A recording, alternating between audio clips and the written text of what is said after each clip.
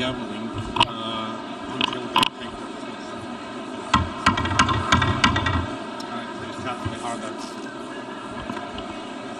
Excellencies, ladies and gentlemen, you are kindly requested to take your seats.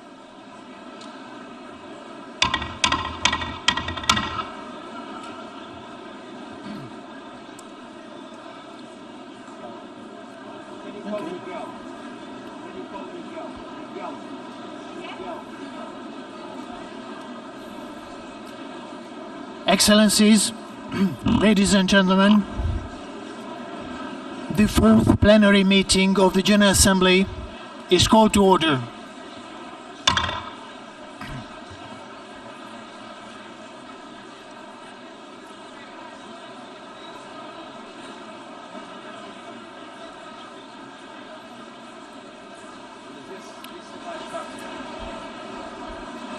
Delegates are kindly requested to take their seats.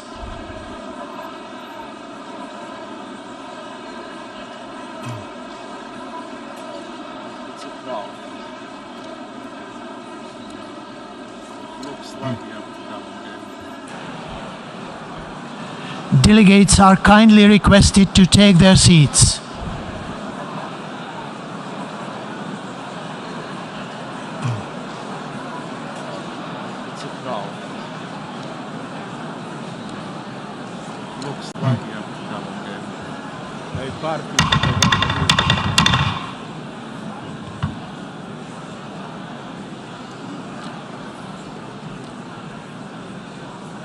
Excellencies, ladies and gentlemen, the fourth meeting of the General Assembly is called to order.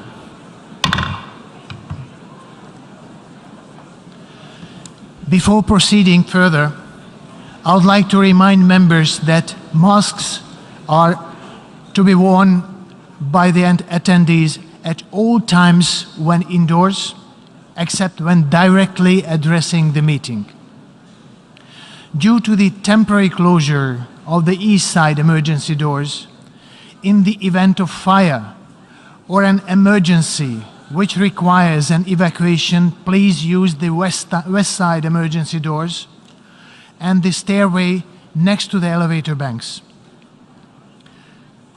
Those in the third and fourth balconies, please use the stairway next to the elevator banks.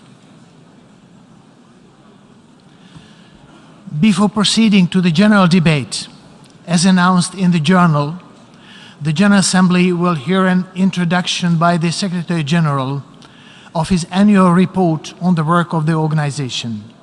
Under Agenda Item 113, in accordance with the Resolution 51/241, and notwithstanding of provisions in Decision 77/504. We shall proceed accordingly. Now I give the floor to the Secretary General of the United Nations, His Excellency Mr. Antonio Guterres.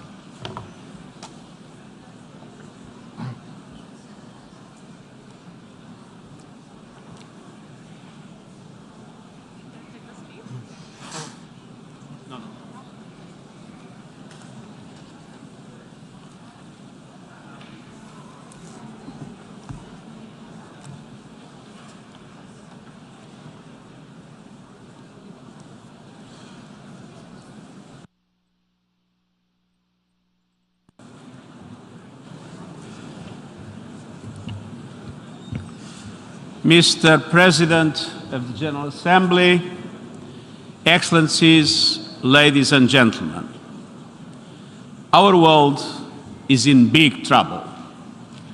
Divide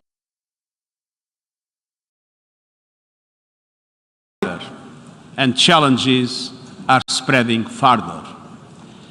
But as we come together in a world teeming with turmoil, an image of promise and hope comes to my mind. This ship is the brave commander. It sailed the Black Sea with UN flag flying high and proud. On one hand, what you see is a vessel like any other plying the seas. But look closer. At its essence, this ship is a symbol of what we can accomplish when we act together. It is loaded with Ukrainian grain destined for the people of the Horn of Africa, millions of whom are on the edge of famine.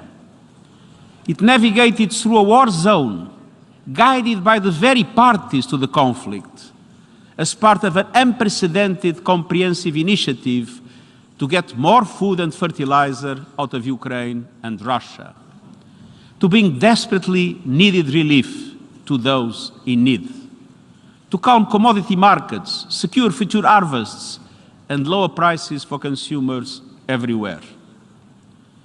Ukraine and the Russian Federation, with the support of Turkey, came together to make it happen, despite the enormous complexities, the naysayers, and even the hell of war. Some might call it a miracle on the sea. In truth, it is multilateral diplomacy in action. The Black Sea Grain Initiative has opened the pathway for the safe navigation of dozens of ships filled with much-needed food supplies. But each ship is also carrying one of today's rarest commodities, hope. Excellencies, we need hope, and more, we need action. To ease the global food crisis, we now must urgently address the global fertilizer market crunch. This year, the world has enough food. The problem is distribution.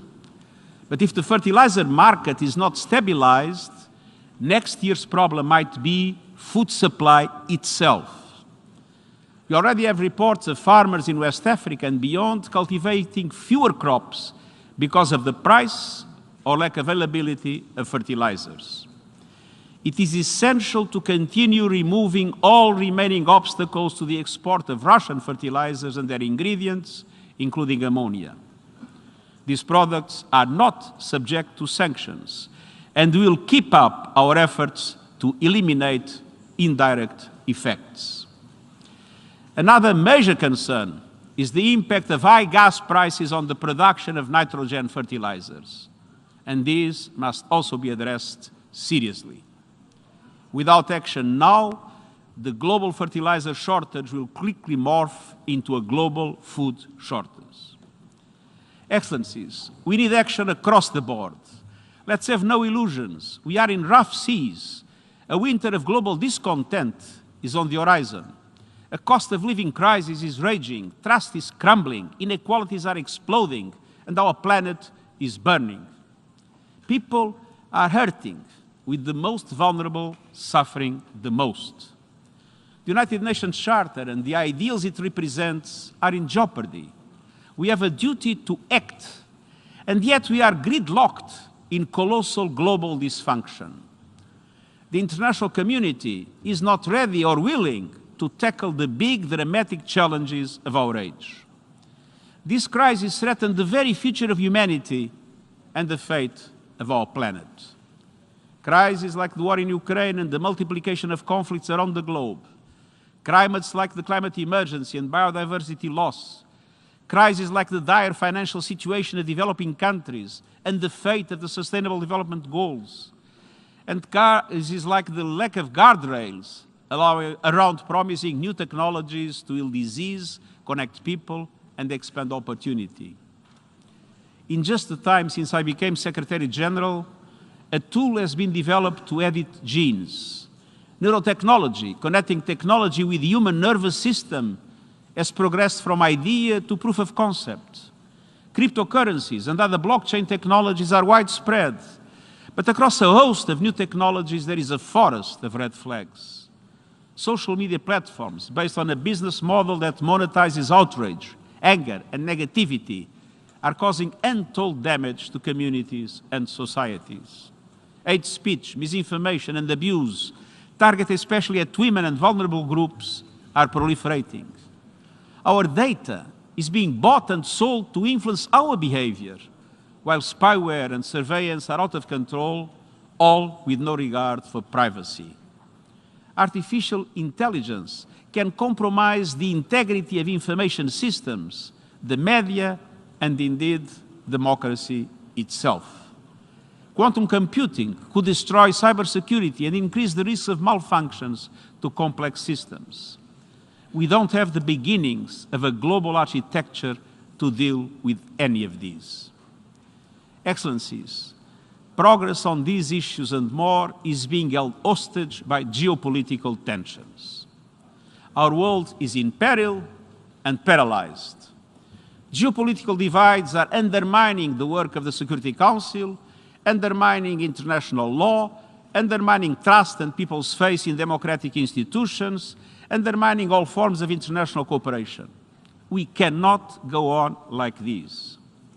Even the various groupings set up outside the multilateral system by some members of the international community have fallen into the trap of geopolitical divides, like in the G20. At one stage, international relations seem to be moving towards a G2 world. Now we risk ending up with a G nothing.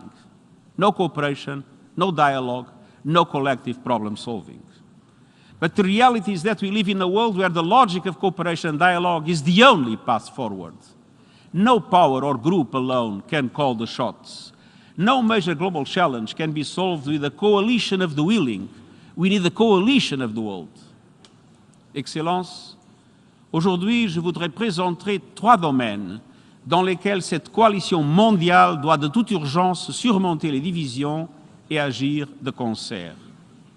Il s'agit en premier lieu de la mission fondamentale des Nations Unies, instaurer et maintenir la paix. Une grande partie de la planète continue d'avoir les yeux rivés sur l'invasion russe en Ukraine.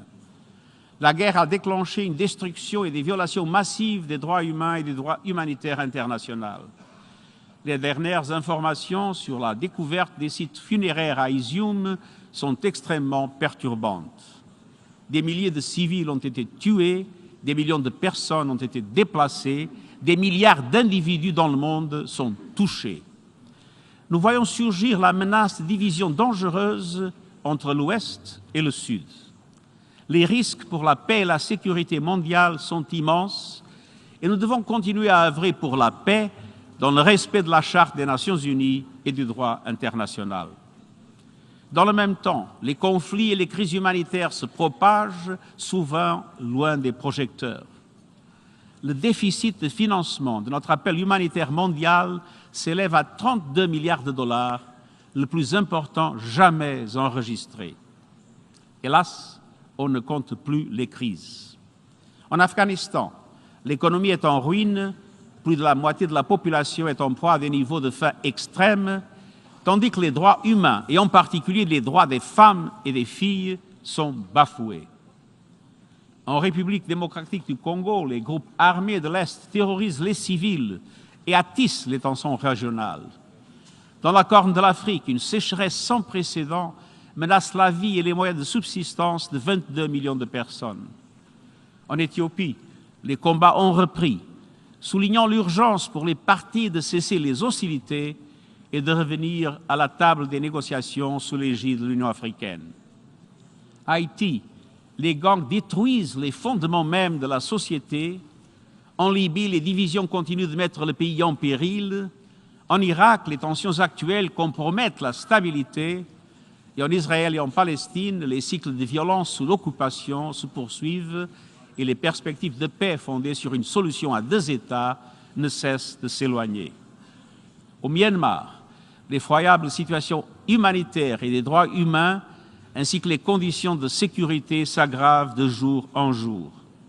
Au Sahel, l'insécurité et les activités terroristes atteignent des niveaux alarmants, tandis que les besoins humanitaires ne cessent de croître. En Syrie, la violence et les difficultés règnent toujours et la liste est encore longue. Pendant ce temps, les menaces de recours aux armes nucléaires et les risques pesant sur la sécurité des centrales nucléaires ne font qu'ajouter à l'instabilité planétaire. Les parties à la conférence d'examen du traité sur la non-prolifération des armes nucléaires n'ont pas réussi à trouver de consensus et l'accord sur le nucléaire avec l'Iran semble encore lointain. Il y a toutefois quelques lueurs d'espoir. Au Yémen, la trêve nationale est fragile, mais elle tient toujours. En Colombie, le processus de paix prend racine. Et partout, nous avons besoin d'une action bien plus concertée, ancrée dans le respect du droit international et la protection des droits humains. Dans un monde qui se déchire, nous devons créer des mécanismes de dialogue et de médiation pour apaiser les divisions. Et c'est pourquoi j'ai esquissé les éléments d'un nouvel agenda pour la paix dans le rapport sur notre programme commun. Nous sommes résolus à tirer le meilleur de tous les outils diplomatiques, de règlements pacifiques et différents qui s'offrent à nous, comme le prévoit la Charte des Nations Unies. Négociation, enquête, médiation, conciliation, arbitrage et règlement judiciaire. Excelencias, el liderazgo y la participación de las mujeres debe estar en primer plano. Y también debemos priorizar la prevención y la consolidación de la paz. Eso significa reforzar la previsión estratégica, anticiparse a los focos de violencia que pueden estallar y hacer frente a las nuevas amenazas que suponen la ciberguerra y las armas autónomas letales.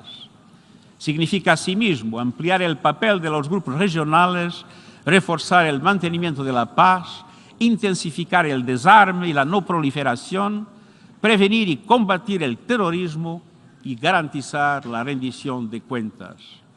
Y significa reconocer que los derechos humanos son piedras de toque de la prevención. Mi llamamiento a la acción en materia de derechos humanos destaca la centralidad de los derechos humanos, así como la de los refugiados y el derecho humanitario. En todo lo que hacemos, debemos reconocer que los derechos humanos son el camino para resolver tensiones, poner fin a los conflictos y forjar una paz duradera. Excellencies, there is another battle we must end, our suicidal war against nature. The climate crisis is the defining issue of our time, and it must be the first priority of every government and multilateral organization. And yet, climate action is being put on the back burner, despite overwhelming public support around the world.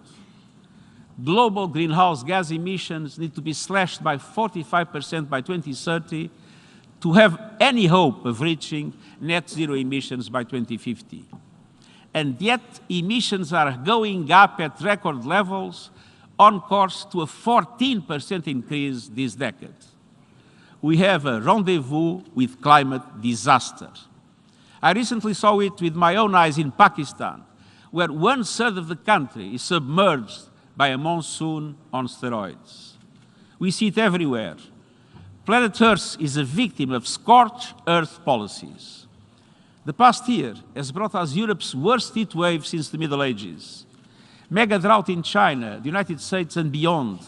Famine stalking the Horn of Africa. 1 million species at risk of extinction. No region is untouched. And we ain't seen nothing yet. The hottest summers of today may be the coolest summers of tomorrow. Once-in-a-lifetime climate shocks may soon become once-a-year events. And with every climate disaster, we know that women and girls are the most affected. The climate crisis is a case study in moral and economic injustice. The G20 emits 80% of all greenhouse gas emissions. But the poorest and most vulnerable, those who contributed least to this crisis, are bearing its most brutal impacts. Meanwhile, the fossil fuel industry is feasting on hundreds of billions of dollars in subsidies and windfall profits, while households' budgets shrink and our planet burns. Excellencies, let's tell it like it is. Our world is addicted to fossil fuels, and it's time for an intervention. We need to hold fossil fuel companies and their enablers to account. And that includes the banks, private equity, asset managers, and other financial institutions that continue to invest and underwrite carbon pollution. It includes the massive public relations machine raking in billions to shield the fossil fuel industry from scrutiny. Just as they did for the tobacco industry decades before, lobbyists and spin doctors have spewed harmful misinformation. fossil fuel interests need to spend less time averting a PR disaster and more time averting a planetary one. Of course, fossil fuels cannot be shut down overnight. A just transition means leaving no person or country behind. But it's high time to put fossil fuel producers, investors, and enablers on notice. Polluters must pay. And today I'm calling on all developed economies to tax the windfall profits of fossil fuel companies. Those funds should be redirected in two ways: to countries suffering loss and damage caused by the climate crisis, and to people struggling with rising food and energy prices. As you heard to the COP27 UN Climate Conference in Egypt, I appeal to all leaders to realize the goals of the Paris Agreement. Lift your climate ambition. Listen to your people's calls for change. Invest in solutions that lead to sustainable economic growth. And let me point to three. First, renewable energy. It generates 3 times more jobs. It's already cheaper than fossil fuels, and it's the best way to energy security, stable prices, and new industries. But developing countries need help to make this shift, including through international coalitions to support just energy transitions in key emerging economies. Second, helping countries adapt to worsening climate shocks. Resilience building in developing countries is a smart investment in a reliable supply chains, regional stability, and orderly migration. Last year in Glasgow, developed countries agreed to double adaptation funding by 2025. These must be delivered in full as a starting point. At minimum, adaptation must make up half of all climate finance. And multilateral development banks must step up and deliver. Major economies are their shareholders and must make it happen. Third, addressing loss and damage for disasters. It's high time to move beyond endless discussions. Vulnerable countries need meaningful action. Loss and damage are happening now, hurting people and economies now, and must be addressed now, starting at COP27. This is a fundamental question of climate justice, international solidarity, and trust. And at the same time, we must make sure that every person, community, and nation has access to effective early warning systems within the next 5 years. And we must address the biodiversity crisis by making the December UN Biodiversity Conference a success. The world must agree on a post-2020 global biodiversity framework, one that sets ambitious targets to halt and reverse biodiversity loss, provides adequate financing, and eliminates harmful subsidies that destroy ecosystems on which we all depend.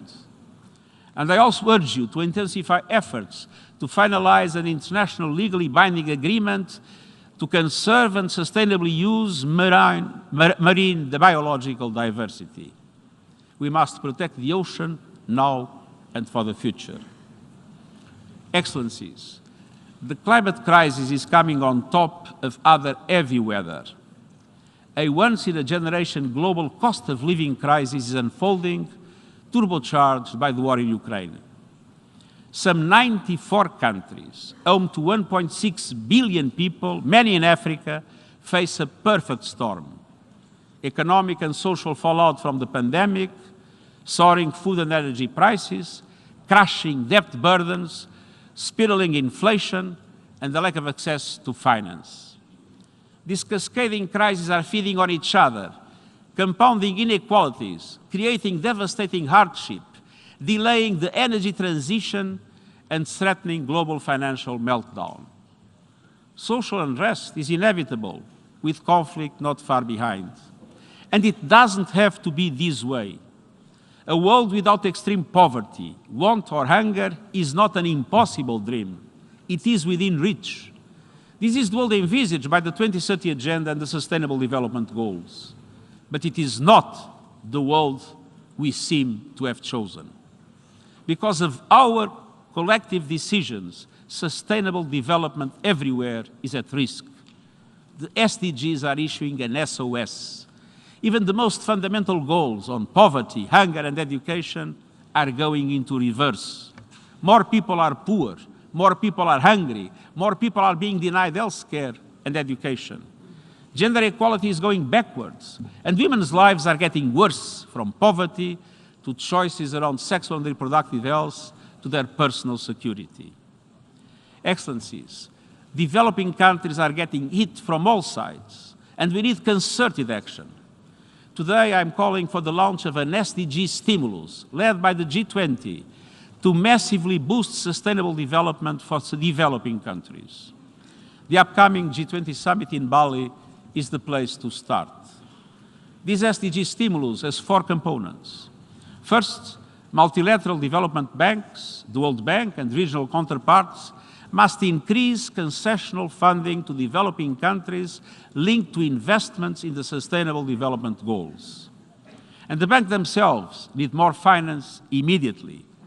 And then they need to lift their borrowing conditions and increase their appetite for risk so the funds reach all countries in need. Developing countries, particularly small island developing states, face too many obstacles in accessing the finance they need to invest in their people and their future. Second, debt relief. The debt service suspension initiative should be extended and enhanced. But we also need an effective mechanism of debt relief for developing countries, including middle-income countries in debt distress. Creditors should consider debt reduction mechanisms, such as debt climate adaptation swaps. And this could have saved lives and livelihoods in Pakistan, which is drowning not only in floodwater, but in debt. Lending criteria should go beyond gross domestic product and include all the dimensions of vulnerability that affect developing countries. Third, an expansion of liquidity. I urge the International Monetary Fund and major central banks to expand their liquidity facilities and currency lines immediately and significantly. Special drawing rights play an important role in enabling developing countries to invest in recovery and the SDGs. But they were distributed according to existing quotas, benefiting those who need them least. We have been waiting for a reallocation for 19 months, and the amounts we hear about are minimal. A new allocation of special drawing rights must be handled differently, based on justice and solidarity with developing countries. Fourth, I call on governments to empower specialized funds like Gavi, the Global Fund, and the Green Climate Fund. G20 economies should underwrite an expansion of these funds as additional financing for the SDGs. Excellencies, let me be clear. The SDG stimulus I'm proposing is essential, but it is only an interim measure. Today's global financial system was created by rich countries to serve their interests many decades ago. It expands and entrenches inequalities. It requires deep structural reform. And my report on our common agenda proposes a new global deal to rebalance power and resources between developed and developing countries. African countries in particular are underrepresented in global institutions. I hope member states will seize the opportunity to turn these ideas into concrete solutions, including at the Summit of the Future in 2024. Excellencies, the divergence between developed and developing countries, between North and South, between the privileged and the rest, is becoming more dangerous by the day.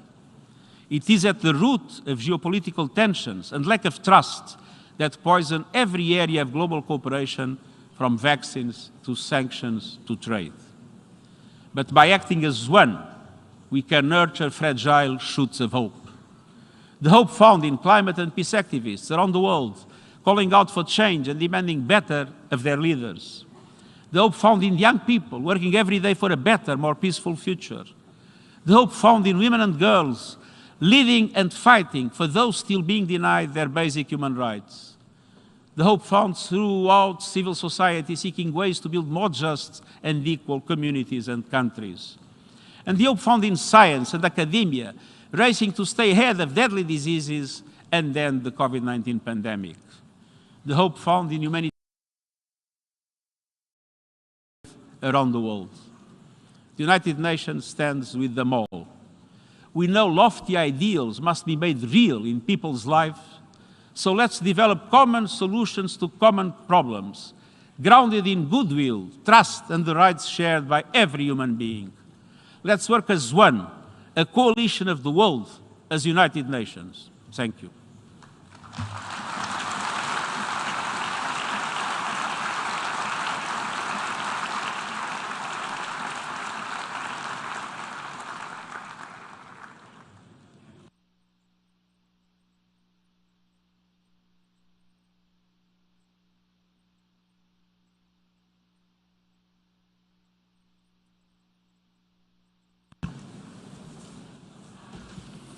I thank the Secretary General. The Assembly will now turn to Agenda Item 8, entitled General Debate.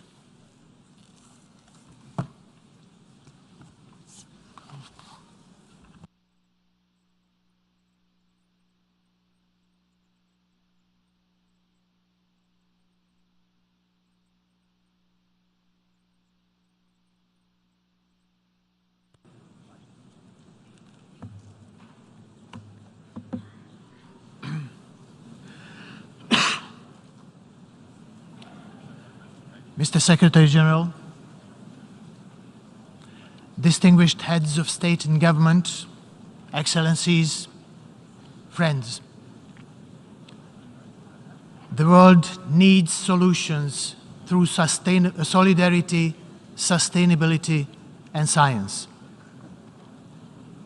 Solutions because we have drafted many treaties, set excellent goals, yet have taken too little action. We need solidarity because inequalities have reached record heights. We need sustainability because we owe it to our children to leave behind a livable world. We need science because it offers us neutral evidence for our actions. My sincere gratitude goes to all member states, especially to Hungary and the Eastern European Group for giving me the mandate to turn this motto into reality. Excellencies, we gather today at the most consequential moment of the last 4 decades. Des chaleurs extrêmes aux inondations dévastatrices, le changement climatique ébranle nos communautés. Notre consommation et nos méthodes de production lacernent notre planète de ses sols à ses cieux. Nous vivons dans un état de crise humanitaire permanent. أكثر من 300 مليون شخص في حاجة ماسة للمساعدات الإنسانية والحماية، وذلك بزيادة قدرها 10% منذ يناير. كما وصلت أزمة الجوع العالمية إلى المستويات تنذر بالخطر بسبب تغيير المناخ ونزاعات وجائحة كوفيد-19. وفي الأشهر الستة الماضية دفع تضخم أسعار الغذاء والطاقة 70 مليون شخص إلى الأقل إلى الفقر. Инфляция тем временем находится на самом высоком за 40 лет уровне. Четверть всего населения Земли проживает в районах, охваченных конфликтами, боевыми действиями и политической нестабильностью. Редко, когда насилие по всему миру бывало столь жестоким. Who would have imagined that war would return to Europe, that the nuclear threat would be back in political discourse to settle a dispute with a neighbor, it has been 203 days since the General Assembly adopted a resolution condemning the military aggression against Ukraine. Unfortunately, the bloodshed and the suffering have not stopped yet. In that time, the United Nations, as we heard, and its partners have offered food and shelter to millions of refugees from that country. A landmark agreement on commercial grain exports from the world's best breadbasket offers hope. Diplomacy is at work to release fertilizers so that the shortage we see today do not become the famines of UN nuclear inspectors are at one of Europe's key nuclear sites, preventing a possible catastrophe. Excellencies, the theme of our 77th General Debate is a watershed moment, transformative solutions to interlocking challenges. I stand in solidarity with the people of Pakistan, where devastating floods washed away hundreds of villages. You have seen the heart-wrenching scenes of devastation. This can be a window into our future. However, in tackling climate change, we have the solutions. These are rooted in the advancement we have made in science cooperation and climate diplomacy. But we have to want to put them in practice. The International Panel on Climate Change has proven an invaluable tool for supporting political decisions to combat climate change and to adapt to its consequences. We should consider replicating its success in the areas of water, energy, food, and biodiversity. This would give us a universally accepted scientific foundation for action.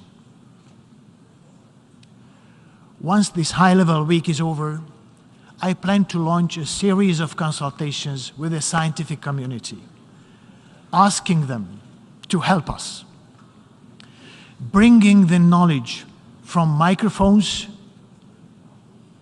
from microscopes to microphones.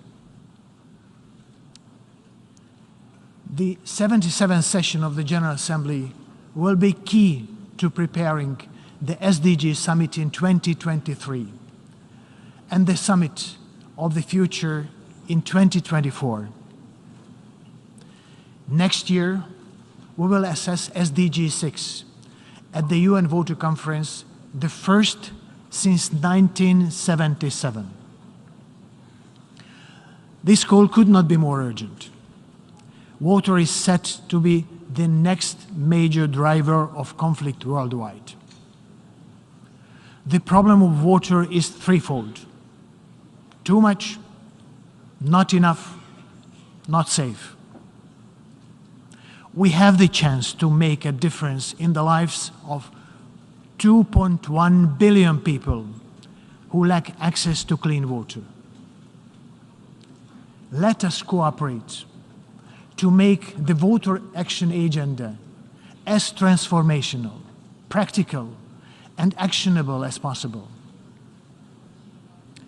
During this session, we will also assess the Sendai framework and come to conclusions to improve resilience against disasters. It is vital that these opportunities lead to substantive outcomes. The building blocks for transformation are at our disposal. The 2030 Agenda, the Sendai Framework, the Paris Agreement, the Addis Ababa Programme of Action, and our common agenda all point in the same direction. They describe the world we want and offer the avenues to get there. I'm encouraged that the Secretary General's proposals and the important initiatives by member states mutually support each other. The challenges are great, and they are interconnected, but they are not insurmountable. Ladies and gentlemen, without universal respect to the rule of law, it is all too easy to rapidly slide into treacherous territory. As we all know, in time of crisis, human rights are the first to be compromised. When human rights are under threat, it is our smoke signal, our call to action. It would be remiss to speak of human rights without addressing a fundamental issue that every third woman experiences violence in her lifetime. As we speak, half of humanity is all too often excluded from decision-making and leadership. But we need every man and woman to live their lives to their fullest potential. It is only by ensuring the inclusion of all, valuing the knowledge of all, that we will find solutions to the challenges we face. This afternoon's UNGA platform of women leaders, organized in collaboration with UN Women, may be an answer to this call. Women heads of state and government will offer their solutions to society's complex problems. Data shows that crisis response is more effective when women take the lead. I encourage you to engage substantively with this issue. It has to do with equity and equality, but above all, human dignity. Excellencies, in all these issues, in all our endeavors, I look forward to working closely with the Secretary General, the Security Council, the ECOSOC, and other key relevant institutions of the United Nations. I stand ready to support member states to identify transformative, impact-oriented, systemic, and sustainable solutions. I promise to cooperate with all stakeholders, civil society, young people, women and scientific community, to name but a few. UN agencies, funds and programs are critical to bringing our efforts out of this hole and into our communities. To deliver on the agenda requested by the member states, I count on your constructive engagement, cooperation, and mutual respect to each other. I emphasize that the revitalization of both the United Nations and the General Assembly must continue. Our ability to competently improve our organization will determine its relevance in the eyes of people around the world. I want to advance negotiations on Security Council reform. It is high time that the Council represents the world's population more equally and that it reflects 21st century realities. This is a matter of credibility to our entire organization and our multilateral order. Ladies and gentlemen, crisis management and transformation will require our consistent efforts, way beyond one session of the General Assembly. In that spirit, let me finish with some timeless words of wisdom about chances and the risk of letting them pass us by. Things get better when we make them better. Things go wrong when we fail to seize the opportunities before us. Our opportunity is here and now. Let us act. I thank you.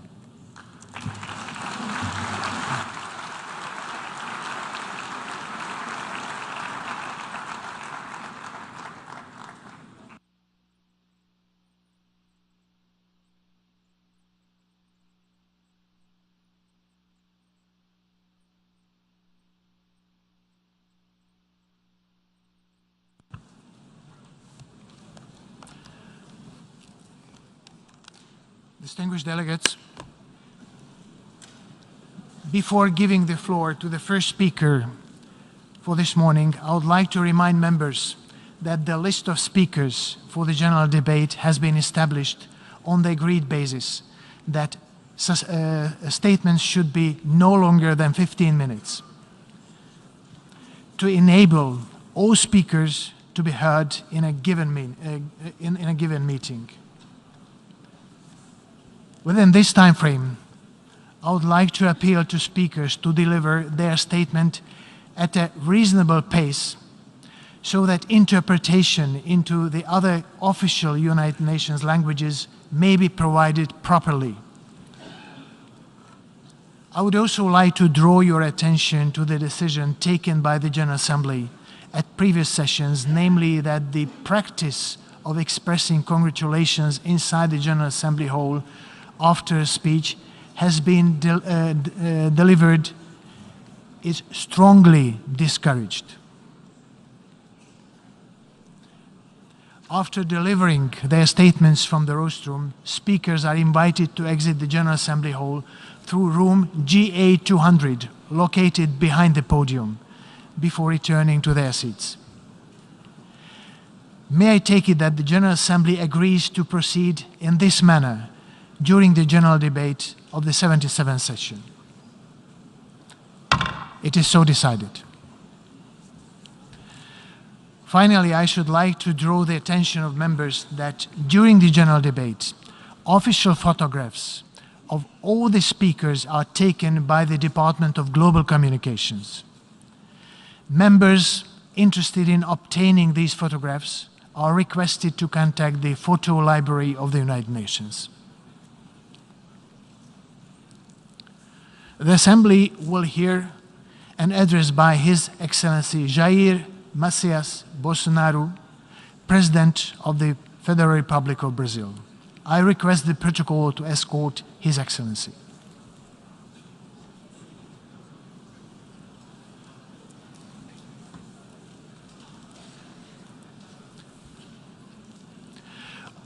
On behalf of the General Assembly, I have the honor to welcome His Excellency Jair Messias Bolsonaro, President of the Federal Republic of Brazil, and to invite him to address the Assembly.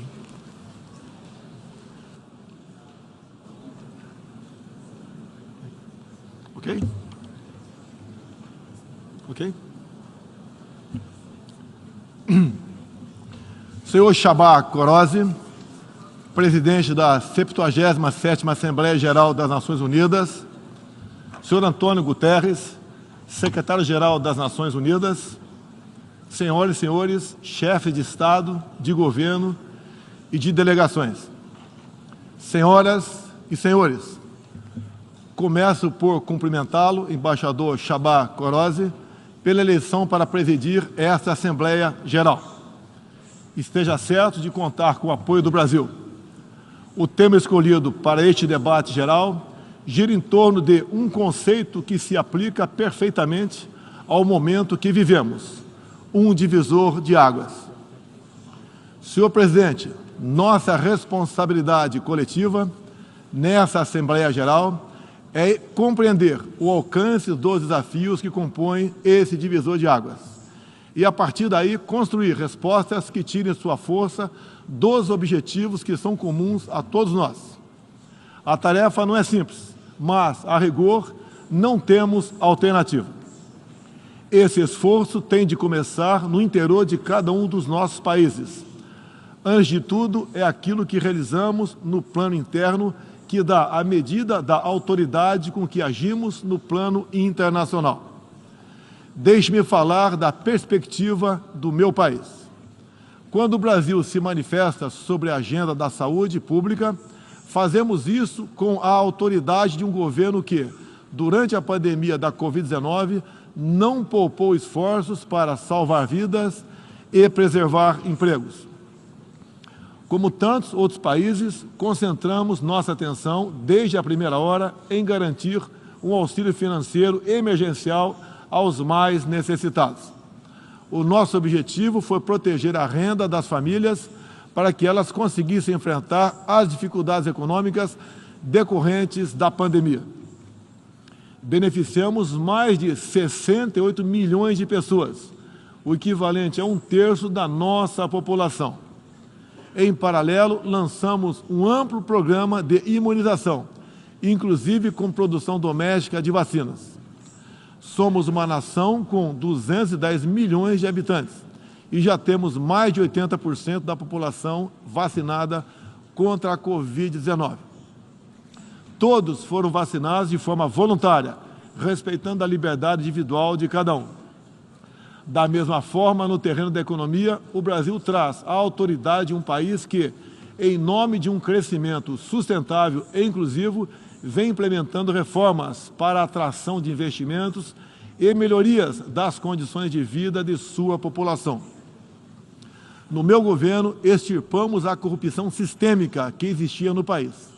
Somente entre o período de 2003 e 2015, onde a esquerda presidiu o Brasil, o endividamento da Petrobras, por má gestão, loteamento político e em desvios, chegou à casa dos 170 bilhões de dólares. O responsável por isso foi condenado em 3 instâncias, por unanimidade. Delatores devolveram $1 bilhão e pagamos para a Bolsa Americana outro $1 bilhão por perdas de seus acionistas. Esse é o Brasil do passado. Aprimoramos os serviços públicos com redução de custos e investimentos em ciência e tecnologia. Hoje, por exemplo, o Brasil é o 7º país mais digitalizado do mundo. São 135 milhões de pessoas que acessam 4.900 serviços do meu governo. O Brasil foi pioneiro na implantação do 5G na América Latina. Levamos adiante uma abrangente pauta de privatizações e concessões, com ênfase na infraestrutura. Concluímos o projeto de transposição do Rio São Francisco, levando água para o Nordeste brasileiro. Adotamos novos marcos regulatórios, como o do saneamento básico, o das ferrovias e o do gás natural. Além disso, melhoramos o ambiente de negócios, com a Lei da Liberdade Econômica e a Lei de Startups. Como resultado, criamos oportunidades para o jovem empreender e ter empregos de qualidade. Coroando todo esse esforço de modernização da economia brasileira, estamos avançando a passos largos para o ingresso do Brasil como membro pleno da Organização para a Cooperação e Desenvolvimento Econômico, a OCDE. Apesar da crise mundial, o Brasil chega ao final de 2022 com uma economia em plena recuperação. Temos emprego em alta e inflação em baixa. A economia voltou a crescer. A pobreza aumentou em todo o mundo sob o impacto da pandemia. No Brasil, ela já começou a cair de forma acentuada. Os números falam por si só. A estimativa é de que, no final de 2022, 4% das famílias brasileiras estejam vivendo abaixo da linha da pobreza extrema. Em 2019, eram 5,1%. Isso representa uma queda de mais de 20%. O Auxílio Brasil, programa de renda mínima criado no meu governo durante a pandemia, que atende 20 milhões de famílias, faz pagamentos de quase $4 por dia às mesmas. O desemprego caiu 5 pontos percentuais, chegando a 9%, taxa que não se via há 7 anos. Reduzimos a inflação com estimativa de 6% no corrente ano. Tenho a satisfação de anunciar que tivemos deflação inédita no Brasil nos meses de julho e agosto. Desde junho, o preço da gasolina caiu mais de 30%. Hoje, um litro no Brasil custa cerca de 90 centavos de dólares. O preço da energia elétrica também teve uma queda de mais de 15%. Quero ressaltar que o custo da energia não caiu por causa de tabelamento de preços ou qualquer outro tipo de intervenção federal. Foi resultado de uma política de racionalização de impostos formulada e implementada com apoio do Congresso Nacional. Em 2021, o Brasil foi o quarto maior destino de investimentos estrangeiros direto no mundo. Nosso comércio exterior alcançou a marca histórica de 39% do PIB, mesmo diminuindo ou zerando impostos de milhares de produtos. No plano interno, também estamos batendo recordes em 3 áreas: arrecadação fiscal, lucro das empresas estatais e relação entre dívida pública e PIB. Aliás, em 21, tivemos superávit no resultado consolidado de contas públicas. O PIB brasileiro aumentou 1,2% no segundo semestre. A projeção de crescimento para 22 chega a 3%. Temos a tranquilidade de quem está no bom caminho, o caminho de uma prosperidade compartilhada entre os brasileiros e, mais além, compartilhada com nossos vizinhos e outros parceiros mundo afora. É isso que vemos, por exemplo, na produção de alimentos. Há 4 décadas, o Brasil importava alimentos. Hoje, somos um dos maiores exportadores mundiais. Isso só foi possível graças a pesados investimentos em ciência e inovação, com vistas à produtividade e à sustentabilidade. Faço aqui um tributo à pessoa de Alisson Paulinelli, candidato brasileiro ao Prêmio Nobel da Paz, por seu papel na expansão da fronteira agrícola brasileira com o uso de novas tecnologias. Este ano, o Brasil já começou a colheita da maior safra de grãos da nossa história. Estima-se pelo menos 270 milhões de toneladas. O Brasil também, em poucos anos, passará de importador a exportador de trigo. Para o período de 22-23, a previsão é que a produção total ultrapasse os 300 milhões de toneladas. Como afirmou a diretora-geral da Organização Mundial do Comércio, em recente visita que nos fez, se não fosse o agronegócio brasileiro, o planeta passaria fome, pois alimentamos mais de 1 bilhão de pessoas ao redor do mundo. O nosso agronegócio é orgulho nacional. Senhor presidente, quero lembrar que, também na área do desenvolvimento sustentável, o patrimônio de realizações do Brasil é fonte de credibilidade para a ação internacional do nosso país. Em matéria de meio ambiente e desenvolvimento sustentável, o Brasil é parte da solução e referência para o mundo.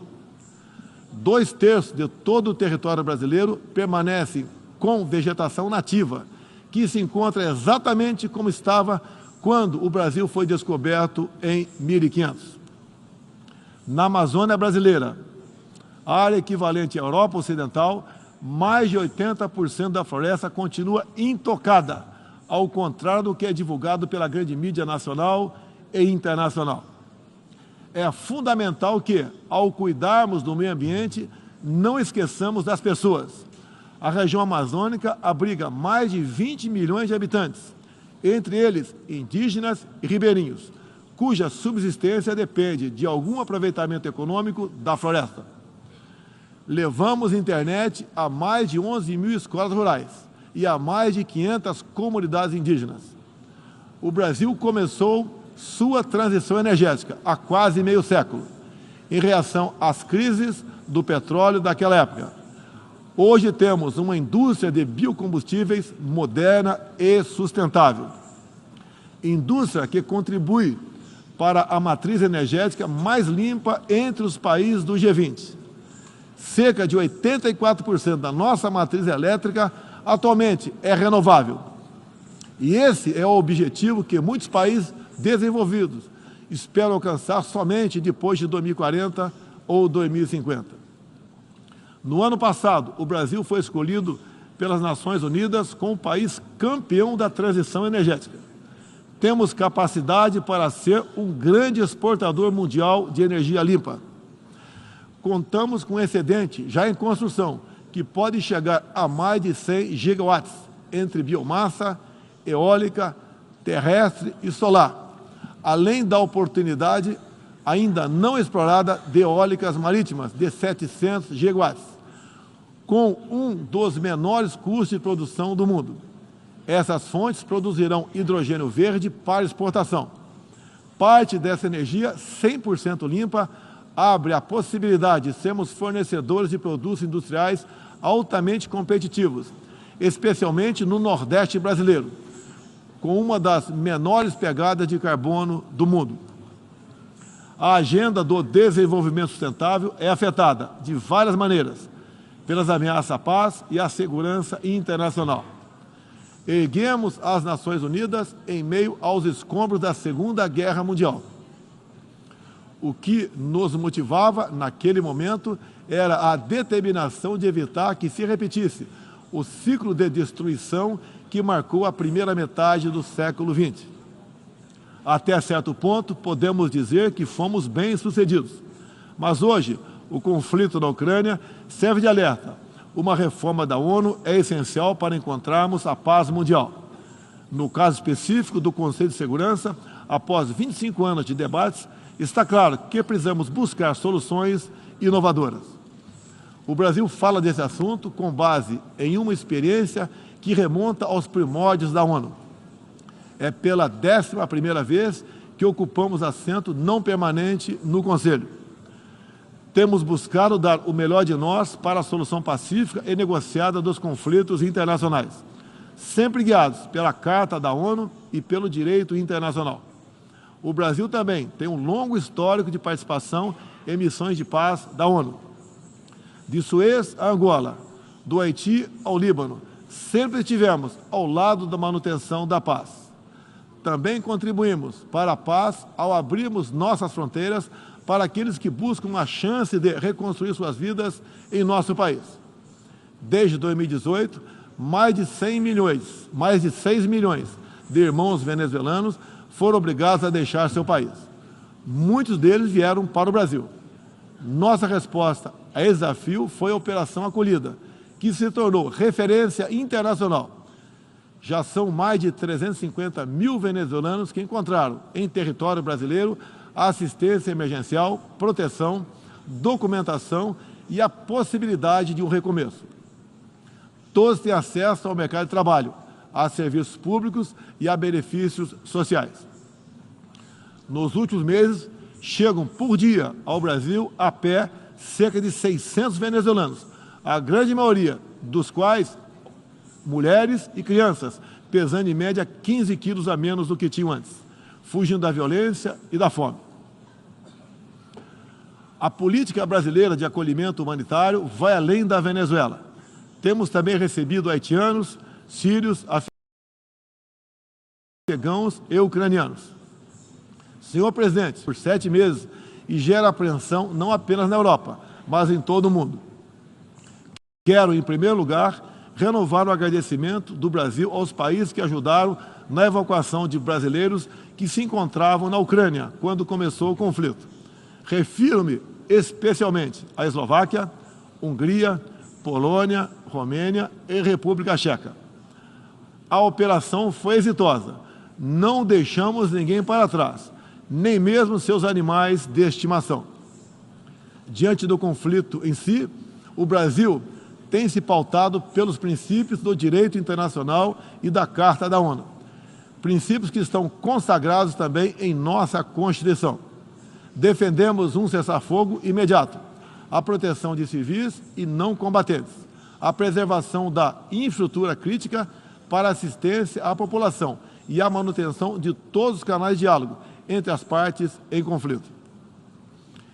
Esses são os primeiros passos para alcançarmos uma solução que seja duradoura e sustentável. Temos trabalhado nessa direção. Nas Nações Unidas e em outros fóruns, temos tentado evitar o bloqueio dos canais de diálogo, causado pela polarização em torno do conflito. É nesse sentido que somos contra o isolamento diplomático e econômico.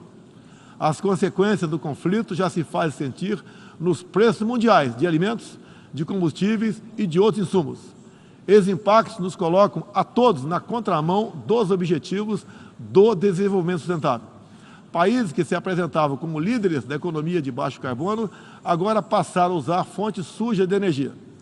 Isso configura um grave retrocesso para o meio ambiente.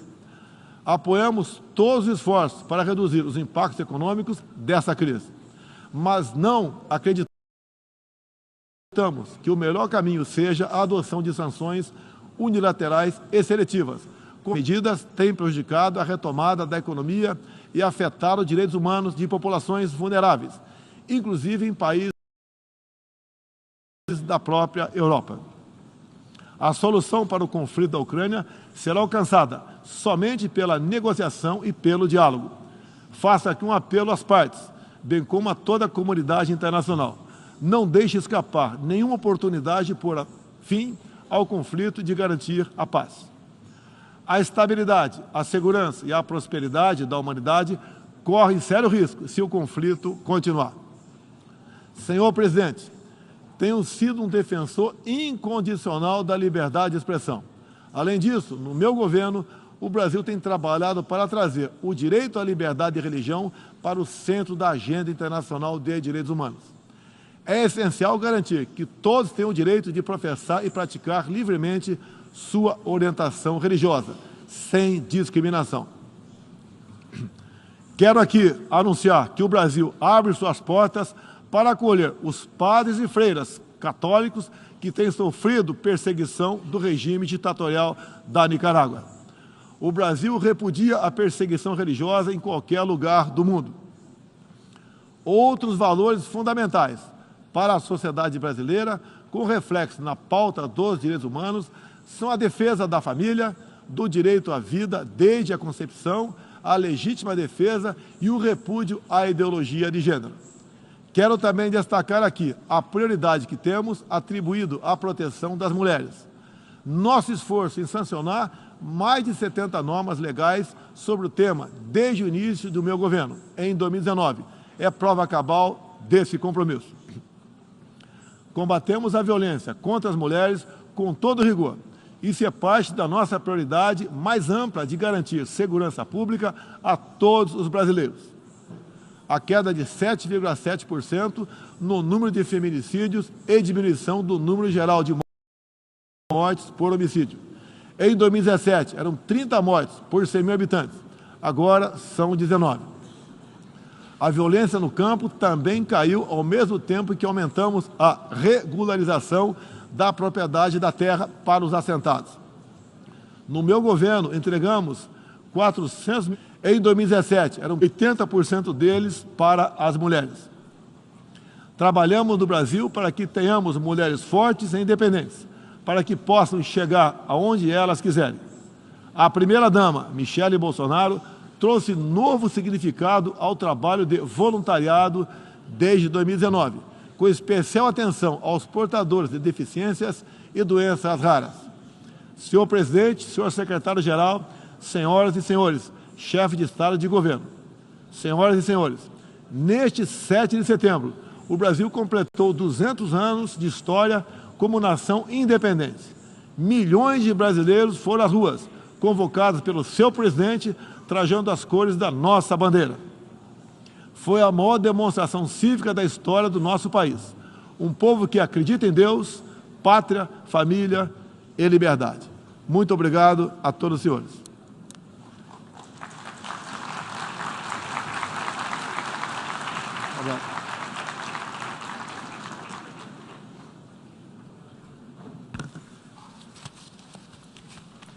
On behalf of the Assembly, I wish to thank the President of the Federal Republic of Brazil for the statement just made, and I request the protocol to escort His Excellency.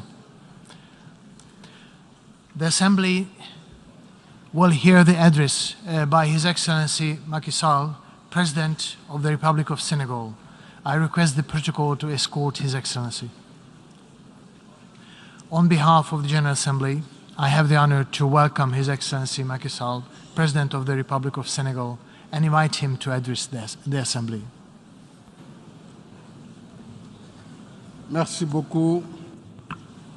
Monsieur le Président de l'Assemblée générale, chers collègues, Monsieur le Secrétaire général, Mesdames, Messieurs, distingués délégués, Monsieur le Président, au nom de l'Union africaine, je remercie votre prédécesseur et vous adresse tous nos vœux de succès à la présidence de notre session. Je renouvelle au secrétaire général Antonio Guterres notre soutien dans l'exercice de sa délicate mission au service des États membres. Depuis notre dernière session, le monde est devenu plus dangereux et plus incertain sous l'emprise combinée du réchauffement climatique, des périls sécuritaires et sanitaires, ainsi que de la guerre en Ukraine. Le thème de cette session montre à quel point il urge d'agir ensemble pour apaiser les tensions, soigner notre planète, réduire les inégalités persistantes nord-sud et redonner sens au multilatéralisme. Le Conseil de sécurité est interpellé au premier chef afin qu'il traite de la même manière toutes les menaces à la paix et à la sécurité internationale, y compris en Afrique. Le terrorisme qui gagne du terrain sur le continent n'est pas qu'une affaire africaine. C'est une menace globale qui relève de la responsabilité première du Conseil, garant du mécanisme de sécurité collective en vertu de la charte de l'organisation. Ainsi, invitons-nous le Conseil à mieux s'engager avec nous dans la lutte contre le terrorisme en Afrique, avec des mandats plus adaptés et des moyens plus conséquents. En outre, l'Union africaine appelle une fois de plus à la levée des sanctions étrangères contre le Zimbabwe. Ces mesures sévères continuent de nourrir un sentiment d'injustice contre tout un peuple et d'aggraver ses souffrances en ces temps de crise profonde. Au Proche-Orient, nous réitérons le droit du peuple palestinien à un État viable, coexistant pacifiquement avec l'État d'Israël, chacun à l'intérieur de frontières sûres et internationalement reconnues. Nous appelons à la désescalade et à la cessation des hostilités en Ukraine pour une solution négociée afin d'éviter le risque catastrophique d'un conflit potentiellement mondial. La négociation et la discussion sont les meilleures armes dont nous disposons pour promouvoir la paix.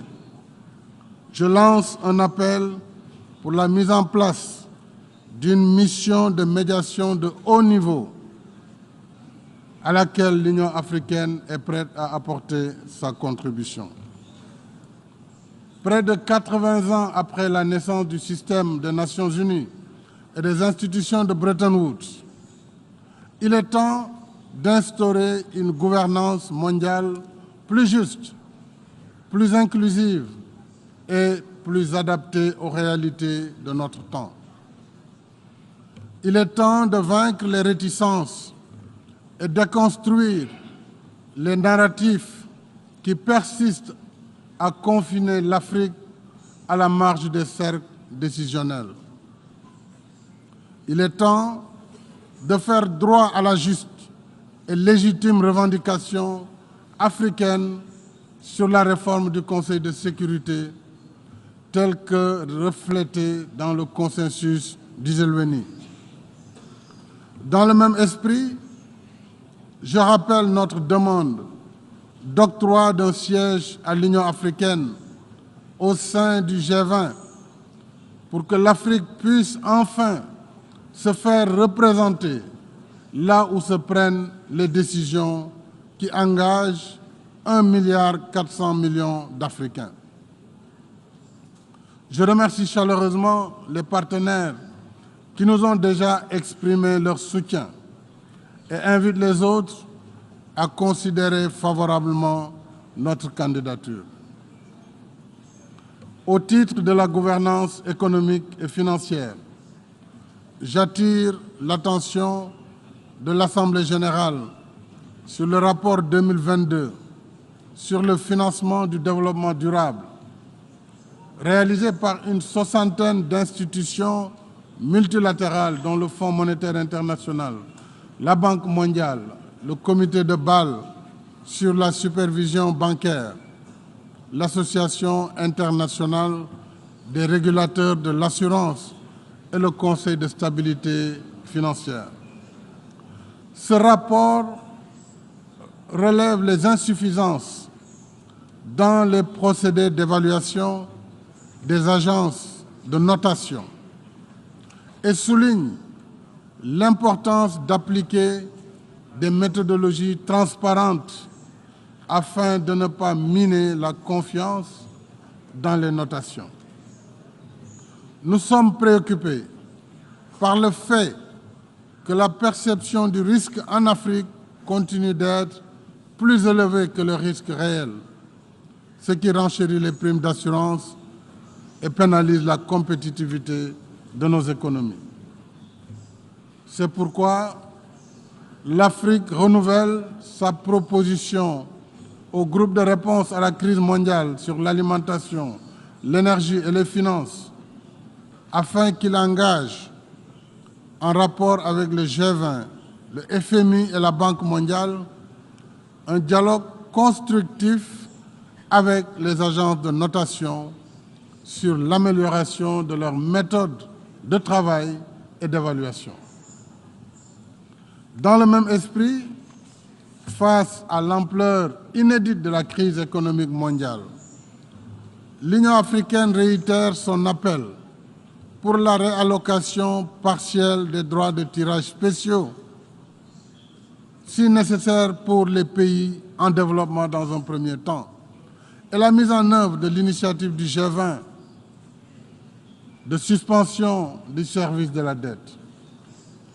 Ce choc, mesdames et messieurs, sans précédent, fragilise davantage les économies les plus faibles et rend encore plus pressant leurs besoins en liquidité pour atténuer les effets de l'inflation généralisée et soutenir les ménages et les couches sociales les plus vulnérables, notamment les jeunes et les femmes.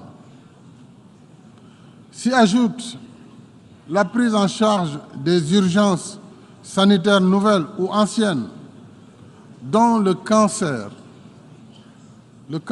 un tueur silencieux qui continue de faire des millions de victimes à travers le monde. J'appelle à la mobilisation en faveur de la campagne Race of Hope de l'Agence internationale de l'énergie atomique pour le renforcement des capacités des pays membres, africains en particulier, dans la lutte contre le cancer grâce aux technologies nucléaires telles que l'imagerie médicale, la médecine nucléaire et la radiothérapie. Monsieur le Président, Mesdames et Messieurs, à quelques semaines de la COP27 de Sharm el-Sheikh en Égypte, l'Afrique renouvelle son attachement à l'accord de Paris sur le climat. En même temps, nous souhaitons parvenir à un consensus pour une transition énergétique juste et équitable, comme ce fut le cas au sommet Afrique-Europe de février dernier, à la session élargie du sommet du G7 en juin et récemment au Forum de Rotterdam sur le financement de l'adaptation en Afrique. Il est légitime et juste et équitable que l'Afrique, continent le plus en retard sur le processus d'industrialisation, continent le moins pollueur, il est donc juste que l'Afrique exploite ses ressources disponibles pour disposer d'une énergie de base afin d'améliorer la compétitivité de son économie et réaliser l'accès universel à l'électricité. Je rappelle qu'à ce jour, plus de 600 millions d'Africains vivent encore sans électricité. Travaillons également à la réalisation de l'objectif de 100 milliards de dollars par an en appui aux efforts d'adaptation des pays en développement et au financement du programme d'accélération de l'adaptation en Afrique sous l'égide de la Banque africaine de développement et du Centre mondial pour l'adaptation. Au demeurant, nous considérons le financement de l'adaptation non comme de l'aide, mais comme une contribution des pays industrialisés à un partenariat mondial solidaire en contrepartie des efforts que fournissent les pays en développement pour éviter les schémas pollueurs qui ont plongé la planète dans l'état d'urgence climatique actuel. Monsieur le Président, au-delà des urgences conjoncturelles, je suis venu porter le message d'un continent déterminé à travailler avec tous ses partenaires dans une éthique relationnelle de dialogue confiant et de respect réciproque. Je suis venu dire que l'Afrique a assez subi le fardeau de l'histoire, qu'elle ne veut pas être le foyer d'une nouvelle guerre froide, mais plutôt un pôle de stabilité et d'opportunité ouvert à tous ses partenaires sur une base mutuellement bénéfique. Je suis venu dire que nous n'ignorons pas l'Afrique des problèmes qu'il faut pacifier et stabiliser. Mais je suis également venu dire que nous avons aussi l'Afrique des solutions, avec ses 30 millions de kilomètres carrés, ses ressources humaines, plus de 60% des terres arables du monde, ses richesses minières, forestières, hydriques et énergétiques. Oui, l'Afrique, oui, nous avons l'Afrique des solutions, avec des gouvernements à la tâche, au quotidien, une jeunesse vibrante qui innove, entreprend et réussit, des millions d'hommes et de femmes qui travaillent dur pour nourrir, éduquer et soigner leurs familles, qui investissent, créent de la richesse et génèrent des emplois. Cette Afrique des solutions souhaite engager avec tous ses partenaires des rapports réinventés qui transcendent le préjugé selon lequel qui n'est pas avec moi est contre moi. Nous voulons un multilatéralisme ouvert et respectueux de nos différences, parce que le système des Nations Unies, né sur les cendres de la guerre, ne peut emporter l'adhésion de tous que sur la base d'idéaux partagés et non de valeurs locales érigées en normes universelles. C'est en collaborant dans le respect de nos différences que nous redonnerons force et vitalité à la raison d'être des Nations Unies, c'est-à-dire préserver les générations actuelles et futures du fléau de la guerre, promouvoir la cohabitation pacifique des peuples et favoriser le progrès en instaurant de meilleures conditions de vie pour tous. Je souhaite plein succès aux travaux de la 77e session de l'Assemblée générale. Je vous remercie de votre aimable attention.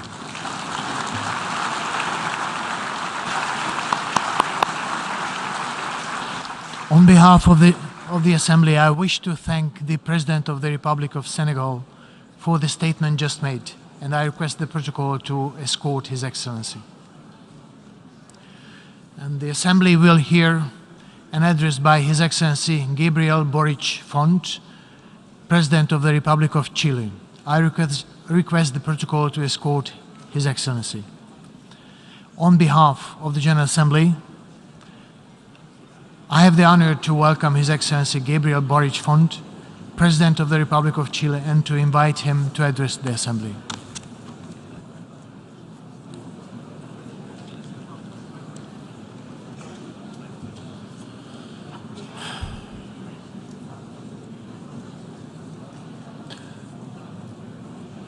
Muchísimas gracias, señor presidente, señor secretario general, estimadas y estimados jefes y jefas de Estado y de Gobierno, a todos los distinguidos invitados del día de hoy. Es para mí un honor poder estar con ustedes en esta Asamblea General por primera vez. Vengo de Chile, que es un hermoso país situado en el sur, en el extremo sur de América, entre la cordillera de los Andes, que es la columna de nuestro continente, y el majestuoso e imponente Océano Pacífico. Un país que tiene una geografía diversa y paisajes conmovedores, en donde conviven juntos los cielos más claros con los mares más tempestuosos, el desierto más seco con ciudades hechas de lluvia. El pueblo chileno, como quizás algunos de ustedes conocen, es trabajador y solidario. Gracias a su esfuerzo, hemos pasado en algo más de 2 siglos de ser la colonia más pobre de España en América a ser un país independiente, libre, soberano y pujante. Un país con tremendas oportunidades que hoy está a las puertas de un desarrollo integral y que estamos trabajando que sea para todos y no para unos pocos. Un país que tiene cobre y litio para la electromovilidad. Un país con hidrógeno verde en desarrollo para proveer de energías limpias al mundo. Un país con largas costas y áreas marinas protegidas para cuidar al medio ambiente. También con universidades de primer nivel para crear y compartir conocimiento. Vengo a decirles, estimados colegas, que Chile necesita al mundo y el mundo también necesita a Chile. Pero como ustedes saben y ha quedado claro en los discursos que nos han antecedido, vivimos en una época de profundas incertidumbres y sobresaltos, en la que es claro que no existen naciones, estando todas aquí representadas, que sean aisladas o inmunes a los sobresaltos, a lo que acontece a nivel global. Y en esto nuestro país, por cierto, no es la excepción. Así, la guerra de agresión, la injusta guerra de agresión desatada por Rusia en Ucrania, pueblo al que le expresamos nuestra solidaridad, empujó al alza el precio de los combustibles y causó desabastecimiento de granos y fertilizantes, causando un fuerte impacto en nuestra economía y de seguro, también en las de muchos de ustedes. También, y aunque esto cueste a veces hablarlo, la guerra comercial entre Estados Unidos y China, desatada en 2018 bajo la administración anterior de Trump, como también la pandemia, desestabilizaron la economía global y afectaron también la nuestra, como seguro también la de ustedes.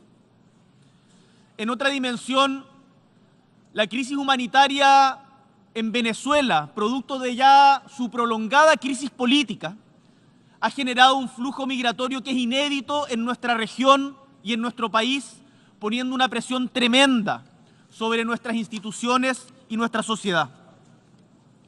Por último, como seguramente muchos de ustedes están viviendo, la crisis climática afecta con particular fuerza a nuestro continente americano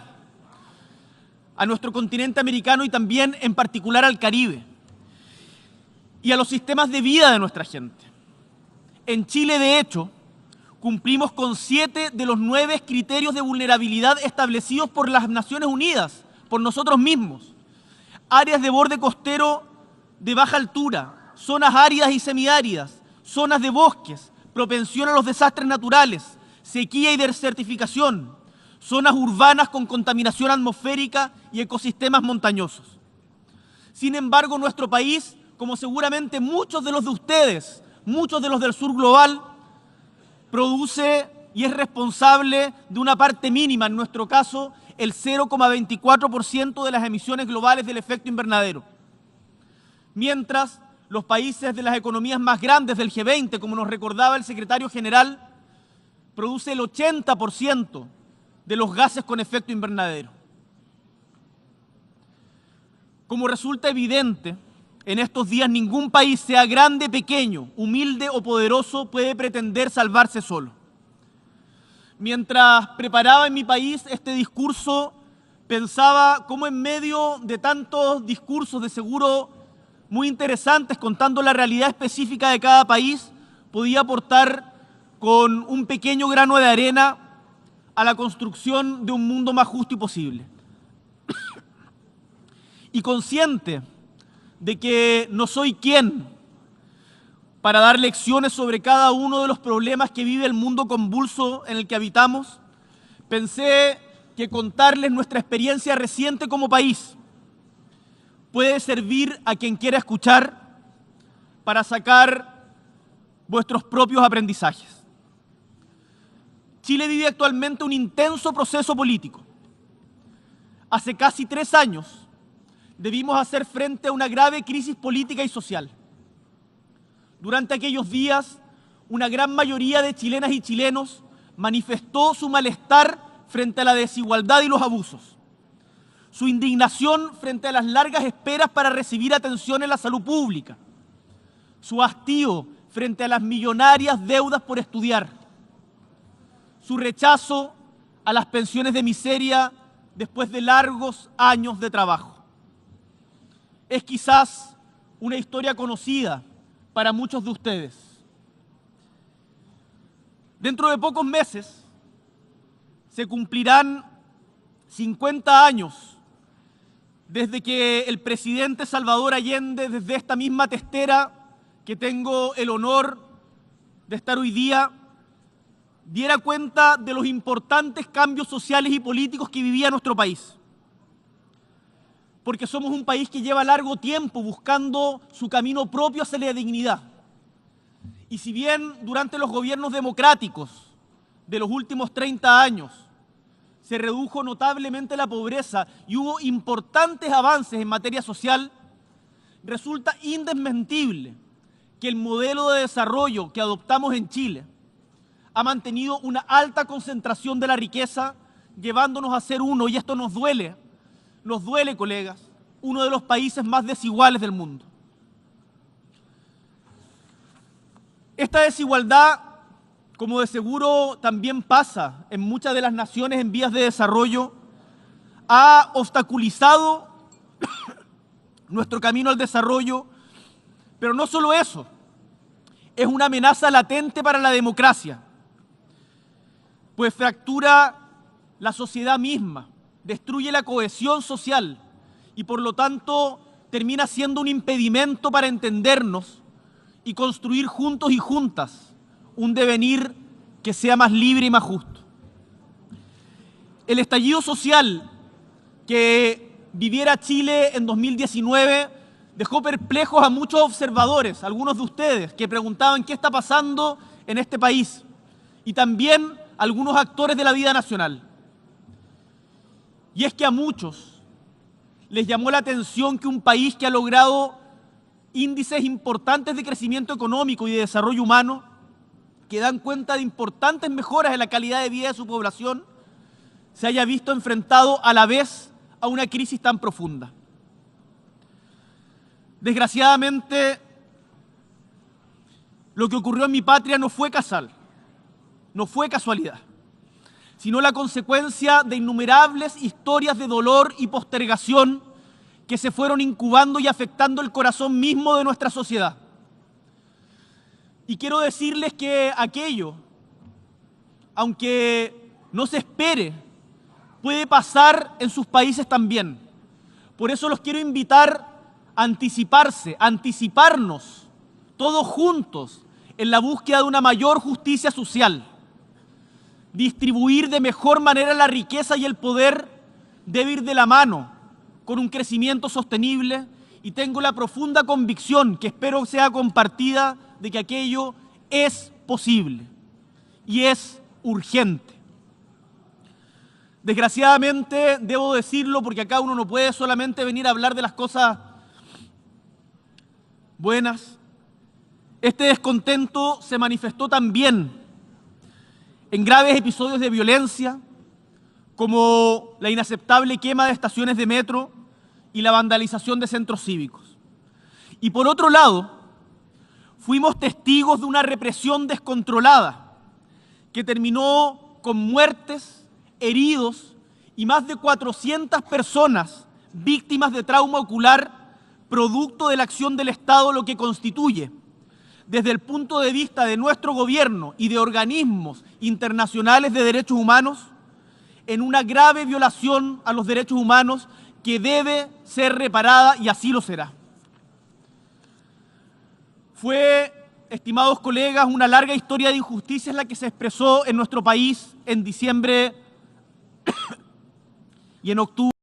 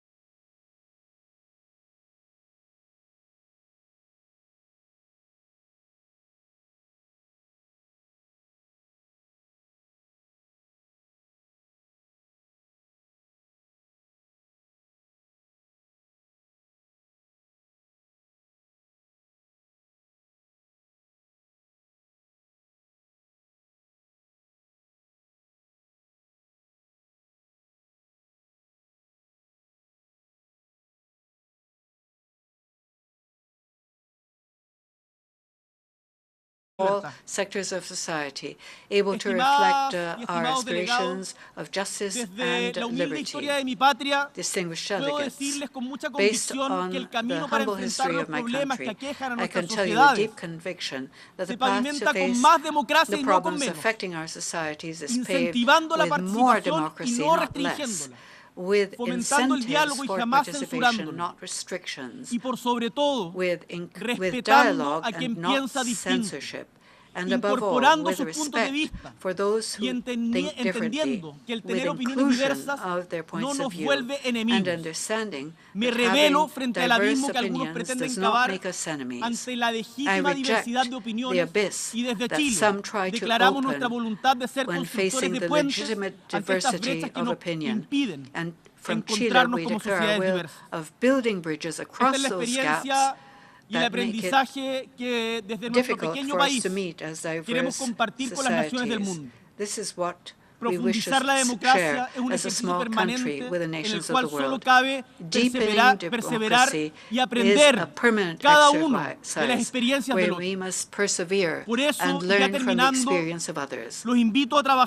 Thus, in conclusion, I invite you to work together to strengthen democracy in all spaces in each of our countries and in the relationship between countries. We need a new Latin America. We need more work together from the global South. We need a modernized United Nations where we all set ourselves the same objectives. We commit ourselves from multilateralism to justice and peace anywhere and everywhere, to take the actions needed, not only statements, to stop the unfair war of Russia on Ukraine and put an end to all the abuse of the powerful anywhere in the world, to mobilize our efforts to stop violence against women, whether it be in Iran, in memory of Mahsa Amini, who died at the hands of the police this week, or anywhere in the world, a no naturalizar las permanentes violaciones a los derechos humanos contra el pueblo palestino, haciendo valer el derecho internacional y las resoluciones que año tras año esta misma asamblea establece que conduzcan a su derecho inalienable a establecer su propio Estado libre y soberano, como también a garantizar el legítimo derecho de Israel a vivir dentro de fronteras seguras e internacionalmente reconocidas, a seguir trabajando para contribuir a la liberación de los presos políticos en Nicaragua y trabajar para que en ningún lugar del mundo tener distintas ideas del gobierno de turno pueda terminar en persecución o en vulneración de los derechos humanos. Estimados miembros de esta asamblea, el mundo entero demanda cambios y quienes somos parte de las nuevas generaciones, aprendiendo de quienes nos antecedieron, tenemos el derecho y la responsabilidad de pensar y actuar para un futuro distinto. To think and realize a different future. The citizens suffering the consequences of societies built on segregation and abuse call for the rights and for a safe life. This is a world that can only be achieved through more democracy. And this is a call which we must all respond to today. And in Chile, we are willing to cooperate anywhere in the world to that end. Thank you very much.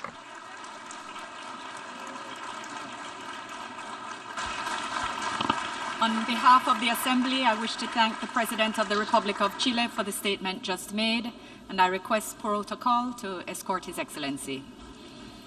The Assembly will now hear an address by His Majesty King Abdullah II Ibn al-Hussein, King of the Hashemite Kingdom of Jordan. I request protocol to escort His Majesty. On behalf of the General Assembly, I have the honor to welcome His Majesty King Abdullah II Ibn al-Hussein, King of the Hashemite Kingdom of Jordan, and to invite him to address the Assembly. Bismillah ar-Rahman ar-Rahim. Mr. President, Mr. Secretary General, Your Excellencies, we meet today in this General Assembly as the alarm bells ring all around us. Numerous crises batter our world, crises that are increasingly interlocked. Regional conflicts with international Mr. Secretary General, Your Excellencies, we meet today in this General Assembly as the alarm bells ring all around us. Numerous crises batter our world, crises that are increasingly interlocked.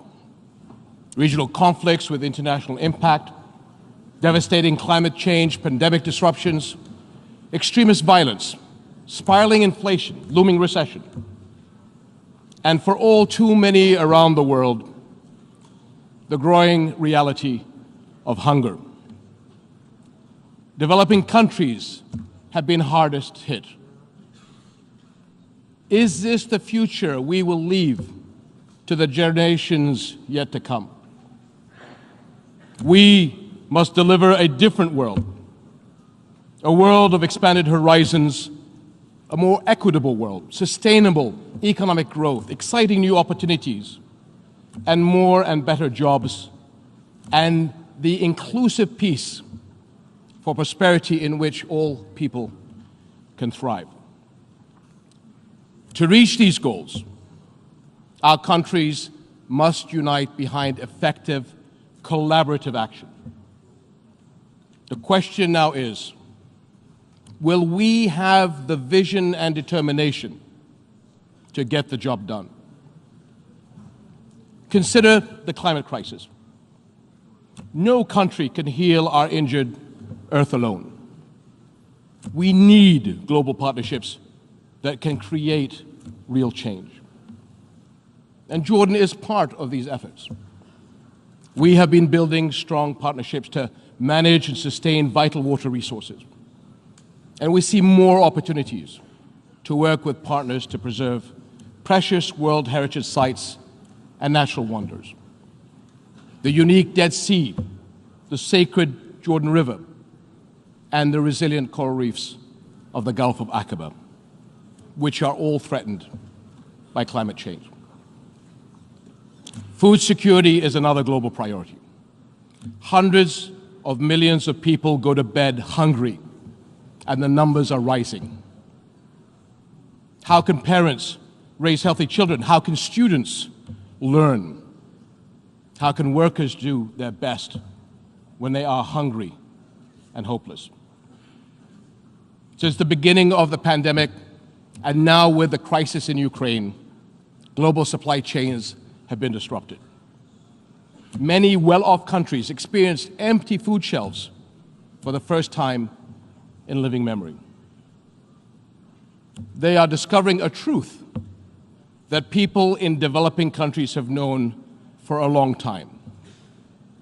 For countries to thrive, affordable food must get to every family's table. On a global level, this demands collective measures to ensure fair access to affordable food and speed the movement of staples to countries in need. My friends, sustainable, inclusive economic growth has too often been a victim of global crises. But it can also be a defense that strengthens us to endure the storms. In my region, we are looking to build integrated partnerships that tap the capabilities and resources of each of our countries for the benefit of all.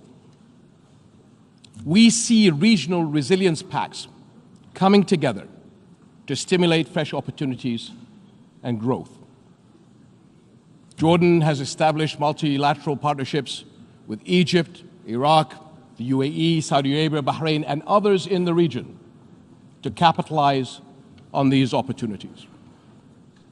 Our country is a bridge for regional partnerships and cooperation, international crisis response, and humanitarian action.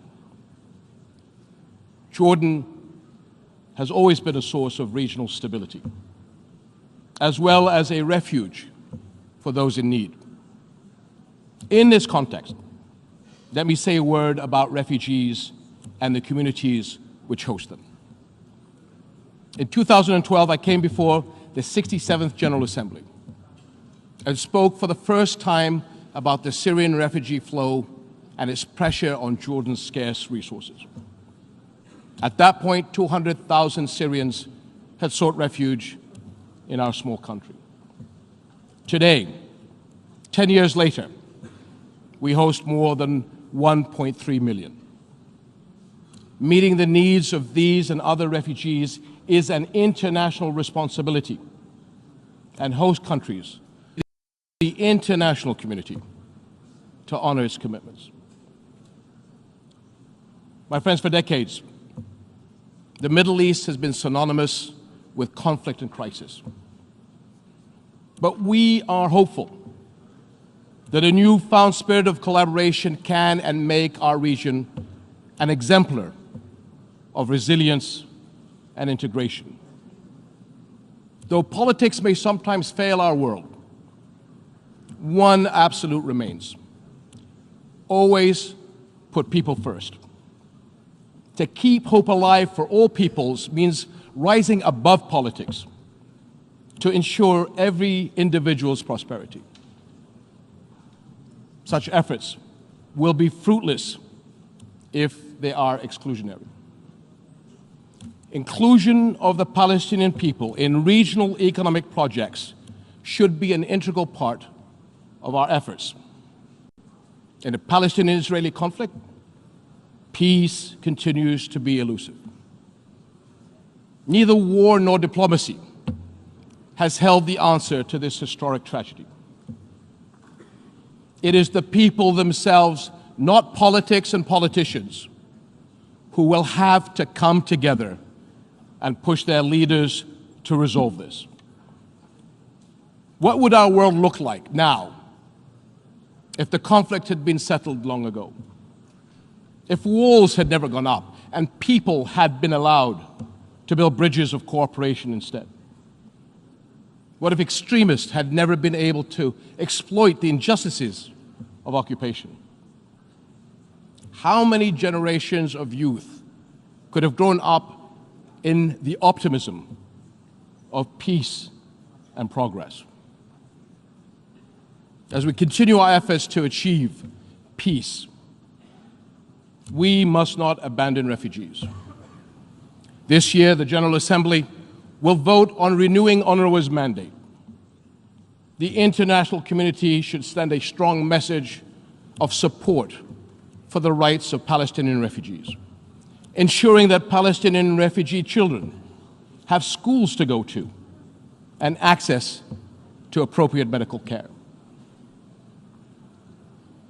My dear friends, a founding UN principle is the right to self-determination for all peoples.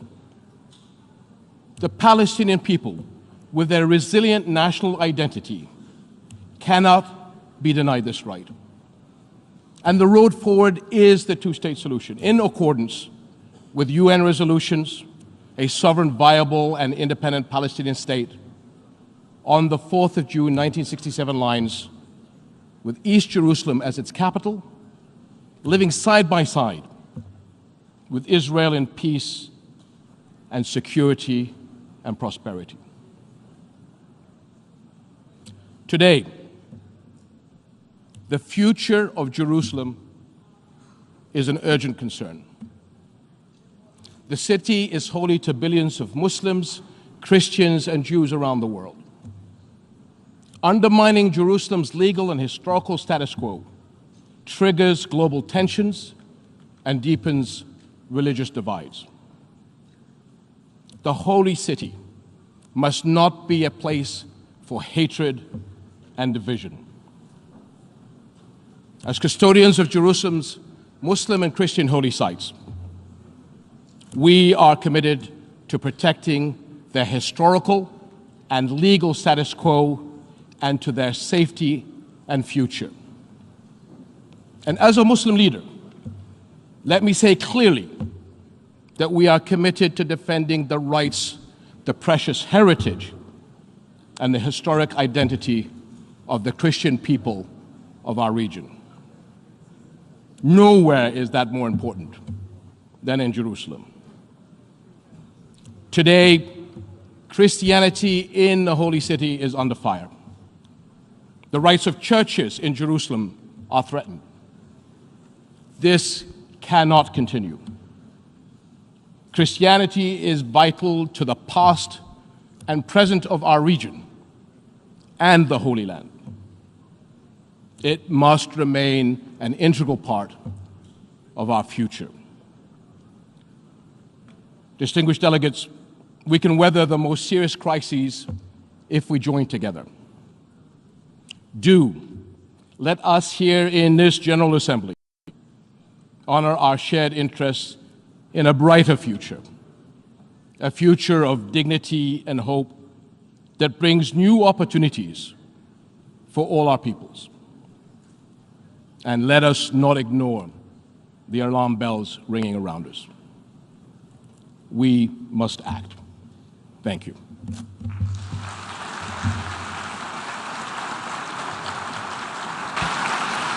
On behalf of the Assembly, I wish to thank the King of the Hashemite Kingdom of Jordan for the statement just made, and I request protocol to escort His Majesty. The Assembly will now hear an address by His Excellency Gustavo Petro Urrego, President of the Republic of Colombia. I request protocol to escort His Excellency. On behalf of the General Assembly, I have the honor to welcome His Excellency Gustavo Petro Urrego, President of the Republic of Colombia, and to invite him to address the Assembly. Presidente de la Asamblea General de la Organización de Naciones Unidas, Chava Kuroshi, Secretario General de la Organizaciones de las Naciones Unidas, Antonio Guterres, excelentísimos señores jefes de Estado y jefes de misiones acreditados ante la versión número 77 de la Asamblea General de las Naciones Unidas, Vicesecretaria General de la Organización de las Naciones Unidas, Amina Mohamed, a todas y todos. Vengo de uno de los 3 países más bellos de la Tierra. Allí hay una explosión de vida, miles de especies multicolores en los mares, en los cielos, en las tierras. Vengo de la tierra de las mariposas amarillas y de la magia. Allí en las montañas y valles de todos los verdes, no solo bajan las aguas abundantes, bajen también los torrentes de la sangre. Vengo de un país de belleza ensangrentada. Mi país no solo es bello, allí también hay violencia. No, ¿cómo puede conjugarse la violencia con la muerte? ¿Cómo puede erupcionar la biodiversidad de la vida con las danzas de la muerte y el horror? ¿Quién es el culpable de romper el encanto con el terror? ¿A quién o qué es el responsable de ahogar la vida en las decisiones rutinarias de la riqueza y del interés? ¿Quién nos lleva a la destrucción como nación y como pueblo? Mi país es bello porque tiene la selva amazónica, la del Chocó, las aguas, las cordilleras de los Andes y los océanos. Allí en esas selvas se emana oxígeno planetario y se absorbe el CO2 atmosférico. Una de esas plantas que absorbe el CO2 entre millones de especies es una de las más perseguidas de la tierra. A como dé lugar, se busca su destrucción. Es una planta amazónica, es la planta de la coca, planta sagrada de los incas. Como en un cruce de caminos paradójico, la selva que se intenta salvar es al mismo tiempo destruida. Para destruir la planta de coca, arrojan venenos, glifosato en masa que corre por las aguas, detienen a sus cultivadores y los encarcelan. Por destruir o poseer la hoja de la coca, mueren 1 millón de latinoamericanos asesinados y encarcelan a 2 millones de afros en la América del Norte. Destruir la planta que mata, gritan desde el norte, destruirla, pero la planta no es sino una planta. Más de las millones de especies que parecen cuando desatan el fuego sobre la selva. destruir la selva, el Amazonas, se convirtió en la consigna que siguen estados y negociantes. No importa el grito de los científicos, bautizando la selva como uno de los grandes pilares climáticos. Para las relaciones del poder del mundo, la selva y sus habitantes son los culpables de la plaga que las azota. A las relaciones de poder las azota la adicción al dinero, a perpetuarse, al petróleo, a la cocaína y a las drogas más duras para poder anestesiarse más. Nada más hipócrita que el discurso para salvar la selva. La selva se quema, señores, mientras ustedes hacen la guerra y juegan con ella. La selva, el pilar climático del mundo, desaparece con toda su vida. La gran esponja que absorbe el CO2 planetario se evapora. La selva salvadora es vista en mi país como el enemigo a derrotar, como la maleza a extinguir. El espacio de la coca y de los campesinos que la cultivan, porque no tienen más que cultivar, es demonizado. Para ustedes, mi país no les interesa sino para arrojarle venenos a sus selvas, llevarse a sus hombres a la cárcel y arrojar a sus mujeres a la exclusión. No les interesa la educación del niño, sino matarle su selva y extraer el carbón y el petróleo de sus entrañas. La esponja que absorbe los venenos no sirve. Prefieren arrojarle más venenos a la atmósfera. Nosotros les servimos para excusar los vacíos y las soledades de su propia sociedad, que la llevan a vivir en medio de las burbujas de las drogas. Les ocultamos sus problemas que se niegan a reformar. Mejor es declararle la guerra a la selva, a sus plantas, a sus gentes. Mientras dejan quemar las selvas, mientras hipócritas persiguen las plantas con venenos para ocultar los desastres de su propia sociedad, nos piden más y más carbón, más y más petróleo para calmar la otra adicción, la del consumo, la del poder, la del dinero. ¿Qué es más venenoso para el ser humano? ¿La cocaína o el carbón o el petróleo? El dictamen del poder ha ordenado que la cocaína es el veneno y debe ser perseguida. Así ella solo cause mínimas muertes por sobredosis y más por las mezclas que provoca su clandestinidad dictaminada. Pero en cambio el carbón y el petróleo deben ser protegidos. Así su uso pueda extinguir a toda la humanidad. Estas son las cosas del poder mundial, cosas de la injusticia, cosas de la irracionalidad, porque el poder mundial se ha vuelto irracional. Ven en la exuberancia de la selva, en su vitalidad, lo lujurioso, lo pecaminoso, el origen culpable de la tristeza de sus sociedades, imbuidas en la profunda compulsión ilimitada de tener y de consumir. ¿Cómo ocultar la soledad del corazón en su sequedad en medio de sociedades sin afectos, competitivas hasta encarcelar el alma en la soledad, si no es echando la culpa a la planta, al hombre que la cultiva, a los secretos libertarios de la selva? Según el poder irracional del mundo, la culpa no es del mercado que recorta la existencia, la culpa es de la selva y de quienes la habitan. Las cuentas bancarias se han vuelto ilimitadas. Los dineros guardados de los más poderosos de la tierra ya no podrán siquiera gastarse en el tiempo de los siglos. La tristeza de la existencia que produce esa artificial convocatoria a la competencia la llenan con ruido y con drogas. La adicción al dinero y al tener tiene otra cara. La adicción a las drogas en las personas que pierden la competencia de la carrera artificial en la que han transformado a la humanidad.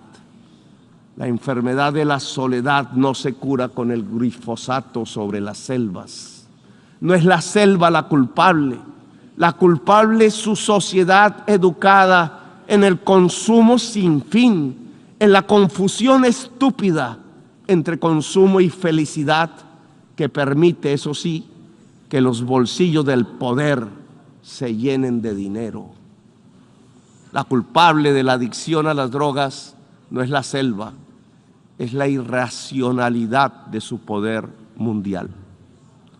Denle un golpe de luz, de razón a su poder.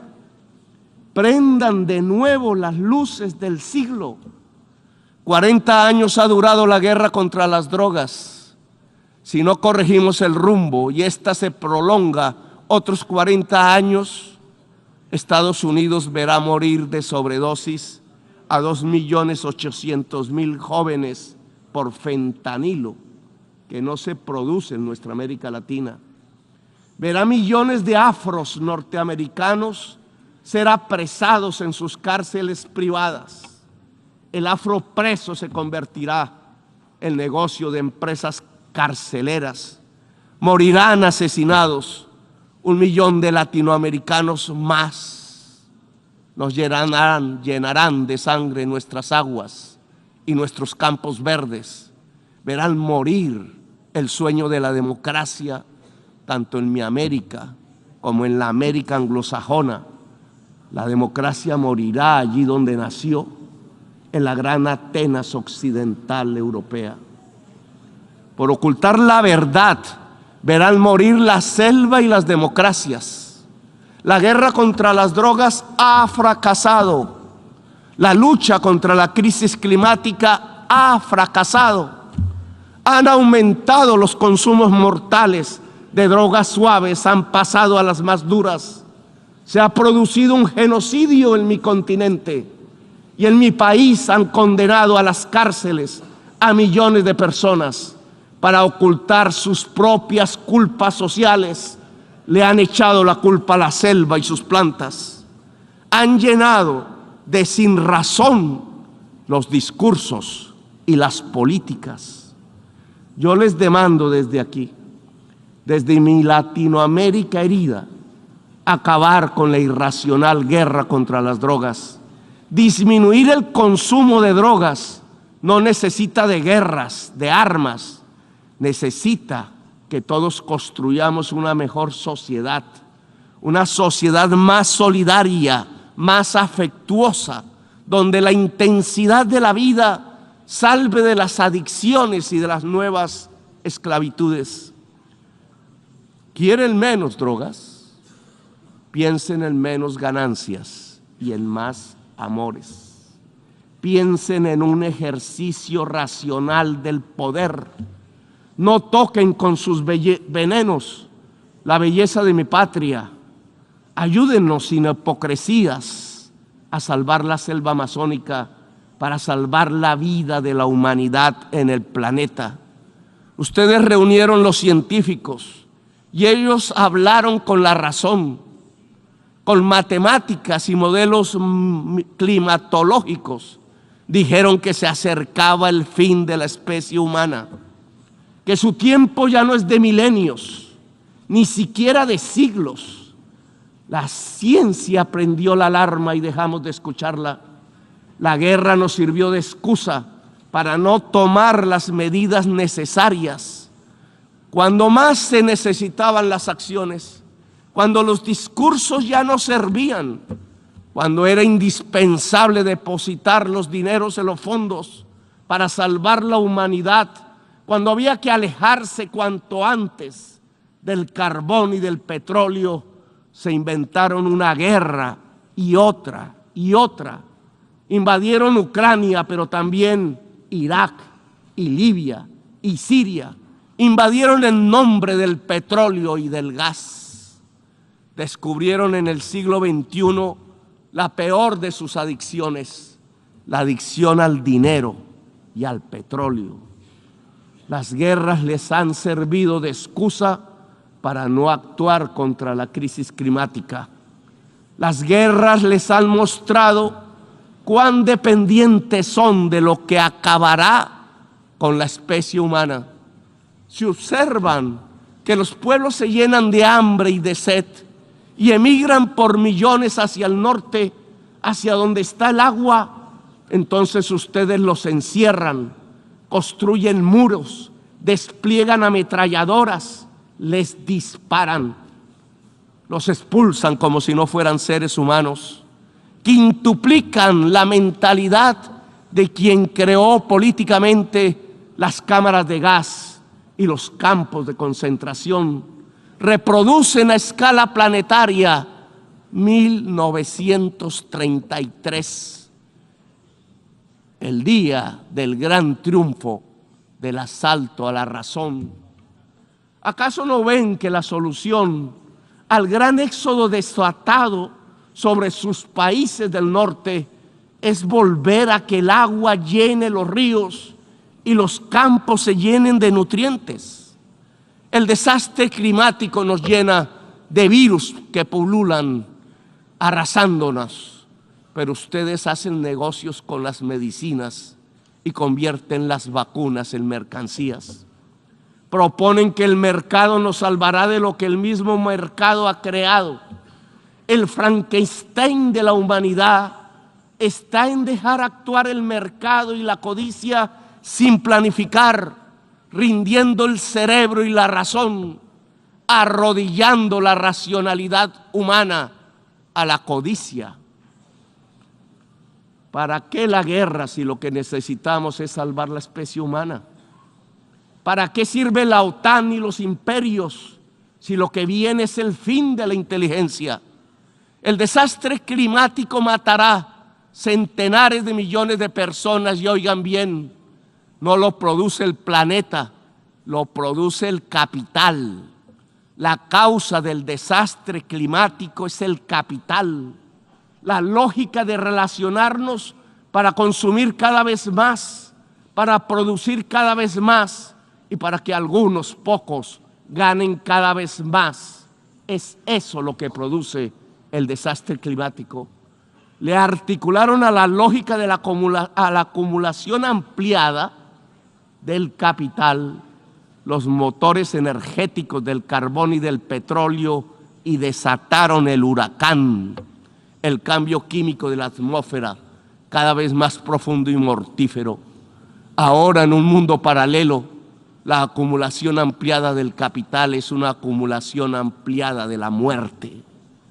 Desde las tierras de la selva y la belleza, allí donde decidieron hacer de una planta selvática amazónica un enemigo, extraditar y encarcelar a sus cultivadores, les invito a detener la guerra y a detener el desastre climático. Aquí en esta selva amazónica hay un fracaso de la humanidad. Tras las hogueras que la queman, tras su envenenamiento, hay un fracaso integral, civilizatorio de la humanidad.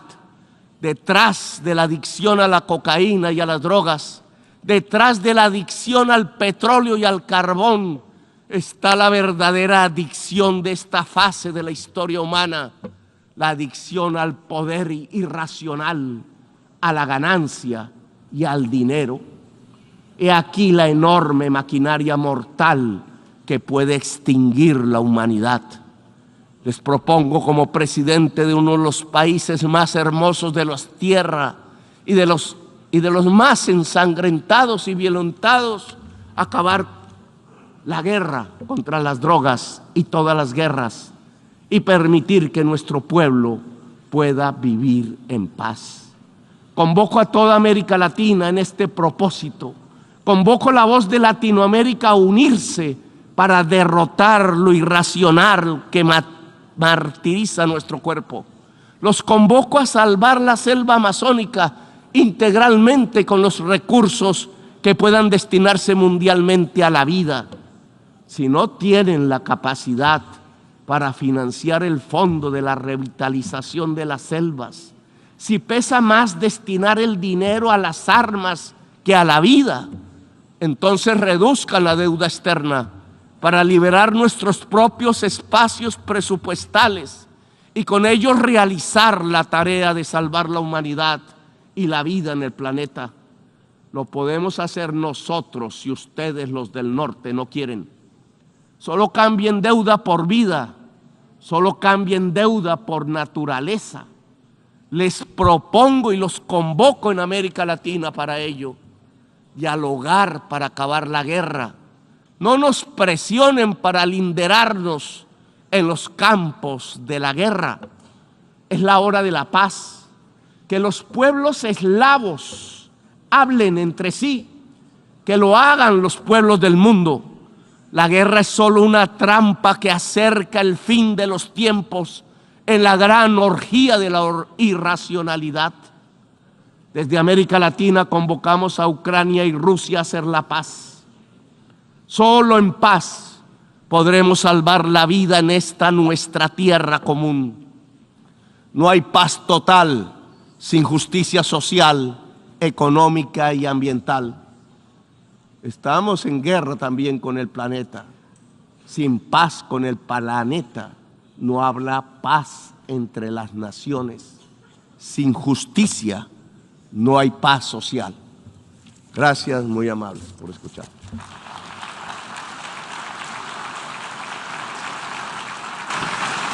On behalf of the Assembly, I wish to thank the President of the Republic of Colombia for the statement just made, and I request protocol to escort His Excellency.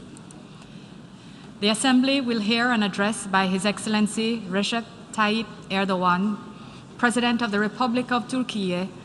I request protocol to escort His Excellency. On behalf of the General Assembly, I have the honor to welcome His Excellency Recep Tayyip Erdogan, President of the Republic of Turkey, and to invite him to address the Assembly.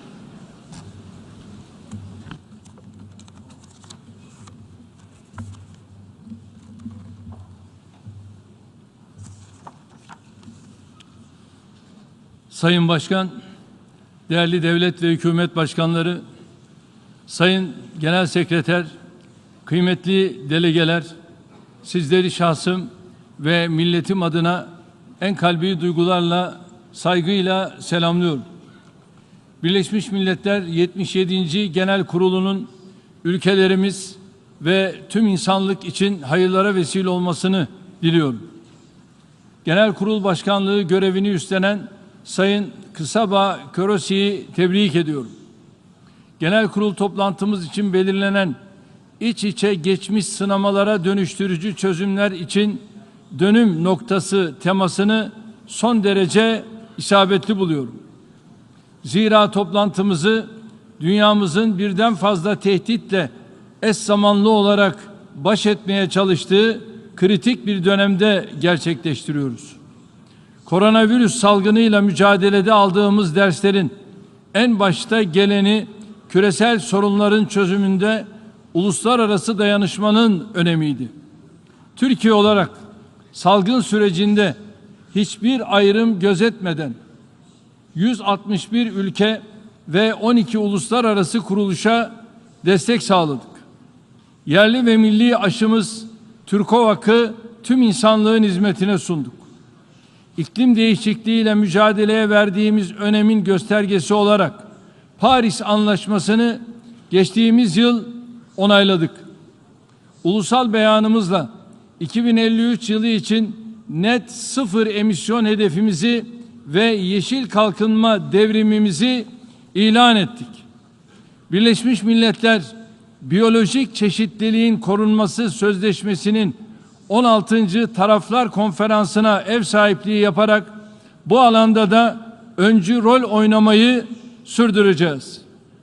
Salgının tedarik zincirlerinde yol açtığı aksaklıklar sebebiyle ağır darbe alan küresel ekonominin Rusya-Ukrayna savaşı ile birlikte yeni bir şok dalgasına daha maruz kaldığını görüyoruz. Artan enerji, gıda ve ham madde fiyatlarının oluşturduğu enflasyon baskısı dünya çapında tüm ekonomileri ve sosyal refahı menfi yönde etkilemektedir. Gelişmeler enerji arz güvenliğinin önemini de çarpıcı bir şekilde yeniden gündeme taşımıştır. Türkiye olarak öteden beri enerji konusuna bir rekabet değil, işbirliği alanı olarak baktık. Kendi ihtiyacımız yanında bölgesel ve küresel enerji güvenliğini destekleyen pek çok projeyi hayata geçirdik. Bu adımların isabeti ve önemi son gelişmelerle bir kez daha anlaşılmıştır. Yaşanan süreç gıda güvenliğini de riske atmıştır. Maddi ve teknolojik imkanların en üst seviyeye ulaştığı 21. yüzyılda dünya nüfusunun halen 1/5'inin açlığın ve yoksulluğun pençesinde kıvranmasının izahı mümkün değildir. Dünya son gelişmelerle 2030'da sıfır açlık seviyesine ulaşmayı amaçlayan sürdürülebilir kalkınma hedeflerinden de uzaklaşmaya başlamıştır.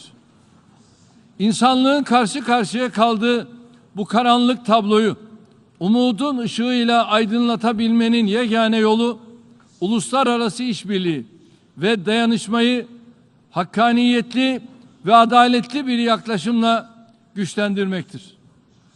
Ortak kaderimizi etkileyen sınamalara karşı ortak gündemle harekete geçmemiz gereken bir döneme girdik. Türkiye olarak bu iradeyi salgın ve iklim değişikliği süreçleri yanında Rusya-Ukrayna savaşının meydana getirdiği sarsıntılarla mücadelede de ortaya koyuyoruz. Ukrayna'da 7. ayını dolduran ihtilafın ilk gününden bu yana savaşın kazananı, adil bir barışın ise kaybedeni olmayacağı düşüncesiyle hareket ettik. Bugün de yaşanan krizin çözümünde diyalog ve diplomasinin anahtar rolüne vurgu yapıyoruz. Bu anlayışla oynadığımız kolaylaştırıcı rol sayesinde tarafları önce Antalya Diplomasi Forumu'nda, sonra İstanbul'da bir araya getirdik.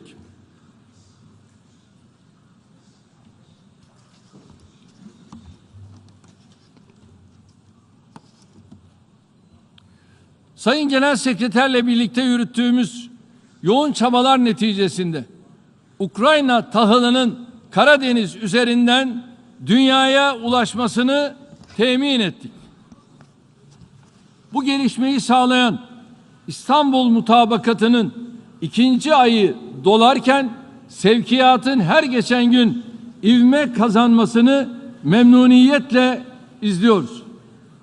Tahıl arzının sürdürülmesinin sağlanmasında kritik öneme sahip bu mutabakat, Birleşmiş Milletler'in son yıllarda imza attığı en büyük başarılardan biridir. Dünyanın dört bir yanında uluslararası camiadan medet umanların Birleşmiş Milletler'e besledikleri güven bu başarıyla yeniden tazelenmiştir. İstanbul Mutabakatı taraflar açısından hayati önem arz eden meselelerde müzakerelerin sonuç verdiğini de ispatlamıştır. Benzer bir yaklaşım yine tüm insanlığın güvenliğini ilgilendiren Zaporijya nükleer santralindeki kriz konusunda da sergilenebilir. Son günlerde yeniden alevlenen savaşın Ukrayna'nın toprak bütünlüğü ve bağımsızlığı temelinde sonlandırılmasına yönelik gayretlerimizi artırarak sürdüreceğiz. Buradan uluslararası kuruluşları ve tüm ülkeleri Türkiye'nin kalıcı barışın tesisine yönelik çabalarına samimi destek vermeye çağırıyorum.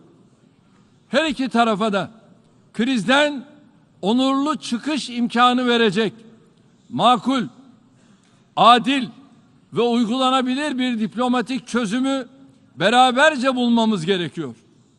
Diğer yandan milyonlarca insanı mağdur eden tüm bu felaketler etkin çok taraflılığın Birleşmiş Milletler'de de vücut bulması için daha fazla çaba gösterme sorumluluğumuzu hepimize bir kez daha hatırlatmıştır.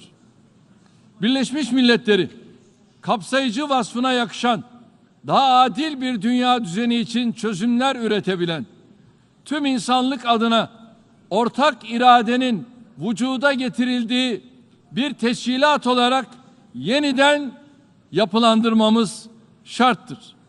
Bilhassa Güvenlik Konseyi'nin daha etkin, demokratik, şeffaf ve hesap verebilir bir yapı ve işleyişe kavuşturulması tüm insanlığın barış, adalet ve refah arayışında önemli bir dönüm noktası teşkil edecektir. Bu yöndeki ortak vazifemizi unutturmamak için dünya 5'ten büyüktür ve daha adil bir dünya mümkündür gerçeğinin altını her platformda en kuvvetli şekilde çizmeye devam edeceğiz. İnanç ve azimle yürüttüğümüz bu mücadeleye tüm üye ülkelerden destek beklediğimizi burada bir kez daha ifade etmek istiyorum. Kıymetli delegeler, Türkiye'nin dış politikadaki vizyonu daima barış odaklı olmuştur. Bölgemizden başlayarak tüm dünyada sulh sükunun hakim kılınması için var gücümüzle çalışıyoruz. Birleşmiş Milletler bünyesinde yürüttüğümüz barış için arabuluculuk girişimimizle çatışmaların çözümü konusunda çaba harcıyoruz. Avrupa'dan Latin Amerika'ya ve Afrika'ya kadar farklı coğrafyalarda vuku bulan anlaşmazlıkların giderilmesinde yeri geldiğinde arabulucu, yeri geldiğinde kolaylaştırıcı olarak yapıcı rol üstleniyoruz. Çatışma ve ihtilafların çevrelediği bölgenin tam kalbinde özellikle yer alan bir ülke sıfatıyla sorunların değil, çözümlerin bir parçası olmamızı sağlayacak inisiyatifler alıyoruz. Bu çerçevede Suriye krizine Güvenlik Konseyi'nin 2254 sayılı kararı temelinde halkın meşru beklentileri doğrultusunda kalıcı bir çözümün bulunmasının önemini tekrar vurguluyoruz. Çözümsüzlüğün sürmesi hem bölgemizin güvenlik ve istikrarını hem de Suriye'nin toprak bütünlüğünü giderek daha fazla tehdit etmektedir.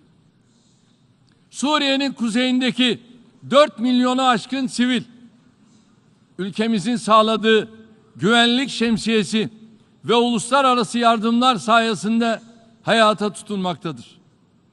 Kuzeybatı Suriye'deki yardım mekanizmasının temelini oluşturan kararın uzatılması için Güvenlik Konseyi mesuliyetini yerine getirmelidir. Ülkemize, güvenlik güçlerimize ve sivillere terör saldırıları gerçekleştiren bölücü gündemiyle Suriye'nin toprak bütünlüğünü tehdit eden PKK ve türevlerine karşı Türkiye'nin kayıtsız kalması beklenemez.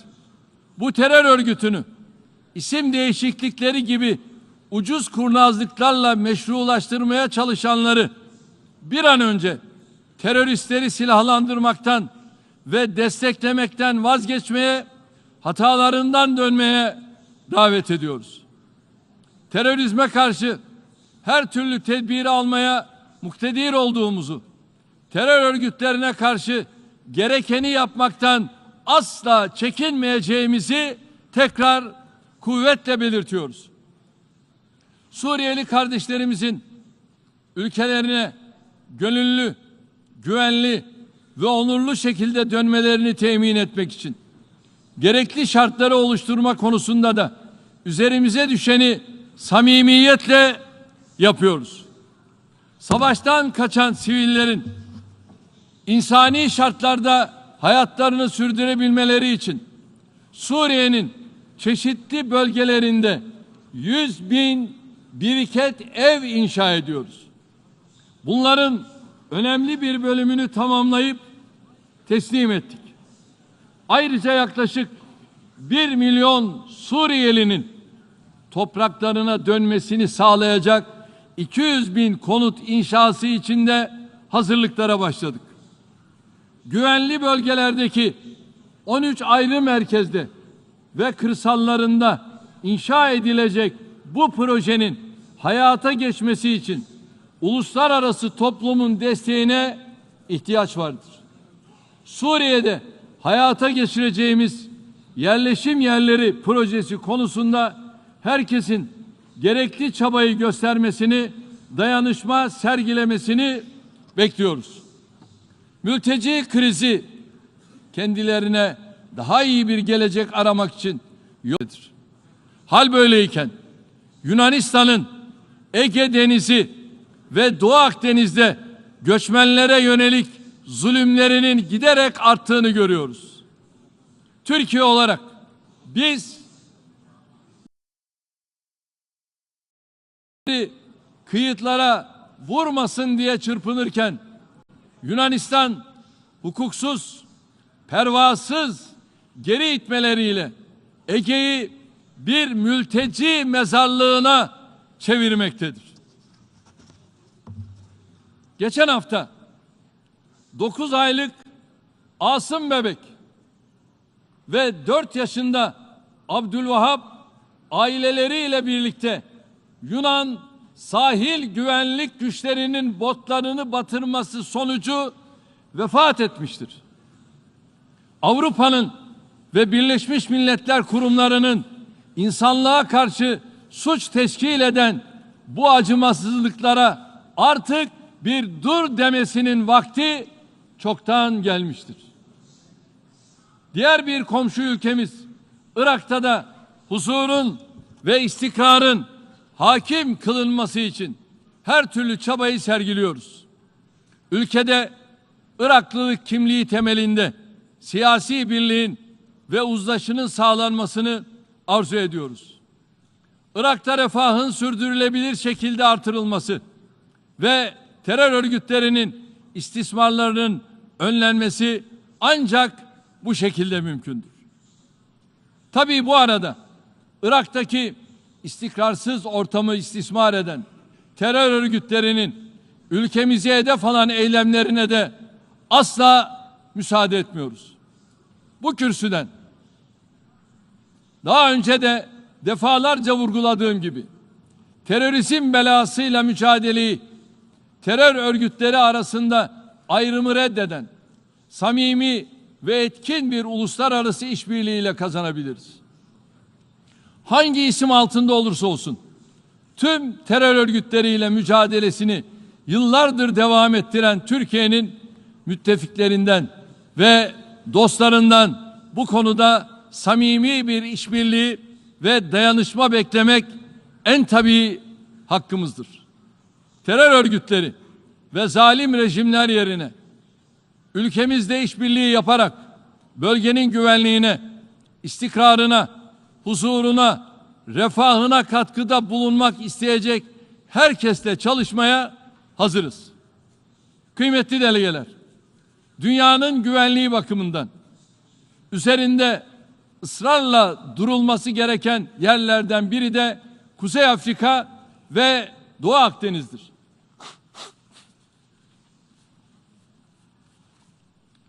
Bu çerçevede Libya'nın istikrar ve refahı başta komşuları olmak üzere tüm bölge için kritik önemdedir. Türkiye olarak Birleşmiş Milletler'in bu yöndeki çabalarını destekliyoruz. Amacımız Libya halkının egemenliğini, birliğini, bütünlüğünü koruyarak hak ettiği refah düzeyine erişmesini sağlamaktır. Libya'da adil ve muteber bir seçimin yapılarak meşruiyetini halktan alan güçlü bir hükümetin iş başına gelmesi hepimizin katkıda bulunacağı temel hedef olmalıdır. Orta Doğu coğrafyasında kalıcı barış ve istikrarın tesisi açısından sona erdirilmesini gerekli gördüğümüz İsrail-Filistin ihtilafında iki devletli çözüm vizyonuna güçlü destek veriyoruz. Kudüs'ün tarihi ve kültürel kimliğiyle Harem-i Şerif'in kutsiyetine saygı gösterilmesi, işgal altındaki topraklardaki yasa dışı yerleşim faaliyetlerinin durdurulması, Filistinlilerin can ve mal güvenliğinin sağlanması şarttır. Bölgedeki sorunun adil, kalıcı ve kapsamlı bir çözüme kavuşturulması için başkenti Doğu Kudüs olan bağımsız ve egemen Filistin devletinin kurulması dışında bir ihtimal yoktur. Türkiye olarak İsrail'le ilişkilerimizi hem kendimizin hem bu ülkenin hem Filistin halkının hem de bölgenin huzuru, istikrarı, geleceği için birleştirmeyi sürdürmekte kararlıyız. Bu süreçte Birleşmiş Milletler Filistinli mültecilere yardım And it is our international community's responsibility to help the Palestinian Refugee Assistance Agency of the United Nations to have an increased financial capacity. At the same time, we are closely concerned about the problems deriving from Iran. We have always supported the JPAC. We need diplomacy and dialogue in order to settle the disputes about the nuclear program of Iran once and for all. And we want solutions to be created once and for all. And Azerbaijan has to free the occupied lands once and for all. And we have a historical opportunity to make sure that a permanent peace and stability can be established in southern Caucasia. As Turkey, we have been very supportive of the process going on between Azerbaijan and Armenian, and we have taken significant steps forward in order to make the utmost use of this opportunity that avails itself. Recent conflicts had shed an obscure shadow upon these positive developments, but we believe still that a permanent peace can be established between these two countries. We will always be by the side of our Azerbaijani brothers and sisters so that they can build their homes, build their future in a legitimate and a justified fashion. The transportation connections in our region is a concern of us as well, and if we were to open those connections once again, it will contribute tremendously to the welfare of the entire region. At the same time, almost for the last 50 years, Afghanistan has been fighting against conflict, terrorism, and poverty, and still Afghanistan is going through a significant and a challenging time. The intermediary government will have to take necessary steps forward in order to ensure fundamental rights and liberties for the human beings. And we believe that there might be certain promising developments there. And we will keep on supporting our Afghani brothers and sisters during this process. India and Pakistan, after having established their sovereignty and independence 75 years ago, they still haven't established peace and solidarity between one another. And this is much unfortunate. We hope and pray that a fair and a permanent peace and prosperity will be established in Kashmir. And we would like to extend our condolences sincerely to the people of Pakistan because of the disaster floods that they had experienced quite recently. And after the flood, we had launched humanitarian aid campaigns, which are still sustained. And we would like to call out to the international community to help the people of Pakistan as they are going through this most unfortunate and painful time. The Rohingya Muslims will have to go back to their motherlands in a safe, secure, and a voluntary and a dignified fashion. And we are supporting that in every extent possible. And we are very sensitive towards the protection of the fundamental rights and the liberties of the Muslim Uyghur Turks in such a way that will never threaten the territorial integrity and sovereignty of China. In the Balkans, we are investing tremendous efforts in order for peace and prosperity to be strengthened and for the disputes to be settled once and for all through dialogue in multiple platforms. And at the beginning of September, we had launched an official visit, including to Bosnia-Herzegovina, Serbia, and Croatia. Once after the elections have been positively finalized in Bosnia-Herzegovina, I think it is going to contribute tremendously to the dialogue process between Belgrade and Pristina, and it will contribute tremendously to the stability of the region. As Turkey, in the Aegean Sea and in the Eastern Mediterranean, we want all the problems to be settled once and for all within the framework of good neighborly relations and in compliance with the international law. I think those countries who are going after adventures in our region are making themselves feel funny, which are no equivalent to us at all. In the Eastern Mediterranean, peace and stability depends on respecting the rights of all the parties involved. We expect Greece to leave escalation and provocation policies to one side and respond to our calls for cooperation and solidarity. We believe that the Eastern Mediterranean Conference that we had recommended previously will serve this very purpose. Our interlocutors, unfortunately, had never taken a positive step forward in order to respond to this call, and it clearly states who supports provocation and conflict and who supports peace and stability. We will always defend our rights in the Aegean and Eastern Mediterranean at the farthest extent, and we will never yield to the escalation strategies led by other countries. Even in the Cyprus issue, we want to reach a settlement once and for all in a fair, permanent, and a just and a sustainable way. And we have always been working together with the Turkish Republic of Northern Cyprus in order for that to be possible. On this island, there are two states and there are two different nations, and this should be accepted by all. It is the key for a solution of the problems in the island of Cyprus to accept that the Turkish Cypriots have equal and sovereign rights, and that their international statuses to be accepted. We would like to ask the international community to stop imposing sanctions upon the Turkish Cypriots and to eliminate all forms of embargo and stop this tyranny once and for all.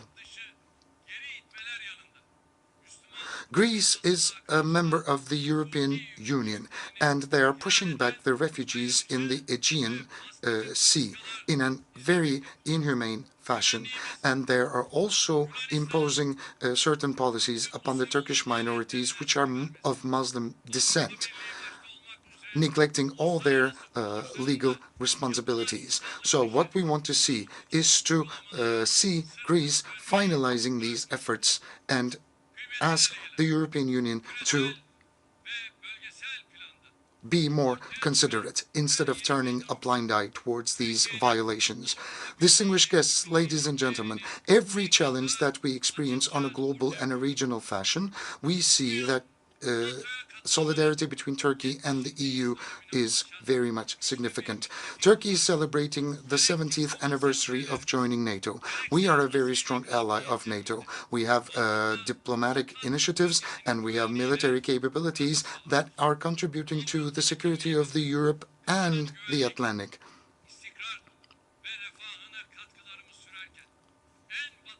We are trying to provide to the security and stability and the welfare of the European continent in every extent possible, and we are the Asian on the western coast of Europe, and we are leading certain initiatives such as Asia Again in order to become much more proactive. We are trying to establish closer contacts and solidarity with the African countries as a result of the recent global initiatives that we have taken up. Within that framework, between 16th and 18th of December 2021, with the large participation of our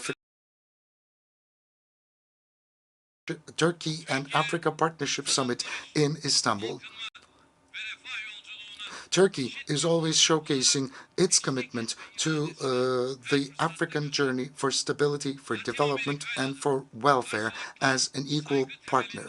And our cooperation with Latin America is getting stronger based on mutual respect.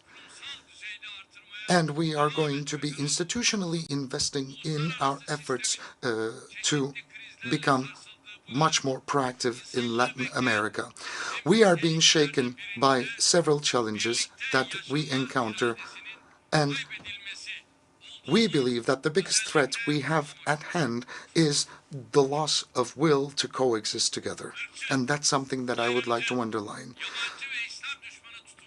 We are deeply concerned of the skyrocketing levels of xenophobia, of discrimination, of Islamophobia, and of racism. And we had launched an appeal over this platform to call that March 15th will be called a day for Fight Against Islamophobia Day as a result of the attack that took place against the Muslims in New Zealand. And we would like to underline that appeal again. First, within the OIC and within the General Assembly of the United Nations, we have taken certain decisions in order for that day to be declared as a Fight Against Islamophobia Day. We hope and pray that it will be a possibility. We hope and pray that this day will be declared as a day to fight Islamophobia. As I have previously stated, Islamophobia is equal to anti-Semitism, and it is a crime against humanity.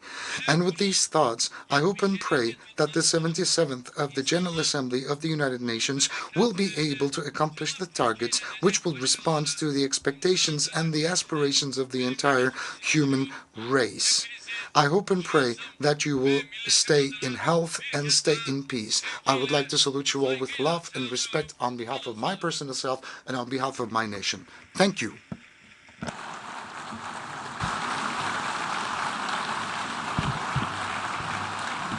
On behalf of the Assembly, I wish to thank the President of the Republic of Turkey for the statement just made, and I request the protocol to escort His Excellency.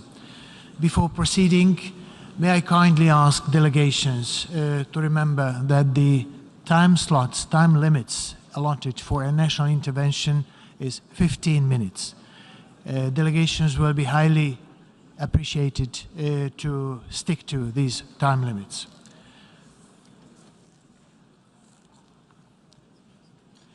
The Assembly will hear an address by His Excellency Sadir Japarov, President of the Kyrgyz Republic. I request the protocol to escort His Excellency.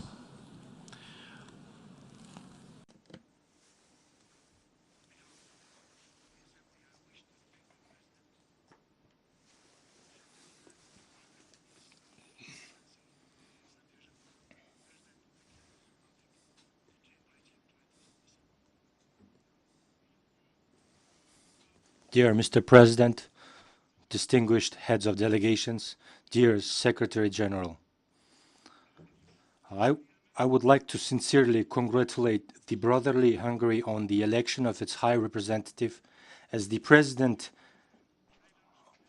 of the 77th session of the United Nations General Assembly. I wish the Honorable Csaba Kőrösi every success in such an important international position. The Kyrgyz Republic is always ready to provide its support to you.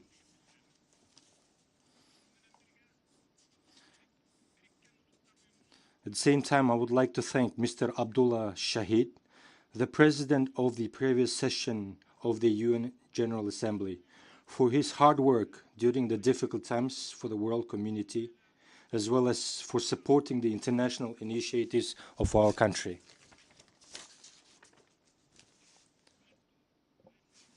Dear ladies and gentlemen, The United Nations was established 77 years ago after the worst world war in the history of the mankind. Perhaps the founding states of the UN who signed the international agreement to establish the organization in San Francisco in 1945 naively believed that wars, destruction, hunger, and suffering would end forever?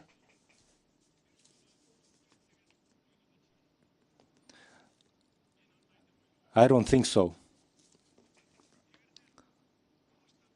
Success can always be achieved if there is a mutual understanding that disputes and disagreements must be resolved in a spirit of good faith and compromise. In the history of UN, there have been many important victories and successes. Although conflicts occur with varying degrees of severity in different regions of the world, the UN has played an important unifying role as a moral authority in maintaining peace and security and providing for people's needs and wants.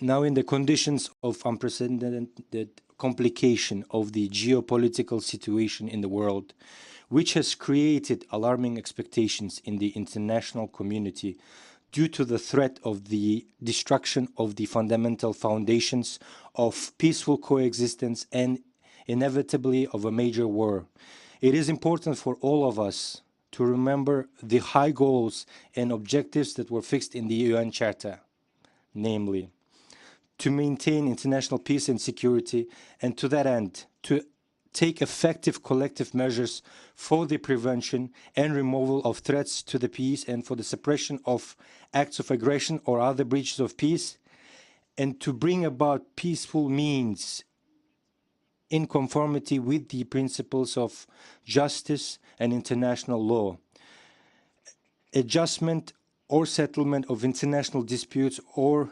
situations which might lead to a breach of peace, to develop a friendly relation among the nations based on the principles of equal rights and self-determination. Ever since our country became a state, we have consistently, strictly followed the UN Charter and have been fulfilling our duties in good faith. This March marked the exactly 30 years since our country joined the United Nations. And recently, on August 31st, we celebrated the 31st anniversary of the independence of the Kyrgyz Republic. We always strive to resolve our international disputes by peaceful means. In international relations, we always refrain from the threat or use of force as against the territorial integrity or political independence of any state. Looking back at the thorny path passed by our country, we highly appreciate the multifaceted contribution of the UN to the formation of Kyrgyzstan as an independent and sovereign state, an equal and responsible member of the international community. Our people will never forget the support and assistance of the UN family in the formation of political, public, and civil institutions, the strengthening of democracy, and the development of market economy. On behalf of our generous people and on my own behalf, I express my gratitude to all the leaders and the staff of UN system who sincerely and selflessly helped us to realize the century-old dream of Kyrgyz people to create their own independent state. Thank you very much. Dear Mr. President, taking this opportunity, I would like to present to the world community from this high tribune the actual situation that is developing on the southern borders of our country, taking into account the latest events related to the another aggravation of situation on the Kyrgyz-Tajik border. First, let me briefly touch on the history. The collapse of the Soviet Union in December 1991 paved the way for territorial disputes and border problems. Some of them have not been regulated to this day. If there were more than 20 dispute areas along the entire perimeter of the Soviet-Chinese border, 5 of them were in Kyrgyzstan. I want to proudly remind the world community that we have successfully completed issues of border regulation, first with the Republic of China in 1996, and jointly with the Republic of Kazakhstan at that point of intersection of the state borders or 3 countries in 1999, then with the Republic of Kazakhstan in 2017. We have now practically completed our joint work and are about to sign the agreement on the state border with the Republic of Uzbekistan.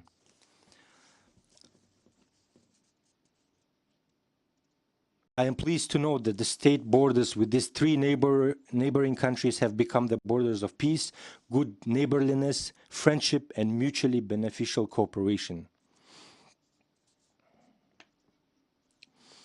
With regard to relations with the Republic of Tajikistan, I would like to note the following. Our 2 close neighboring peoples have been living side by side for a long time. We are united by common values, culture, traditions, and customs. We share the same faith. Our people are intertwined by family ties. Our legendary father Manaz was married to a Tajik princess Khanakeh. I would like to remind also legally the collapse of Soviet Union occurred in December 21st, 1991 in the city of Almaty of the Republic of Kazakhstan, when the heads of 11 newly independent states adopted the Almaty Declaration on the creation of Commonwealth of Independent States. The declaration stated that independent states recognize and respect each other's territorial integrity and the inviolability of existing borders. They indicate that strengthening of relation of friendship, good neighborliness, and mutual beneficial cooperation, which have historical roots, meets the fundamental interest of people and serve the cause for peace and security. It is written that the countries sense their responsibility to maintain civil peace and international harmony. This legal document was signed by the presidents of 11 states, presidents of 11 CIS member states, including the Republic of Tajikistan. This principle was confirmed by the president of Tajikistan, Emomali Rahmon, in Moscow Declaration of the CIS on respect for sovereignty, territorial integrity, and immunity of borders of the state parties of the Commonwealth of Independent States, dated April 15, 1994. He signed it and agreed. It is a pity that he is deviating from this principle now. He made his first official visit to the Kyrgyz Republic in 1998 after the end of the bloody civil war in Tajikistan. Later, 2 bilateral interstate agreements were concluded between the Kyrgyz Republic and the Republic of Tajikistan. The agreement on basic interstate relations of July 12, 1996, and the agreement on good neighborly and partnership relations of May 26, 2004. I want to note that both agreements were signed in Dushanbe. Dear Mr. President, from the very beginning of work on settlement of border issues between our 2 states, the Kyrgyz side has always acted in full compliance with its international obligations, including bilateral ones, conducted negotiations in a constructive manner, offering mutually beneficial compromise. I would like to note that in April 2021, the armed forces of Tajikistan launched an unjustified and provoked large-scale aggression against the territory of the Kyrgyz Republic, killing 36 citizens and causing serious material damage. Although my decision to meet the President of the Republic of Tajikistan in Dushanbe was heavily criticized by the Kyrgyz people, who demanded that I meet in a natural location. Nonetheless, I flew to Dushanbe and met with Mr. President Rahmon in June last year to try and find a mutually beneficial solutions to the border issues. For the sake of my people, I am ready to spend not only 10 hours on negotiations as on that day, but to spend as much time as possible to solve this issue once and for all. Of course, whatever the solution, it should be mutually beneficial. It is all more painful for me to report that on September 14th, 15th, and 16th of this year, large-scale clashes took place in the south of Kyrgyzstan. Despite all previous negotiations, agreements, the Tajik side with ill intention attacked the border and civilian objects along the entire perimeter of the Kyrgyz-Tajik state borders. About 140,000 of our civilians have been evacuated from the border settlements. They are now being provided with necessary assistance. In this regard, I would like to express my sincere gratitude to the UN system, our friends and partners for their solidarity and support. Great material damage was caused to civilian and military facilities, houses, administrative buildings, schools, frontier posts. Be what may, any material damage can be restored. However, you cannot return the lives of our citizens who were fired upon and brave defenders who died fighting for their homeland and sacrificed their lives. We will never forget the bravery of our courageous soldiers. We are deeply saddened by the unjustified armed aggressions by Tajikistan, even though there are international agreements and obligations that have been established between our countries. Pacta sunt servanda, Latin for agreements must be kept, as the saying goes.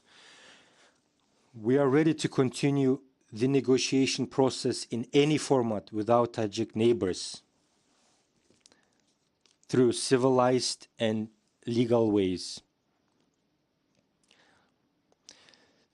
Taking into account that our trust has been weakened by the recent lawless actions of our neighbor, we are ready to continue negotiations and welcome mediation efforts by the international organizations, including the UN, the Organization for Security and Cooperation in Europe, and the Collective Security Treaty Organization. We have documented evidence of the previous years and yesterday's illegal and ill-intentioned actions of the Tajik side. We are never the first one to start and never will. We always try to avoid using weapons and even more so never shoot at unarmed civilians. We are always forced to respond accordingly and adequately to the aggression of the Tajik side. In this regard, I would like to emphasize it does not claim foreign lands, nor does it intend to give a centimeter of its land to anyone. We are convinced that all border and internal issues should be resolved over the negotiation table, and there is such will and readiness on our part.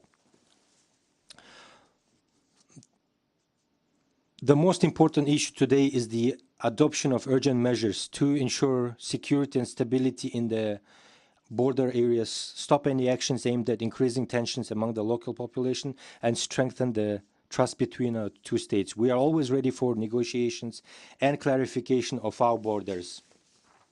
Dear Mr. President, regarding the general UN issues, I would like to note the following. This year, as half of the implementation period of the UN Sustainable Development Goals until 2030 has passed, and we can now objectively look at the real situation we have at hand. The adoption of the SDGs in 2015 under the motto Leave No One Behind, was a bright example of the constructive negotiation capacity of the world community in the interests of all of us and subsequent generations. Meanwhile, it has already become obvious that due to objective circumstances, including due to the coronavirus pandemic, the implementation of the Sustainable Development Goals in developing countries, including our country, has slowed down. And without adequate international funding, many of them may not even achieve the critical indicators of the SDGs. On my part, I want to confirm the firm commitment of the Kyrgyz Republic to the SDGs and their gradual implementation. I believe that our country's own potential should be the main source and engine for sustainable development. For this purpose, our efforts are aimed at achieving an accelerated and qualitative growth of the economy, including through mutually beneficial regional and international trade and investment cooperation. For example, Kyrgyzstan actively participates in the integration and cooperation processes, including the Eurasian Economic Union and the One Belt, One Road initiative of the People's Republic of China. On my part, I want to confirm the firm commitment of the Kyrgyz Republic to the SDGs and their gradual implementation, taking into account national capacity. I believe that our country's own potential should be the main source and engine of sustainable development. For the purpose, achieving an accelerated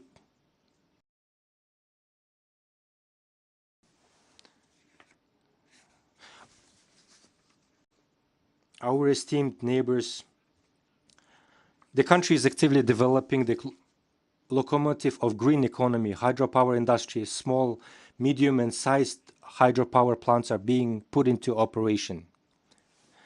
Our esteemed neighbors, Kazakhstan and Uzbekistan, will participate in the construction of the largest hydroelectric power station, Khambarata, because this will strengthen the energy security and optimize the use of our water resource in the region. In general, I want to note the spirit of unity, understanding, trust and support, which was demonstrated in the city of Cholpon-Ata 2 months ago when the fourth consultative meeting of the heads of states of Central Asia was held under the chairmanship of Kyrgyzstan. I hope that the signing by all parties of the Cholpon-Ata Agreement on friendship, good neighborliness and cooperation for the development of Central Asia in the 21st century will open a new page in our interstate relations. We are committed to continuing work in this format. Dear Secretary General, dear ladies and gentlemen, at the end of my speech, I want to assure you that Kyrgyzstan fully supports the UN as the only universal structure authorized by all of us, the member states of the UN, to solve the challenges faced by humanity.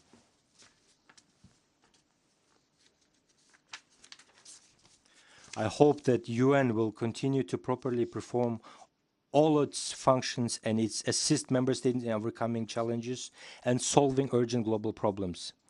I urge all member states to provide unconditional political support and solidarity to the organization in this difficult international time. Dear Mr. President, dear ladies and gentlemen, thank you for your attention. On behalf of the Assembly, I wish to thank the President of the Kyrgyz Republic for the statement just made, and I request the protocol to escort His Excellency.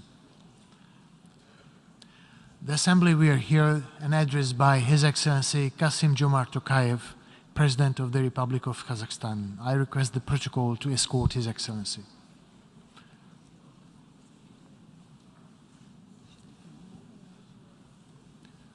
On behalf of the General Assembly, I have the honor to welcome His Excellency Kassym-Jomart Tokayev, President of the Republic of Kazakhstan, and to invite him to address the Assembly.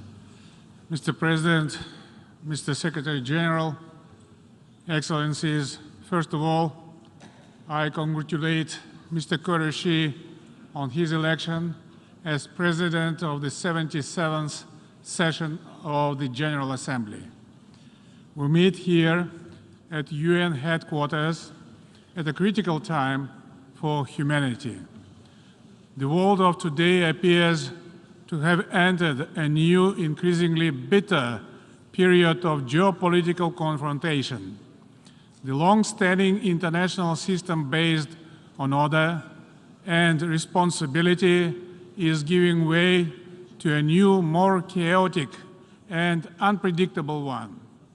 The global system of checks and balances has failed to maintain peace and stability. The security architecture is eroding. Mutual distrust between global powers is dangerously deepening. The world is falling prey to a new set of military conflicts. For the first time in 2 generations, we face the prospect of the use of nuclear weapons, and not even as a last resort. New fault lines are creating artificial barriers and economic isolation.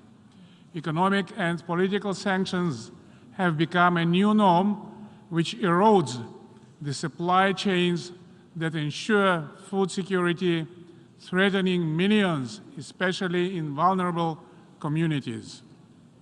These problems contribute to the mounting challenges of soaring inflation, job losses, and fears of worldwide recession, especially for developing nations.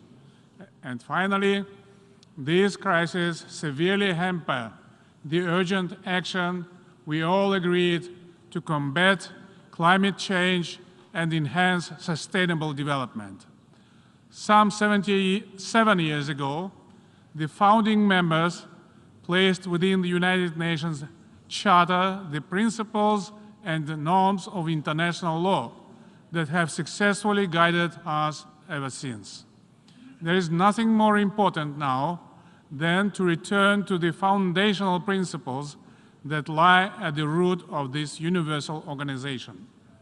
In particular, we must rethink the linkages between 3 primordial principles: the sovereign equality of states, the territorial integrity of states, and peaceful coexistence between states.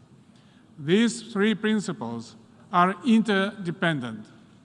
To respect one is to respect the other 2. To undermine one is to undermine the other 2.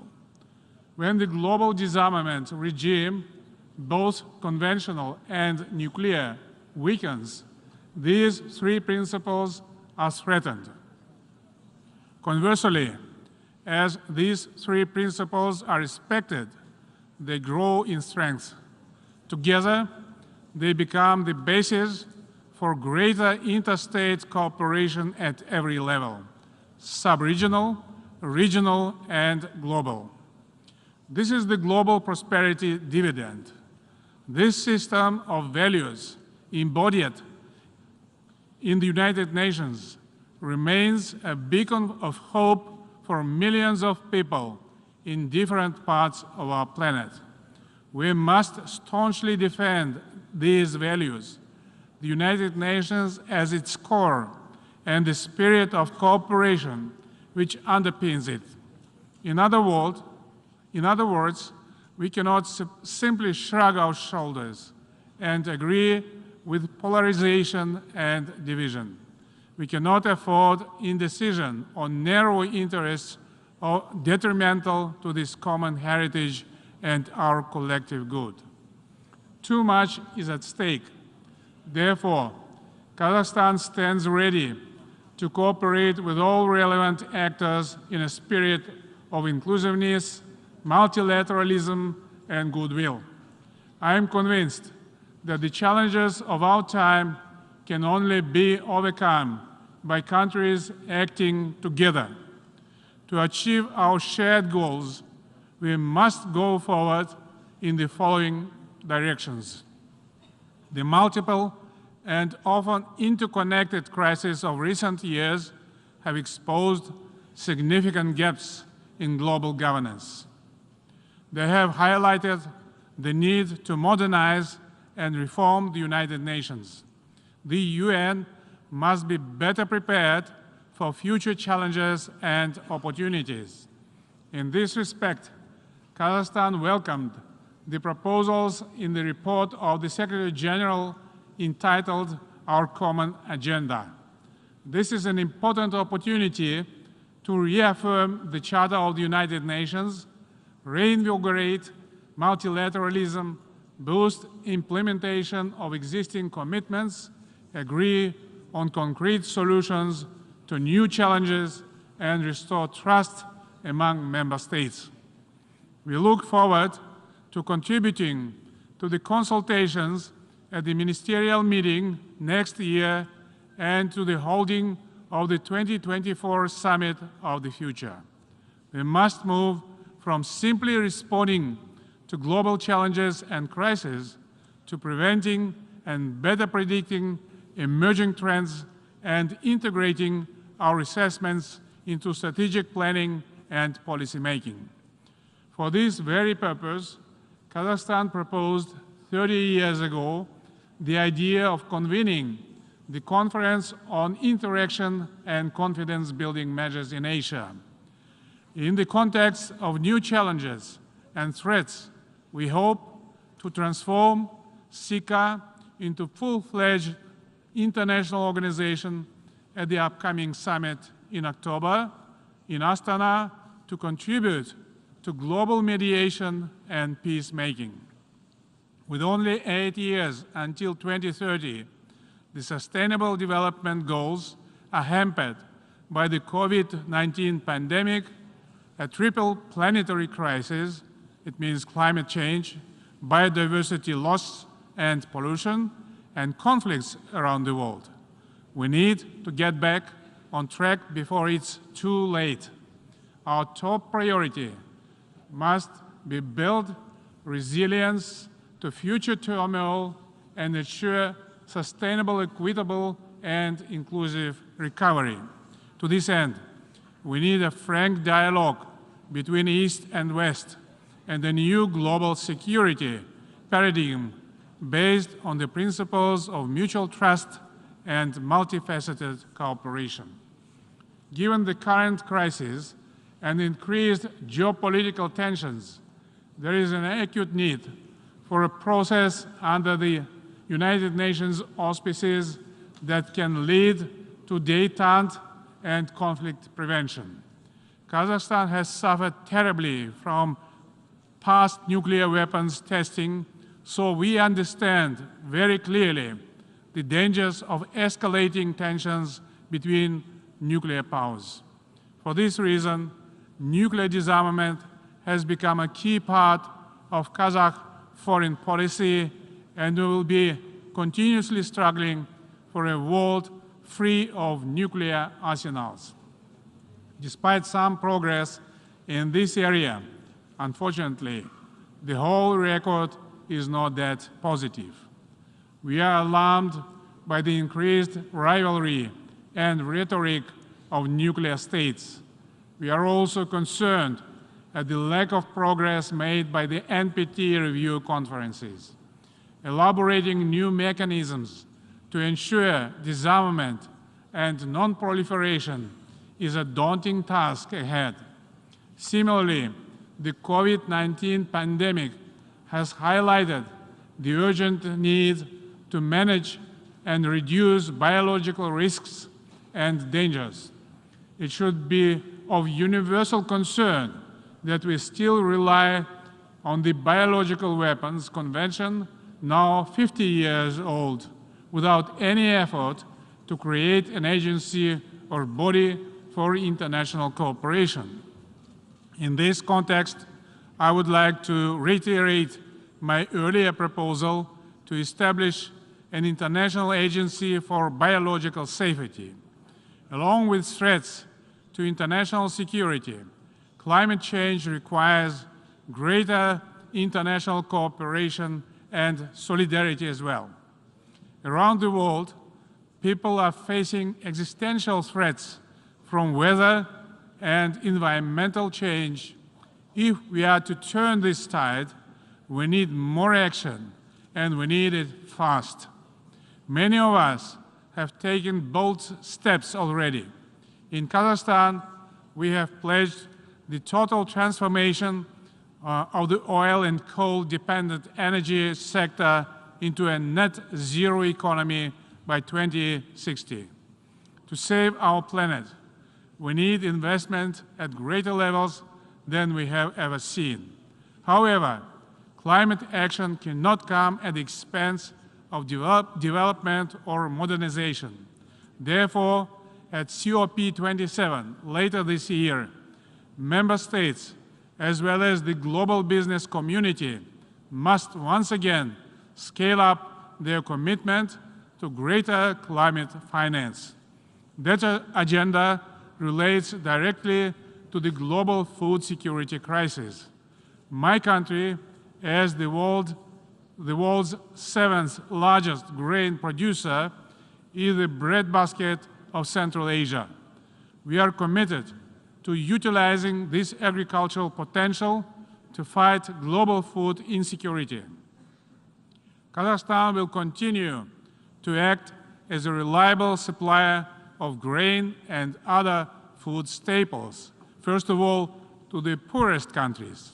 It also intends to grow its cooperation with the Islamic Food Security Organization located in Kazakhstan, as well as other United Nations agencies. It's imperative in this connection to exclude food and fertilizers from any sanctions and restrictions whatsoever.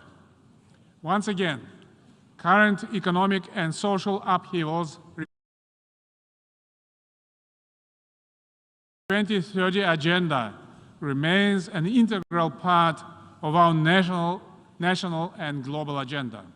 In addition, fair trade regimes are crucial to global economic recovery. In this context, I would like to commend the constructive decisions coming out of the 12th WTO Ministerial Conference chaired by Kazakhstan.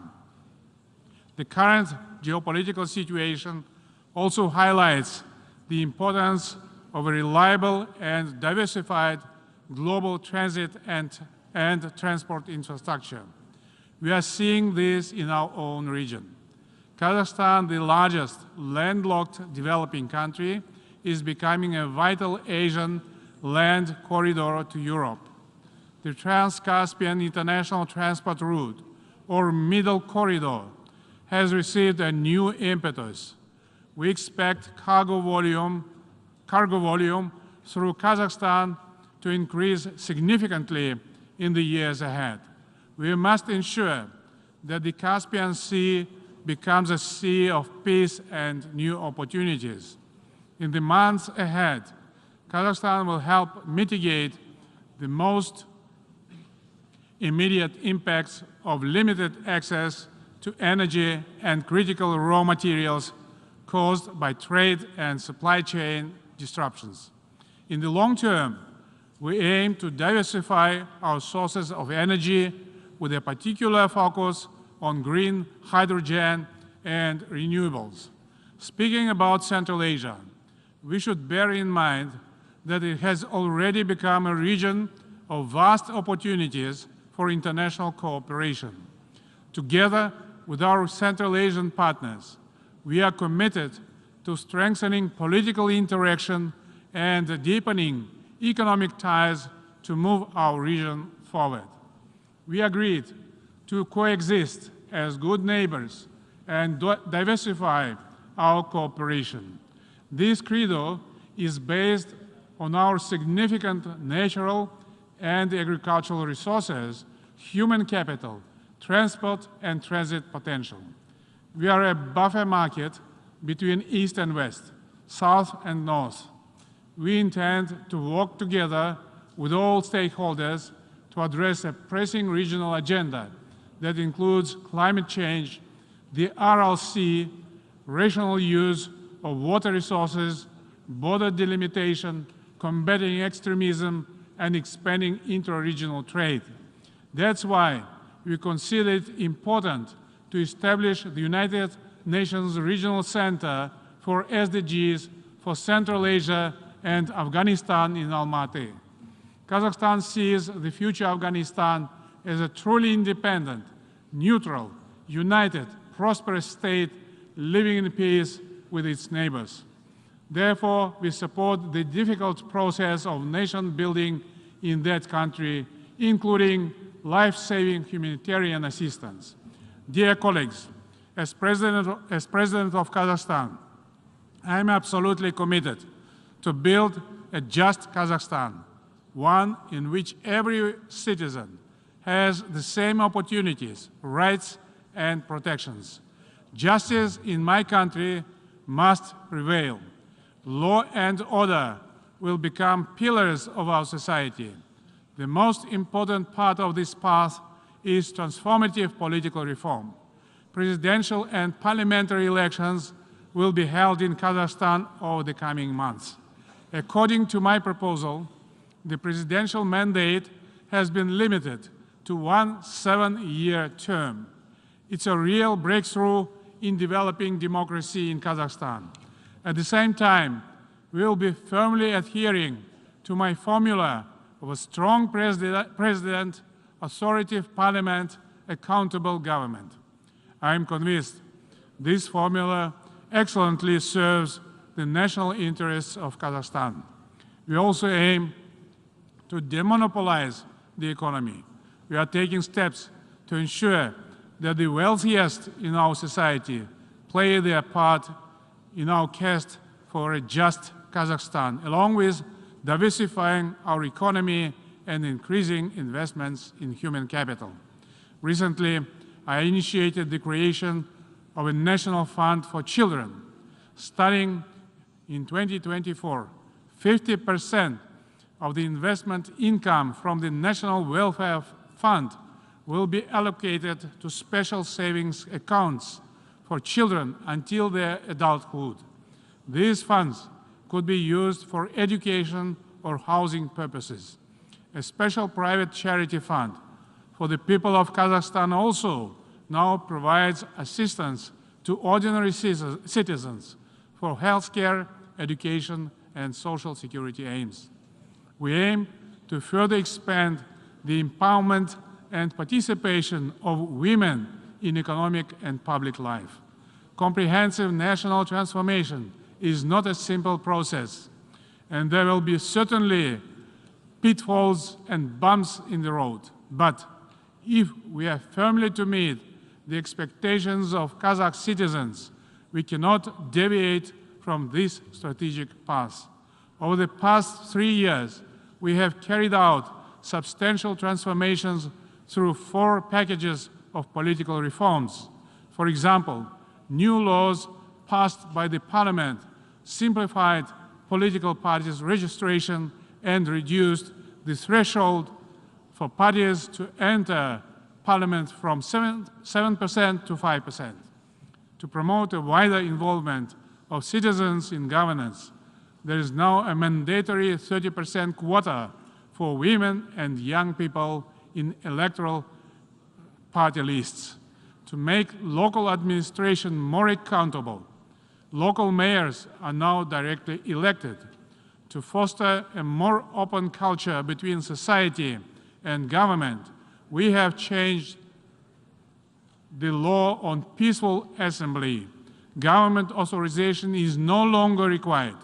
Following its international commitments on the fundamental right to life and human dignity, Kazakhstan abolished the death penalty. A just Kazakhstan depends on our multi-ethnic and multi-confessional solidarity. The unity in diversity principle will be preserved at all costs. Last week, the 7th Congress of Leaders of World and Traditional Religions was successfully held in Kazakhstan. The Congress once again highlighted the importance of religious tolerance, dialogue, and mediation. We are ready to build bridges and provide platforms for dialogue wherever needed. Dear friends, this year marks 30 years of Kazakhstan-United Nations partnership. The organization has contributed strongly to the formation and strengthening of independent Kazakhstan. Over that period, we have worked for the aims of the Charter in all major UN organs, from ECOSOC to the Human Rights Council and to the Security Council. Kazakhstan will remain at the forefront of advancing a more modern, efficient, transparent, and accountable organization. Never in history have we had such a need for responsible leadership for the next generations. Remembering our past makes us responsible for our future. Together with you, we will spare no effort toward building a safer, more sustainable, and prosperous global community. Thank you. On behalf of the Assembly, I wish to thank the President of the Republic of to escort His Excellency. And before proceeding, may I just kindly remind delegations that the agreed time limits for the national interventions are 15 minutes, and you are kindly requested to adhere to this agreement. The Assembly will hear an address by His Highness Sheikh Tamim bin Hamad Al Thani, Emir of the State of Qatar. I request the protocol to escort His Highness.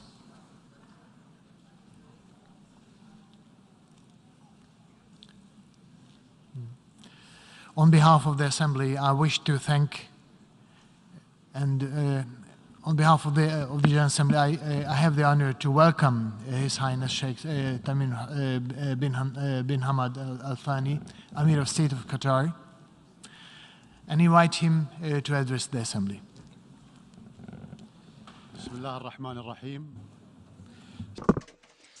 In the name of God, the merciful, the compassionate, Your Excellency, President of the General Assembly, Your Excellency, Secretary General, ladies and gentlemen, allow me to congratulate His Excellency Kasaba Koroshi for assuming the presidency of the 77th session of the General Assembly. I wish him all success.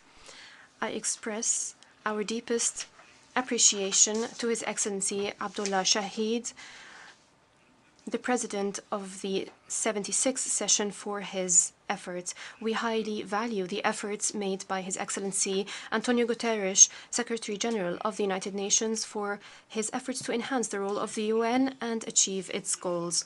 Mr. President, our world has become a global village. Our issues, our concerns are intertwined. Our world has changed at an accelerated pace.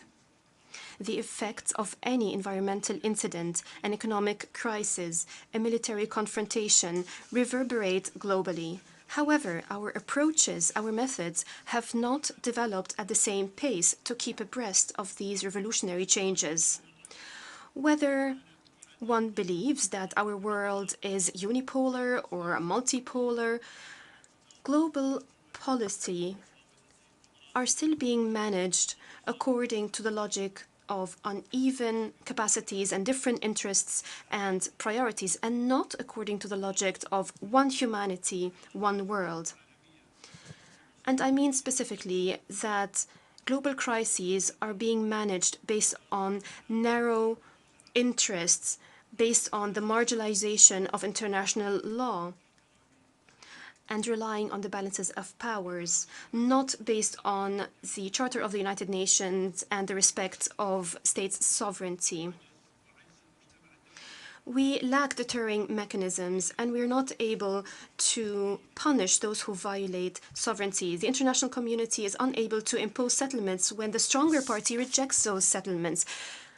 In these circumstances, the behavior of world leaders, their wisdom comes to the fore, their commitment to justice in dealing with other countries. Mr. President, we are fully aware of the complexities of the conflict between Russia and Ukraine and the international and global dimension to this crisis. However, we still call for an immediate ceasefire and peaceful settlement, because this is ultimately what will happen regardless of how long this conflict will go on for. Perpetuating the crisis will not change this result. It will only increase the number of casualties, and it will increase the disastrous repercussions on Europe, Russia, and the global economy. On a different note, I don't think the representatives of the different countries present here need to be reminded that the Palestinian question remains without solution. Failure to implement international resolutions, and in light of the continuous change of the situation on the ground, the occupation and its settlement activities is pursuing a policy of fait accompli. This will change the rules of the conflict and will change the format of solidarity in the future. At this juncture, I stress that we stand in full solidarity with the brotherly Palestinian people in its aspiration to achieve justice. The Security Council must shoulder its responsibility and must compel Israel to end the occupation of Palestinian territories and to establish a Palestinian state along the borders of 1967 with East Jerusalem as its capital. Remaining in our region, the international community was not able to hold war criminals in Syria accountable. What is even more disappointing is that some are trying to turn the page of the Syrian crisis, ignoring the sacrifices, the significant sacrifices made by the blighted Syrian people without fulfilling its aspirations, without ensuring the unity of Syria and ensuring peace and security. The United Nations should not accept that the political track would be confined to the so-called Constitutional Committee under its auspices. The Syrian crisis has taught us a very important lesson about what can happen when the international community lacks a long-term vision in dealing with the suffering of people from unlimited injustice, destitution, and civil wars. Soon enough, accompanying phenomena such as the refugees issues become the problems that we actually have to focus on. We highly value the role played by countries that have hosted Syrian refugees, but we have to remind you that it is important to address the reasons for crisis before having to deal with the repercussions of crisis. In Libya, we call for immediate measures at the global level to continue the political process and to agree on a constitutional basis for elections and to unify states' institutions. We all are aware that it is impossible to restore the state without unifying military forces and without rehabilitating armed factions into one national army. Any party that rejects this solution must be renounced and held accountable. In Yemen, there is a glimmer of hope as parties have agreed to a temporary truce. We look forward to a comprehensive, durable ceasefire to pave the way for negotiations among Yemeni parties based on the outcomes of the National Dialogue and the GCC initiative, in addition to relevant Security Council resolutions, especially Resolution 2216. We hope national consensus would be achieved in Iraq, Lebanon, and Sudan. Political elites must be up to the task so that citizens are able to achieve their aspirations. This would ensure the unity of the people, the unity of the nations, and ensure also that the diversity at the same time. This is not only possible, this is actually extremely realistic if there is will, if there is willingness to make concessions to reach settlements, if the approach of quotas on ethnic grounds is abandoned, as this approach is rejected by young generations. Mr. President, we in Qatar believe in the need to achieve a just agreement on Iran's nuclear program that takes into account the concerns of all parties and that established a region free of nuclear weapons. A solution that also recognizes the right of the Iranian people to benefit from nuclear energy for peaceful purposes. There is no alternative to this agreement. This agreement would contribute to the stability and security of the region and will open the door for more dialogue and to achieving regional security. In Afghanistan, we call upon all parties to maintain the gains of the Doha peace process and build on it. That includes ensuring that Afghanistan does not become a safe haven for extremist terrorist groups. Only then the Afghani people would enjoy the long-awaited prosperity and stability.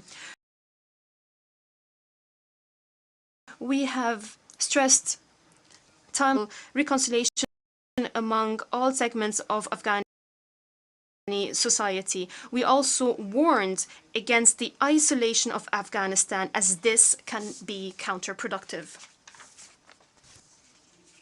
Ladies and gentlemen, due to lack of global coordination and balanced planning of energy policies over many decades, we are now all facing an unprecedented energy crisis.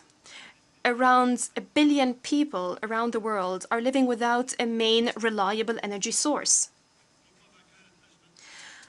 The crisis of the war in Ukraine might be new. However, having a political crisis turn into an energy crisis, that is not new. This situation has been exacerbating silently even before the war in Ukraine.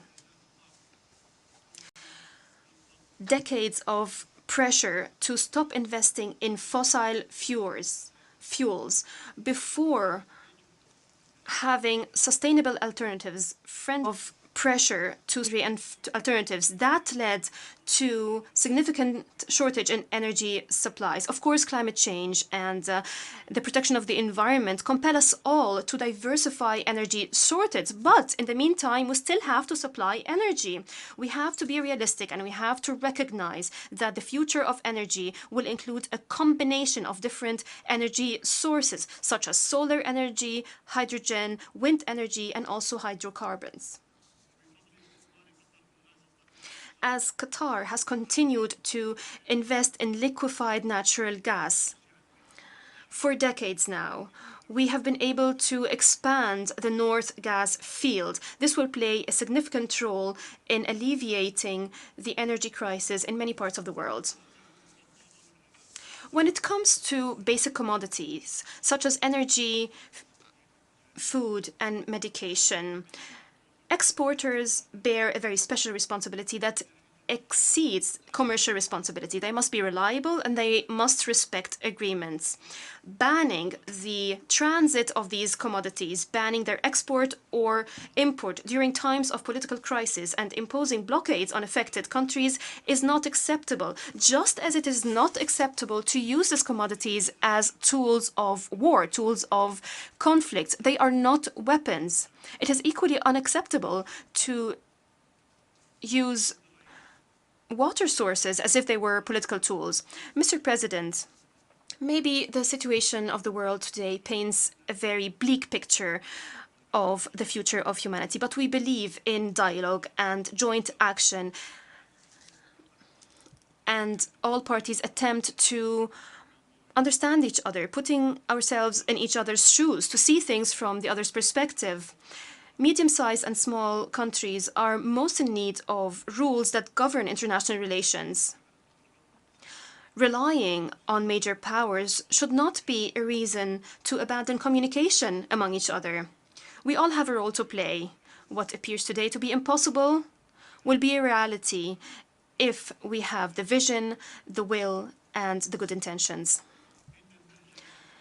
The approach pursued by Qatar is an approach that focuses on national development domestically and pursuing a foreign policy based on achieving a balance between principles and interests. We have also focused on being a mediator to settle disputes with peaceful means. We are aware of our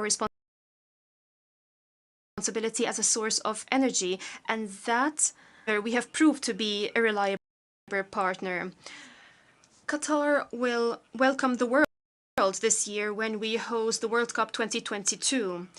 The challenge that has started 12 years ago required genuine resolve, considerable planning, and hard work. And here we are today, ready to receive teams and spectators from all around the world. We're opening our doors in Doha to them without discrimination so that they can all enjoy the excitement, so that they can all see with their own eyes the development that my country has achieved.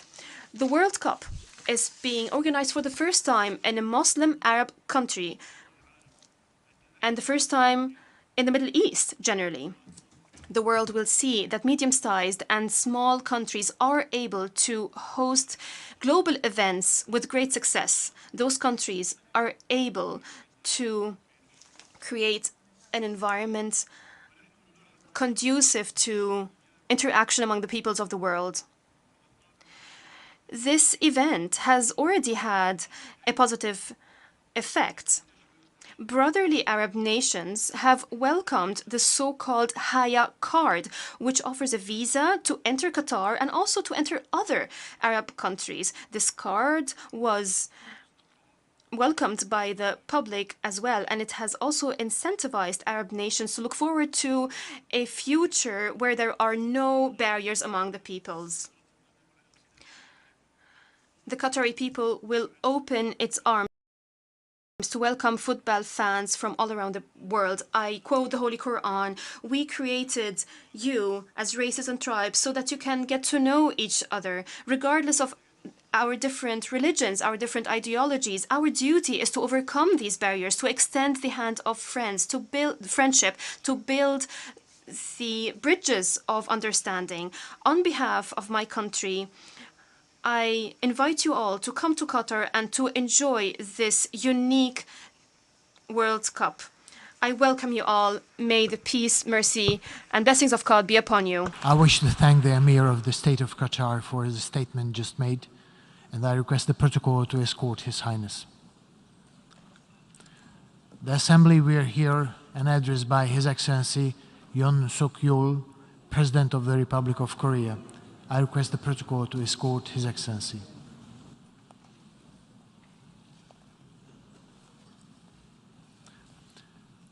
On behalf of the General Assembly, I have the honor to welcome His Excellency Yoon Suk-yeol, President of the Republic of Korea, and to invite him to address the Assembly.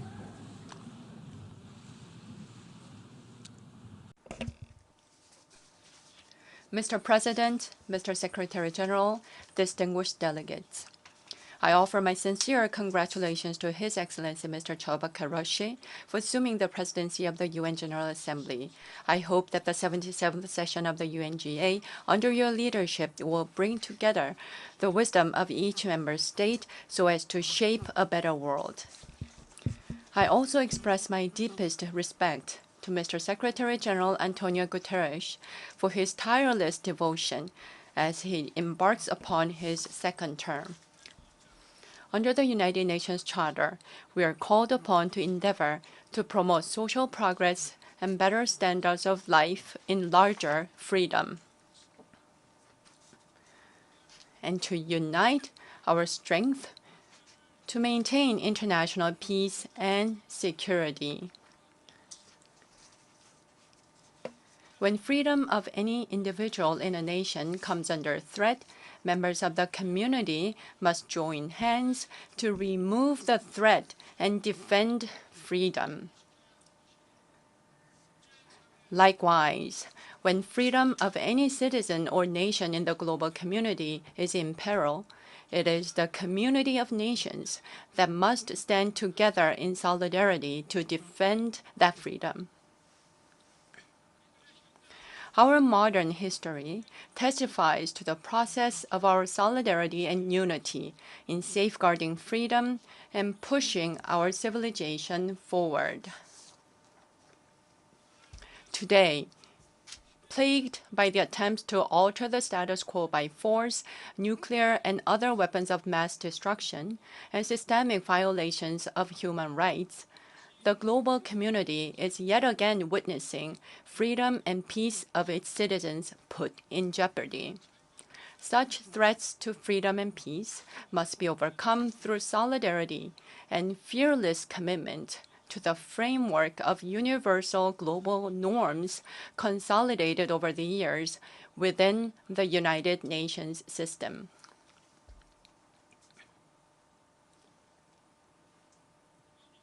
The theme of the UNGA session this year, the watershed moment, encapsulates the gravity of the global crisis confronting us, which underscores the solemn role of the United Nations. The first step in our journey to seek answers that will help us through these turbulent times begins with solidarity and deference to the universally accepted global norms as well as the UN system established over the past decades. Mr. President, Mr. Secretary General, and honorable delegates, as humanity strives to defend freedom and build lasting peace, the UN's role is indispensable. Genuine freedom is not just being free from the shackles, but having opportunities to live life to the fullest with dignity. Genuine peace is not an absence of war, but removing conflict and enmity that hold back shared progress of humanity, and building the foundation for greater prosperity of humanity. Genuine freedom and peace can turn into reality when we are free from disease and hunger, free from illiteracy, and free from want of energy and culture. In this regard, the United Nations has been exerting great endeavors through the UN ECOSOC and UNESCO, among others. Yet, it is now urged to take on a broader role and responsibility. To tackle the challenges brought on by the pandemic, the UN must play a central role in bringing the community of nations together to decisively step up their support for countries with limited fiscal space and technical expertise. In pursuit of the global agenda for decarbonization, countries with leading green technologies must work to unsparingly share new and renewable energy technologies with other countries. In the era of digital sophistication, one of the most urgent tasks for the global community and the UN is promoting global cooperation to narrow the digital divide, which exacerbates polarization between nations. Countries at the forefront of digital innovation must offer broader assistance for digital education, technology transfer, and investment, while the UN must redouble its efforts to mobilize support to that end. 의장님. Mr. President, Mr. Secretary General, and distinguished delegates, the Republic of Korea, notwithstanding the recent fiscal consolidation, scaled up support for those who are in need with resources secured through expenditure restructuring. At home, we're offering more assistance to socially vulnerable groups, and abroad, we increased our official development assistance budget. Just as broadening support for the socially disadvantaged groups lays the groundwork for sustainable prosperity, support for nations of the world facing challenges will render global freedom and peace more sustainable. As a responsible member of the international community, Korea is committed to playing its due responsibility and role for the freedom of global citizens and prosperity of the global community. Korea has accelerated research development for COVID-19 therapeutics and vaccines, pledging $300 million toward the Act A initiative and $30 million to the Financial Intermediary Fund of the World Bank, among others, thereby expanding its contributions to building a more robust global health architecture. We're also taking part in negotiations to reach a pandemic accord under the World Health Organization. To ensure a more effective response to future infectious disease outbreaks, Korea will host a ministerial meeting of the Global Health Security Agenda in Seoul this November. In addition, Korea will remarkably increase its contribution to the Global Fund, joining forces with our partners in our fight against infectious diseases, including AIDS, tuberculosis, and malaria. Turning to the issue of climate change, Korea will scale up its green ODA, help developing countries transition to a low-carbon future, and share its innovative green technologies with the entire humanity. Over the years, Korea has been transferring and sharing its e-government digital technology with developing countries and many others. The Korean government is pushing forward with its plan to transform itself into a digital platform government. It is an ambitious initiative to remarkably upgrade our democracy, public service, and welfare through digital technology. We will continue to more widely share our advanced digital technology and data and spare no effort in providing support and in investing in education. Mr. President, Mr. Secretary General, distinguished delegates, as we seek answers to the global crisis we're faced with, the viability of the UN system and the universal global norms architecture is now under test. The crisis confronting us will only be resolved when we stand firmly in solidarity to share the universal value of freedom and work together to uphold and spread our freedom. In this vein, we must more firmly support the system of the UN anchored in a spirit of freedom and solidarity, as well as the normative frameworks that have thus been universally recognized in the international community. Any attempt to turn away from the UN system and universal norms will divide the global community into blocks, further compounding the crisis and turmoil. We must more rigorously identify the nature and the roots of the problems that lie before us. The international community must vigorously endeavor to share responsibility and join whenever necessary forces to resolve the challenges we face.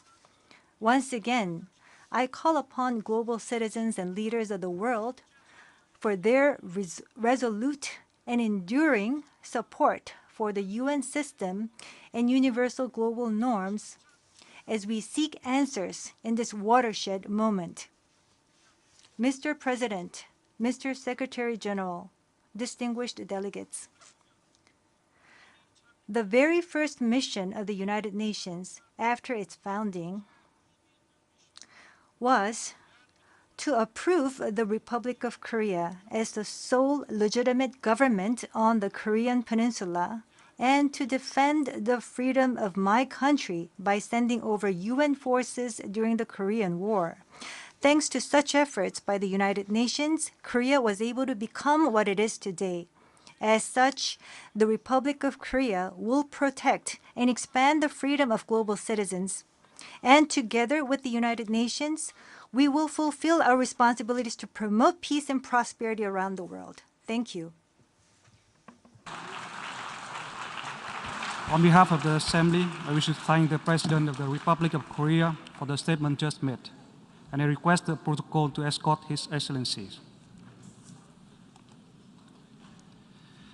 The Assembly will hear an address by His Excellency Mario Abdo Benitez, President of the Republic of Paraguay. I request protocol to escort His Excellency.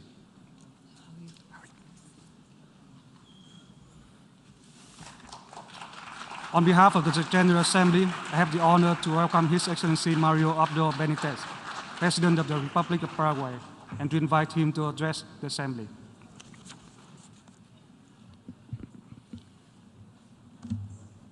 Señor President of the General Assembly, Secretary General, Excellencies, Heads of State, ladies and gentlemen. This traditional meeting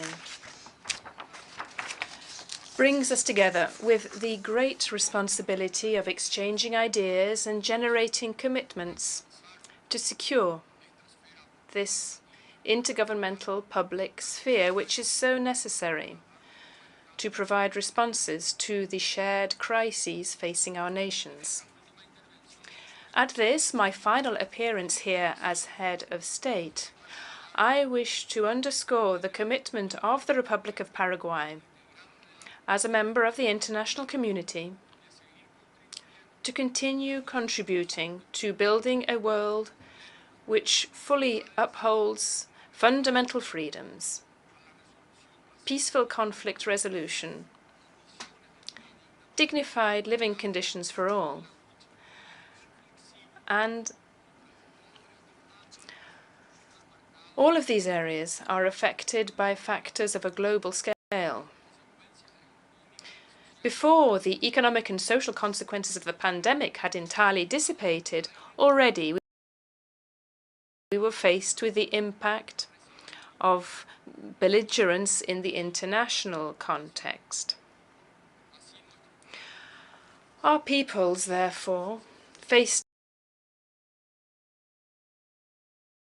the difficult situation of observing the shortcomings of national and international institutions in tackling emergencies. In such circumstances, the main challenge that we have consists of containing the unleashing of projects which manipulate genuine public annoyance to advance demagogical and despotic actions. And we cannot have any truck with discourse which seeks, by misleading, to sacrifice liberty.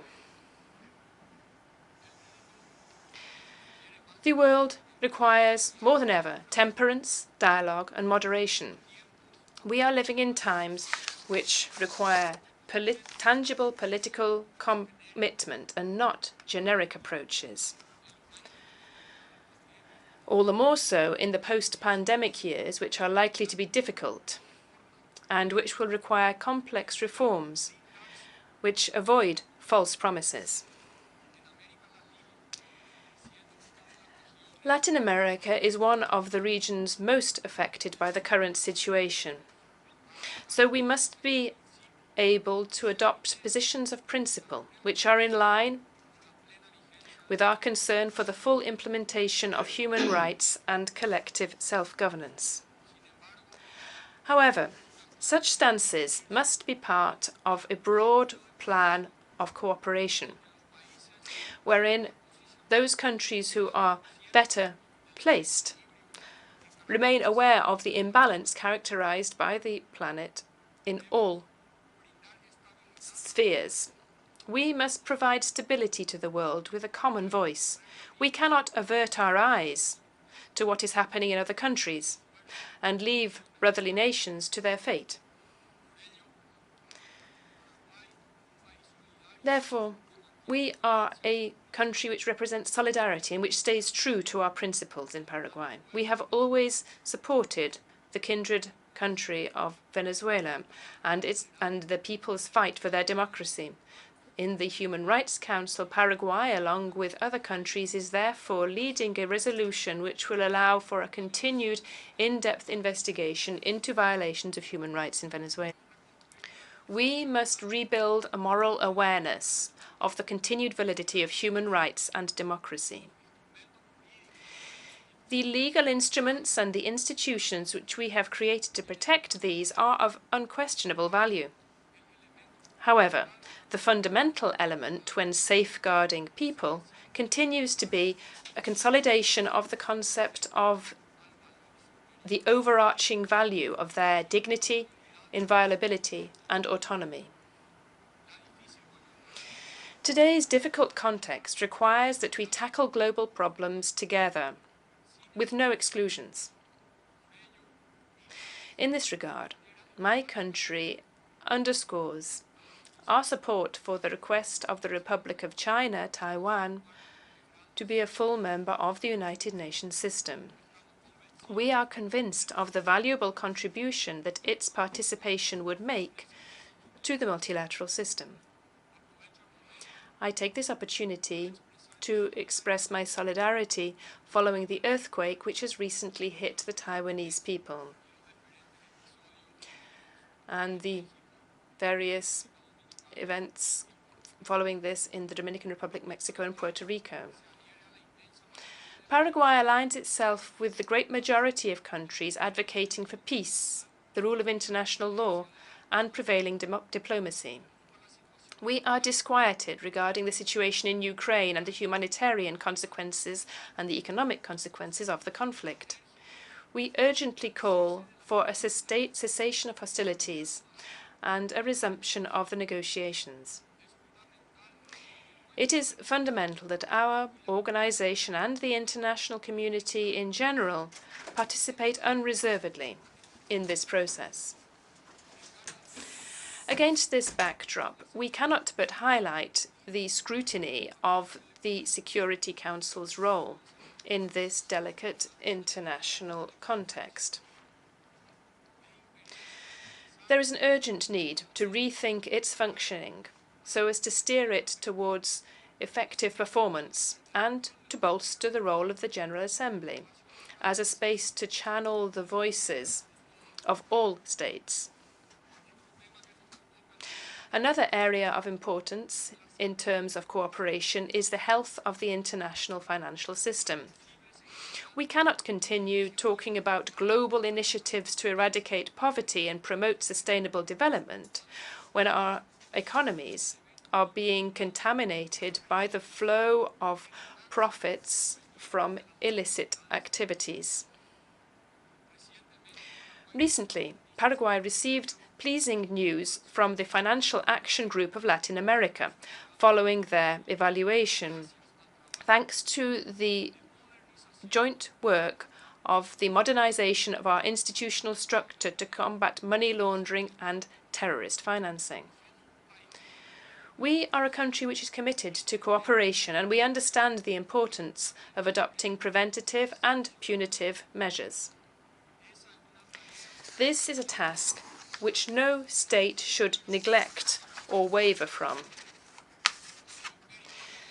The rule of law is a global objective which goes beyond political beliefs, and those who do not conceive of it in this way are jeopardizing community life.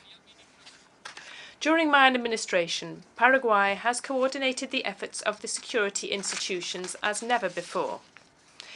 We tasked them with the greatest operation in history to target organized crime. This success was due not only to our own state forces and their efforts, but also the coordinated work done with friendly agencies abroad, where we were able once again to attest to the importance of joining forces if we wish to achieve results against criminal groups. Moreover, in cooperation with intelligence agencies, we detected and raised the alert regarding the flight of an aeroplane and its crew who had been flagged with links to international terrorism. Another front for cooperation is the area of sustainable development. Paraguay, as part of the global food production machine, is making headway in transforming its production matrix, as well as the implementation of sustainable practices in crop and livestock production, and the provision of energy which is 100% clean and renewable. But for all of these efforts to be truly meaningful, we need those countries whose own characteristics shoulder them with the greatest responsibility to act accordingly. We are living on the same planet, and we are part of the obligation to protect nature, which falls to each state. Paraguay, therefore, along with other countries, has promoted the creation of a special rapporteur on climate change in the Human Rights Council. This will contribute to making the true impact of the crisis more visible at a global level. Paraguay's commitment is continually increasing. As well as being one of the 5 countries of the region which has achieved an increase in foreign direct investment during the pandemic, we have also doubled our private investment over the last 4 years. The firm Moody's improved our credit outlook a few months ago. And this is in line with the historic, prudent, and stable administration of our economy. We are part of the most important logistical and economic corridor in South America. Moreover, we are continuing to deploy an unprecedented infrastructure plan, which will allow for greater connectivity and market access. As you can see, despite the testing challenges we have faced, we enjoy conditions which allow us to look to the future with hope. Finally, I wish to lay out the vision of the Republic of Paraguay for the world. Above and beyond our legitimate differences, we have shared challenges which must compel us to remain united. My country is committed to this organization and hopes that its purposes will be achieved. As Pope Francis said, we are all in the same boat, and we are called to work together so that there will be no more that separate us. May God bless all our nations. Thank you very much. On behalf of the Assembly, I wish to thank the President of the Republic of Paraguay for the statement just made, and I request protocol to escort His Excellencies. The Assembly will hear an address by His Excellency Sauli Niinisto, President of the Republic of Finland. I request protocol to escort His Excellencies.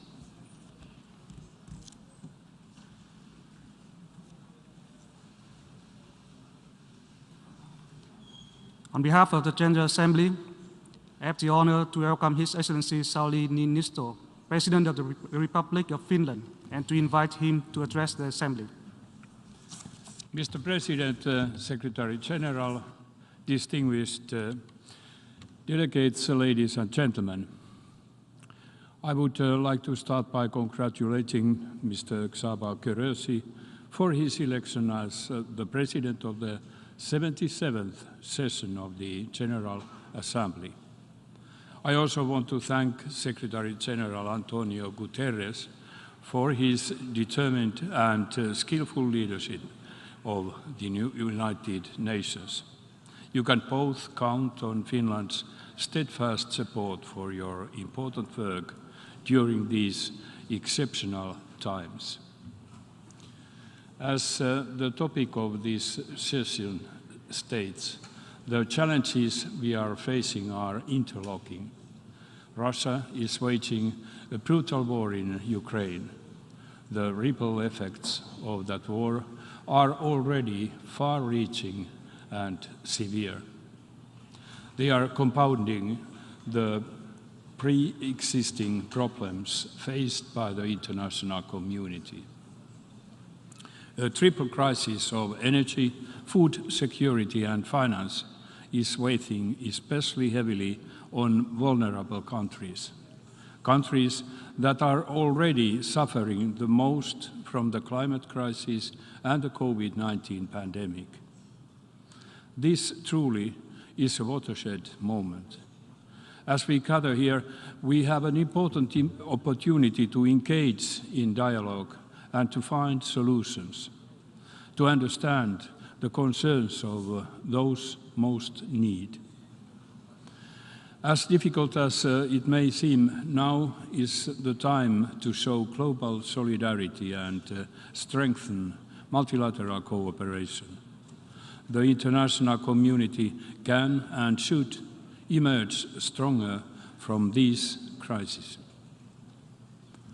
Mr. President, Russia's cruel and unprovoked war on Ukraine has now been raging for 7 months. It has brought immense sorrow and destruction to the sovereign lands of Ukraine. Russia's use of force is in blatant violation of the Charter of the United Nations. It is an act of aggression as determined by this very assembly.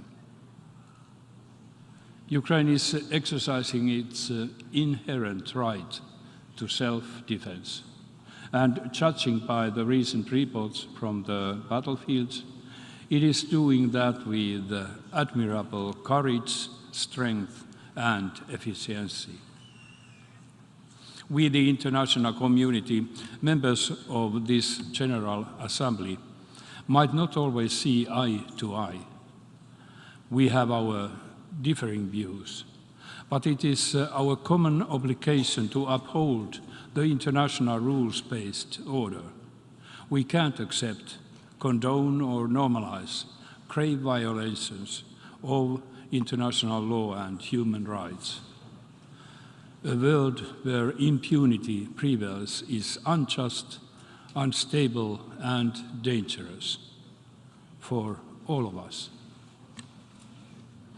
There was a global food crisis even before the Russian invasion to Ukraine.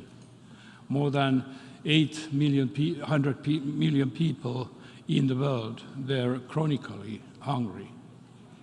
The war further worsens this calamity. I would like to commend the UN Secretary General and the President of Turkey for their tireless efforts to reach an agreement to secure Ukrainian grain transports. If implemented as foreseen, it will have a major impact on the lives of tens of millions of people in need. In order to respond to the wider challenges of global food security, we need collective action. The goal must be sustainable, inclusive, and fair food systems. We also have to accelerate the implementation of other sustainable development goals. We can't afford to leave anybody behind. Last year in this hall, I noted that it is not an exaggeration to say that we are facing a global climate emergency. This summer has proven it. We have seen extreme drought and heat waves across the globe, from the Horn of Africa to Europe, from China to USA. The magnitude of the catastrophe caused by the floods in Pakistan is not yet fully visible, but the destruction is already tremendous. These are not isolated or local events.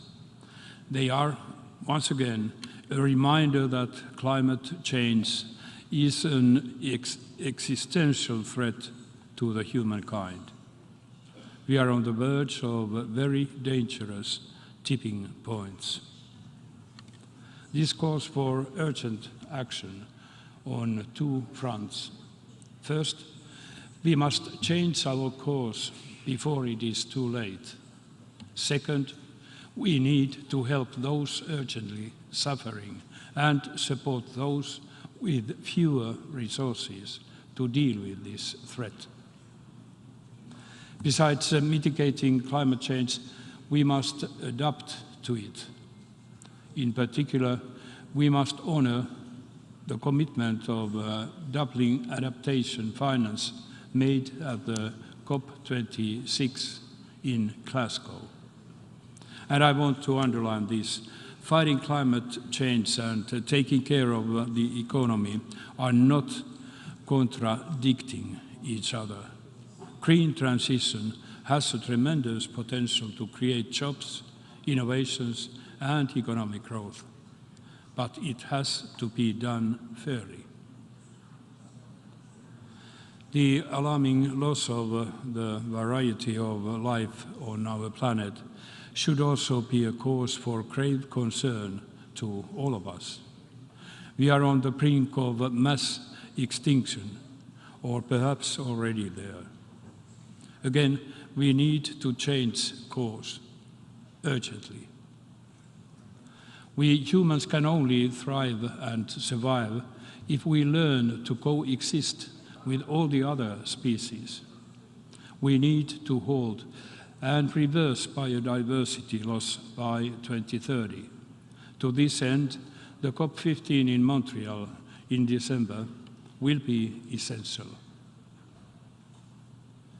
Mr. President, defending human dignity is a fundamental task of the UN. It's up to us, the member states, to live up to this task. Despite our failures, we have also accomplishments to build on. The UN Human Rights Council has shown determination.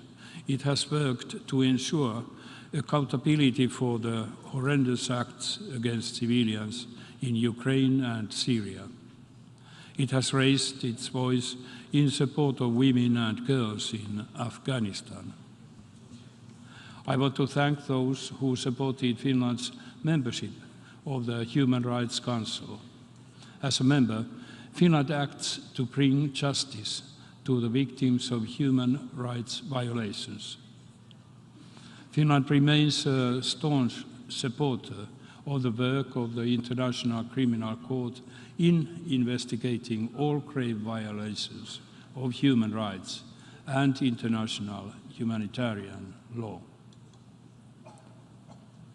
The number of conflicts in the world is the highest since the Second World War.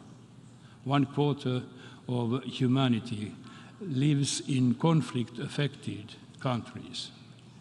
We must not ignore or forget Afghanistan, Myanmar, Syria, Yemen, and other countries where human rights or the conditions for living a decent life are under threat. Increasing geopolitical tensions, as well as the impacts of climate change and the pandemic, are making conflicts more complex and prolonged. Ordinary people bear the brunt. For the first time in its history, the UNDP's Human Development Index has declined for 2 consecutive years. We simply can't let this continue. In this turbulent world, those who stoke the flames of conflict bear a special responsibility. But we all must ask ourselves, have we done all we can to avert violence? Have we done what we can to make a positive change? Difficult times call for more diplomacy, not less. We must build and strengthen peace and prevent conflict wherever possible. That is the very core of the United Nations. We have to also be able to respond to emerging risks to peace and security, move from hindsight to foresight. The Secretary General's report, Our Common Agenda, provides us a blueprint for more effective multilateralism, paving a way to solutions to current and future global problems, strengthening peace. It really is our common agenda, and Finland wholeheartedly supports its implementation. In the current security environment, the international arms control architecture is increasingly challenged. On the one hand, political tensions erode the functioning of the existing architecture. On the other hand, new technologies create new risks. But we can't let arms control fail. On the contrary, it needs to be strengthened. For decades, arms control has provided stability and predictability into great power relationships and international relations. To quote Dag Hammarskjöld, disarmament is never the result only of the political situation. It is also partly instrumental in creating the political situation. The two biggest nuclear weapon states have a unique responsibility to advance nuclear arms control and disarmament. The others need to follow suit. It is in the interest of all of us that progress in nuclear arms control and disarmament continues beyond the New START treaty. We'll call on the United States and the Russian Federation to continue their dialogue on strategic stability with a view of achieving further cuts in their nuclear arsenals. Mr. President, the interlocking global challenges demonstrate that we, more than ever, we need a reverted commitment on multilateralism with the United Nations and its core. We must not become indifferent or apathetic in the face of these multiple crises. We must not get used to violations of international law and human rights, not close our eyes to the growing needs of the vulnerable, not sleepwalk into a climate and biodiversity catastrophe, nor should we lose sight on hope. There is still time to act.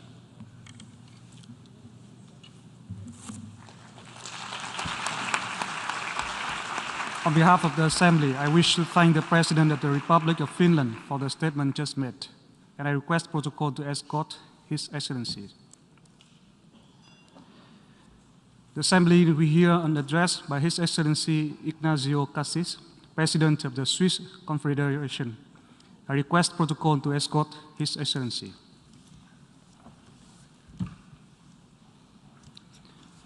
On behalf of the General Assembly, I have the honor to welcome His Excellency Ignacio Cassis, President of the Swiss Confederation, and to invite him to address the Assembly. Merci, Monsieur le Président. Thank you, Mr. President of the General Assembly, Secretary General, ladies and gentlemen, heads of state and government, Your Excellencies, ladies and gentlemen. 20 years ago, Switzerland spoke for the first time at this podium as a fully fledged member of the UN. Switzerland joining the UN in 2002 was a special event, not only because of the occasion. Indeed, at the time, Switzerland was already the long-standing host state of the European headquarters of the UN in Geneva. It was also working actively within various UN specialized agencies. No, what was special, ladies and gentlemen, what was special about the event was something quite different. Switzerland is the only country to have joined the organization through a referendum. So, a vote by its people. This decision demonstrates that the values and the objectives of the UN dovetail with those enshrined in the Swiss Constitution.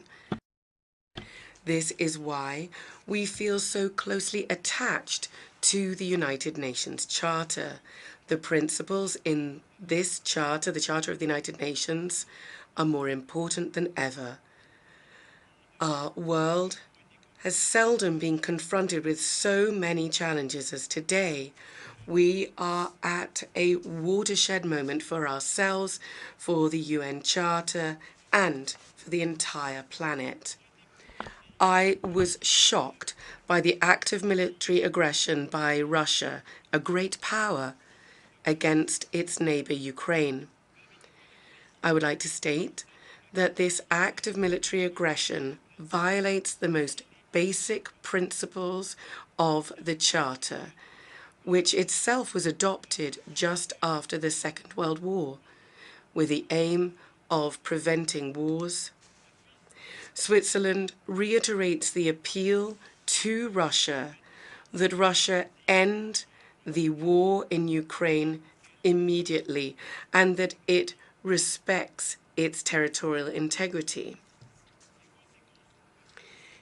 This war is having an impact on the entire world. This is in addition to the numerous other global crises that, of course, we must not forget. Barely any continent today is spared from armed conflicts. Tensions are increasing between great powers, between neighboring countries, and even within some countries.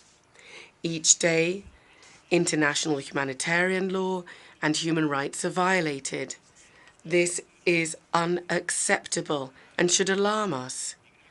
Serious human rights violations are the precursors of possible upticks in violence and instability.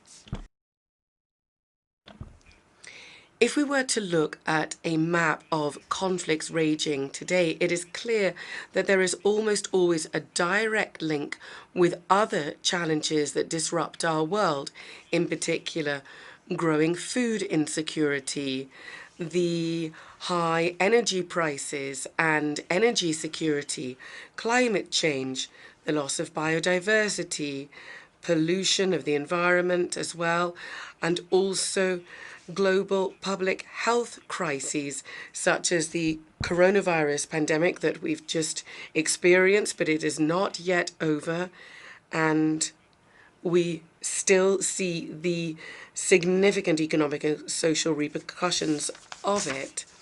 Buoyed by its qualities and the qualities it embraces and the experiences gained throughout its history, Switzerland is determined to do its part to find together transformative, and I quote, transformative solutions to interlocking challenges. And I'm taking up the wording of the theme chosen for the 77th General Debate. My country, Switzerland, is characterized not only by its system of direct democracy, its federalism, and its stable nature that characterizes its politics and its economy, but also by its diversity and its ability to find therein innovative solutions. These characteristics shape the way that we manage conflicts and resolve complex issues within our country. Our Swiss culture of compromise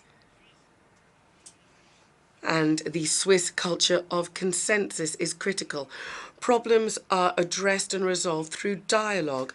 Sometimes it's difficult, sometimes it's long, but always by peaceful dialogue. Indeed, that certainly requires time, but it means that broad consensus can be attained for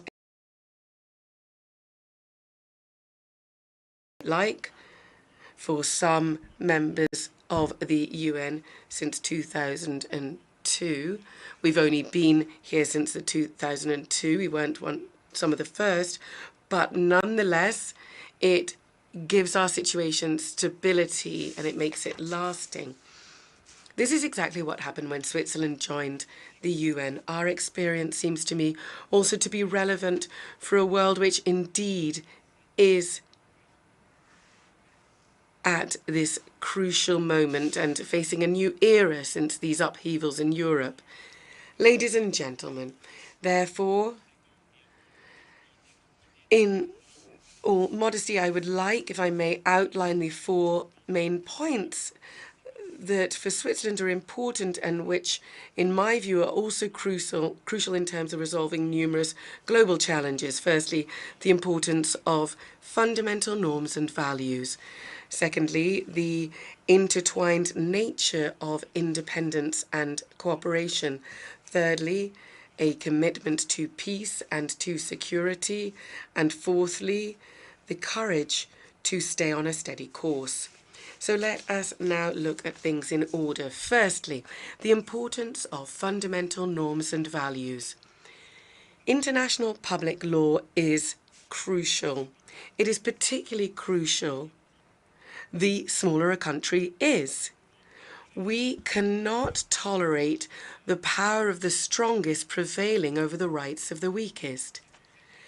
This is why Switzerland is committed to ensure the respect of international public law, that includes international humanitarian law and also human rights.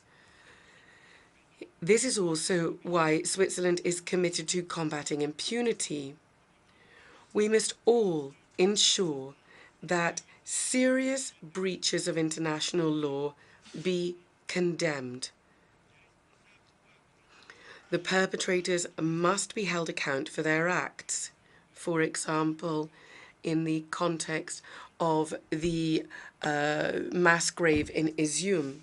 In this context, the values are the compass guiding our actions, so standing in solidarity with the international community and promoting sustainable development for us are fundamentally important. To this end, our shared roadmap is the 2030 Agenda for Sustainable Development. This should help our societies become more resilient, more sustainable, and more inclusive in the future. Some global circumstances have significantly slowed down the implementation of the Sustainable Development Goals. Nonetheless, Switzerland is proud to have presented this year its second national report on the implementation of the 2030 Agenda. This report notes our progress made, even if additional efforts should be made to achieve all of the goals. I would therefore, ladies and gentlemen, excellencies, urge you to take another look at the fundamental values of the 2030 Agenda and step up efforts to work together to ensure it be implemented. The second point was the intertwined nature of independence and cooperation. So they're not antinomes. Pursuant to the United Nations Charter, each country is sovereign and therefore it's independent. Like all countries do, Switzerland values its independence. It enables us to pay diversity of our culture and our population, to pay it the attention that it deserves. Switzerland has 4 national languages and has great cultural diversity. It is made up of 26 distinct cantons, all active politically, and this was before the federal state. Given this, we've learned that cooperation, mutual respect, and dialogue, and this is ongoing, permanent dialogue, these are the only ways to tackle difficulties. Independence and cooperation. Independence and cooperation in reality are 2 extremely closely linked concepts.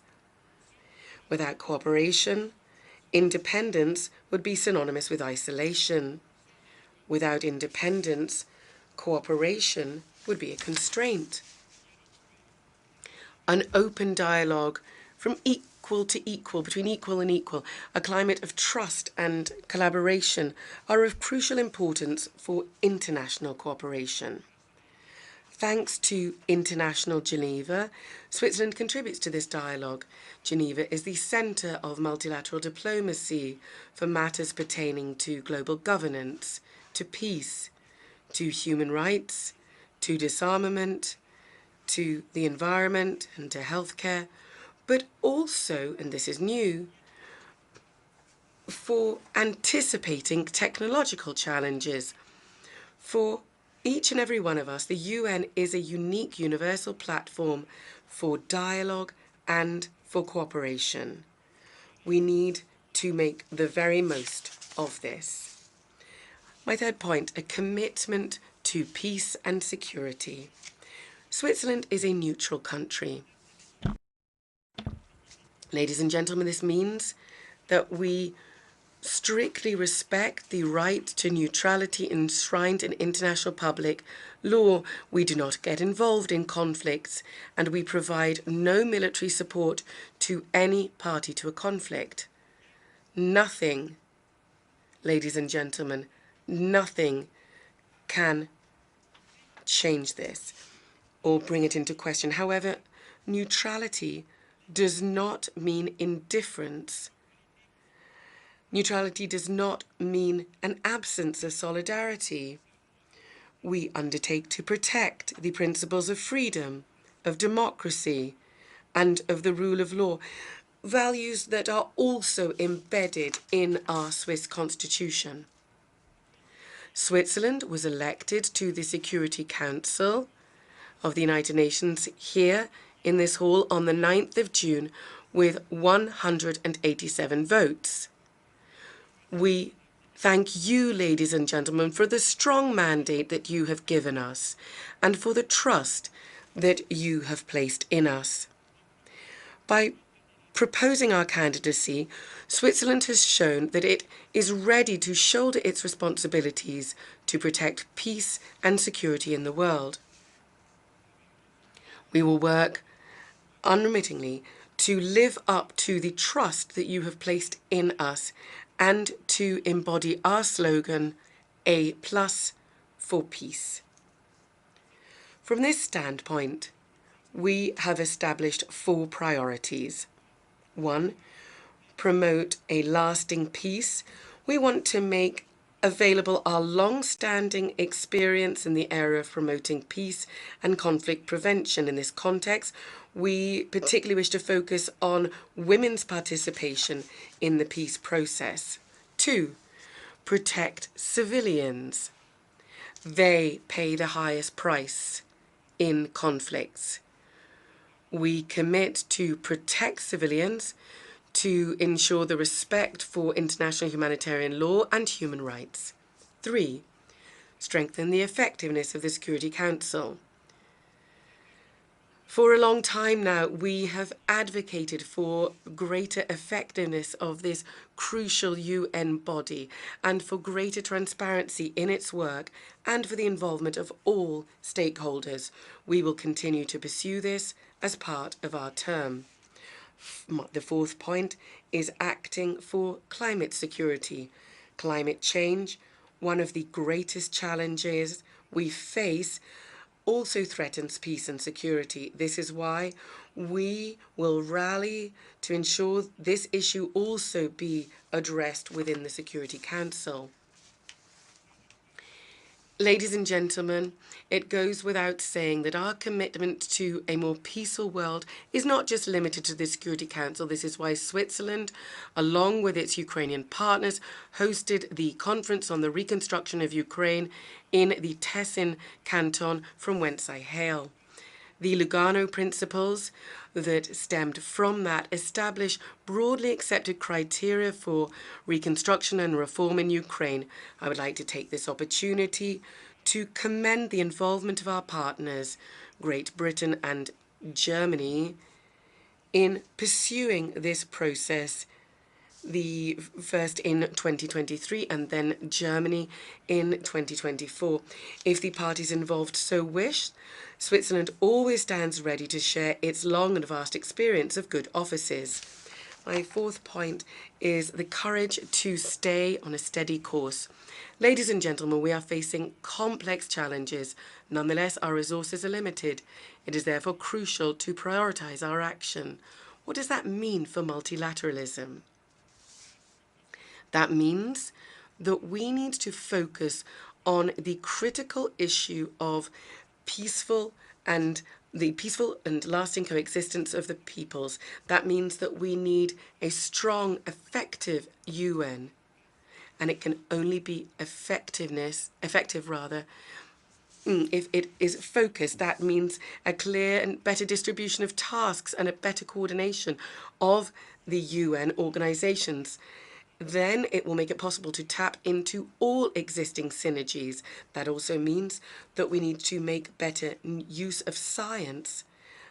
I very much liked the fact that the President of the Assembly has focused on the collaboration with science in his statement this morning.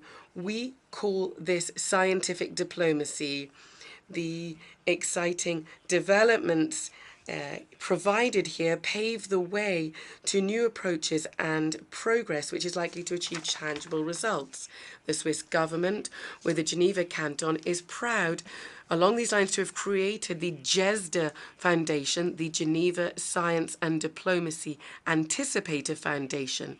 The aim of GESDA is to anticipate the challenges posed by new technologies, to maximize the benefits from them and to minimize the risks for people, and also to guarantee a sustainable future for our planet. Or, if I can put it another way, the targeted strengthening of multilateralism and the refocusing on key issues, these are precisely these instruments that will enable us together to find a solution to this difficult period that we're in and will guide us towards a better future. The UN provides a unique framework, the only framework currently globally to fulfill and uphold the resolve expressed in the preamble of its charter, namely, unite our strength to maintain international peace and security. That is the focus, as partners and not as adversaries. Thank you very much.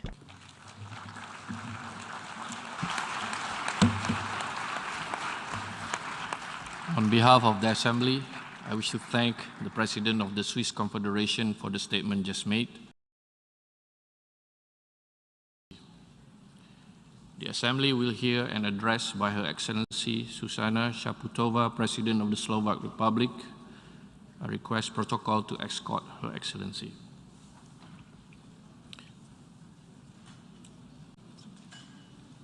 On behalf of the General Assembly, I have the honor to welcome Her Excellency Zuzana Čaputová, President of the Slovak Republic, and to invite her to address the Assembly.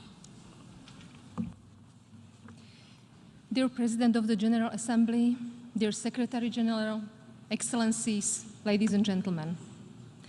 This organization has a clear purpose, as spelled out in Article 1 of the UN Charter: to maintain international peace and security, to develop friendly relations among nations, and to achieve international cooperation.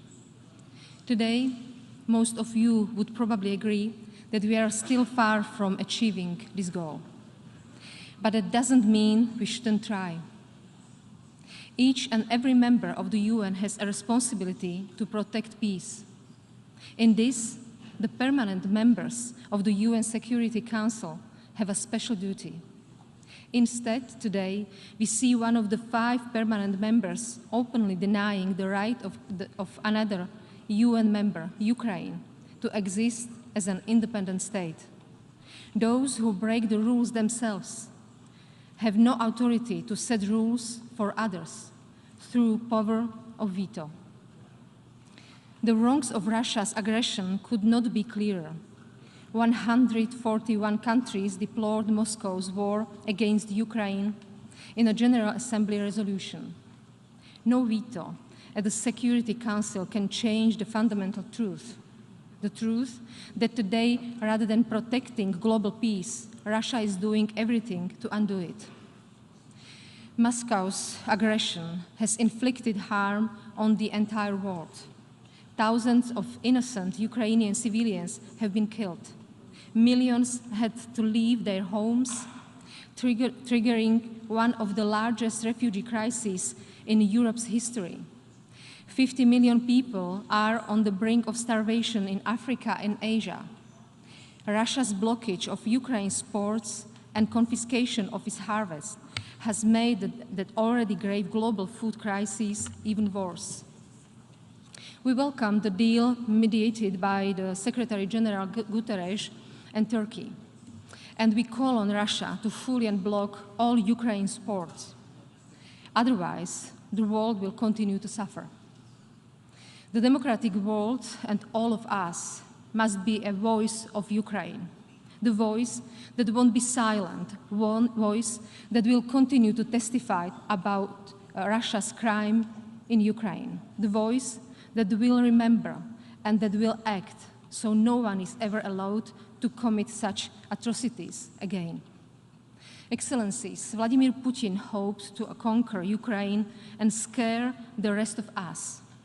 In this goal, he has failed, as Ukraine's recent successes on the battlefield demonstrate. We will rebuild peace. To do so, we must learn from our past mistakes. This is not the first time we have seen aggression in Europe. Russia has occupied parts of Georgia since 2008 and parts of Ukraine since 2014. Our response to these actions was incomplete. Concerns about our response to these actions and our comfort weakened our resolve. The tepid sanctions we imposed failed to discourage Russia from trying again. Our weakness encouraged more aggression. We must not repeat the same mistake again. The ignorance of rules is poisoning global security, and it must not be allowed to stand. More than 50 countries, including all members of the European Union, have already imposed tough sanctions on Russia. Slovakia is Ukraine's direct neighbor. Our own security is impacted by this war. We are neither the biggest nor the richest country in the world. We have long been dependent on Russia's energy supplies. But we chose the protection of our fundamental rights.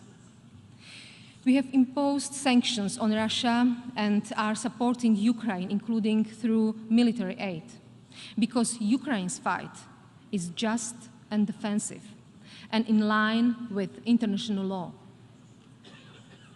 I invite all of you to join. We should all help Ukraine politically, militarily, financially, because this is the only way how we can restore peace. Honorable members, the war in Ukraine is not the only crisis exposing the gap between the rules and commitments we agreed on and their practical realization. In November, we will have already the 27th COP summit in Egypt, but our actions remain dangerously behind our words. Our greenhouse gas emissions are not falling fast enough. How much more scorched earth? How many millions more climate refugees? How many flood victims does it take to convince us that ignoring our commitments is no longer an option? We are desperately behind in cutting our emissions. Worse, we hear voices that argue that climate crisis must wait because of increasing energy prices. This would be a grave mistake. Yes, the price increases are painful, and we must help those who risk losing access to energy. But we must not lose sight of the bigger picture. We are talking about the rising prices of commodities, which we must phase out anyway to stop the planet's warming. Rather than bring back subsidies for coal or gas, we must transition away from them. Renewable energy is less dependent on those who are trying to use gas or oil as an energy weapon. And it's cheaper. Despite the current energy crisis, Slovakia stops using coal as a source of energy next year. We are investing in renewables and launching a retrofitting program for buildings to boost energy efficiency, because the cheapest energy is the one you don't use. We can only do this together, globally, and in solidarity with each other. We need all big economies to join and help those who need it. At this year's COP27, we need a significant increase of funds for lower and middle-income countries. Many of them contribute very little to our planet's heating, but suffer the most from its consequences. Excellencies, as the world community, we have put short-term comfort over lasting solutions when it comes to two crises, that of international peace order and that of our climate.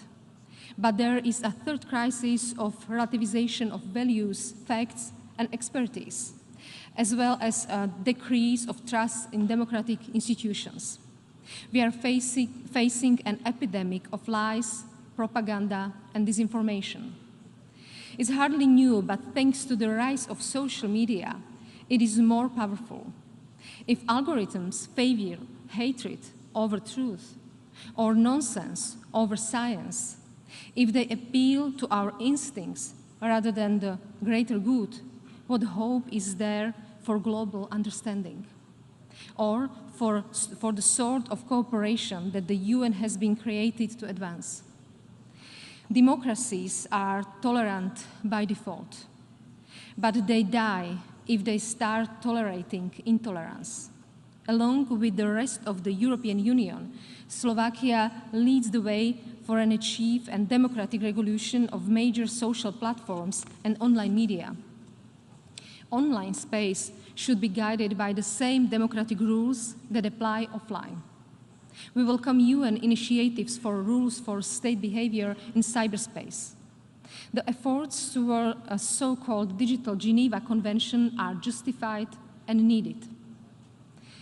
The crises I mentioned have a disproportionate impact on women and girls. This plays out in higher rates of gender-based and domestic violence, greater economic insecurity and poverty, or worse access to education and healthcare. However, I'm not here to portray women as victims. I'm here to call on all of them to step up their engagement in public affairs. Women are agents of change.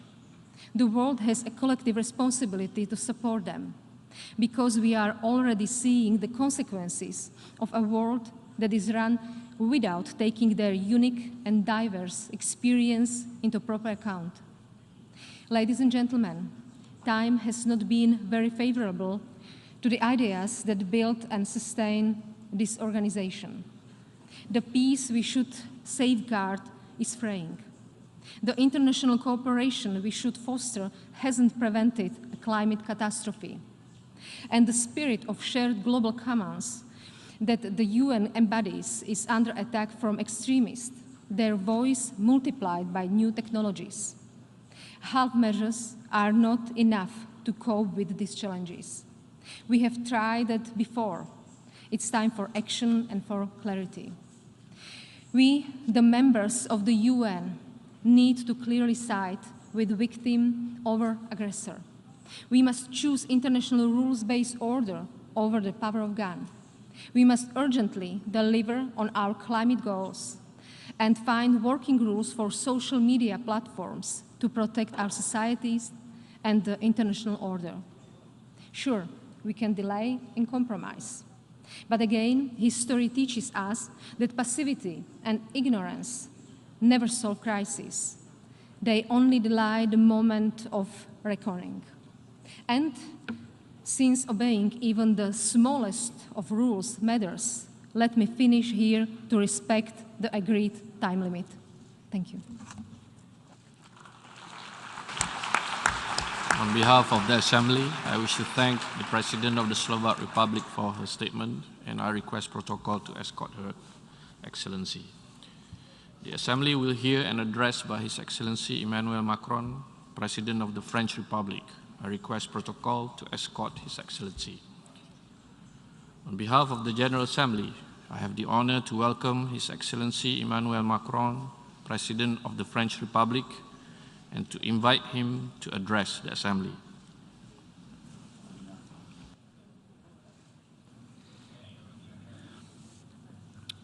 Monsieur le Président de l'Assemblée. Mr. President of the General Assembly, Deputy Secretary General of the United Nations, ladies and gentlemen, heads of state and government, ministers, ambassadors, ladies and gentlemen, it is an honor for me to take the floor before this august assembly to bring France's voice. And I'm thinking right now about those who have fought in my country, but also throughout the world, for France to be free. Those people who thought that Europe's destiny could not be indifferent to them before, and those people who come from Africa, from Asia, from throughout the world, because through their freedom, that is what they have achieved. I'm thinking about those people who've written our charter and who've built the walls of this organization to stop the worst when that happened on 2 occasions in the 20th century that inflicted upon the whole of humanity immeasurable suffering. Let us not ever forget that debt. It serves the interests of all our people and shows us the path of peace. It reminds us that there is no other legitimate center of power that is lasting in nature than that the countries decide upon sovereignly together. It says that the universal nature of our organization is at the service of no hegemony, no geopolitical hierarchy. This legacy, our organization, like our choices as nations, are today, however, confronted with an alternative. Today, we need to make a simple choice, basically, that of war or that of peace. On the 24th of February this year, Russia, a permanent member of the Security Council, through an act of aggression, an invasion, an annexation, broke our collective security. It deliberately violated the UN Charter and the principle of sovereign equality of states. From the 16th of March, the International Court of Justice declared the Russian aggression as illegal, and it called for the withdrawal of Russia. Russia decided by doing so to pave the way for other wars of annexation in Europe today and perhaps tomorrow in Asia or in Africa or in Latin America. We can say anything we want today, and I hear a lot of discussions, a lot of stances are taken. There is one sure and certain thing. When I am talking to you now, there are Russian troops in Ukraine. And as far as I know, there are no Ukrainian troops in Russia. That is a statement of fact.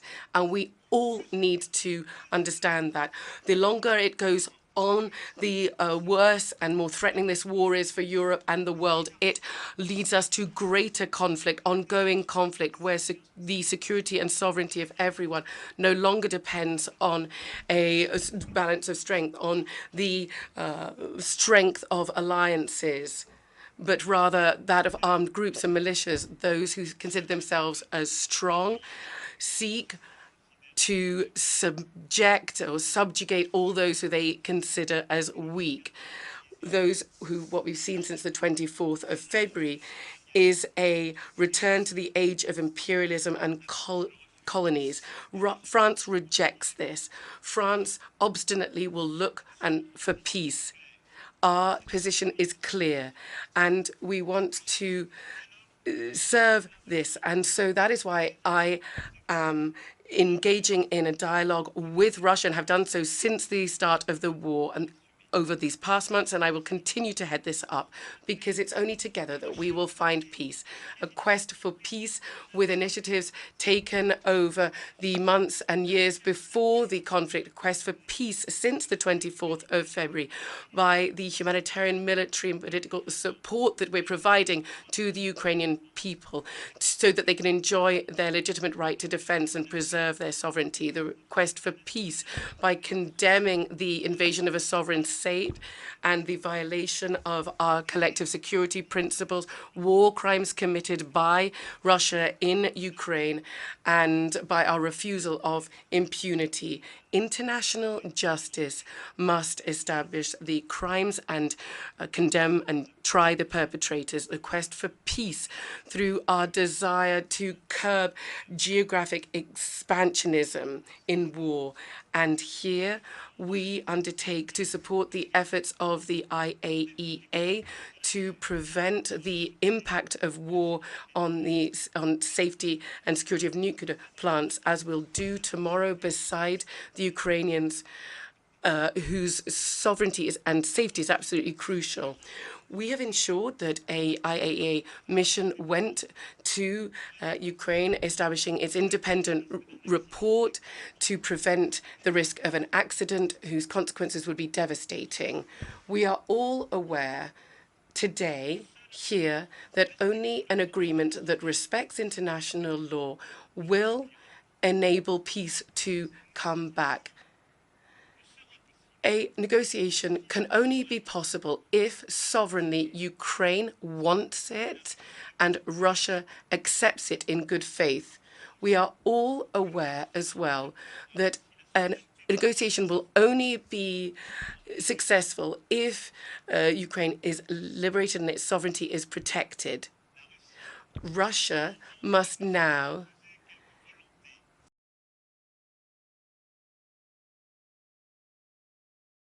even if there are fake pretend referenda in territories that have been bombed and are now occupied. It is up to the members of the Security Council to say this loud and clear, and to the members of this assembly to support us on our path to peace. I, from this podium, call upon members of the United Nations to act so that Russia rejects the path of war and assesses the cost for itself and for all of us, and really brings an end to this act of aggression. We're not talking about choosing a camp here between the East and the West, either between the North or the South either. What we're talking about is everybody's responsibility, everybody who's committed to the respect of the Charter and our most common precious good, peace. Because over and beyond war, there's a risk of dividing the world that's at stake here with the direct and indirect impact of the conflict. I know that here many cherish a feeling of injustice because of economic, energy, and all the other dramatic consequences because of the war conducted by Russia. I know that there are countries here that have chosen a form of neutrality vis-a-vis this war. With very honestly today, who is saying clearly, those who are saying that they're not aligned, they are wrong. They are making a historic error. The combat of the non-aligned movement is a combat for peace. They fought for peace, for the sovereignty of states, for the territorial integrity of everybody. The fight for the non-aligned. Those who are keeping silent today actually are, in a way, complicit with the cause of a new imperialism, a new order that is trampling over the current order, and there's no peace possible here. Russia is today seeking to uphold a double standard, but the war in Ukraine must not be a conflict that leaves anyone indifferent. It is very close to the Europeans who chosen to support Ukraine without entering war with Russia. It is further off for many of you. Nonetheless, we all are suffering the direct impact of it, and we all have a role to play to bring an end to it, because we're all paying the price of it. By its very foundation, this war launched by Russia is undermining the principle of our organization, is undermining the only possible world order, is undermining peace, that which underpins peace, the respect for the intangibility of borders and sovereign nations. To this end, let us not muddle up cause and effect. Who here can defend the idea that the invasion of Ukraine justifies no sanction? Who of you here can consider that the day when something similar with a more powerful neighbor happens to you, there'll be silence from the region, from the world. Who can say that's the best solution? Who can believe that Russia just has to win this war for us to move on to something else? Nobody can believe that. Contemporary imperialism is not Western, it's not European. It takes the form of a territorial invasion linked with a hybrid modernized war that uses energy prices, food insecurity, nuclear safety, access to information, and population movements as weapons for division and destruction. And it's there. That is how the war undermines all of our sovereignty. France is standing alongside the free peoples of the UN here to deal with the consequences of the conflict and all the inequalities by rejecting bloc mindsets or exclusive alliances, because over and beyond the direct impact of the war, the risk is ours today. It is that of a new partition of the world. Some people want to say that there's the West that defends outdated interests, and then there's the West of the world that has suffered so much and wants to cooperate by turning a blind eye. And I reject this division for at least two reasons. Firstly, in principle, and I've just mentioned this, our organization has universal values. Let us not be deaf to the fact that there is, or let's not say that there's anything regional or adaptable in the Charter. No, our organization has universal values, and the division vis-a-vis the war in Ukraine is simple. Are you in the favor of the law of the strongest, the non-respect for the territorial integrity of countries? Are you for or against impunity? I see no international order nor lasting peace that can be based on the respect of peoples and the principle of responsibility. I see no option apart from that. That is the only order. So our values are universal, and that's why we should never serve a power that violates these principles. Over recent years, when we have taken liberty with these values, we have been wrong. But this can in no way justify trampling on what we have built together after the Second World War. When I hear Russia say that it is ready to work in areas of new cooperation with a new international order with no hegemony, well, okay, well, based on what principle? The invasion of borders and non-respect of the borders of those people I don't particularize. What is this order? Who's playing at hegemony today? It is Russia. What are we talking about? What is being invented here today? This is nothing that's going to hold water. Let us not cede to the cynicism that rejects this order that we've built together. And it's the only thing that can hold in stability in our world. The respect for the for borders, for territorial integrity. We were wrong when we took liberties with all of this. After the Second World War, after colonialism, we built something else. We said, no, it's not, we're not having this, we're not accepting this. The second reason for my opposition for this attempt to split up, to have partition in the world, is pragmatic. There are nascent divisions, and over and beyond that, there are attempts to divide the world, to exacerbate any tensions between the United States and China. That is not going to be a new Cold War. There are lots of different powers that are trying to promote regional tensions and push back collective security and promote nuclear developments. I therefore think that we need to do everything that we can to ensure that this division does not occur, because what faces us, the challenges facing us, are more urgent, and they require new forms of cooperation. Let us look at Pakistan. A third of the country is underwater. Over many people have died and were injured. The Horn of Africa, the worst drought for 40 years, a rainy season which will undoubtedly be even worse. Half of humanity is living in an area of climate danger. Our ecosystems are reaching the point of no return. Let us look at Somalia, at Yemen, at South Sudan, at Afghanistan. Famine is coming back. The food crisis is striking everywhere, and it is affecting the most vulnerable people. Millions of children are facing famine. There are 100 million people displaced between 1999 and 2015. Only 130,000 people escape poverty, and so many people today are in conflict-affected countries. Given these crises, climate change, pandemics, the spike in food prices, the most vulnerable people are always the worst affected.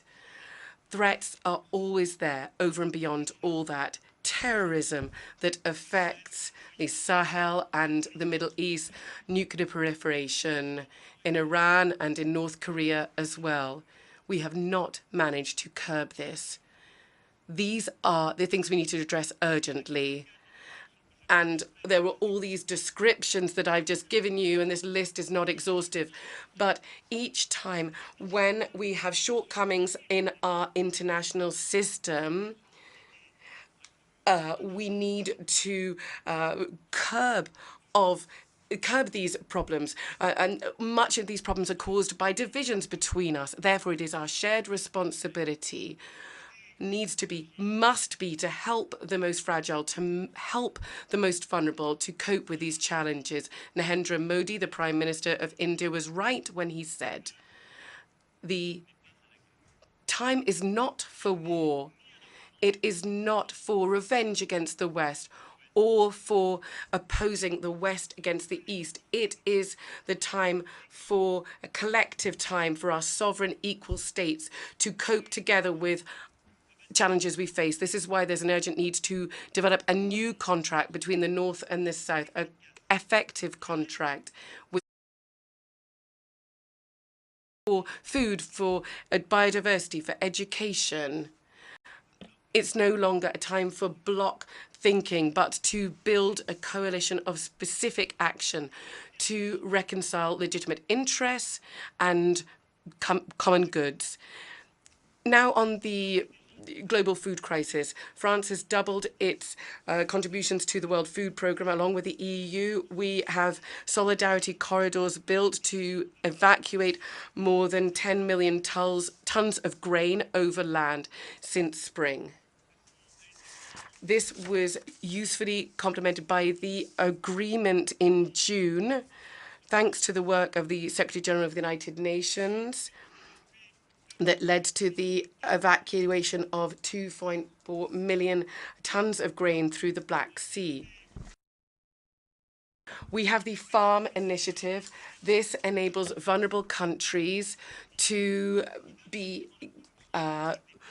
have investments in agriculture so they become resilient.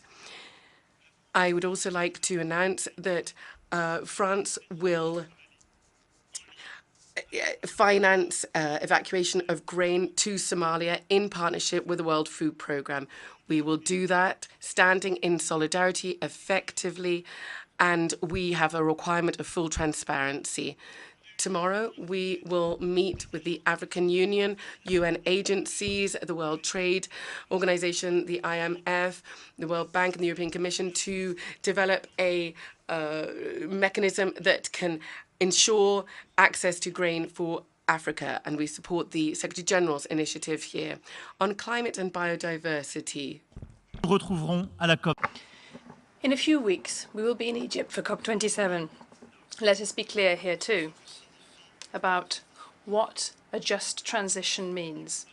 Our first collective fight is to eradicate coal. The crisis must not let us lose sight of this. If we do not do this, we will exceed still further the 2 degree centigrade predictions. I am ready to invest in financing coalitions, as we have done with South Africa a few months ago. And we must continue this logic. But China and the great emerging powers must take a clear decision at the COP. This is fundamental. We must, in this regard, build upon and along with the great emerging powers, state coalitions with our international financial institutions so as to build full solutions for energy production and changing our production models in industry. Only this can allow such a transition. The G7 must lead by example. The richest countries must speed up their carbon neutrality programs, but also make the effort to be sober in behavior and share green technologies. You know that in this area you can count upon the European Union. I also believe that we must recognize that for the poorest countries there is a difficulty to act, both against poverty and to speed up the transition. We cannot ask the same of sub-Saharan Africa, where there are 100 million people who still do not have access to electricity there, as we do of the big emitters. This is why financial solidarity, technological solidarity amongst the richest must be bolstered in terms of climate for the poorest countries. We must provide financing, solutions, and speed up this agenda, as we were able to do during the pandemic. But we must do this still more effectively and more resolutely. In this context, we must also together protect the carbon sink and biodiversity. In Costa Rica, we'll be hosting the United Nations Conference for the Oceans in 2025. We must make this the COP21 of the oceans. On health, we must learn from the COVID-19 pandemic. We must recognize that our first line of defense are the health systems and personnel in the most vulnerable countries. I will underscore this during the World Fund to combat AIDS, tuberculosis, and malaria. France will remain one of the main contributors to this. We must also ensure that the WHO does set up earlier warning systems, which we need to prevent the spread of further viruses. And we must, together, tackle human and animal health. This is the very sense behind the One Health initiative, which France is leading with a number of others. As we do with the World Partnership for Education, we must continue our efforts so that children go to school after the pandemic, which has deprived them of this. We must fight at the source against all inequality and work for our common future. As you see, in all the areas, we need more cooperation. There must be partnerships of stakeholders between the West and the South, the North and the South. All of this must be developed. Further commitment by our major institutions. All of this is the opposite of division. Who, during the pandemic, was there proposing financing for the climate transition? Not those who are now proposing a new international order, and who didn't have functional vaccines, and who were not in solidarity, and who do not contribute anything for the environment. Against all these challenges, which are our shared challenges, we must act in solidarity. We must cooperate more, but never give way to siren calls which lead nowhere. To achieve this, we must also be lucid about the situation of the poorest countries and middle-income countries, whether these be in Africa, on the South American continent, in Asia, or in the Pacific.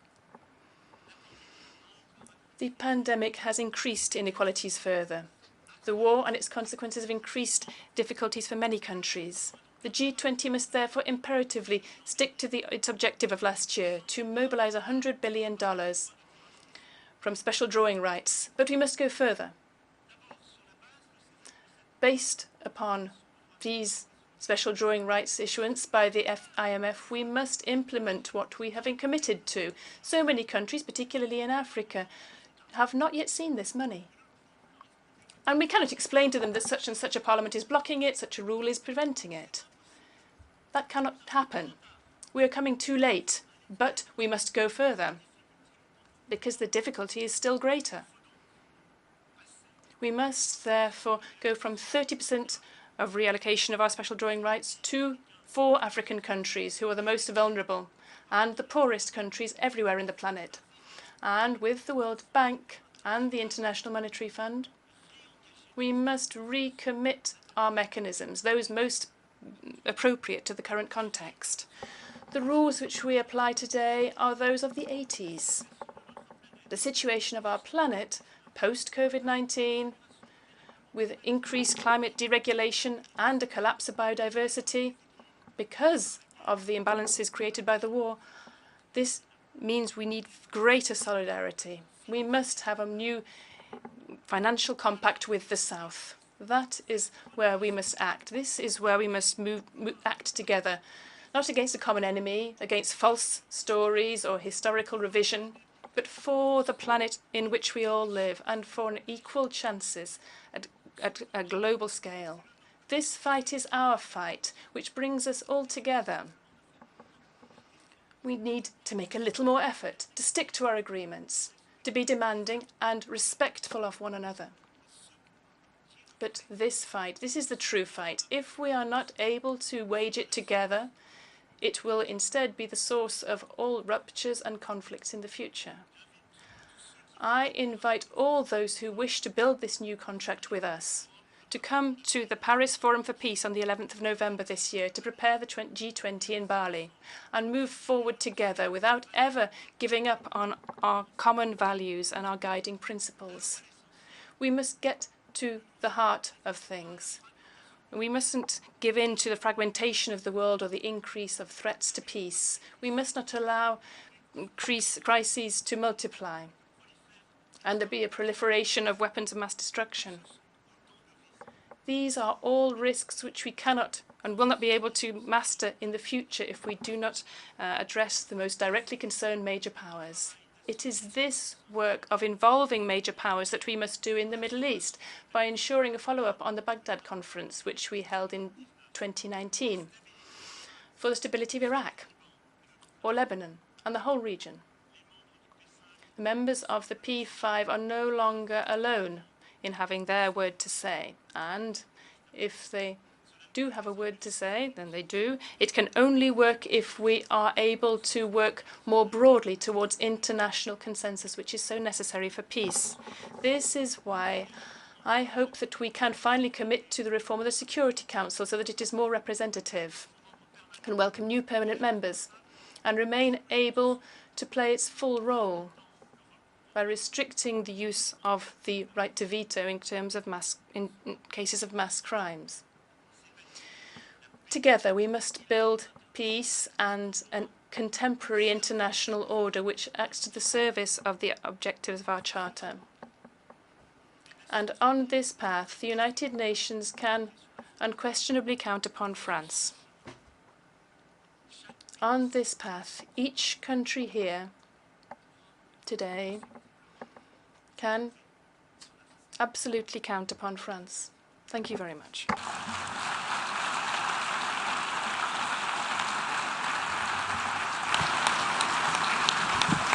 On behalf of the Assembly, I wish to thank the President of the French Republic for the statement just made, and I request protocol to escort His Excellency. We have heard the last speaker for this meeting. The 5th plenary meeting will continue the general debate at 3 p.m. The meeting is adjourned. Thanks. We'll see you then.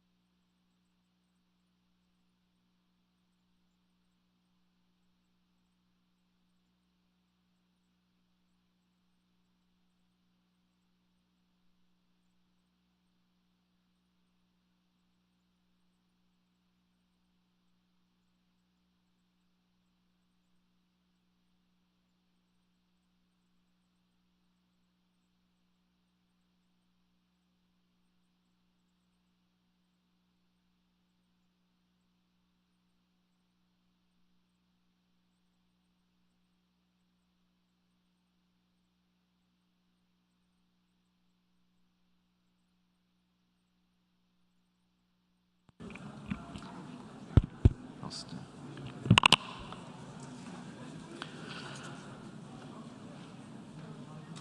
Colleagues, the fifth plenary meeting of the General Assembly is called to order.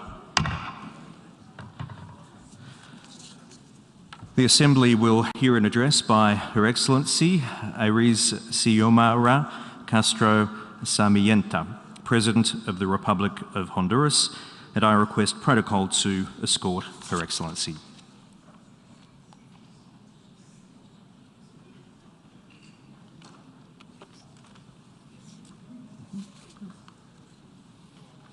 On behalf of the General Assembly, I have the honour to welcome Her Excellency Iris Xiomara Castro Sarmiento, President of the Republic of Honduras, and to invite her to address the Assembly. Distinguished President of this General Assembly, distinguished Secretary General of the United Nations Organization, distinguished heads of state, representatives and delegates here present, citizens of the world. I stand before this global rostrum in what for my country is a historic event. Not only because I am the first woman to have the honor of leading our Central American nation, but also because I represent the first democratically elected government after our country moved through 13 years of dictatorship. The 2009 coup, which saw us mired in cruel killings and death squadrons, 2 fraudulent elections, a pandemic, and 2 hurricanes. It is impossible to understand the Honduran people, men and women, and the huge caravans of this context of cruel suffering which we have been forced to endure.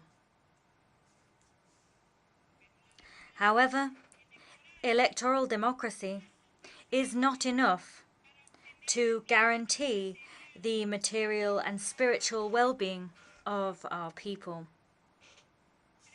13 years of dictatorship overseen by the international community led to the country multiplying its public debt 6-fold and saw the country reach a 74% poverty rate, the highest ever seen in the history of Honduras.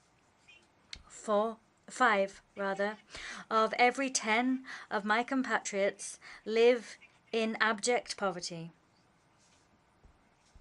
However, it is my firm belief that none of these figures will astound anyone in a world which today lives under monetary dictatorship. A monetary dictatorship which imposes draconian measures of fiscal discipline on the poorest among us. A monetary dictatorship which increases the suffering of the majority left behind, and a monetary dictatorship in which speculative capital has no limits.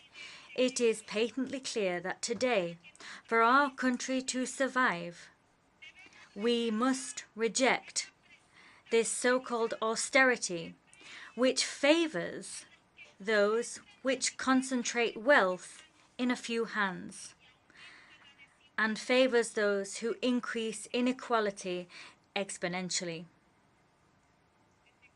Since we entered office at the end of January, we have demonstrated iron will to find consensus. We have always expressed a resolute desire to achieve agreements, which means that we can act on our commitments.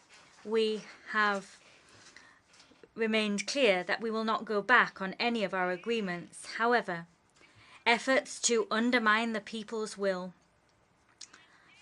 are coming at us from all sides.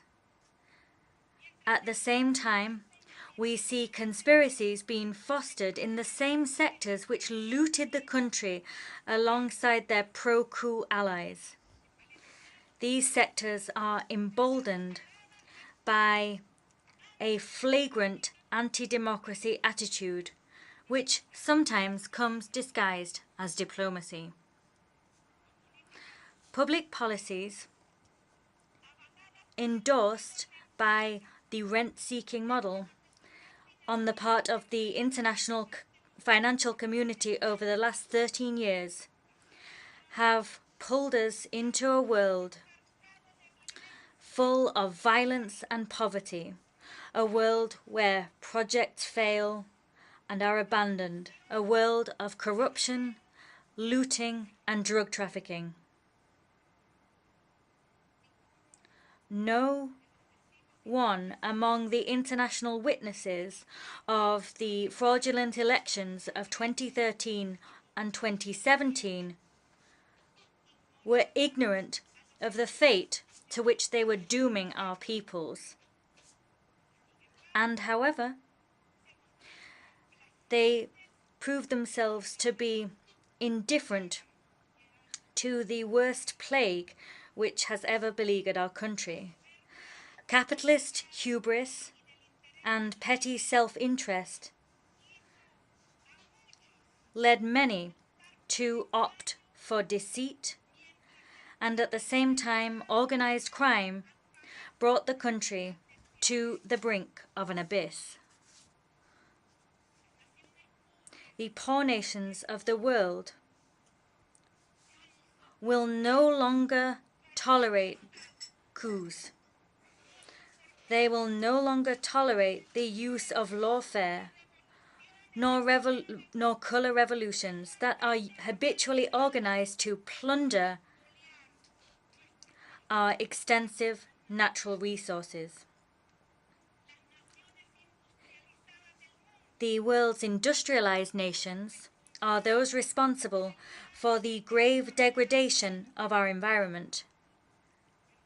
However, they make us pay for their lifestyles of excess. And to do that, they spare no effort to embroil us in their plans and in an endless crisis, doing what they can to claim and to ensure that our hands and feet are tied. The Honduras that I lead is being built on the premise of a humanist remodeling. We are building a Honduras colored by dignity and which the thread of sovereignty runs through. This Honduras will do what legally is important to restore our environment and to protect this common good for all of our people. As such, we cannot accept this arbitrary world order in which there are third and fourth class countries, while at the same time those that think of themselves as civilized never tire of staging invasions, waging wars, engaging in financial speculation, and crucifying us with their inflation time and time again.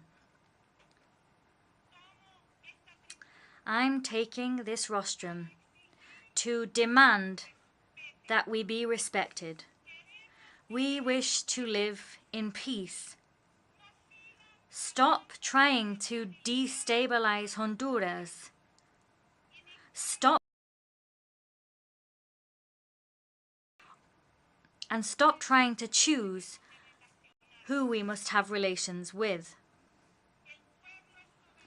The people is sovereign, and that was demonstrated by them on the 28th of November when they supported my victory, a victory that was the biggest in my country's history.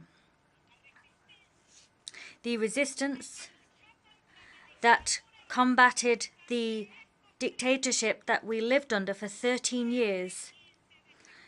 This 15th of September, we will celebrate our Independence Day.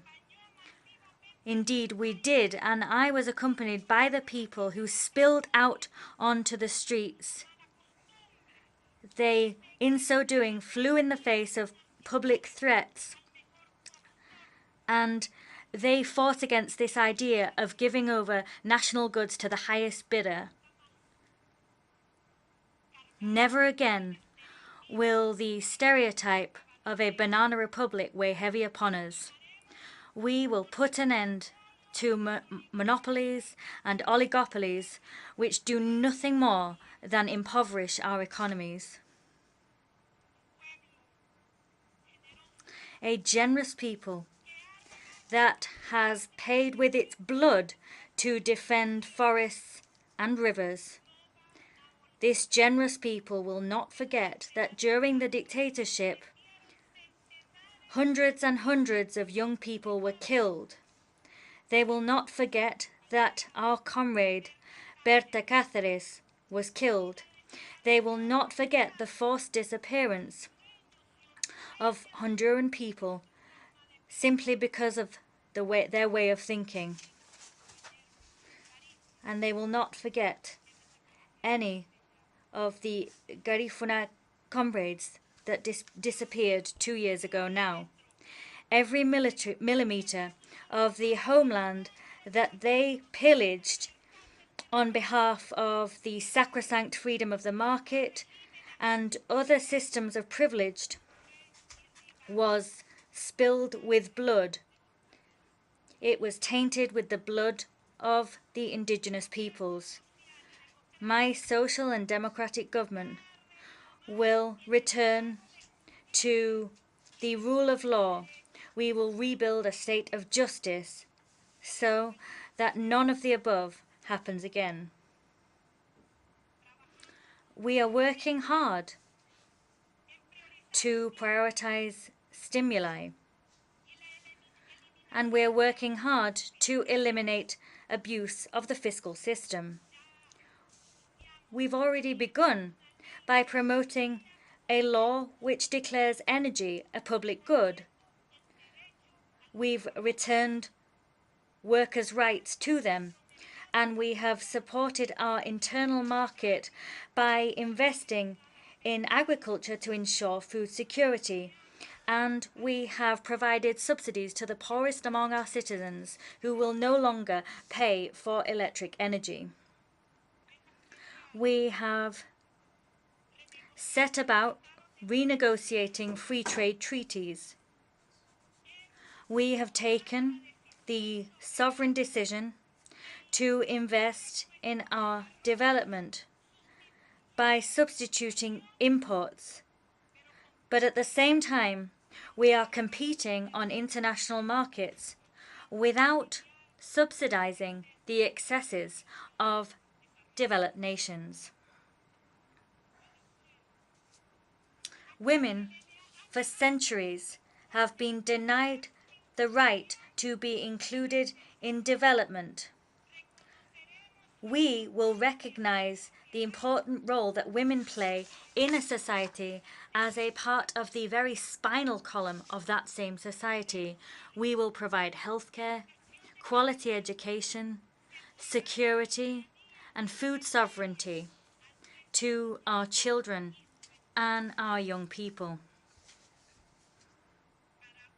For Honduras, every caravan of migrants that flees the dictatorship, as we saw for more than a decade, is a severe loss for our country and for their families. Figures suggest that this exodus, prompted by neoliberal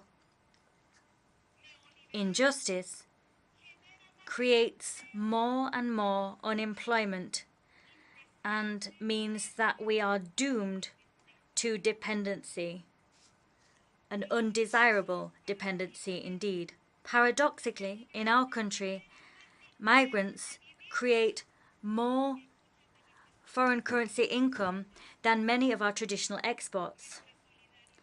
We express our solidarity and support with the diaspora. In Honduras, we cannot continue to support the hypocrisy of a system which tries people for crimes linked to drug trafficking.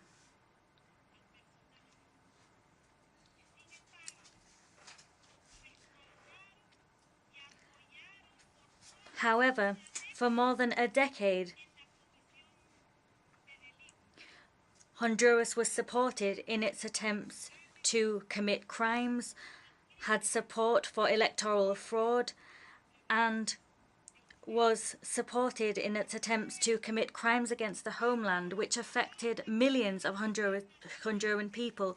To get to the bottom of all of this and lay waste to it once and for all, we're going to establish an international commission to fight against corruption and impunity with the support of the Secretary General of the United Nations. Honduras will only have a future if it takes firm strides forward to dismantle the neoliberal economic dictatorship. As such, we're already getting to work remodeling our homeland and establishing an education system which instills Honduran people with the ideals and values of our national hero, Francisco Morazán Quesada. In Honduras, my government has embarked upon a process of national remodeling and is ushering in deep-rooted change, which is based on 4 fundamental pillars. 1, the revolutionary transformation of education. We've looked to extol the human spirit and eradicate colonialism. We're looking to build an alternative economic model which is deeply sovereign. Our third goal is to build a system whose very core is flying high the values of humanism, solidarity, and integration with brotherly peoples, peace, and respect for human rights. The 4th pillar of our new project is to progressively deprivatize public services such as healthcare, drinking water, electrical energy, and internet. Today, war is once again punishing the poorest of our world. Today, those of us that are invaded countries call for the return to the respect for the principle of the self-determination of peoples.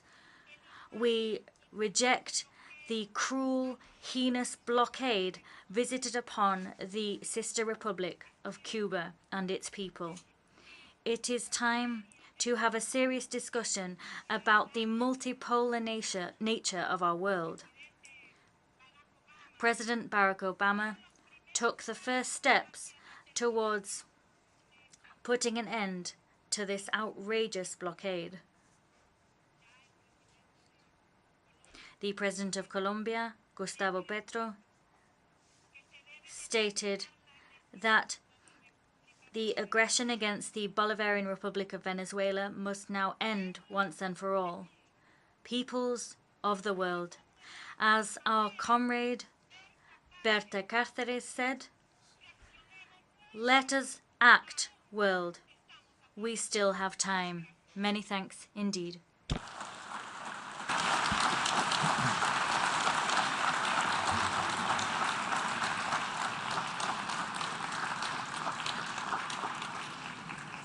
On behalf of the Assembly, I wish to thank the President of the Republic of Honduras for the statement just made and request protocol to escort Her Excellency. The Assembly will hear an address by His Excellency Ferdinand Romualdez Marcos, President of the Republic of the Philippines, and I request protocol to escort His Excellency.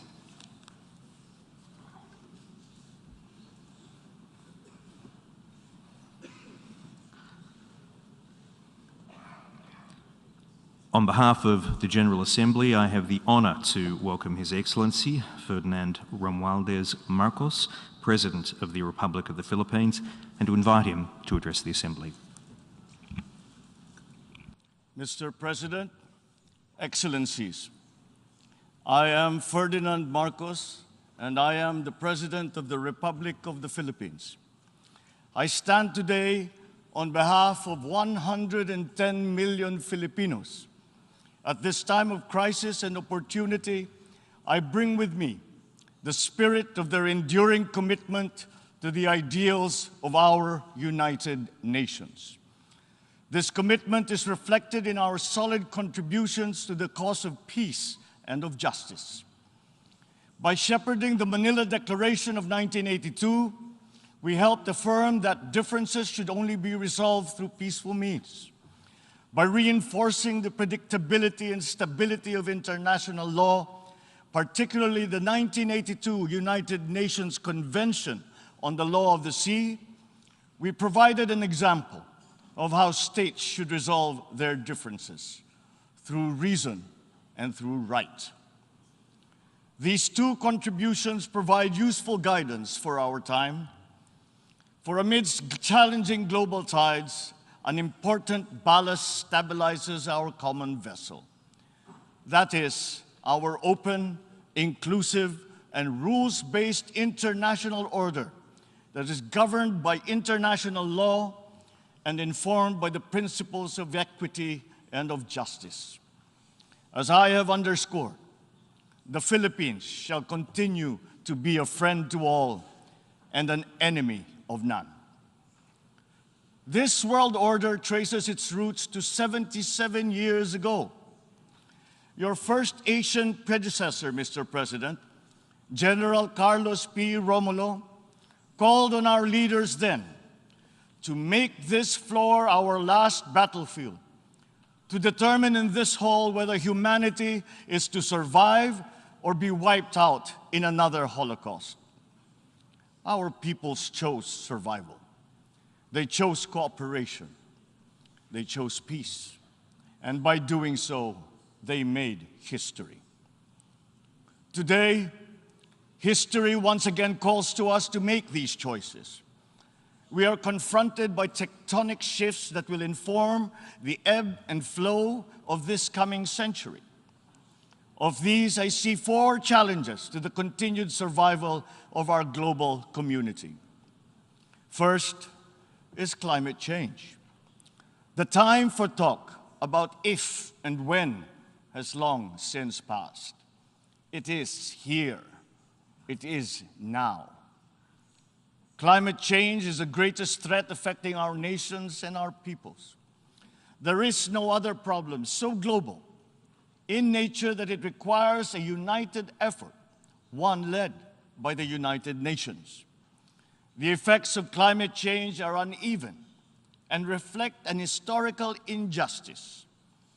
Those who are least responsible suffer the most. The Philippines, for example, is a net carbon sink. We absorb more carbon dioxide than we emit. And yet, we are the fourth most vulnerable country to the effects of climate change.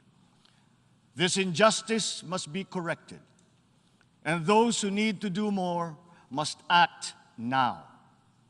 We accept our share of responsibility and will continue to do our part to avert this collective disaster.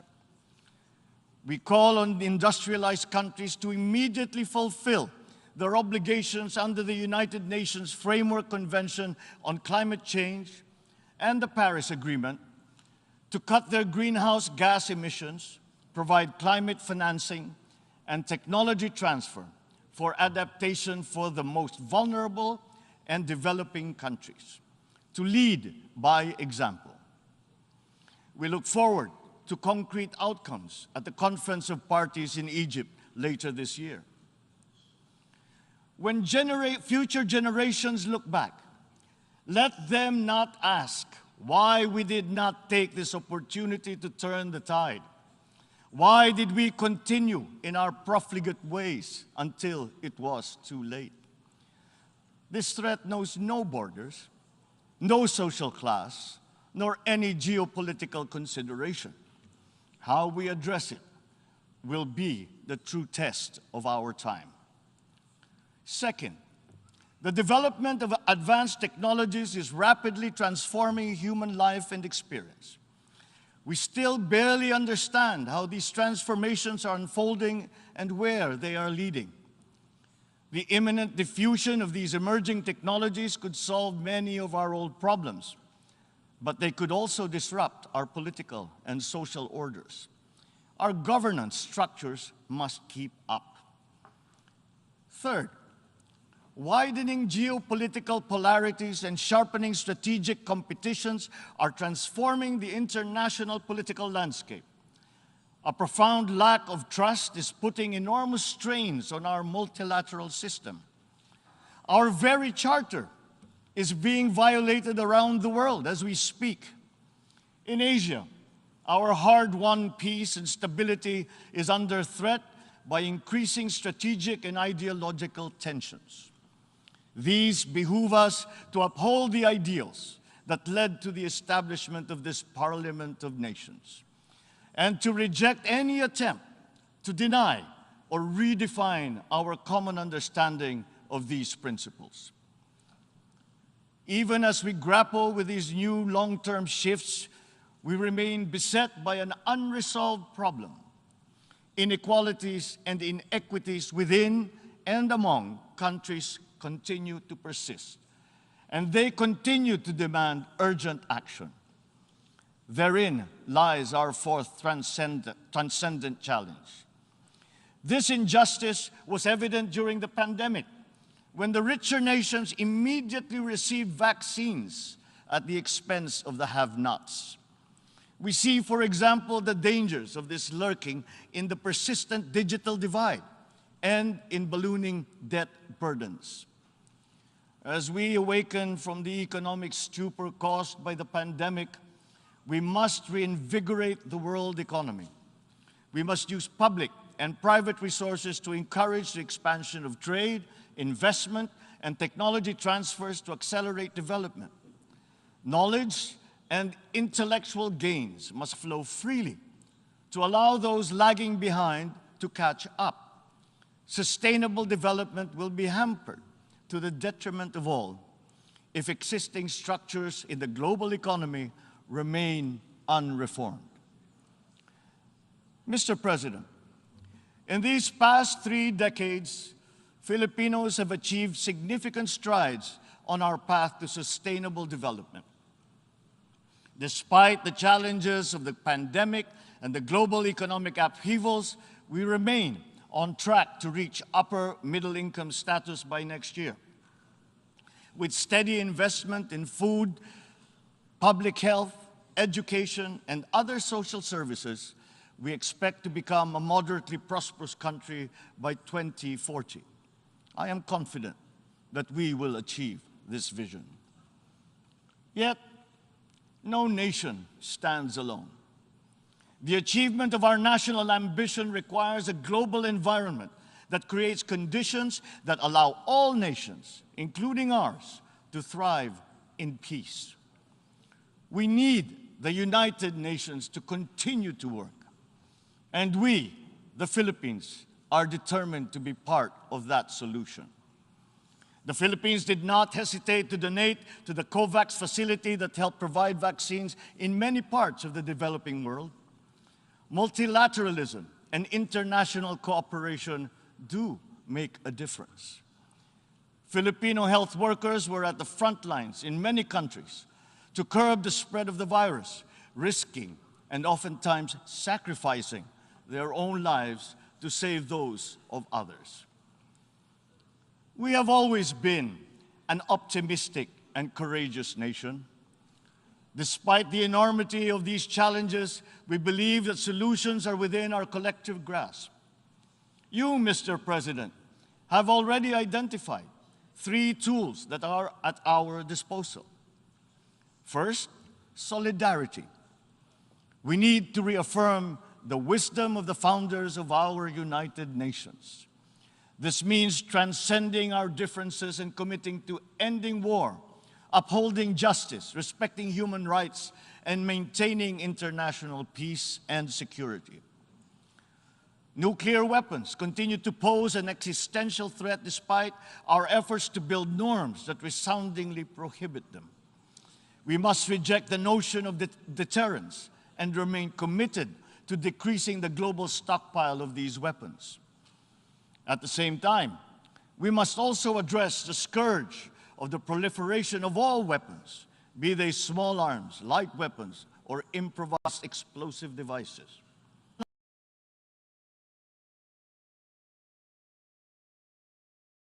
The system remains fair, not only for all states, but more importantly, for all peoples. This system must work for the most vulnerable, especially the marginalized, migrants, refugees. The world has witnessed the enduring contribution of migrants in the fight against this pandemic. We still dream of an end to the disturbing incidents of racism, of Asian hate, of all prejudice. The Philippines United Nations Joint Program on Human Rights is an example of a constructive approach that puts our people, not our politics, at the center of this work. It provides a model for revitalizing the structures that facilitates solidarity between the United Nations and the sovereign duty bearer. Our continued solidarity will also benefit from a reformed and more inclusive Security Council and an empowered General Assembly that can hold the Council to account. At the same time, the United Nations must forge ahead with its flagship tradition of global peacekeeping. My country's experience in building peace and forging new paths of cooperation can enrich the work of the Security Council, and to this end, I appeal for the valuable support of all UN member states for the Philippines' candidature to the Security Council for the term of 2027 to 2028. Our success in the Bangsamoro Autonomous Region of Muslim Mindanao in the south of the Philippines is a centerpiece of these efforts. The peace that we have forged after many decades of conflict among warring factions and clansmen demonstrates that unity is possible even in the most trying circumstances. Inclusive dialogue involving all stakeholders, including women, the youth, faith leaders, and civil society, conducted with patience and good faith, has produced a credible and solid foundation for self-government that paves the way for lasting peace and sustainable development. We take the same approach in Asia. The Philippines builds partnerships for peace and development through dialogue, including through interfaith and interreligious dialogue, especially through ASEAN. In the face of great diversity, we believe that partnerships form the bridge to unite all of us in promoting peace and stability in the Asia-Pacific region. Our global community is only as strong as we make it. We need to ensure that all nations, especially developing countries, are equipped with the tools they need to navigate the uncharted waters of this century. This requires a transformative development agenda. We therefore welcome the Summit of the Future next year as an opportunity to collectively roll up our sleeves and chart our common path. Second, sustainability. We must seek solutions that preserve our planet. These solutions must transcend our time and win the future for the succeeding generations. We crafted the 2030 Agenda for Sustainable Development as a platform of unity where our societies can build a future that is resilient and that is inclusive, where our people can be healthy, happy, and secure. This requires investment in food security, the fragility of which has been clearly demonstrated by the pandemic and the conflict in Ukraine. We need to take concrete steps towards a modern and resilient agriculture. For food is not just a trade commodity, nor is it just a livelihood. It is an existential imperative and a moral one. It is the very basis of human security. To attain food self-sufficiency and security, we are providing innovative solutions and financial support to farmers and fisherfolk to adapt new technologies and connect to national and global value supply chains. We look forward to forging cooperation with the UN and our partners to boost agricultural productivity and food security. As host to 17 UN agencies, programs, and funds, the Philippines strongly supports reforms to ensure that the UN development system delivers as one through its UN country team. Water connects our world and sustains our existence, but it is also a finite resource that requires our stewardship. Equally important, our biodiversity must be protected amidst the continuing challenge of climate change. We must enhance our cooperation in these areas. But sustainability also requires development policies that go beyond the traditional metrics. We already know that the gross domestic product is an incomplete measure of progress and that vulnerability is multidimensional. Our development agenda must also take into account the interest of all developing nations, including middle-income countries where the majority of the world's poor live.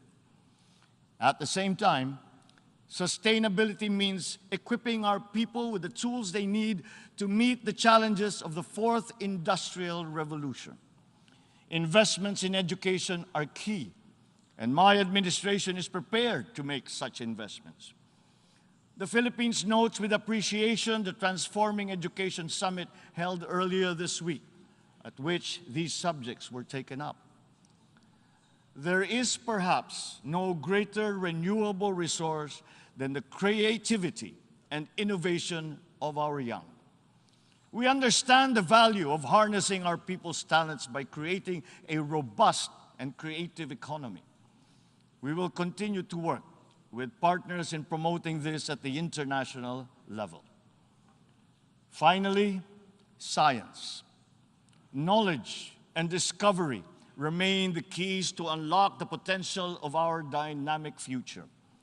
Encouraging our young people's curiosity, honing their skills, and protecting their intellectual properties are important investments. Humankind is pushing back its horizons, both in the digital world and out in our physical universe. Access to these domains is an inalienable right of all nations, as are peaceful uses of all existing and emerging technologies.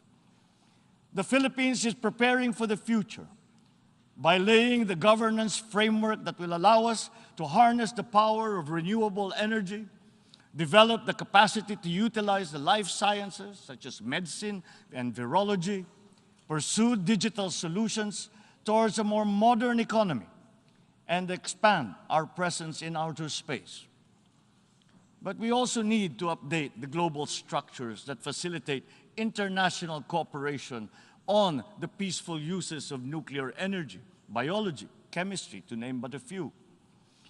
At the same time, we need new structures to govern rapid advances in other areas. We need to start by defining the norms of responsible behavior in cyberspace and outer space, and forming legal rules that will prevent the weaponization of artificial intelligence.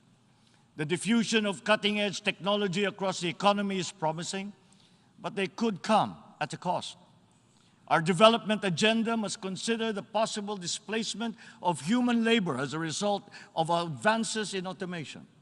We must prepare our economic structures for this.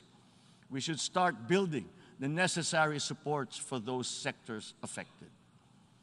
Mr. President, the transcendent challenges of our time are as consequential as those that faced us 77 years ago when we founded this august body.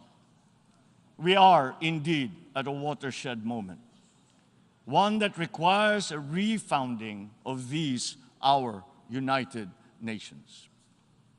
Mr. President, Your Excellencies, the world is ready for transformation. It is up to us as leaders of our nations to move and shape that transformation. The future beckons, and we can embark upon that journey as single nations or as a world in harmony. I say, let the challenges of one people be the challenges for all nations. And in that way, the success of one will be a success for us all. The peoples of the world look to their leaders, to us, to make into reality these aspirations for our future. We must not fail them.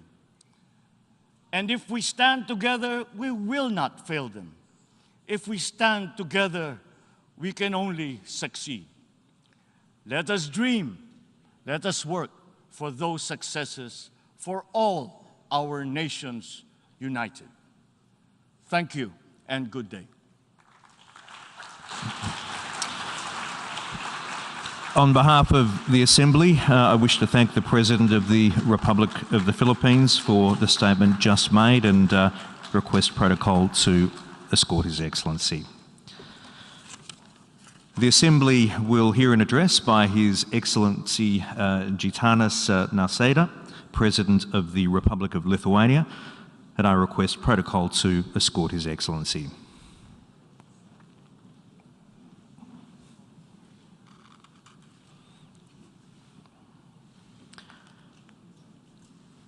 On behalf of the General Assembly, I have the honour to welcome His Excellency Gitanas Nausėda, President of the Republic of Lithuania, and to invite him to address the Assembly. Dear President of the General Assembly, dear Secretary General, Excellencies, ladies and gentlemen. Standing in front of this honorable Assembly of world nations, I wanted to speak about peace, about challenges that the world is facing today: income inequality, pandemics, climate change. Unfortunately, today I have to speak about war.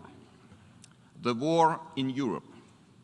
The war which only deepens and not resolves all other issues. Ever since the founding of the United Nations, its central idea has been bringing countries together and ensuring peaceful coexistence. After the terrible sufferings of the Second World War, addressing global threats to international peace and security was the overriding concern. We owe a lot to those past leaders who struggled to recreate global order out of profound disorder.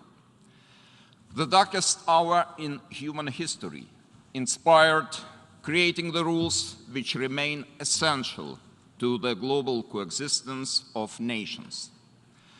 For the first time in our history, peace had finally become a global value to be protected.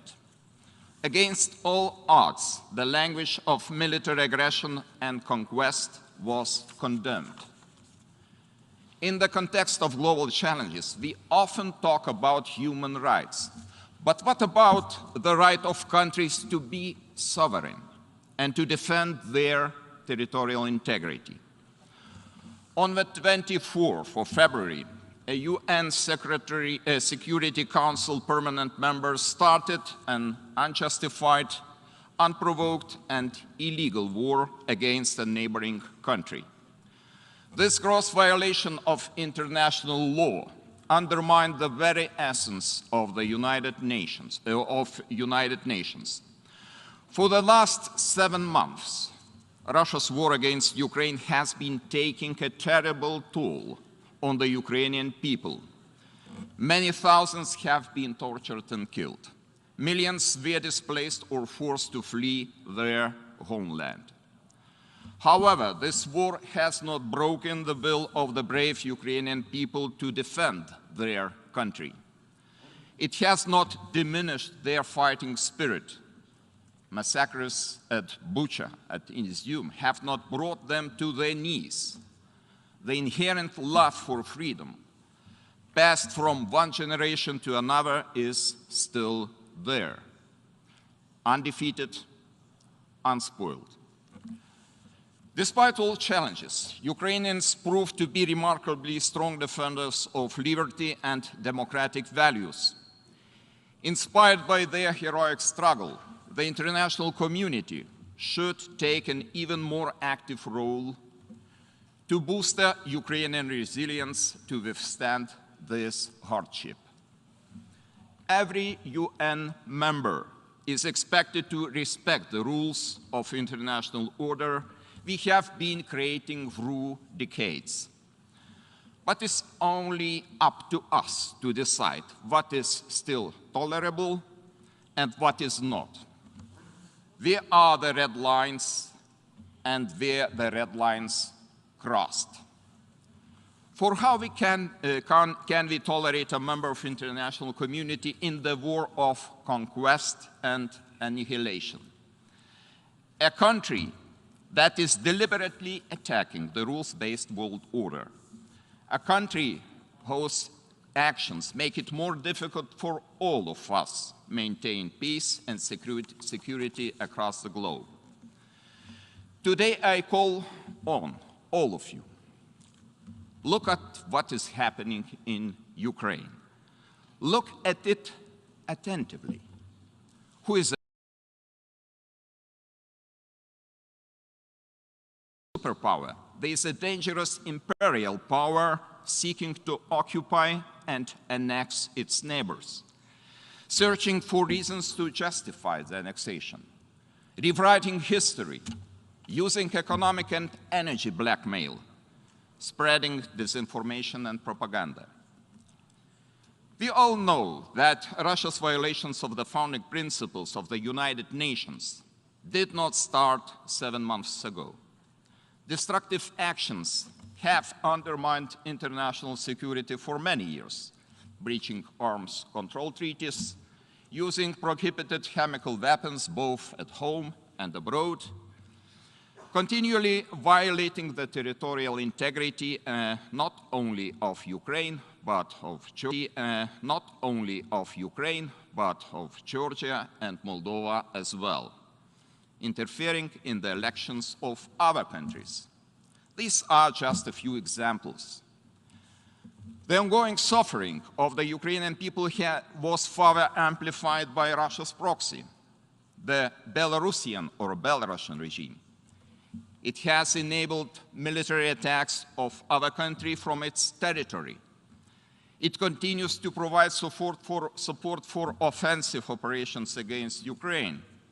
Unfortunately, it has surrendered the Belarusian national sovereignty to its big neighbor. Ladies and gentlemen, these past few months have also revealed the danger of a looming nuclear disaster in Europe. The deployment of Russian military personnel and weaponry at the Zaporizhia nuclear plant is alarming and totally unacceptable. It disregards the safety and security principles that all members of the International Atomic Energy Agency have committed to respect. A nuclear power plant should never be used as a military base. Moreover, Russia's irresponsible rhetoric on the possible use of nuclear weapons directly contradicts its role as a P5 state and the commitment it has made in the January P5 leaders' statement on preventing nuclear war and avoiding arms races.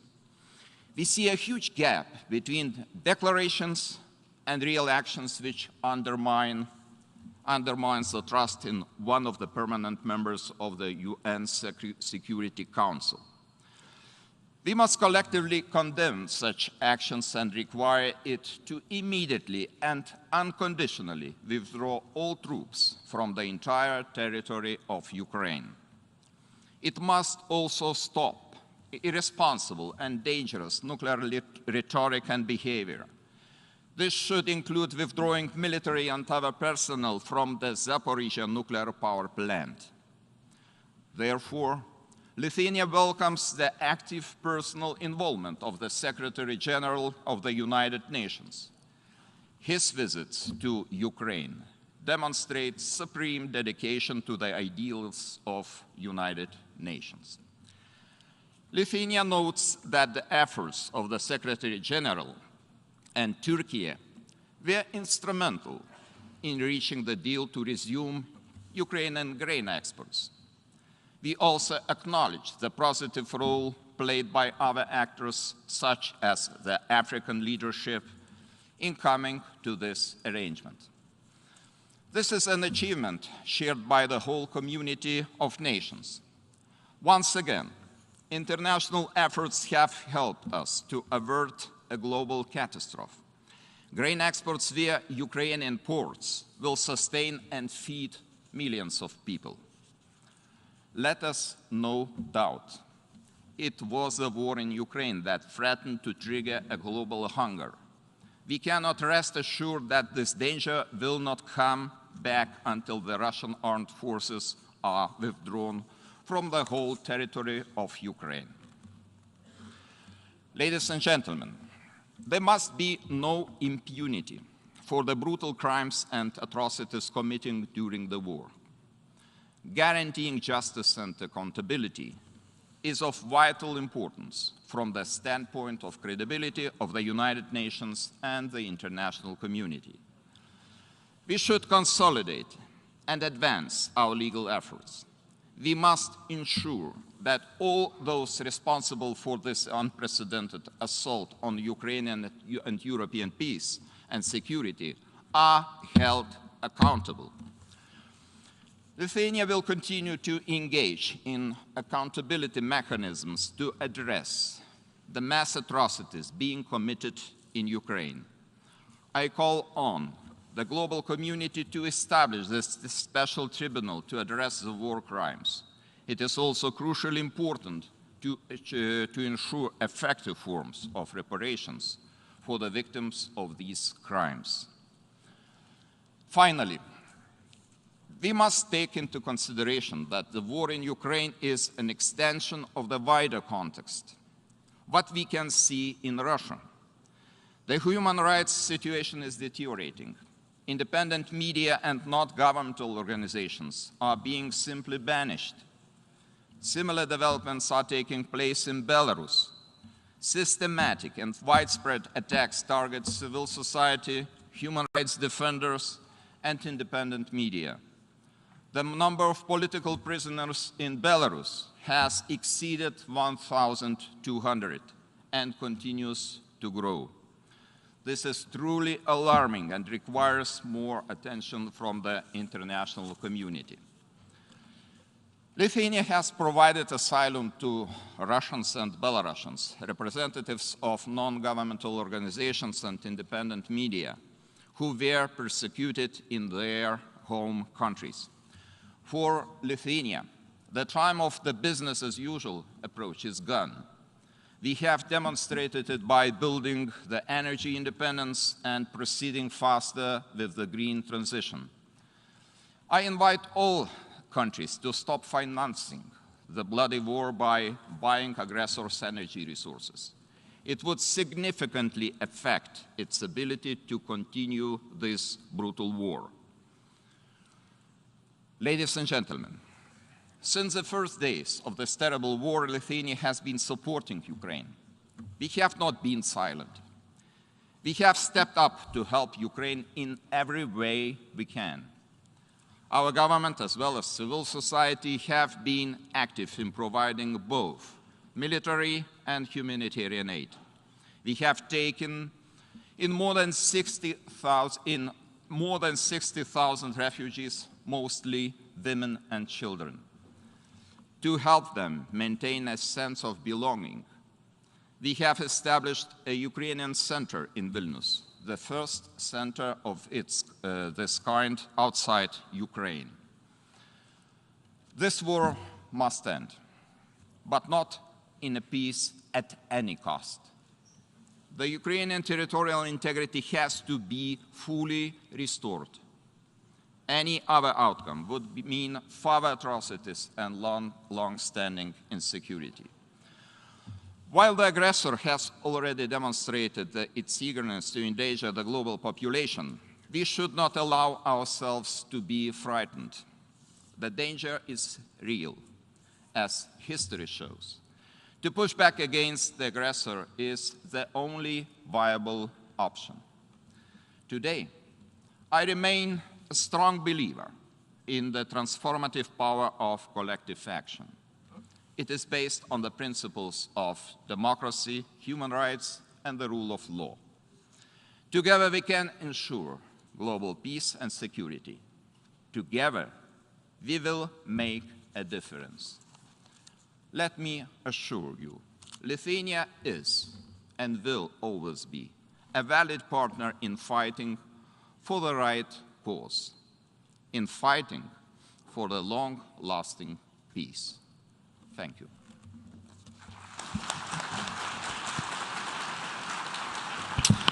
On behalf of the Assembly, I wish to thank the President of the Republic of Lithuania for the statement just made and thank Protocol for escorting His Excellency.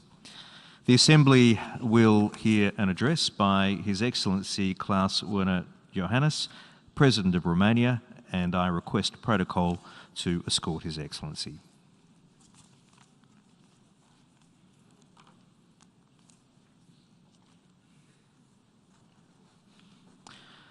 On behalf of the General Assembly, I have the honour to welcome His Excellency Klaus Werner Johannes, President of Romania, and to invite him to address the Assembly.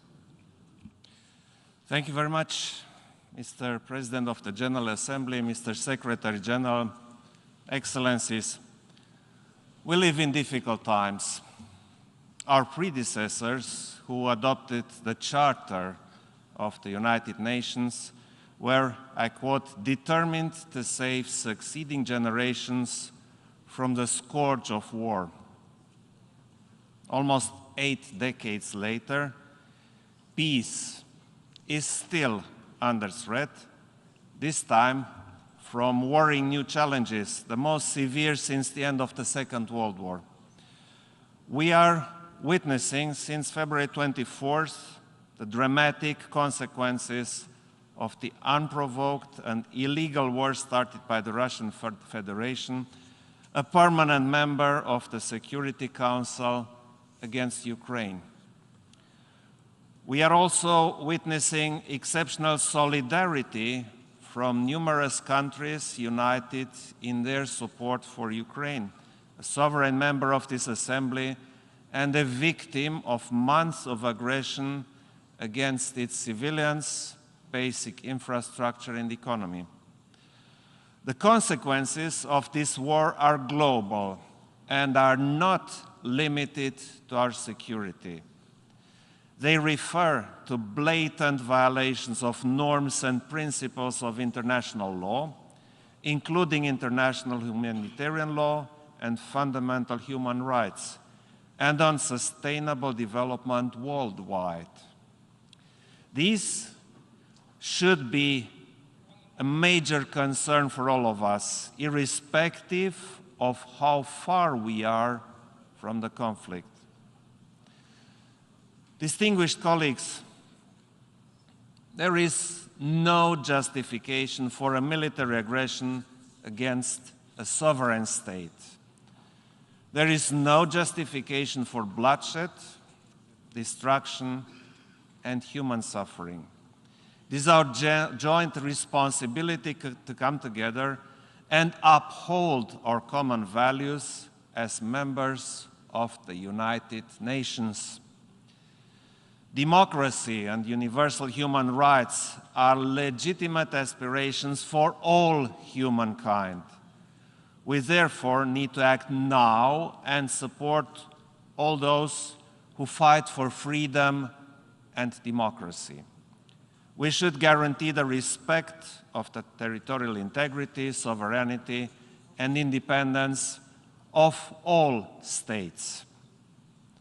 Romania supported and will continue to support Ukraine as its people are also fighting for our values and democracy.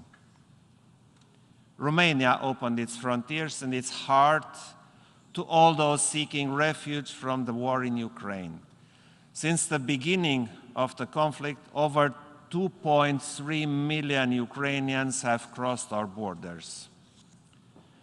Romania has offered not only emergency assistance, but also medium and long-term support for those who decided to stay in our country with free access to education, health services, and the labor market.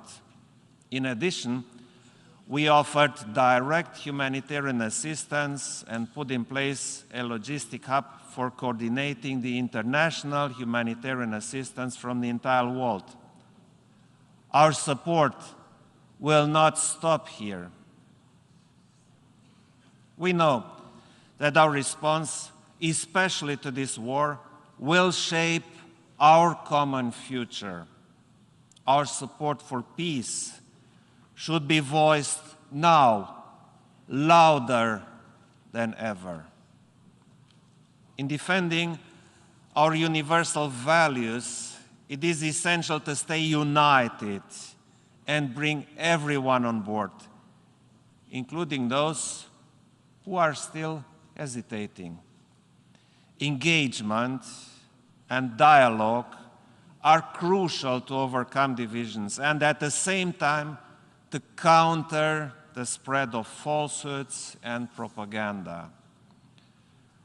Distinguished audience, the challenges we face today, such as the impact of climate change and loss of biodiversity, energy insecurity, lack of access to food and education, and social inequities, are becoming more and more severe.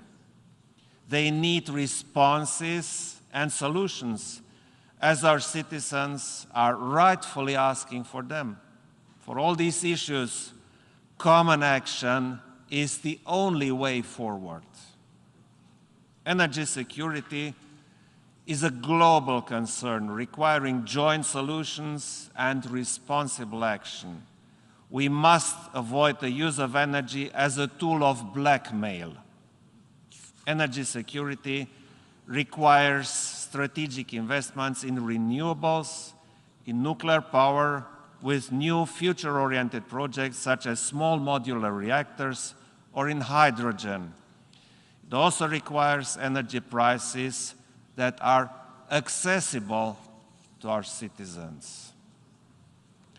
Ensuring energy security goes hand in hand with a green transition for resilient and climate-neutral economies. The nexus between climate change and peace and security should be more prominent in our discussions, including in the Security Council. Despite our efforts, we have not moved past the triple crisis of climate change, pollution, and biodiversity loss. All our efforts in the European Union and in coordination with international partners are meant to identify and implement the best solutions to these serious difficulties. In 2 months' time, we shall meet in Egypt for the COP27, and additional commitments towards climate neutrality are necessary, along with the implementation of the decisions already made. The clock is ticking, and the planet cannot wait any longer. Raising awareness, educating future generations on environmental protection and fighting climate change is of utmost importance and a topic very close to my heart. Education is a top priority for Romania and a strategic investment in our future. Thus, we also look forward to the Summit of the Future to be held in 2024. Ladies and gentlemen, weaponizing access to food and restricting it around the world are unacceptable. In order to support the Ukrainian economy and help manage the global food crisis, Romania has acted in a responsible way by facilitating the export of more than 4 million tons of Ukrainian grain, which represents 60% of the grain exported by Ukraine through our ports on the Danube and at the Black Sea since the beginning of the crisis. We also commend the role of the United Nations Secretary General in reaching the Black Sea Grain Initiative, which is, as he symbolically put it, a beacon of hope in a world that truly needs it. Distinguished audience, Romania has been arguing for a long time to keep the so-called protracted or frozen conflicts high on our agenda and to focus on how to solve them. The war against Ukraine taught us that in such context, the absence of war does not mean peace. Protracted conflicts, such as those in the Black Sea region, need to be addressed without delay. Distinguished delegates, United Nations peacekeeping has always been an instrument of paramount importance in safeguarding peace and security. Romania's solid contribution to various options around the globe stands proof of our commitment. We need to ensure that, in line with the Action for Peacekeeping agenda, the UN peacekeeping missions become more effective and contribute to political solutions to conflicts, placing human rights at the core of their action. We also need a steadfast action of the international community to protect and promote human rights. We must strengthen the UN human rights system and ensure sustainable and adequate funding of all its activities. We recognize the essential role played by civil society actors and the human rights defenders in the promotion and protection of human rights, ensuring proper functioning of democratic institutions, upholding respect for the rule of law, and guaranteeing the fundamental rights and freedoms remains fundamental. It is with these firm convictions that Romania has presented its candidacy for a seat in the UN Human Rights Council for the term 2023-2025. Distinguished audience, I would like to conclude by stressing that we need to restore public trust in effective multilateralism. Only together will we be able to identify and implement sustainable solutions in order to achieve world peace, prosperity, fulfillment of human rights, and a healthy environment for future generations. Thank you.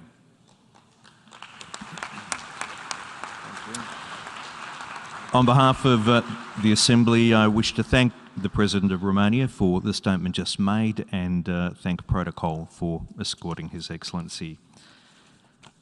The Assembly will hear an address by His Excellency Luis Alberto Arshi Catacora, Constitutional President of the Plurinational State of Bolivia, and I request Protocol to escort His Excellency.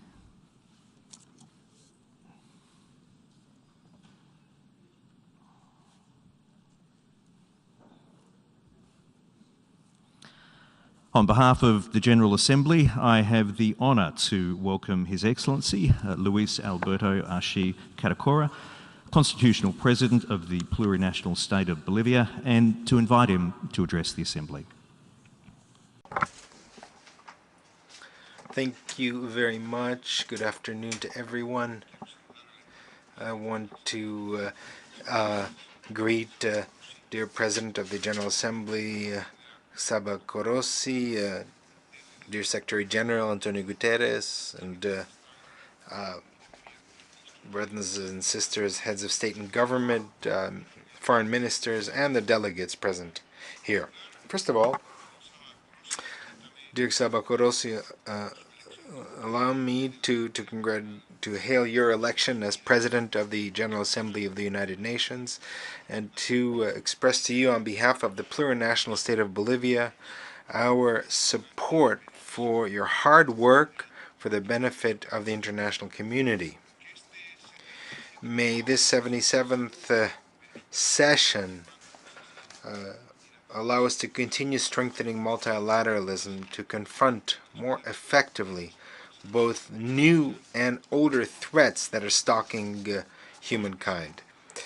Dear President, today we find ourselves in the face of multiple and systemic crises of capitalism that increasingly puts at risk the life of humanity and of the planet. There is no doubt that the challenges that we confront are increasingly more complex.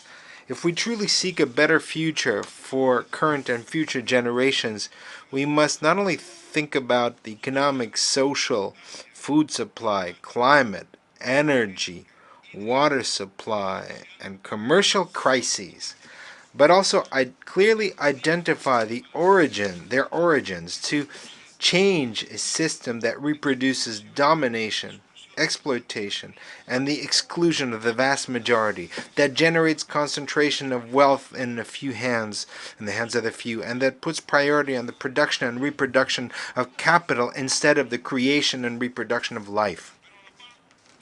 But at the same time as we face the multiple and systemic crisis of capitalism, we observe the final chapter of the unipolar world, the construction of a new world order that we hope will be for the benefit of all states and of all peoples is inexorable. And as we are convinced that another world is possible, we in the plurinational state of Bolivia wish to posit the following.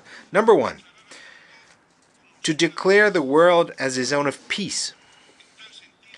Bearing this in mind, we express our dismay at the considerable number of armed conflicts ravaging humankind, many of them promoted by military transnational corporations, but also in order to impose a global economic and political order that benefits the interests of capitalism. These conflicts have a very high human cost, and in too many cases, they lead to the destruction of our cultural and environmental heritage. Now, independently of the origin, nature, or the geopolitical reasons of international tensions, the plurinational state of Bolivia has embraced and will continue to embrace a culture of dialogue among nations through diplomacy of peoples. However, unfortunately, we observe the increasing deterioration of the multilateral system due to the fancy of capitalist powers to not acquiesce to the existence of a multipolar world with a balance of power. Multilateralism is the only mechanism that represents a guarantee of respect among states independently of their economic or military power.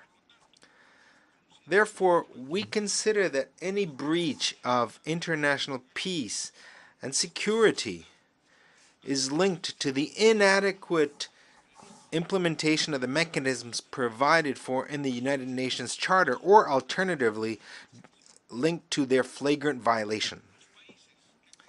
The countries that are members of the Community of Latin American and Caribbean States, CELAC, declared in 2014 our region as a zone of peace, and we committed ourselves to resolve peacefully our disputes while banishing forever the use of force in our region. Now, along these lines, we advocate for this assembly to be a space of a broad historic agreement, an agreement where dialogue and diplomacy has primacy over any dispute, and where the world should be declared as a zone of peace. To achieve this goal, it is extremely important among various initiatives for the United Nations to work tirelessly to achieve a ceasefire between Russia and Ukraine, so that the historic rights of the Palestinian people and state are respected, and for NATO to set aside its expansionist plans. Number 2, substituting the manufacture of weapons of mass destruction by a fair compensation to the poor people of the world. That is our second proposal. It is precisely the lack of dialogue and the measures of preventive diplomacy that has drawn us into an era of major tensions globally and growing uncertainty and instability in global security.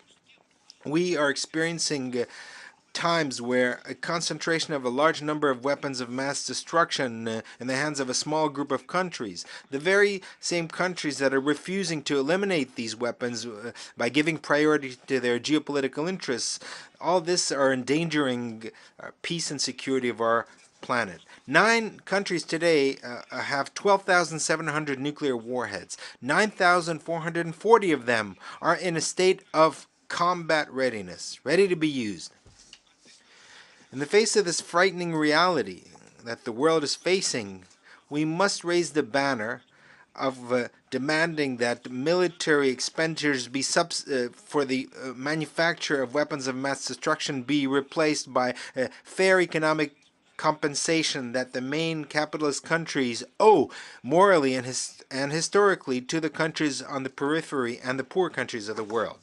Number 3, against the mercantilization of healthcare and for a universal system of healthcare. In the past few years, our countries not only have had to confront an uncertainty due to conflicts, however, we have also confronted a very serious sanitary crisis due to COVID-19. This has exposed the vulnerabilities and inequalities of our healthcare systems around the world, as well as the inequalities of the global financial and economic system. In the face of healthcare systems that favor only those who have the possibility to have private health insurance, and in the face of those who have transformed health care into a merchandise, it is essential to strengthen universal healthcare systems where the state fulfills its obligation to protect and guarantee collective rights in the framework of the primacy of human, economic, social, and cultural rights,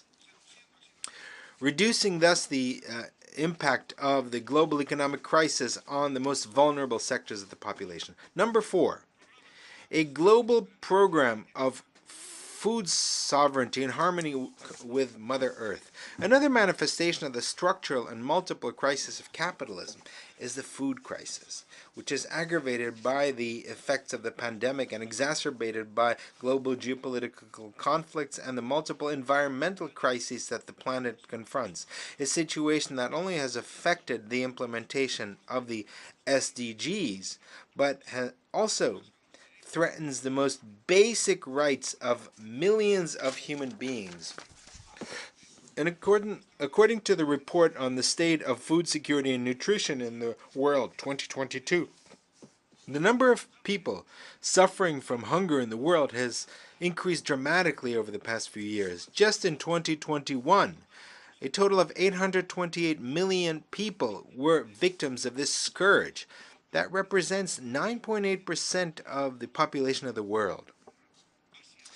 Asia, with 425 million people affected, and Africa, with 278 million, continue to be the regions that are hardest hit by this crisis. While in Latin America and the Caribbean, the crisis has affected over 56 million people. In the face of the food crisis, we must urgently implement a global program of food security that guarantees to small scale producers better conditions for their work. This implies access to seeds, fertilizers, technology infrastructure, credits, and various forms, both private and community-based, of access to markets. But it also means better conditions of life in their communities in full harmony with Mother Earth. Number 5, we need to rebuild the productive by the inexorable logic of the concentration of capital. In addition to the impact of the COVID-19 pandemic that have deteriorated our economies and our commercial transactions, today we're confronting monetary expansion sustained by inflation. That is one of the main problems today. For example, in August of 2022, the United States registered an annual inflation of 8.25%. That's the highest of the past 4 decades, and an unprecedented rate of inflation of 9.8% in the Eurozone. Additionally, the war between Russia and Ukraine has exacerbated the pressure on the price of energy, food, fertilizers, commodities, and others. In July of this year, annual inflation of food increased and reached double digits levels in some countries of Europe and in the United States. In a world that's closely interconnected, it is important to respond to the needs of our peoples in the post-pandemic context, strengthening integration and cooperation based on the principles of solidarity, complementarity, respect for self-determination of peoples, so that we can confront the multidimensional impact on the economy, on our industries, as well as on our productive capacities and our self-sufficiency. To achieve this, it is essential to restructure the global financial architecture, to ease the external debt burden globally so that developing countries have an opportunity to implement in a sovereign way our social policies with a focus on economic, social development that is comprehensive and sustainable. And as always, our call of the southern countries has been to rebalance our trade relations because currently they continue to benefit only northern countries. And on this point, I would like to humbly share with you the experience of Bolivia. Following the restoration of democracy in 2020, thanks to the unity, the combat, and the conscience of our people, we returned to the path laid out by our democratic and cultural revolution of dignity and sovereignty.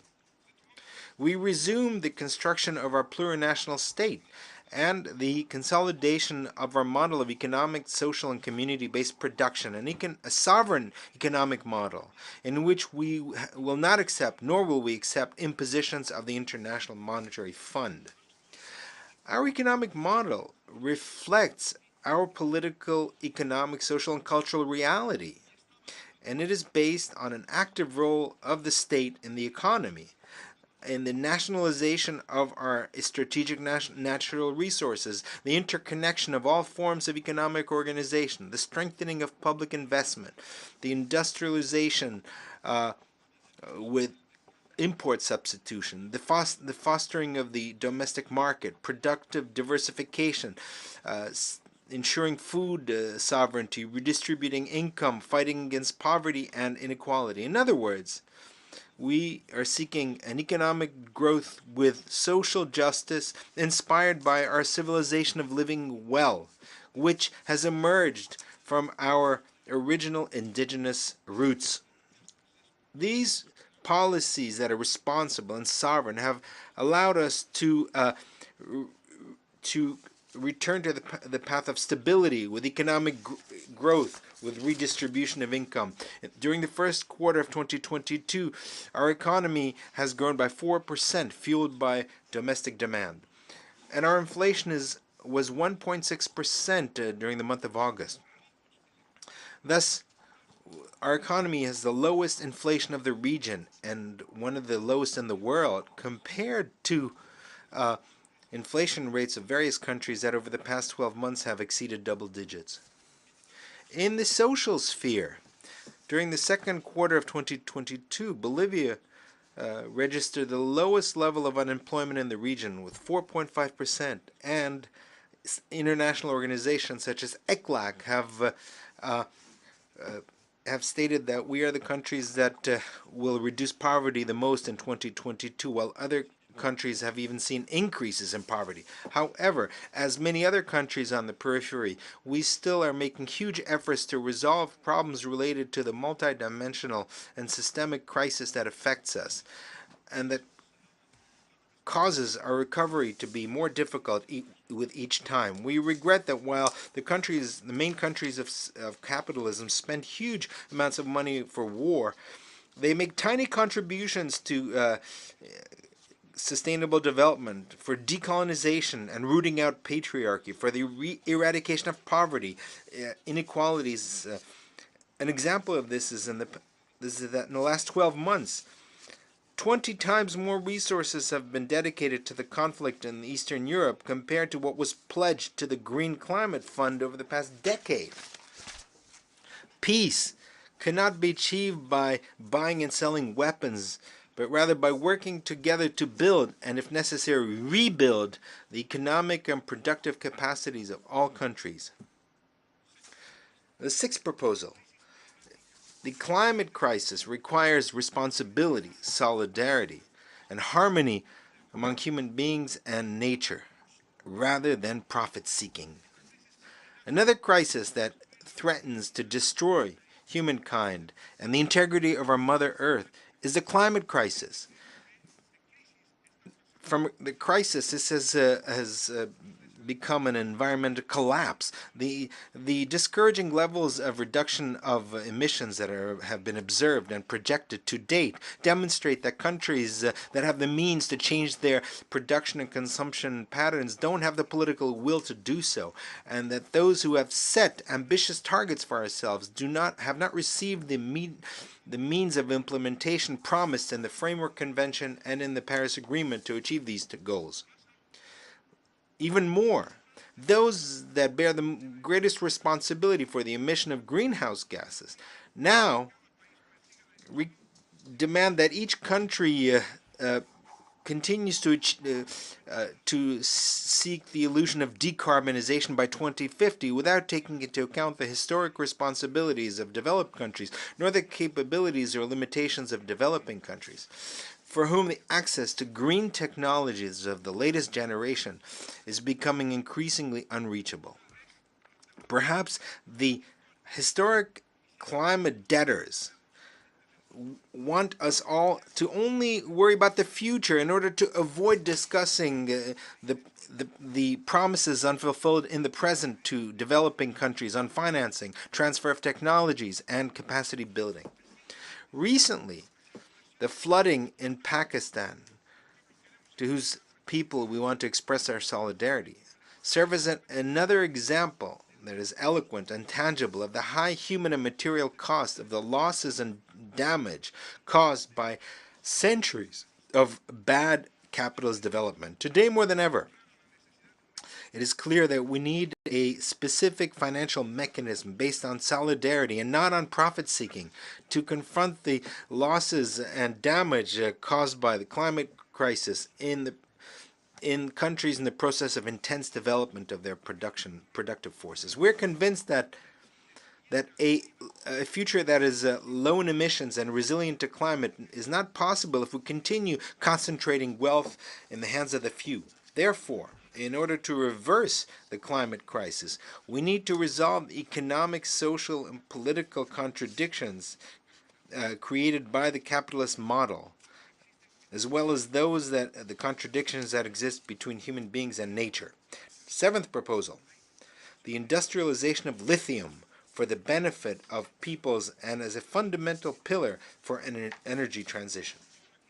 Now I'd like to refer to a natural strategic resource. Our country possesses the largest reserves of lithium in the world, and we have assumed this with great responsibility, especially at a time of not implementing actions for its industrialization, thus guaranteeing that its utilization continues to benefit all of humankind as a fundamental pillar of a a just global transition to a future that is low in emissions and respectful of Mother Earth. We want our reserves of lithium not to follow the path of other natural resources that, in conditions of colonialism and capitalist development, only serve to increase the wealth of the few and provoke hunger among peoples. Bearing this in mind, we have consolidated our sovereignty over our natural resources as lithium, its industrialization, and the benefit drawn from it geared toward the well-being of peoples, not to the benefit of transnationals or a small privileged group, and the sovereign appropriation of the economic surplus to be redistributed among the population that has the lowest income. We also reject any kind of interference or attempts to destabilize the democracy in our country with the goal of controlling lithium. According to what was stated by the commanding officer of the Southern Command of the United States just a couple months ago, the so-called lithium triangle located in South America, formed by Bolivia, Argentina, and Chile, is the focus of the United States. The United Nations must take measures against all those countries that don't respect the sovereignty and non-interference, and that confront peoples for the control of their strategic natural resources. We are not pieces on a chessboard.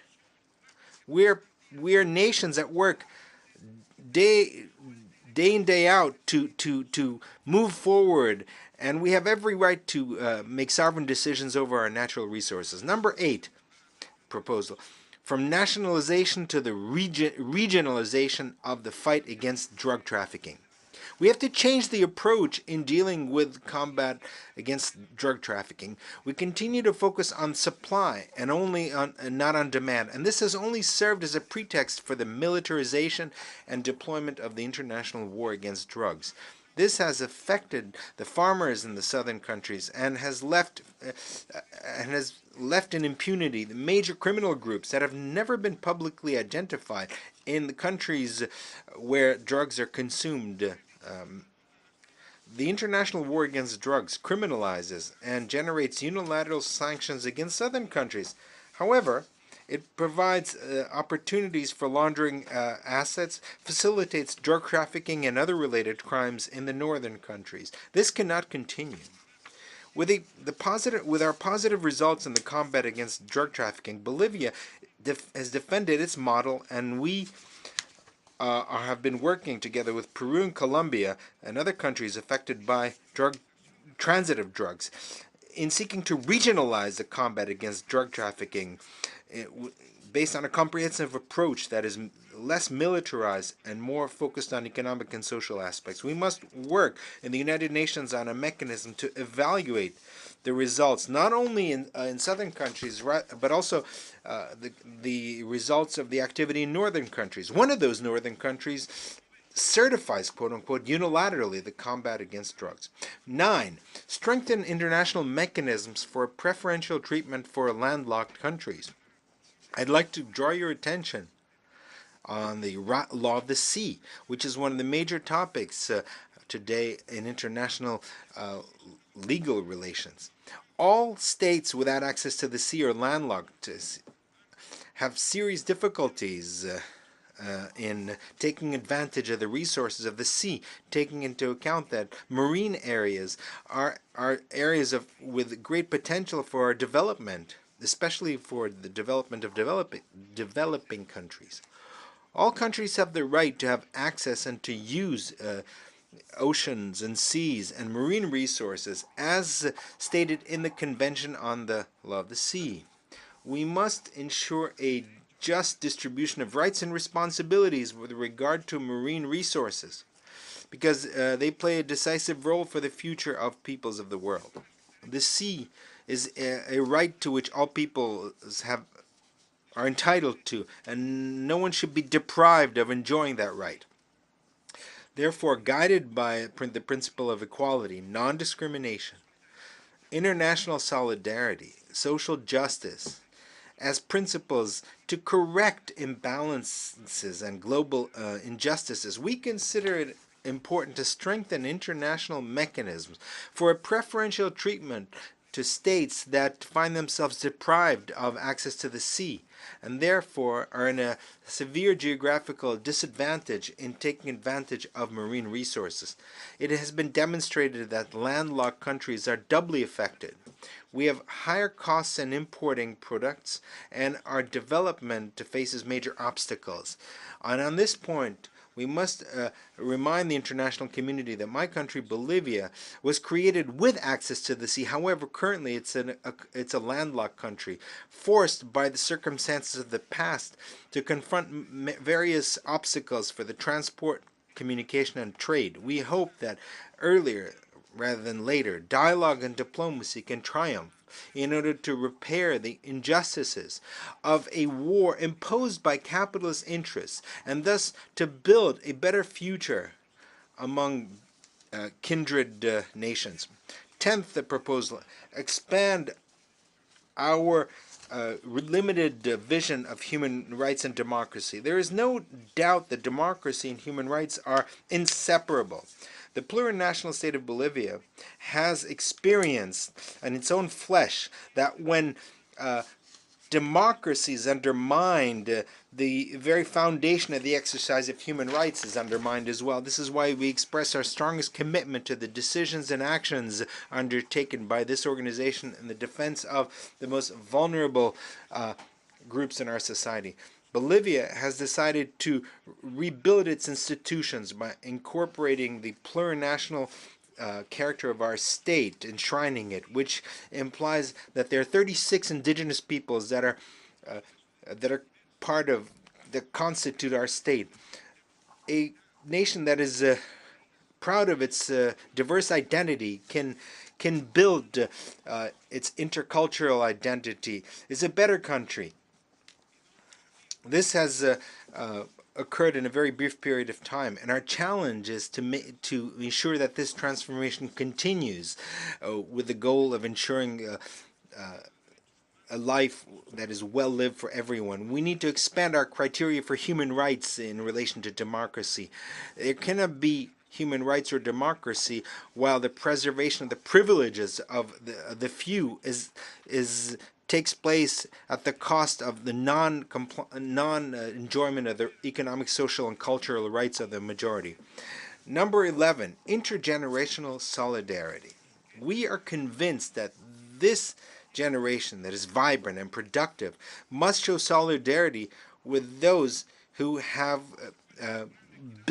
built our nations in the past. We cannot ensure equity among generations if we don't consolidate equality among present and past generations and future generations. We are concerned the focus on future generations without taking into account that older adults, older generations have done all the work that they have done. We're concerned that to date there's no universal treaty that protects older adults, and we hope that this is an opportunity to have a more in-depth reflection on this topic. Number 12, declare decade of the destruction of patriarchy to combat against all forms of violence against women and girls. I would also like to draw attention at the global level. That is the persistence of violence against women and girls, and in particular, indigenous women and girls that find themselves in a situation of poverty. The pandemic and the structural crisis of capitalism have deteriorated the living conditions, especially of women that live both in cities and on farms. They continue to confront complex and intersectional forms of violence. As UN Women and the Department of Economic and Social Affairs of the United Nations, UNDESA, state with regard to implementation of SDG 5 regarding the gender discrimination. And here I quote, "For a long time, the discrimination based on gender reasons has relegated women and girls to a situation of subordination with regard to men in work, in politics, and in the home. And at the current rate, the report considers that it will need 21 years to achieve universal laws that prohibit violence against women, and an exorbitant 286 years to achieve gender equality in legal frameworks," end of quote. The report also mentions significant steps backward in poverty and the possibility of that only aggravate this tendency. By the end of 2022, about 383 million women and girls will live in extreme poverty. In most of the world, many other women will have inadequate income to satisfy their basic needs, such as food, clothing, and decent housing. In our plurinational state of Bolivia, we've declared the year 2022 as the year of the cultural revolution to eliminate patriarchy, for a life free of violence against women. We are promoting policies aimed not only to strengthen normative frameworks, but also to deal with the structural causes of violence, starting from education, strengthening economic empowerment of women, and also through cultural processes to transform this regrettable reality that is caused by patriarchy as the most ancient system of oppression, and that is also linked to colonialism and capitalism. We propose that this General Assembly declares the decade of the elimination of patriarchy.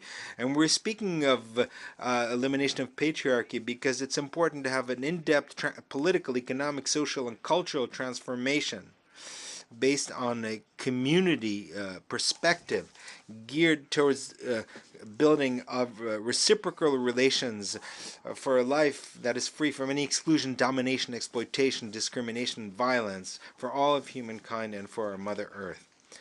13th proposal, reject unilateral sanctions. It is inconceivable that in a world devastated by the crisis of pandemic, there are still unilateral coercive measures being applied with the goal of forcing governments to in the current situation, no country should be persecuted, sanctioned, or have their right to freely determine their own political, economic, and social systems in any way restricted. A demonstration of the unilateral approach that some countries have adopted is the fact that Bolivia has been added to the so-called main countries of drug transiting or drug production. The plurinational state of policy, the plurinational state of Bolivia has a sovereign policy of combating against drug trafficking that has produced important results, and we would like to confirm our commitment of our government to strengthen our combat against this global scourge. However, it is clear that the war against drugs, mainly launched by the United States, has been a failure, and therefore there's an urgent need for this country to conduct an in-depth analysis on a change of policy, and because its current policy has led to the deaths of some 100,000 people due to overdoses and drug addictions on its own territory. Another clear demonstration of the application of unilateral sanctions is the unhuman and criminal commercial and financial blockade against Cuba that has put at risk millions of citizens. It is a crime against humanity to maintain these kinds of measures and to incorporate this country to a list of countries sponsoring terrorism. But at the same time, it's a regrettable example that should make us think of how the decisions that are taken by a majority every year in this assembly are not implemented by certain countries. Lastly, Mr. President, the last proposal, number 14, is to guarantee the full validity of the United Nations Charter and the principle of multilateralism. if we are capable of overcoming the major challenges that we have as an international community, if we are not capable, humankind will face a disaster. Today, more than ever, we have a responsibility to demonstrate the effectiveness of the United Nations Charter of International Law and its institutions. The multi-dimensional crisis that our planet is confronting as a result of capitalism will only get worse unless urgent measures are taken. Only through a strengthened multilateralism will be able to achieve stronger dialogue and cooperation in the search for solutions to this crisis. To genuinely revitalize multilateralism will allow us to reestablish the validity of international law and preservation of peace with social justice, as well as to reconfigure the fragile international order to make it more pluralistic and stronger. The plurinational state of Bolivia, based on our experience since 2006, starting from our democratic and cultural revolution, has embraced with optimism our wish to overcome the current polarization in the global architecture, to overcome the capitalist order that threatens humankind and our planet. And instead of that, to build a world that is more just, more inclusive, more equitable for all of us, based on the principle of living well, as well as the diplomacy of peoples. Thank you very much. En nombre de la Asamblea. On behalf of the Assembly, I want to thank the constitutional president of the plurinational state of Bolivia, and I would request protocol to escort His Excellency. The Assembly will now hear a statement by His Excellency, Mr. Pedro Castillo Terrones, President of the Republic of Peru. I would ask protocol to escort His Excellency to the rostrum. En nombre de la Asamblea General, tengo. On behalf of the General Assembly, I would like to welcome to the United Nations His Excellency Pedro Castillo Terrones, President of the Republic of Peru, and to invite him to address this Assembly. Señor Presidente, President, please accept on behalf of the people of Peru my warmest congratulations on your election to preside over the General Assembly. Your wealth of diplomatic experience and your commitment to environmental issues will contribute, I'm convinced of it, to the success of our work. Moreover, I wish to greet and thank the Secretary General, Antonio Guterres, for his initiatives to promote a more efficient and fairer global governance. I also wish to thank him for his diligent work in a turbulent world indeed, which calls for strong leadership. The international situation is complex, difficult, and delicate. Strategic balances are shifting, and our peoples are observing with worry and concern the disintegration of peace, the disintegration of the environment, and the worsening of the international economic situation. The world is moving dangerously towards situations which will see clashes and interests pitted one against the other. These situations are creating grave tension at unprecedented historic levels. Peru reaffirms its staunch position of defending the principle of non-aggression and its position of respecting the territorial integrity of states. We reiterate that the Russian Federation's intervention in Ukraine is illegitimate. Moreover, we condemn the persistent occupation by Israel of Palestinian and Arab territories since 1967. Achieving peace rules out any selectivity in the application of the United Nations Charter. All armed interventions violate the Charter. There are not good and bad interventions. Moreover, all types of sanctions other than those adopted by the Security Council as part of its action to preserve peace and security are illegitimate and run counter to international law. Any other types of unilateral sanction are illegitimate and again run counter to international law. This includes economic sanctions. Once wars or aggressions have occurred, the duty of the international community is to work to ensure a ceasefire and the resolution of conflicts through peaceful means, and this through diplomatic negotiations. We must not provide incentives for conflict. We must make peace our mission.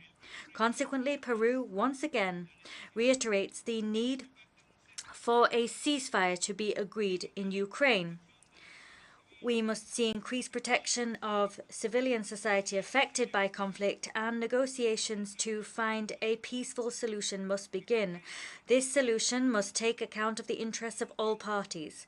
At the same time, it is crucial that we ensure the continuity of the agreement which allows the export of grain from Ukraine, and as has been indicated by the Secretary General, arrangements must be made to normalize Russian exports of fertilizers, the absence of which is suffocating the poorest farmers of the developing world. It is vital to avoid a situation whereby economic sanctions affect food security. This is ultimately a problem which is inextricably linked to the respect of the human right to food. As far as the situation in Palestine is concerned, its territories have seen a spike in violence a few months ago. Here, it is vital too that the international community shoulders once and for all its responsibilities, and that it enables peace negotiations to ultimately find a solution based on the recognition of two states, an independent and viable Palestine and an Israel with secure borders. It is only thus that we will have a lasting peace. The government of Peru will soon open diplomatic representation in Palestine, a step fully in line with the principle of the universality of diplomatic relations. Mr. President,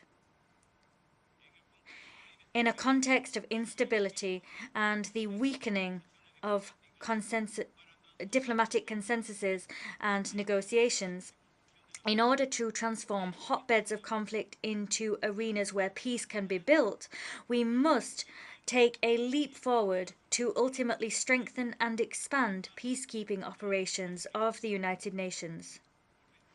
On my government's instruction, Peru has practically doubled its military troops in 6 peacekeeping missions throughout the world.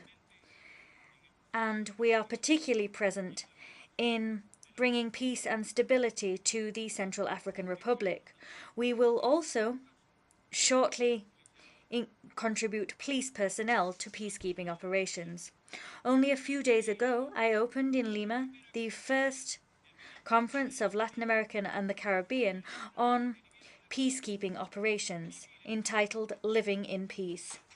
The conference has lent great momentum to increasing the participation of Latin America and the Caribbean in United Nations peacekeeping operations, and this step is grounded in the principles of the consent of the parties, impartiality, and the non-use of force except in self-defense. Yet more important still, the Lima Conference has decided to create the Latin American and Caribbean Network for Cooperation in Peacekeeping Operations. Peru is committed to the immediate implementation and operationalization of the network. Latin America was decisive in the very creation of the United Nations. Grounded in the principles of solidarity and joint action, Latin America must as such increase its contribution to conflict resolution and peace. It is indeed its historic tradition. In this vein, my government will increase consultations to strengthen South America as a zone of international peace.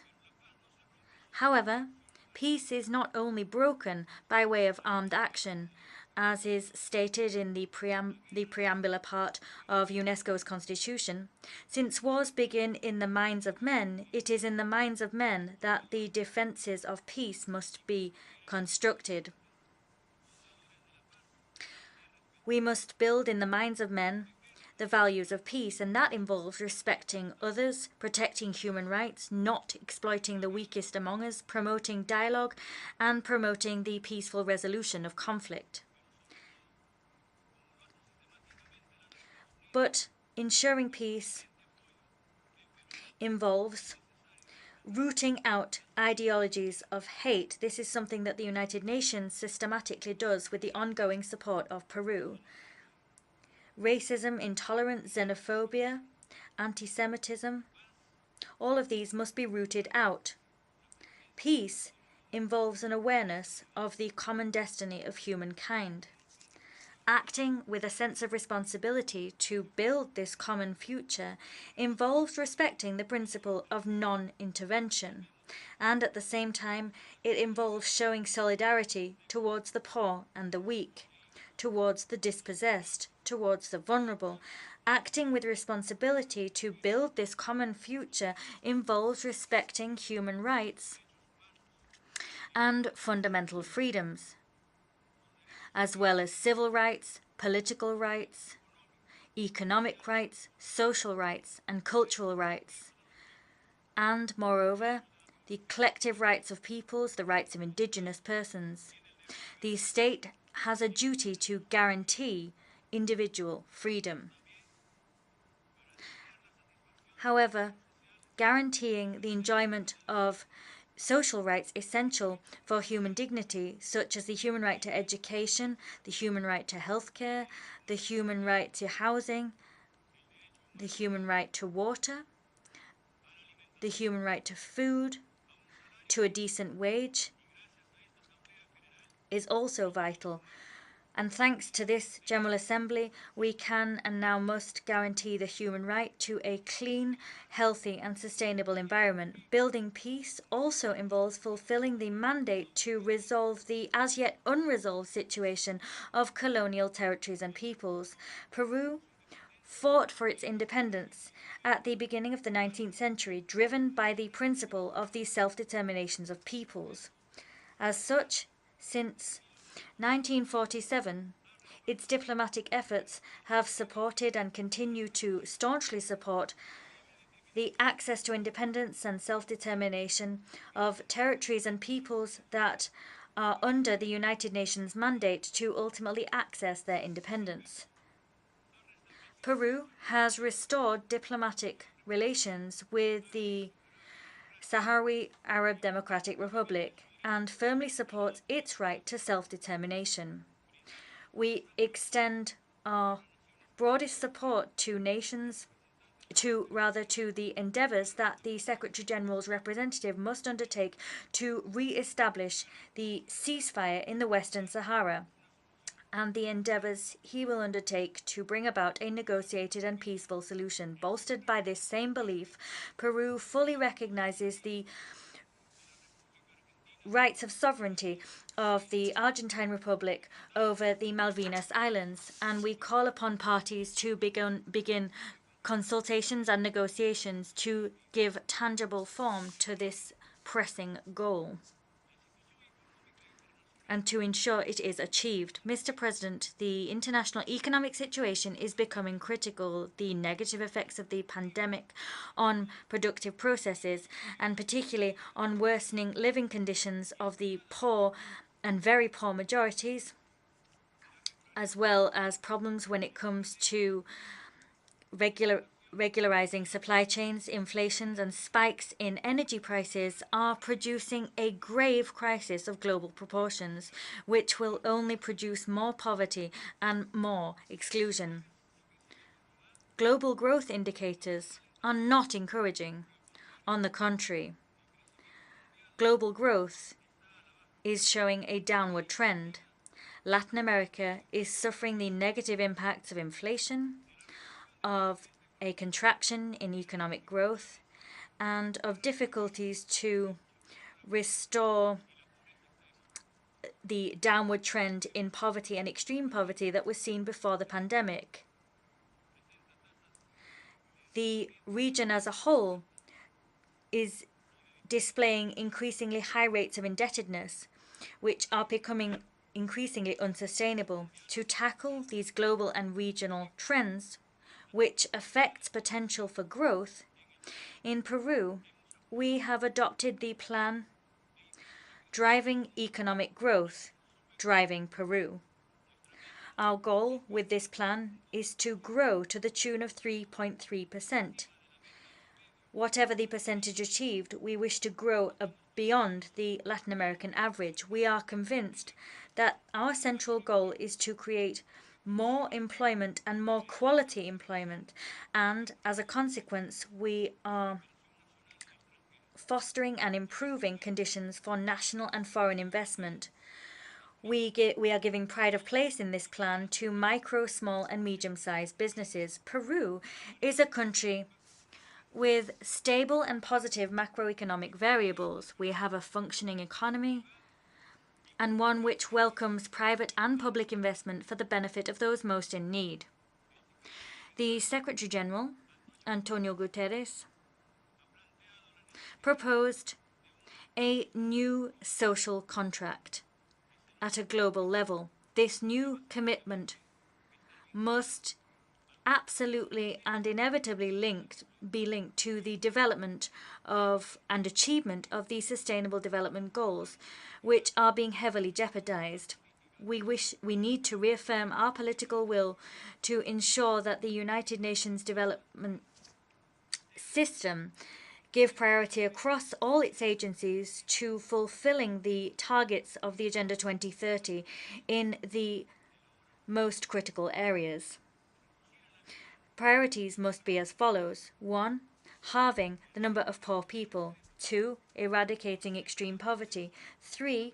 Making zero hunger a reality so that all families enjoy food security. 4. Achieving efficient and universal health coverage for all. 5. Ensuring that all girls and boys finish primary and secondary education. This secondary education must be free, equitable, and of quality. 6. Put an end to all forms of discrimination against women and girls throughout the world. 7. Achieving universal and equitable access to drinking water at an affordable price for all. And lastly, gradually achieving a situation whereby the income of the poorest 40% of the population is higher than the national average and ensuring it remains such. The new global compact must draw its strength and momentum from a renewed commitment, one which gives focus to our political will and ensures that we channel financial resources towards achieving the goals of Agenda 2030. Agenda 2030 is not only a program for peace, justice, and equality at a global level, rather it is an integral part of our national agendas. This year, climate change has meant that extreme heat and floods have reached their worst levels in history. Greenhouse gas levels continue to rise. These are the cries of Mother Earth. She is asking us not to continue assaulting nature. I issue an appeal, particularly to the industrialized nations, to find new momentum to halt global warming. As heads of state, we must be cognizant of the fact that our targets to ensure we meet targets of reducing new emissions already need to be 7 times higher than they are if we are to achieve the ultimate goal of making sure that global warming is no greater than 1.5 degrees. The United Nations has once again expressed its support for environmental rights defenders and for the protection of their rights, their lives, and their access and indeed supported access to environmental information on the part of citizens and indigenous peoples. The Escazú Agreement, which Peru signed, reflects the awareness of the peoples of Latin America of the need to implement the historic decision of the General Assembly, a decision which recognized environmental rights as human rights. Escazú is an instrument to affirm our sovereignty over natural resources in the Amazon region. The oceans, too, require urgent agreements to preserve marine life and marine ecosystems, as well as their biodiversity.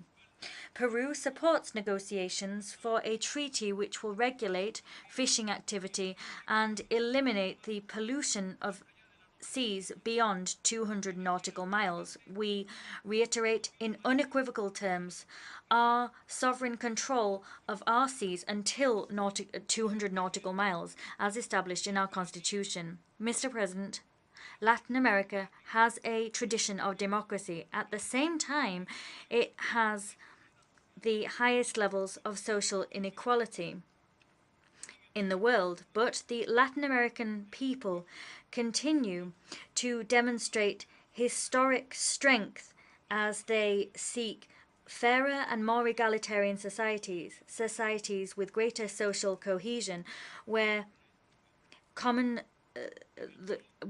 everyone has a right to a common home without exclusions. They are convinced of the righteousness of their cause. In Peru, we are moving along this path. Democracy involves the existence of opposed political positions.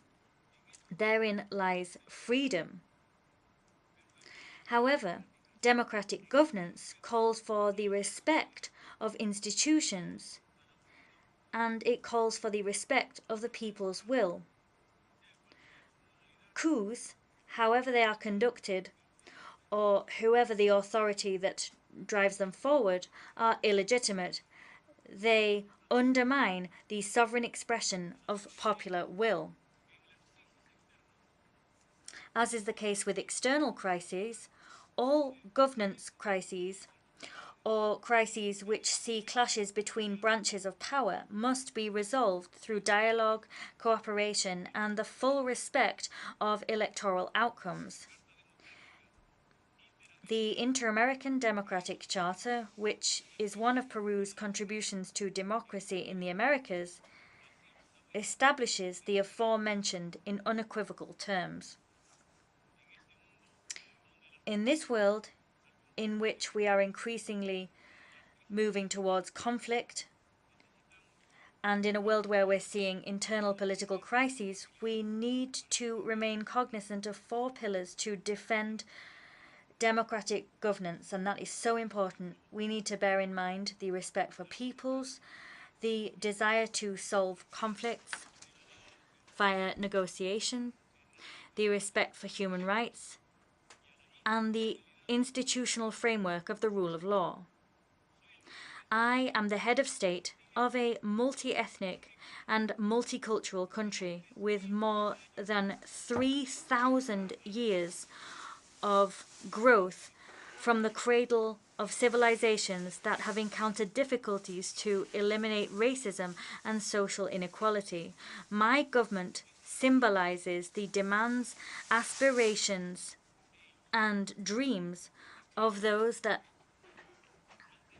have had nothing or very little indeed, their aspirations to join national life as authors of their own destiny. Peru's agenda for social inclusion is that of the new social contract which the United Nations wishes to see for all peoples of the world. It is an agenda which prioritizes the principle of leaving no one behind. And we are prioritizing an inclusion which will achieve tangible form for the benefit of all, particularly for the poorest and most vulnerable among us. We wish to see a world for all. Many thanks indeed. On behalf of the General Assembly, I wish to thank the President of the Republic of Peru for the statement just made, and I request the protocol to escort His Excellency. The Assembly will hear the address by His Excellency David Kabua, President of the Republic of the Marshall Islands. I request the protocol to escort His Excellency.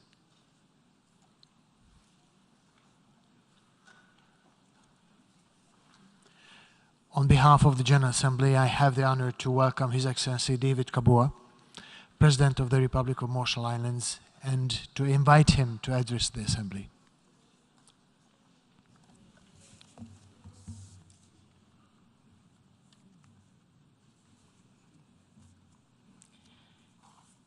Thank you, Mr. President, and I congratulate you on your election. And also I would like to also congratulate and thank your predecessor for his strong efforts and accomplishment. Mr. President, Secretary General, Excellencies, ladies and gentlemen, I bring you warm greetings of Yahweh from the people and government of the Republic of the Marshall Islands. I also bring these greetings at an uncertain global hour. Geostrategic tension has risen in both Eastern Europe and the Indo-Pacific.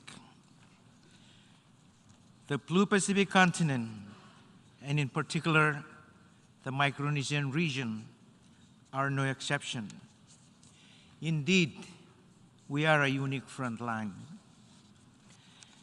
As one of the last nations in the world to reopen its borders, following our recent community COVID outbreak, we joined the international community in both mourning our loss while also thankful for partnership.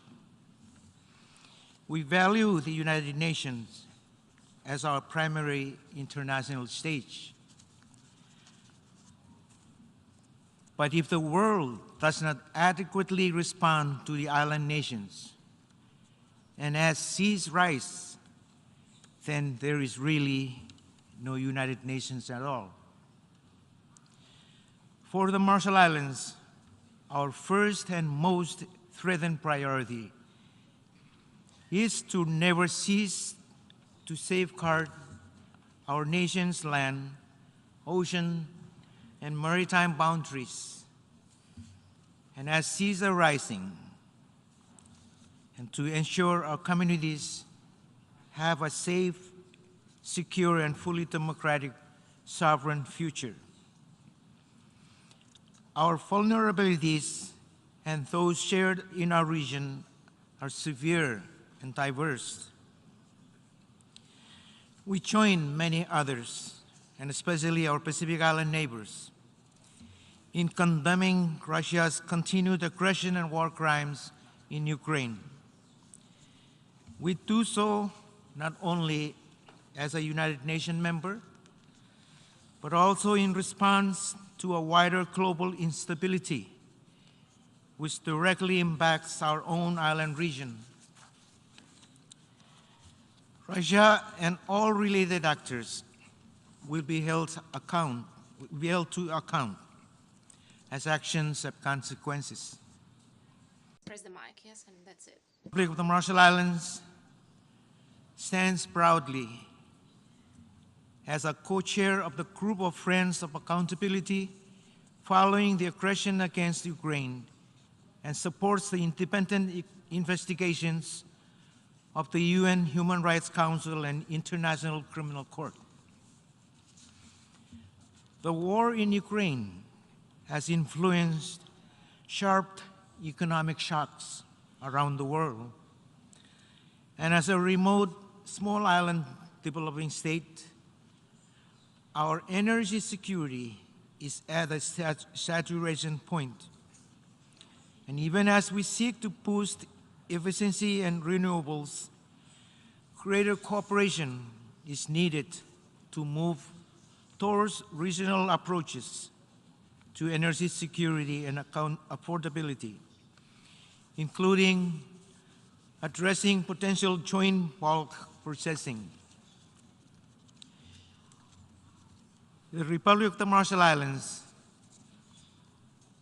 condemns the recent military actions of the People's Republic of China in the Taiwan Strait. This has threatened to disrupt peace and security in the Indo-Pacific region and across the globe. We welcome recent IAEA monitoring reports on the Fukushima Daiichi nuclear power station and look forward to continued engagement through appropriate fora. Mr. President, while we have shared goals and strong partnership with the United States of America, we also have grave development challenges and essential needs to better assure present and future Marshallese generations of their growth and well-being. We welcome recent progress with the United States of America towards a renewed compact of free association and with it a targeted trust fund. It is vital that the legacy and contemporary challenges of nuclear impact testing be better addressed, and that climate change be addressed with the urgency and commitment it deserves, and that our voice as an equal partner is strengthened.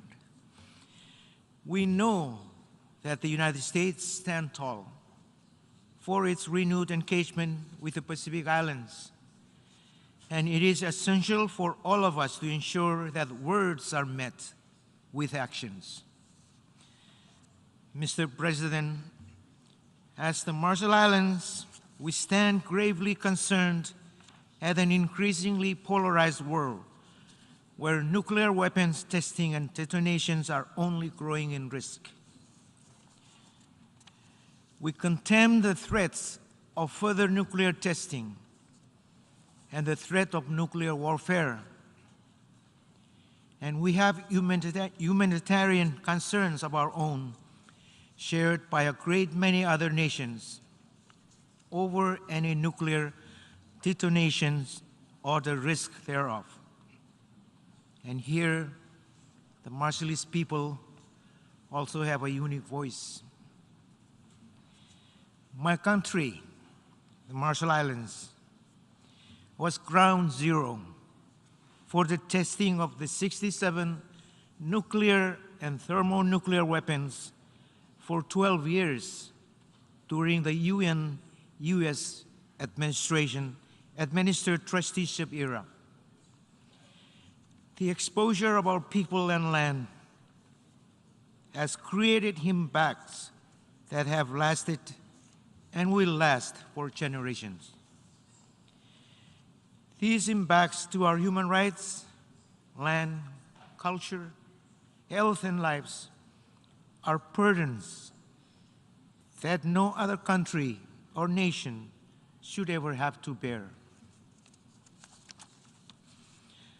Our own experience, history, and current challenges to nuclear exposure are key drivers for urging progress in reducing and ultimately eliminating nuclear risk.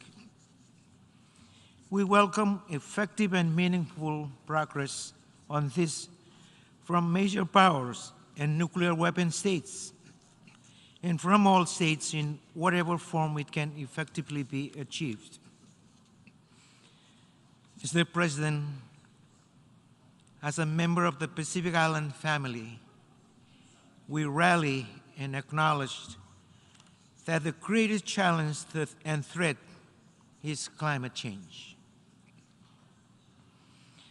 As a low-lying atoll nation whose future is at risk, there could be no stronger statement, nor should climate change be considered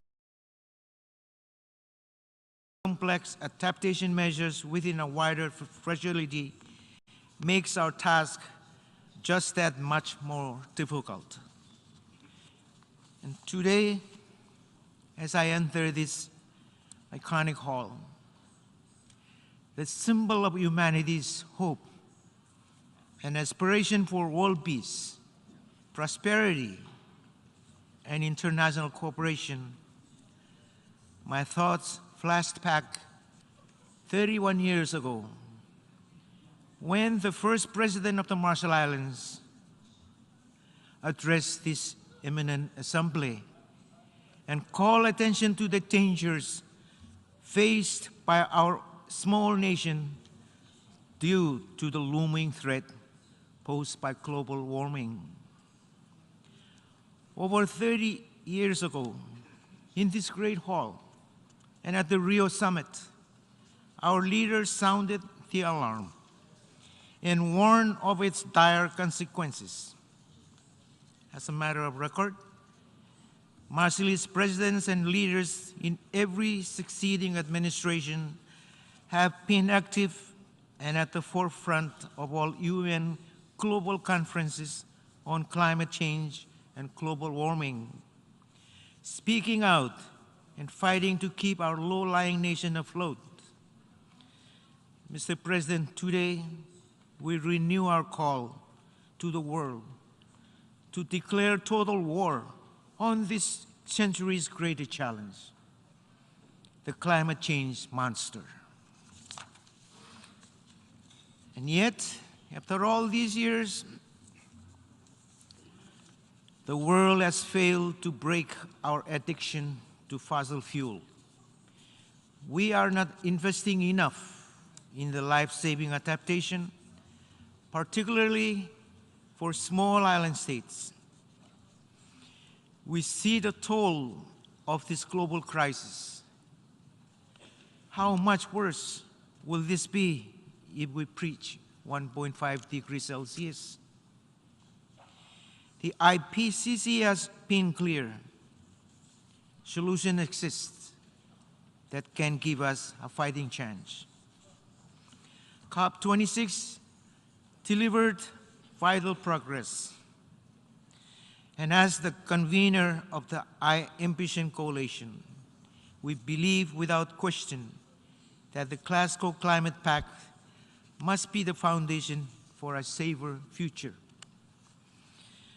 We must honor these commitments and deliver enhanced, nationally determined contribution and policies on coal and fossil fuel subsidies to reach these targets. We must build that future by catalyzing transformations today, by drastically increasing renewable energy, by taking on tough sectors like aviation and shipping.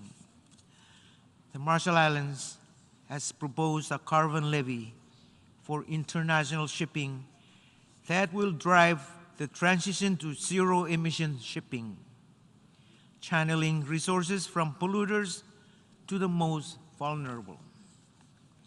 I humbly urge all countries to embrace this at the International Maritime Organization. Mr. President, I see hope in elaborating a global goal on adaptation that will set our collective sights on a safe, resilient future. Delivering adaptation at the scale required calls for bold and substantial investment. The doubling of adaptation funding is a vital start. But like all climate finance, we must see it delivered to the most vulnerable. Loss and damage of property and human sufferings are already occurring with profound human rights impacts. This must be addressed, including through a finance facility that would help those on the front lines. This is a question of giving hope to those of us that face immeasurable threats to our people, nation, and culture. We are pleased to note and support the establishment of the human right to a clean environment and of a special rapporteur for climate change and human rights. And as a small island developing state, we are committed to better understanding and addressing complex challenges in human rights around the world. But development is never a trade-off for affirming universal human rights. Our own national experience tells us that politics must never step over the voices of the most vulnerable. We welcome the recent release by the UN High Commissioner for Human Rights of a long-delayed report on the human rights situation in the Xinjiang region of the People's Republic of China. We are gravely concerned regarding the report's finding that serious human rights violations have been committed and that widespread arbitrary detention may constitute international crimes, in particular, crimes against humanity. The international community cannot bear silent witness and must react. The Republic of the Marshall Islands also affirms the role of the Pacific Islands Forum in addressing human rights issues in West Papua, including the prior call Rights High Commissioner. Mr. President, as an ocean and island nation, we congratulate our close neighbor, Palau, for having successfully hosted our Oceans Conference earlier this year.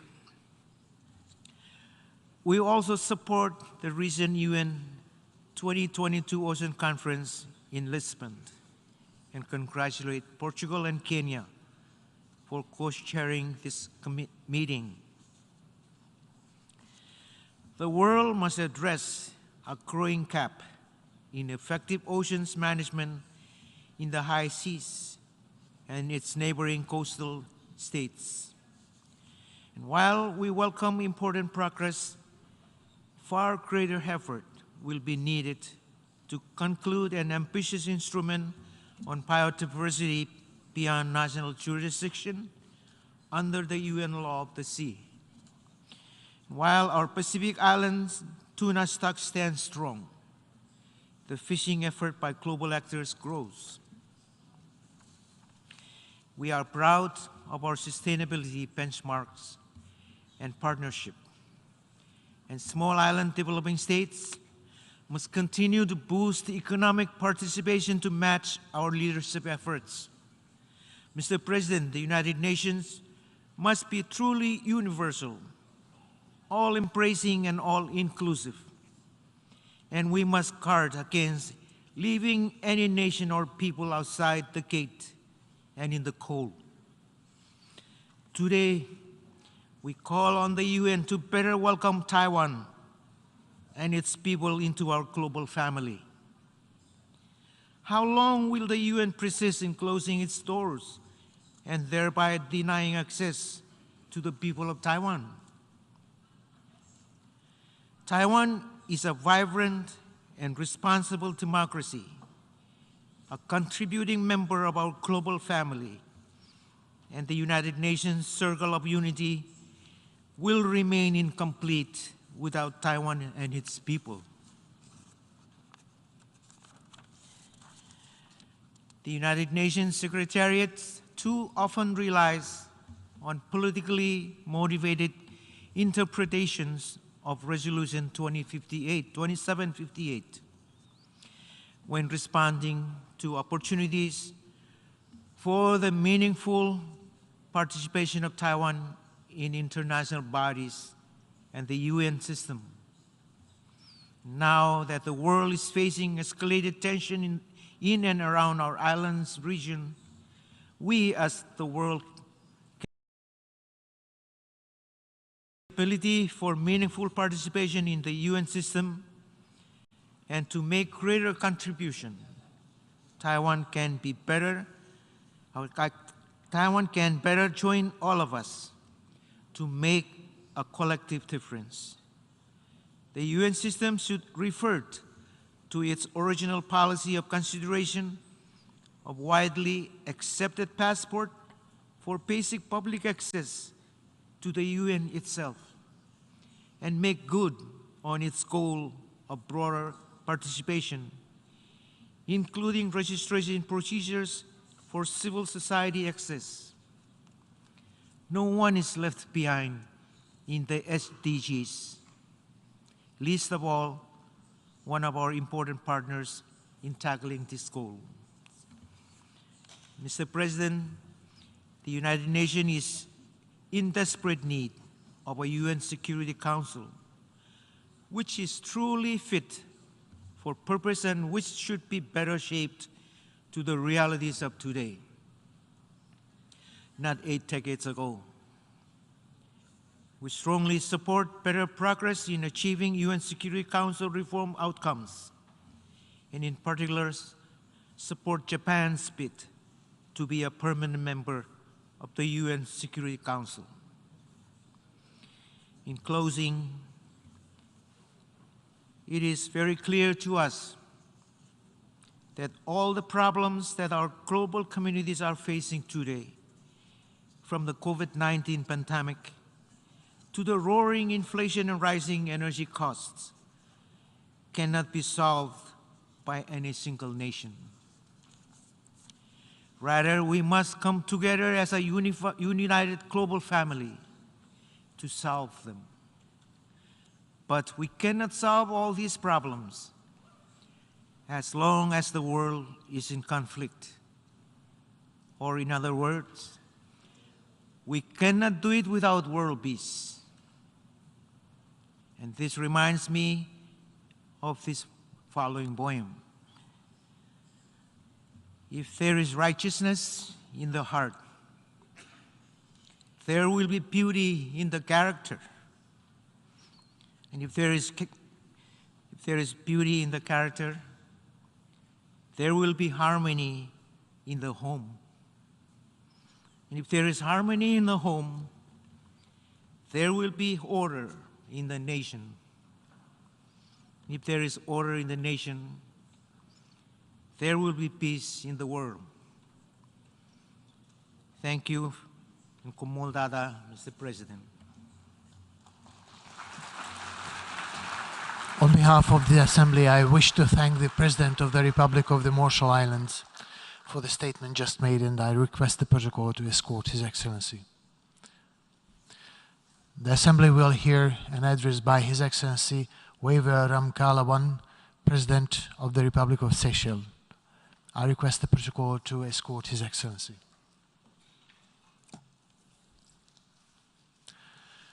On behalf of the Assembly, I wish to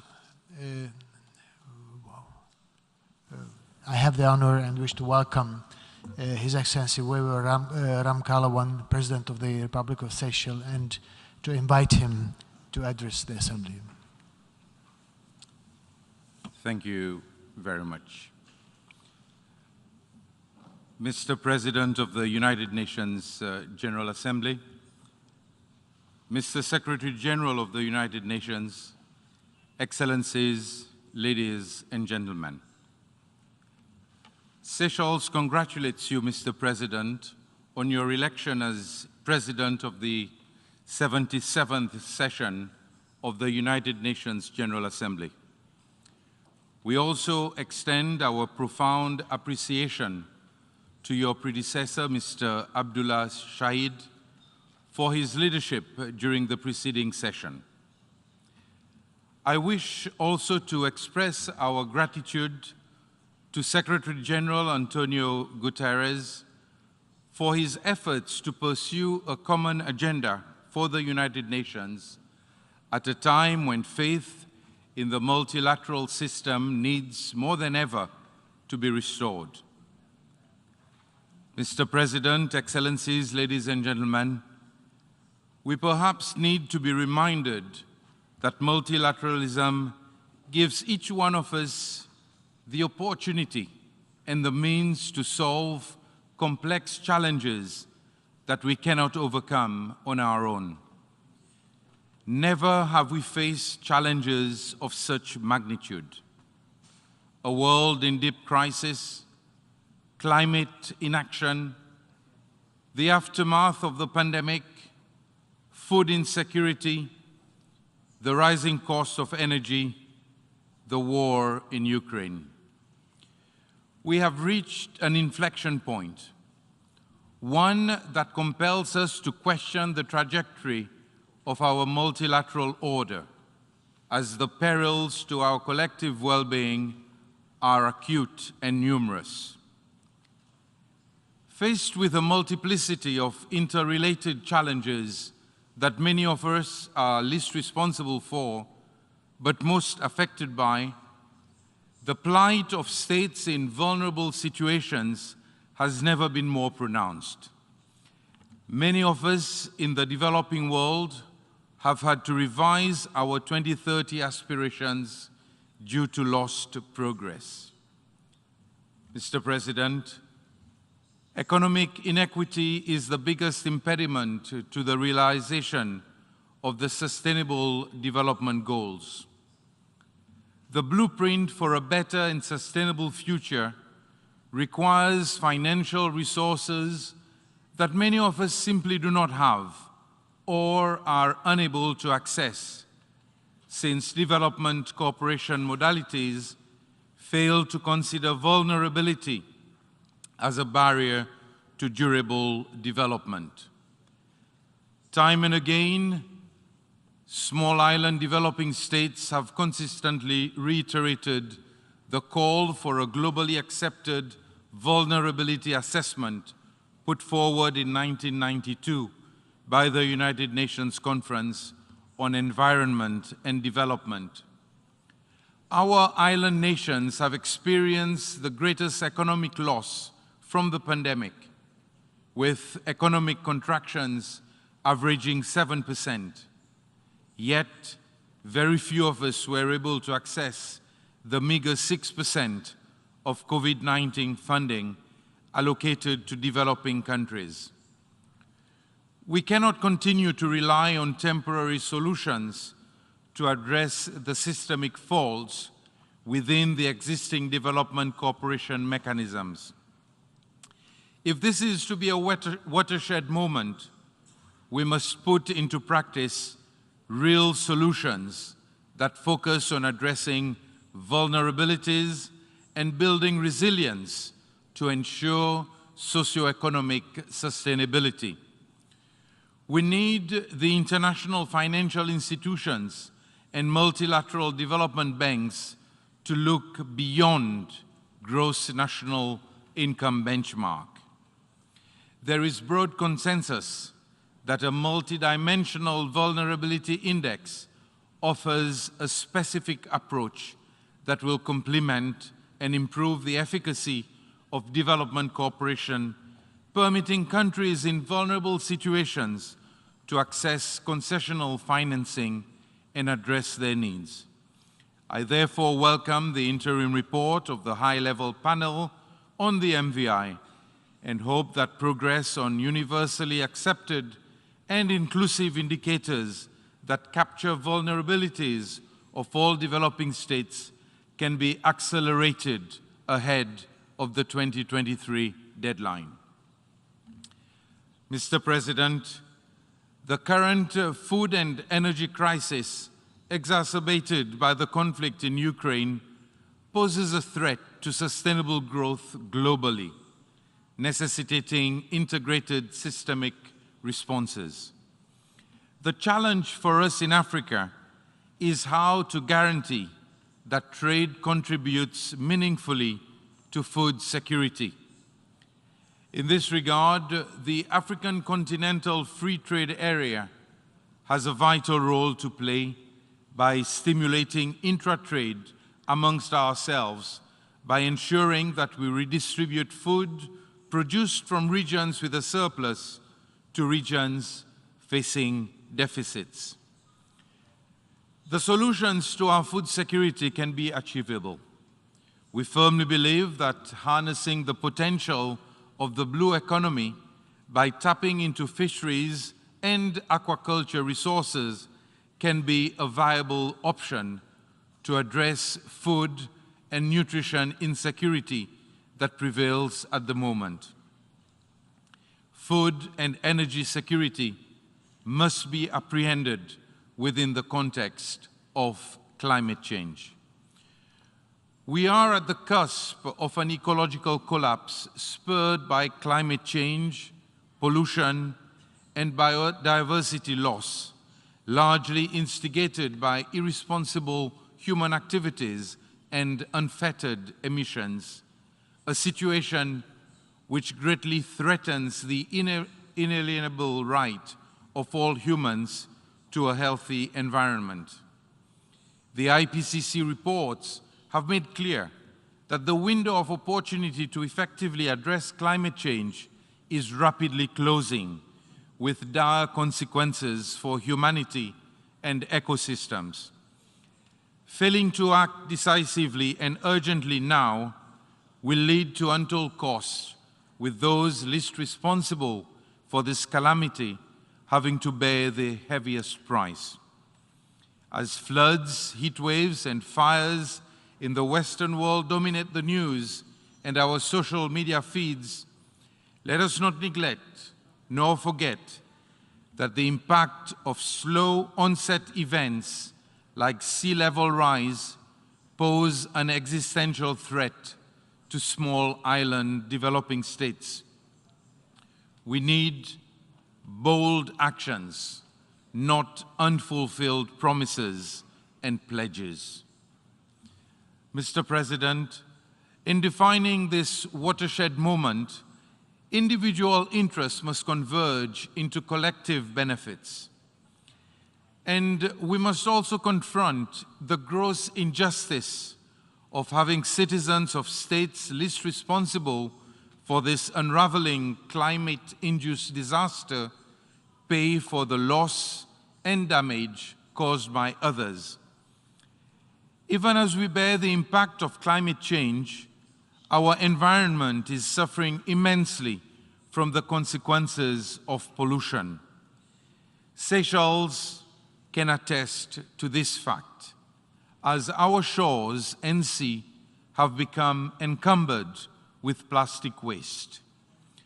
I am nonetheless heartened that a historical agreement to establish an intergovernmental negotiating committee with the mandate to forge an international legally binding agreement to end plastic pollution was achieved at UNIA 5.2. Hopefully, this will raise ambitions in other areas of environmental protection, including in the protection of biodiversity. The pressure that human activities are exerting on biodiversity are tipping the scale towards mass extinction across the globe. Therefore, the UN Conference on Biodiversity, COP15, will be critical for the post-2020 global biodiversity framework.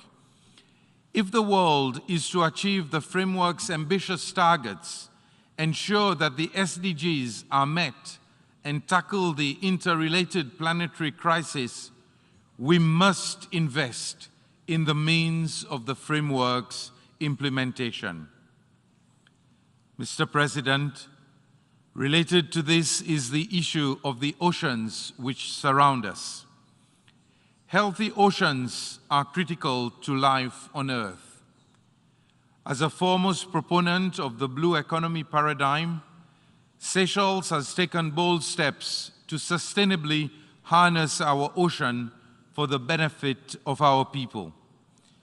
By implementing our marine spatial plan, we have not only set aside 30% of our economic exclusive zone for protection and sustainable use, but also helped consolidate progress towards our commitments under the UNFCCC and Paris Agreement, as well as the SDGs and CBD.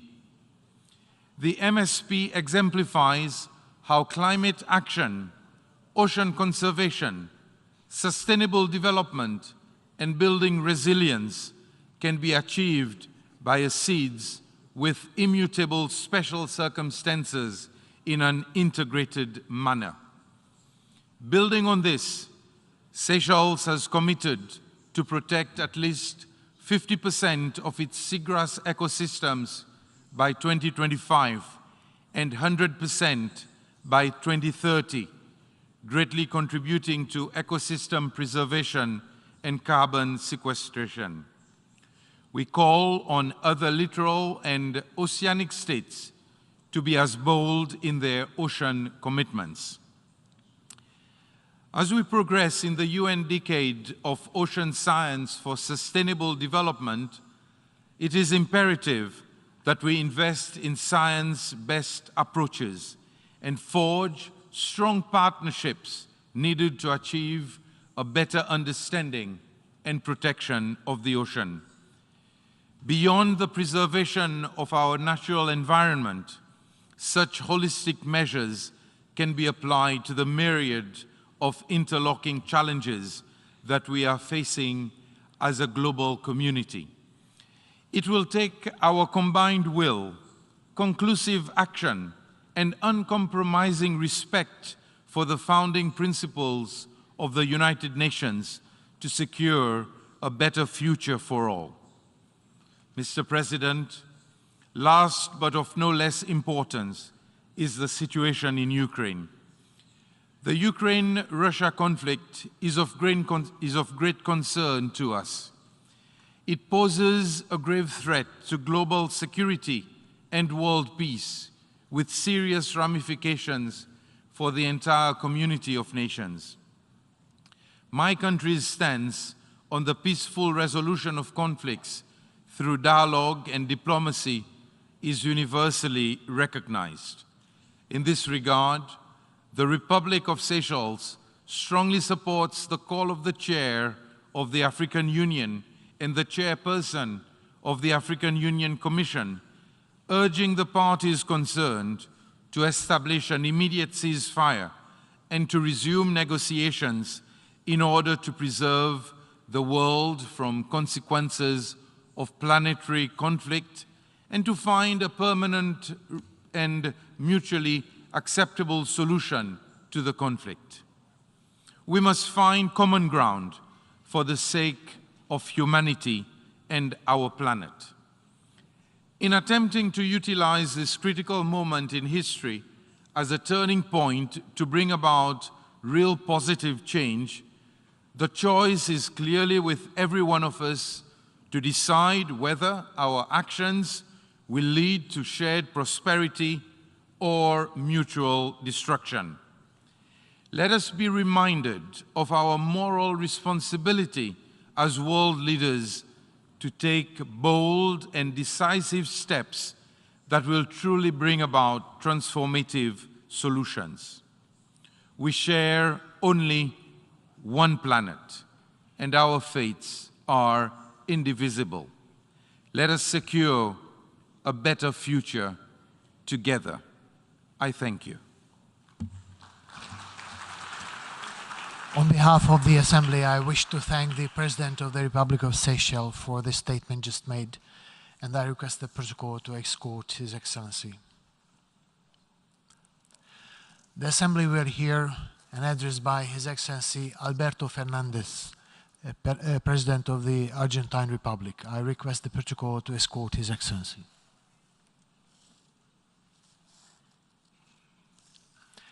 On behalf of the General Assembly, I have the honor to welcome His Excellency Alberto Fernandez, President of the Argentine Republic, and invite him to address the Assembly.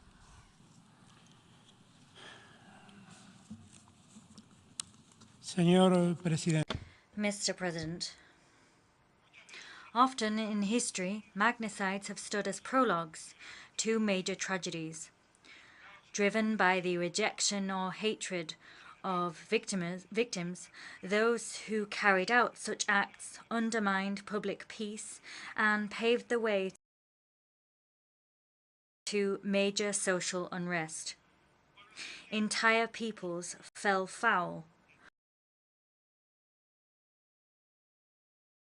For this very reason, seeking to exalt the eminently rational principle of democratic coexistence, I wish to begin this address by expressing gratitude for the solidarity which Argentina has received from across the world following the attempted magnicide targeting our Vice President, Cristina Fernández de Kirchner.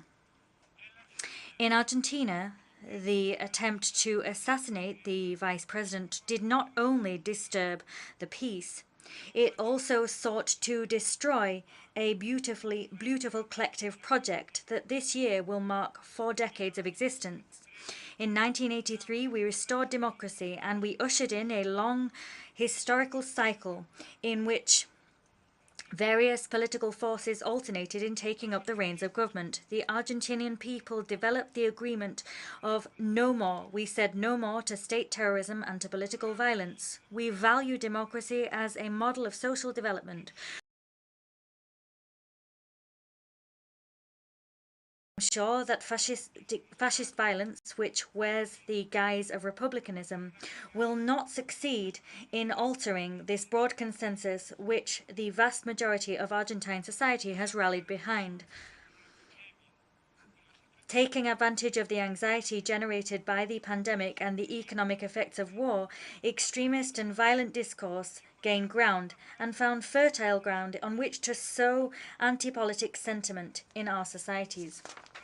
Remaining silent before such evidence might lead us to plunge the rule of law itself into crisis. Those who seek to weaken and erode democracies have specific interests which prompt them to promote extreme polarization. Let us not resign ourselves to this state of affairs. Let us unequivocally condemn at a global level those who sow division in our communities. This General Assembly is the body which must note in time the warning signs that resound throughout the globe. As the survivors of a pandemic which lashed humanity, we now face a dilemma. Either we learn the lessons of this tragic experience, or the world will find itself faced with situations whereby increasingly serious clashes occur. The pandemic laid bare the acute inequalities which plague the global population. Is it right that the fortune of only 10 men is greater than the income of 40% of the global population? Is it ethical that the pandemic claimed 4 times more lives in the poorest nations than in the rich ones? Not speaking out against this model of accumulation which places income in the hands of a few while millions remain plunged in poverty may make us complicit in simply strengthening this inequality. We have the time, we have arrived in time to halt several of the threats facing humankind. The injustices that we're noting will only worsen if extreme positions are allowed to take root, if wars continue over time, allowing hunger to take root, and if persistent inflation ultimately corrodes the income of the weakest among us. We must work together, shoulder to shoulder. We must strengthen a cooperation-based multilateralism which ensures that we can strengthen the rule of law. We must work in a way to ensure that non-violence prevails, and we must ensure that greater equity ultimately reduces social divides. To tackle the aforementioned challenges, we must restore peace. We have always preached the peaceful solution of disputes. It is of the utmost importance that all hostilities that are now raging cease. For this reason, we need to work hand in hand to ensure that dialogue prevails and to restore peace in the dispute which was unleashed by the military advance of the Russian Federation on Ukrainian territory. As we seek to reach the horizon of global peace, we must abandon economic and financial practices which the developed world forces the developing world to comply with. Allowing this status quo to continue will only increase poverty and marginalization. If we do not change, we will not be able to build fairer and freer societies, societies which are more stable and who are committed to their own institutions. Nations in debt suffered much more acutely the effects of the established system. Argentina is among these nations. Consequently, I wish to thank all states that supported us and that continue to support us in the complex process of renegotiating our external debt. It is a debt which my government did not produce, but which it diligently grapples. Our positions are well known. They are in line with the provisions agreed upon by this General Assembly in Resolution 69/319 of 2015. This resolution stated that the restructuring of sovereign debt must occur in such a way as to promote sustained and inclusive growth, minimizing economic and social costs, guaranteeing the stability of the international financial system, and respecting human rights. We are calling for a paradigm shift, a shift in the paradigms which underpin the international financial system. At the same time, we support the goals which underpin the Sustainable Development Agenda 2030 of the United Nations. The food security is something which must be guaranteed for all inhabitants of the planet. We cannot allow time to pass and famine to reign. The recent reports of the FAO raise the alarm regarding the impact of excessive volatility of prices of some commodities, and they sound the alarm regarding the disruption of input markets, the markets of inputs which affect the production in agriculture. All of this had and has an important impact on global inflation, and all of the above is to the detriment of those left furthest behind. Argentina will continue to play its role as a reliable producer and exporter of nutritious and quality food. We'll also continue to act as a provider of applied technologies which can be applied to food production to improve yields. We must guarantee a fairer international trade system for agricultural produce. This system must be more transparent, more equitable, and more predictable. If we strengthen this system, food-producing nations will be able to make the necessary investments to increase production and ultimately mitigate global hunger. We must guarantee food security. In the same way, we must ensure that we can predictably and safely access energy. Argentina will continue to play an active role in contributing to tackling this major challenge. We are increasing production to provide the world with clean energy, and with those forms of energy such as natural gas make it possible to reduce carbon emissions during the energy transition. We have the second largest global reserve of unconventional gas and the fourth largest global reserve of non-conventional oil. We have a major reserve of lithium, and we have the potential to develop solar and wind energy, just as we do low and zero emission hydrogen.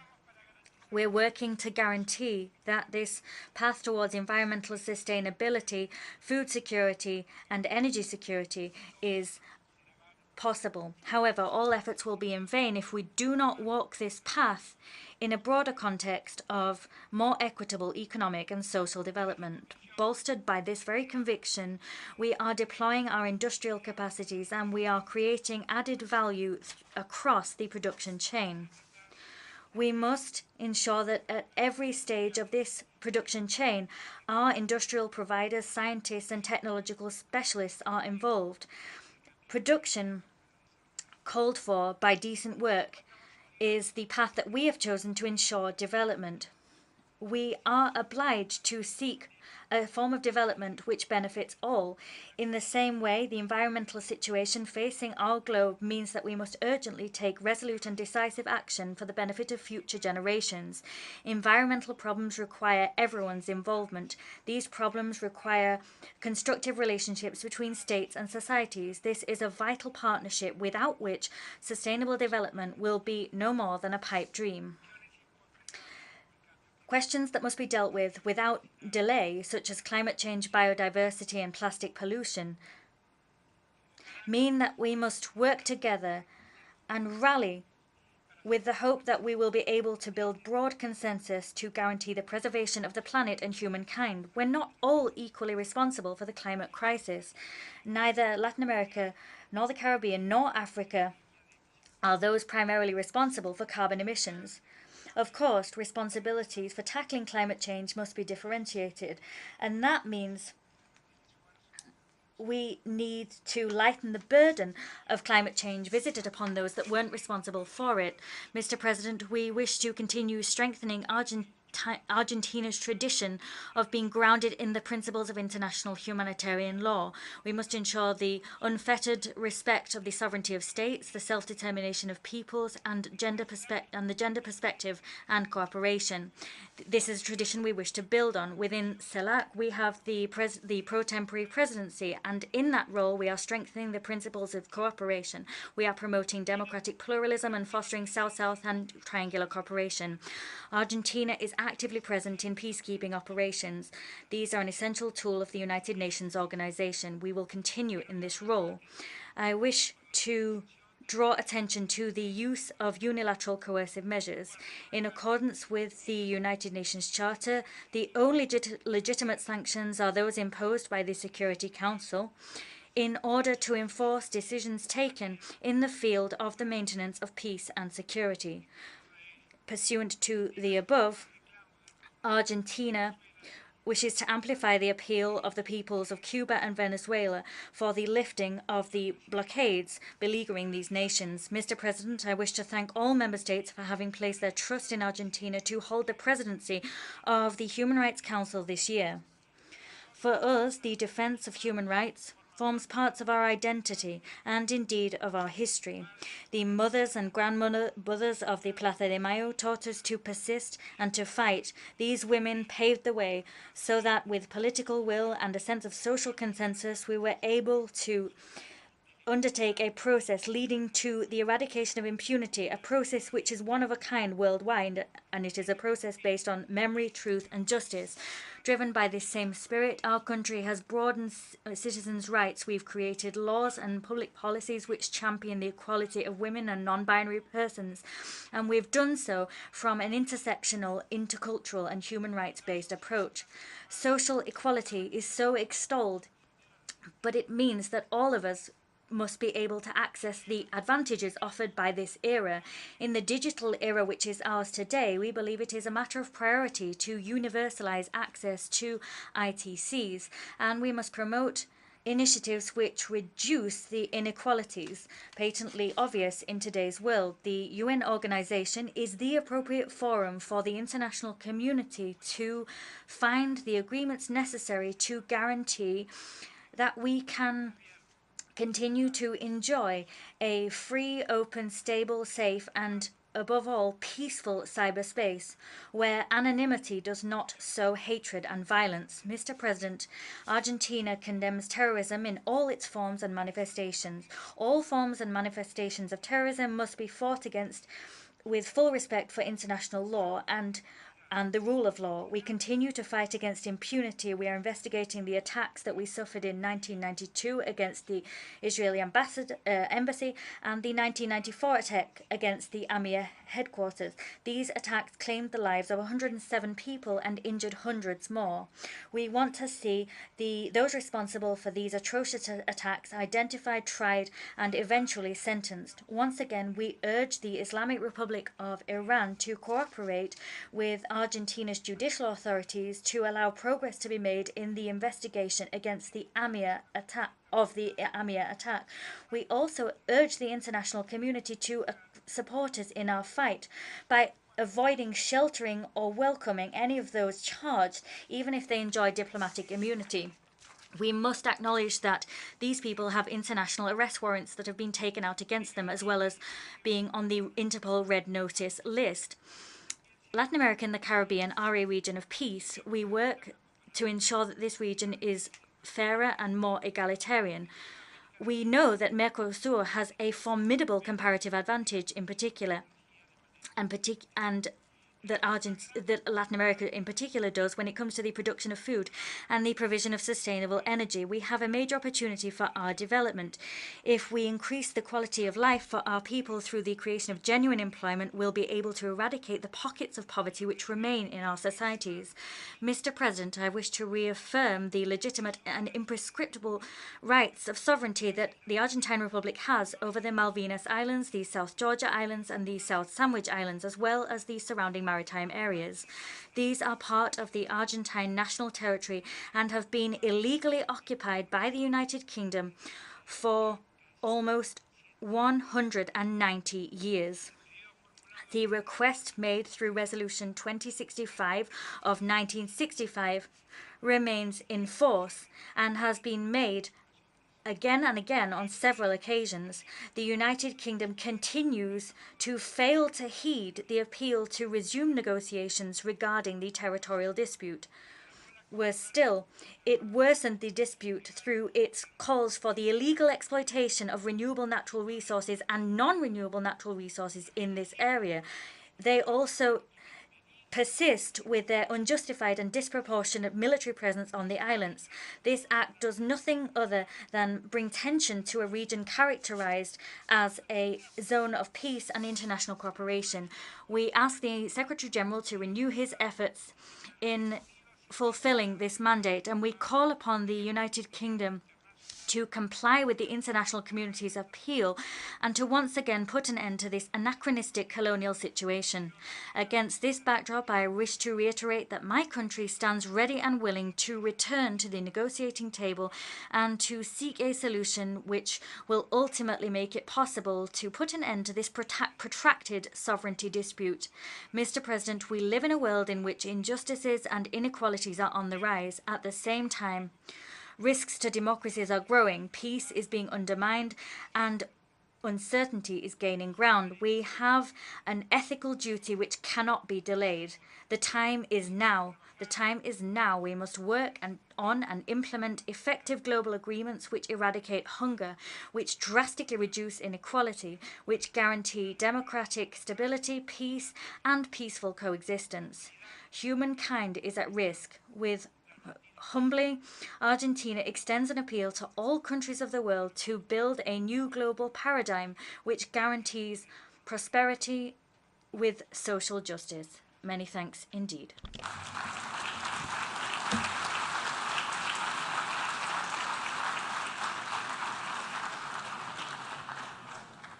On behalf of the Assembly, I wish to thank the President of the Argentine Republic for the statement just made, and I request protocol to escort His Excellency.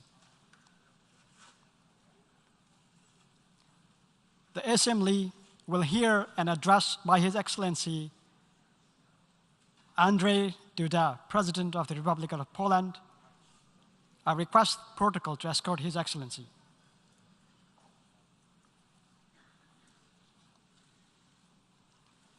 On behalf of the General Assembly, I have the honor to welcome His Excellency Andrzej Duda, President of the Republic of Poland, and to invite him to address the Assembly.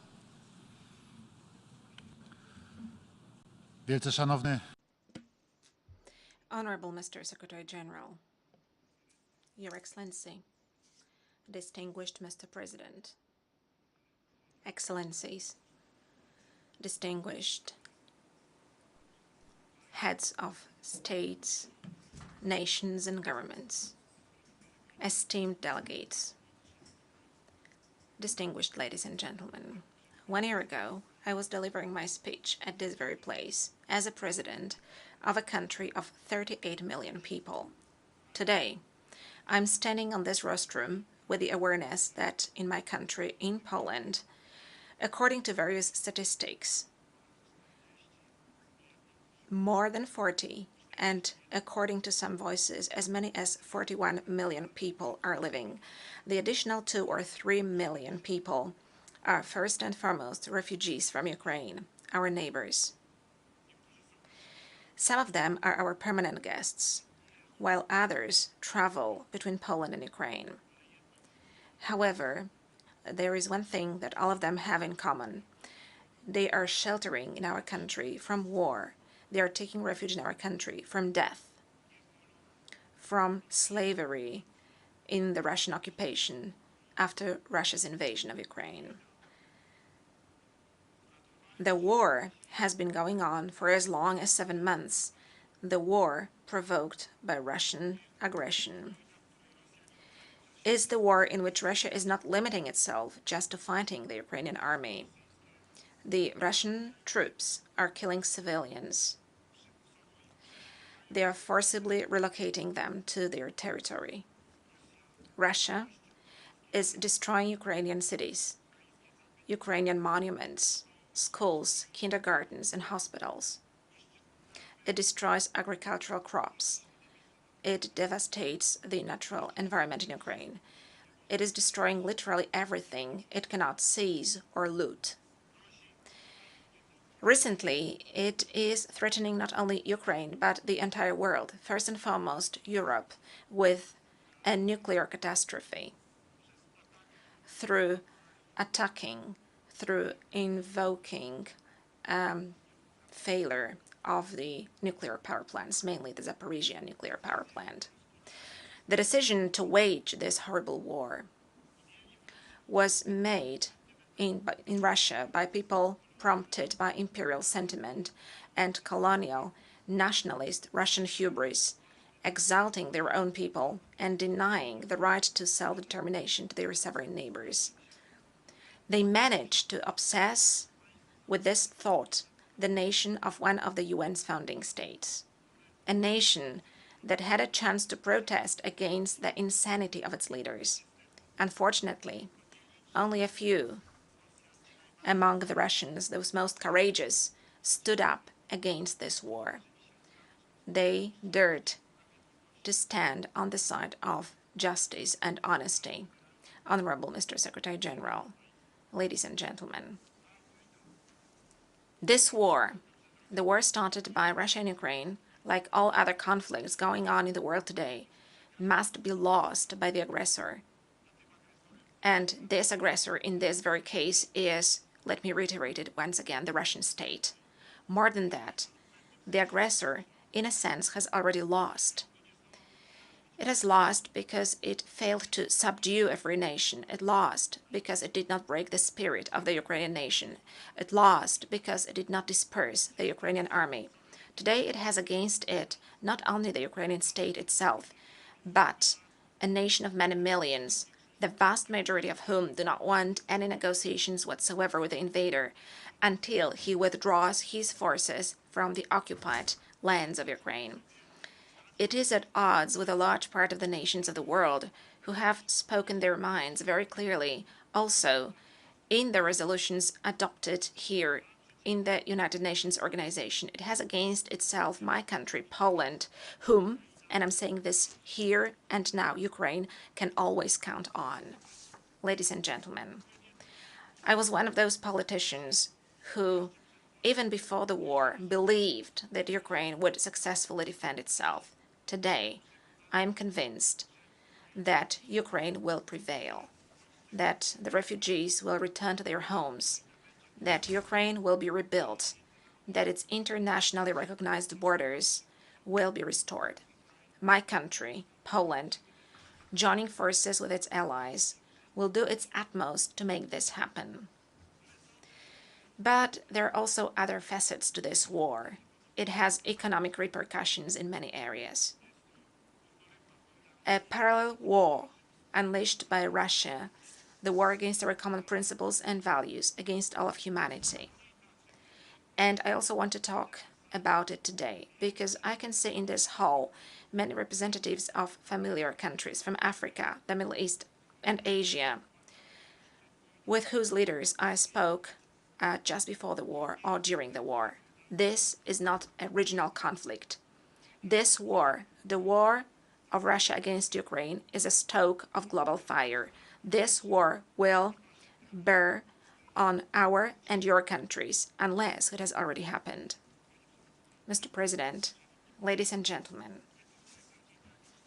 one of the most dramatic effects, the global effects of the Russian aggression, is the food crisis and the specter of famine looming over large parts of the world.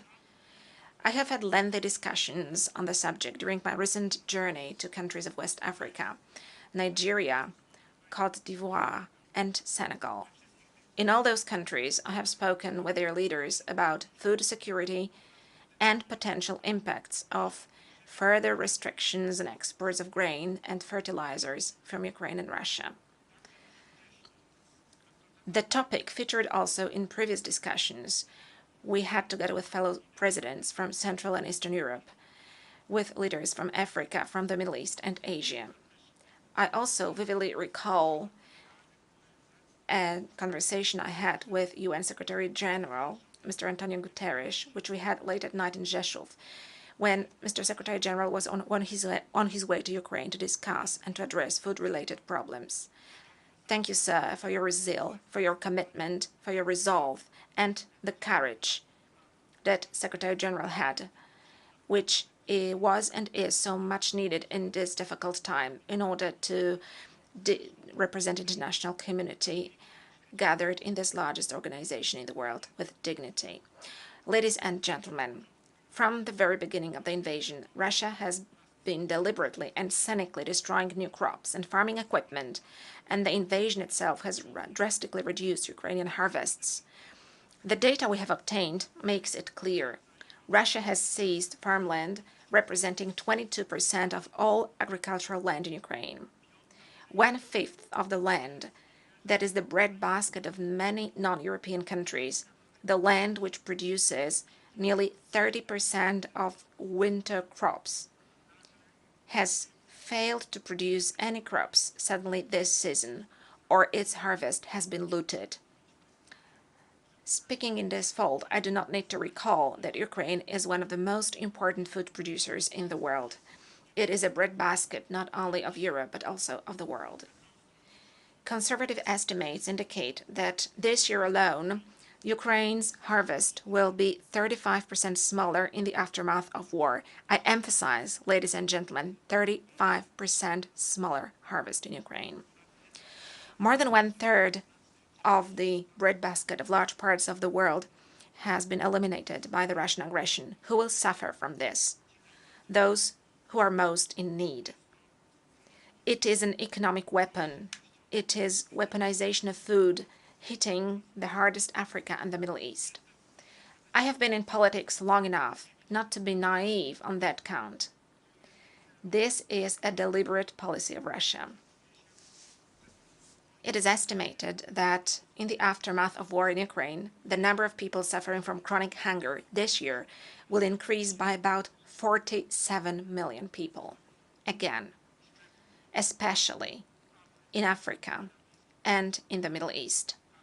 There, this famine catastrophe provoked by Russia as a result of its aggression of Ukraine will be most visible. Excellencies, ladies and gentlemen, as an international community, we are obliged to prevent anyone in the 21st century from knowingly and cynically causing artificial famine in the name of achieving their political goals, the way Stalin did back in the 1930s. In this context, it is of key importance that on July the 22nd in Istanbul, Russia and Ukraine signed agreements with Turkey and the UN. Those documents are aimed at unblocking sea route through the Black Sea for the export of millions of tons of Ukrainian grain. Once again, I would like to personally acknowledge the significant role played by the United Nations Secretary General in the conclusion of this accord of Mr. Antonio Guterres. This is a great success of the United Nations organization and of Secretary General in this extremely difficult situation. Now, we all have to guard the parties' compliance with the agreements and their commitments. I am all the more concerned by the ever more frequent statements from the Russian side undermining the accord, as well as by acts deserving to be condemned in the strongest terms, such as the shelling of the Odessa seaport by the Russian army, which occurred less than 24 hours of the signing of the documents. As an international community, we must immediately respond to such incidents by imposing further sanctions and providing more aid packages to Ukraine, which is defending itself. For my part, I would like to assure you that Poland, together with its European Union partners, as a neighbor of Ukraine, remains steadfastly committed to facilitating Ukrainian grain exports also by land. We will go to great lengths to make sure that those consignments reach those who are most in need, especially in Africa, Asia, South America, and everywhere where it is needed so that people can survive.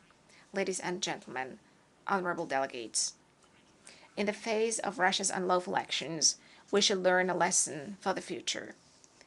We should also keep in mind the provisions of international law and the possibility of holding perpetrators accountable. A number of regulations exist in international law on the protection of food resources and the natural environment during conflicts.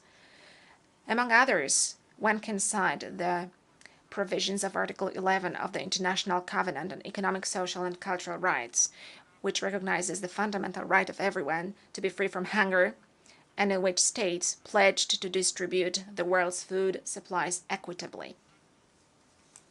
In addition, Protocol 1 to the Geneva Conventions relating to the protection of victims of international armed conflicts from 1977 in Article 54 prohibits, among other things, attacking, destroying, removing, or rendering useless objects indispensable to the survival of the civilian population, such as foodstuffs and agricultural zones.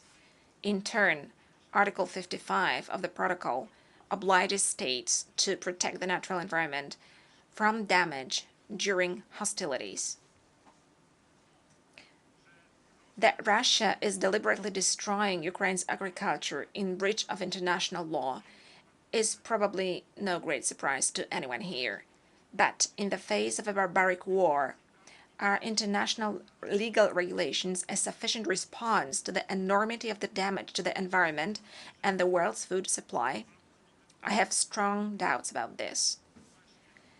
It is in this context that I see the need to develop penalization mechanisms to be able in the future to bring to justice the persons responsible for violating international law. Those who knowingly destroy crops in the breadbasket of the world must know that they will be pursued to be prosecuted as long as they live. I would like from this place to support all existing and new initiatives so that those who deprive millions of people of their right to food and destroy the environment will no longer go unpunished. Poland wants to actively participate in their work. Ladies and gentlemen, honorable delegates, the Russian aggression on Ukraine constitutes no less than an aggression against the whole world. Each aggression requires a multidimensional international response with determination and without hesitation. It is necessary to step up the pressure on Russia and its accomplice, Alexander Lukashenko's regime in Belarus. Advisability of continuing cooperation with those governments should be deeply reassessed, also by international organizations. There is no more room for business as usual with Russia. The times of business as usual have definitely come to an end, and that was finished by Russia through its bestial aggression against Ukraine, through violating the principles of international law, through lack of respect for man and for human life.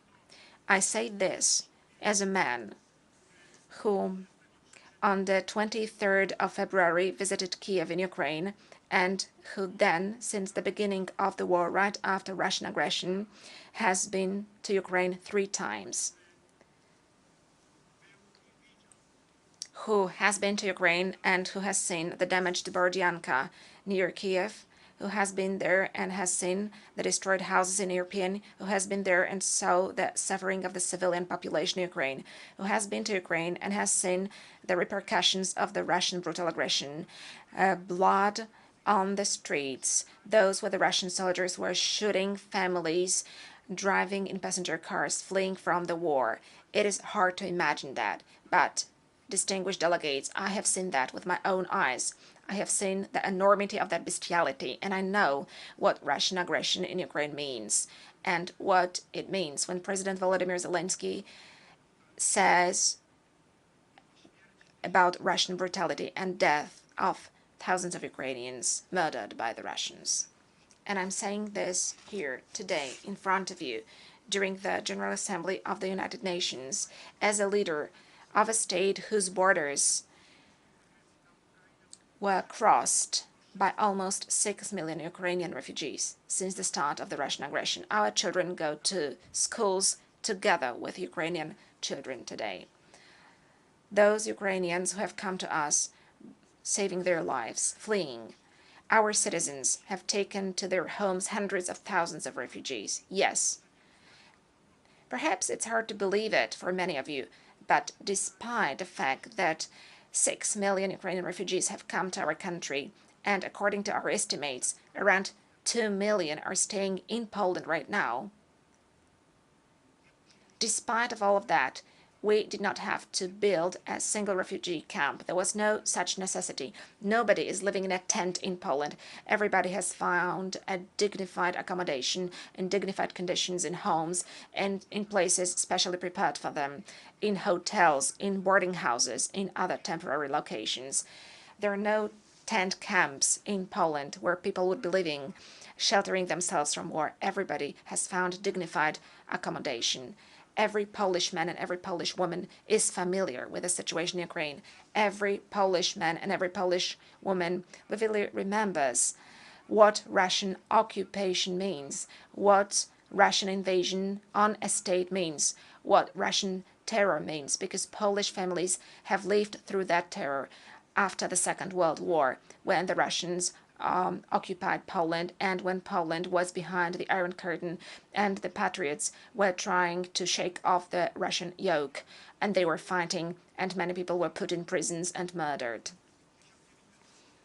In 1939, right after the invasion of Nazi Germany on Poland, the country which together with Nazi Germany, with the Nazi state, invaded the Republic of Poland and destroyed my country was precisely the Soviet Russia, on the basis of a Hitler-Stalin pact, which was entered into on the 23rd of August, 1939.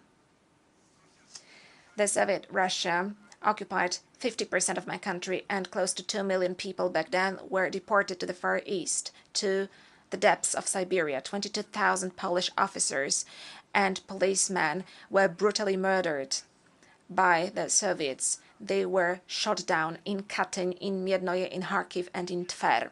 We know what Russian terror means, what Russian occupation means. That is why Poles went to help Ukrainian refugees without asking any questions. Neither the government nor myself, the president of Poland, had to call to them to do that. We didn't have to appeal to them. People spontaneously went to the border in order to help and to take the Ukrainians fleeing the Russian aggression, to take them to their homes. This is our reality, the reality of Central Europe. Mr. President, most distinguished members of the delegations, we must not forget those who are suffering. Let us remember that 6 months of Russian aggression in Ukraine has brought the biggest humanitarian crisis in Europe since World War II. I appeal for an increase in aid to the Ukrainian civilian population, whose humanitarian needs are far greater than the funds currently being provided. Winter is approaching, which, aggravated by the war and energy prices, will be the hardest winter in years. As humanity, we have no right to turn our backs on those most in need. We mustn't, the international community mustn't show any war fatigue. We have to help. We have to support. We should work together on such a roadmap for economic and social development to give people hope that the world can be a better and more supportive place to live.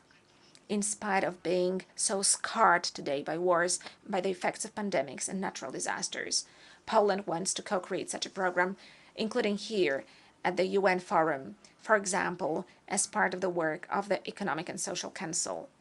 Ladies and gentlemen, still I owe a few words of truth to us, the leaders of the rich North, or as others might like to put it, of the West.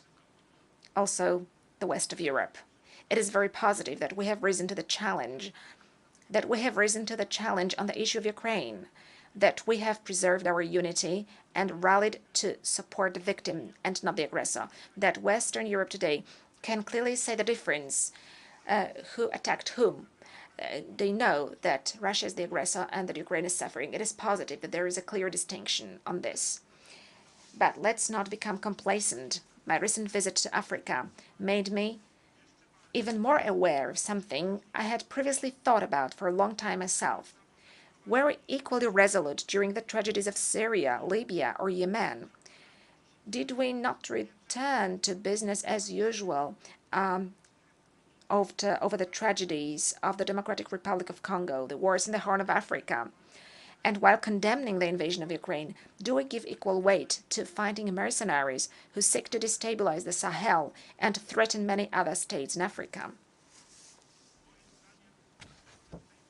I think that the lesson learned from this war is as follows. If the United Nations is truly to be united, it should be identical, decisive, and principled.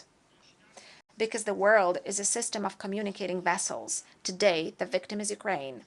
But if Russian imperialism succeeds, then tomorrow it could be any country in the world. And someone else will plunder the fields to someone else. They will turn civilians out of doors and murder them. We must not allow this to happen. Poland's position in the face of any war is clear and unambiguous. We demand absolute respect for internationally recognized borders. The inviolability of these borders is the fundamental element of the global order, and this is the precondition for peace in every single case. Today, Ukraine is the victim. Tomorrow, any one of us can be the victim unless we respect those ironclad rules, unless we do not force that the international law is respected. And there is no hiding it. Russia owes Ukraine war reparations, which it will have to pay. There is no justice without reparations. This applies to any country plundering another country. It applies today, but it also applies to unsettled issues from the past. I say this as the Polish president, the president of Poland, who was so horrifically experienced by the Second World War, which was ruined and destroyed in a large part, which lost 6 million citizens, including 3 million Polish citizens of Jewish origin, of Jewish nationality. Ladies and gentlemen, that is why Poland shall not cease its efforts aimed at holding Russia accountable for its violations of international law, both at the state level as well as on the individual one. This war has to be resolved in such a way that the aggressor will pay for the losses and damages caused. It will pay for every murdered human being in Ukraine. It will pay for every ruined house, for every destroyed school building, plant, and hospital. This is necessary. Let us use all our powers and capabilities to ensure that the culprits are tried and punished. We are already cooperating with the International Criminal Court and the International Court of Justice to find the most effective ways to identify and prosecute the perpetrators. Distinguished Mr. President, ladies and gentlemen, on many occasions in its history has the free world been faced with partition wars caused by enemies of freedom, possessed by sick ambitions or the desire for total domination.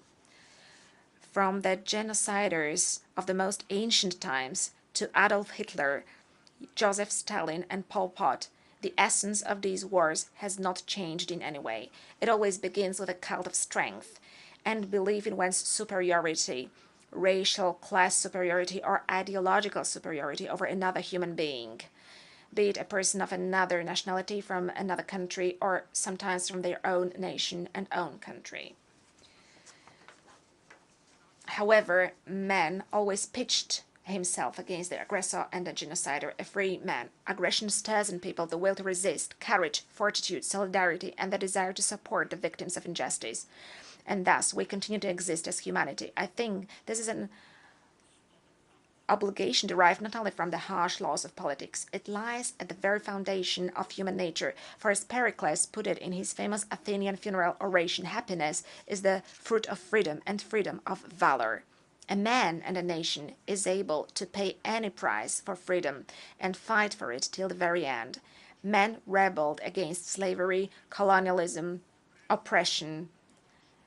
Men rebelled against it because it is his nature and it is his law, the inalienable law of every man to freedom and respect of his human dignity. For months now, Ukraine has been exemplifying to us almost unbelievable valor. Therefore, in conclusion, I call on all of you from this place, let us not be indifferent to the heroism and full determination of the struggle for freedom. Let us never show indifference to any nation that defends itself against tyranny and contempt for humanity. For by doing so, it always defends all of humanity against such tyranny and contempt. The vision of a world in which only naked and brutal power wins is not only wrong and immoral, but it can lead to a conflagration engulfing the entire world. I am convinced that on this occasion it is no different. And I say this in the forum of an organization that was formed in the wake of the greatest of such conflagrations after the Second World War. It is not without a reason that in 1945 the leaders of our countries, the founding members of the United Nations, declared their intent to build a world based on dialogue, opposing the use of naked and brutal force. Let us not forget this legacy. Let us not allow any tragedies to happen in the future similar to those the world experienced in the 20th century. Thank you for your attention.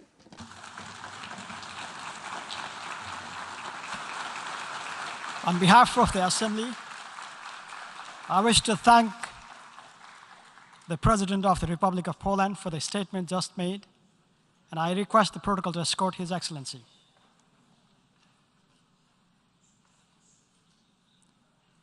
The Assembly will hear an address by His Excellency Alejandro Giammattei Faya, President of the Republic of Guatemala.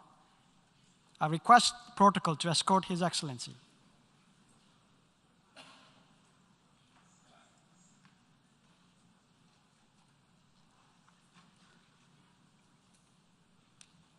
On behalf of the General Assembly, I have the honor to welcome His Excellency Alejandro Giammattei Faya, the President of the Republic of Guatemala, and to invite him to address the Assembly. Señor Presidente. Mr. President, I congratulate you on your excellent leadership and the important topic chosen for this session, which invites us to reflect at a critical time in history to address the different crises that are affecting the peaceful coexistence of mankind. We have come to think that wars lead to the Society of Nations that led to the organization, the United Nations, that peace was going to be there forever, that the achievements of social conquest that cost humanity so much would be there forever. But throughout the years, we have woken up from this dream to find ourselves in a wounded, contaminated and contradicted world. Today we need to come together to seek solutions, to raise our voices once again, to discuss and to once again build. But this time, it can't be one more time. This time we need to look around us and take a decisive step ahead. It is now or never. With the same will with which we address the challenges posed by the COVID-19 pandemic less than 2 years ago, with this same impetus we have worked to overcome its effects and the consequence of other global events that have shown quite how interdependent we as humans are. The threat of COVID remains, but we have overcome the critical phase when many countries were facing serious problems when we didn't have equitable access to the global vaccines market.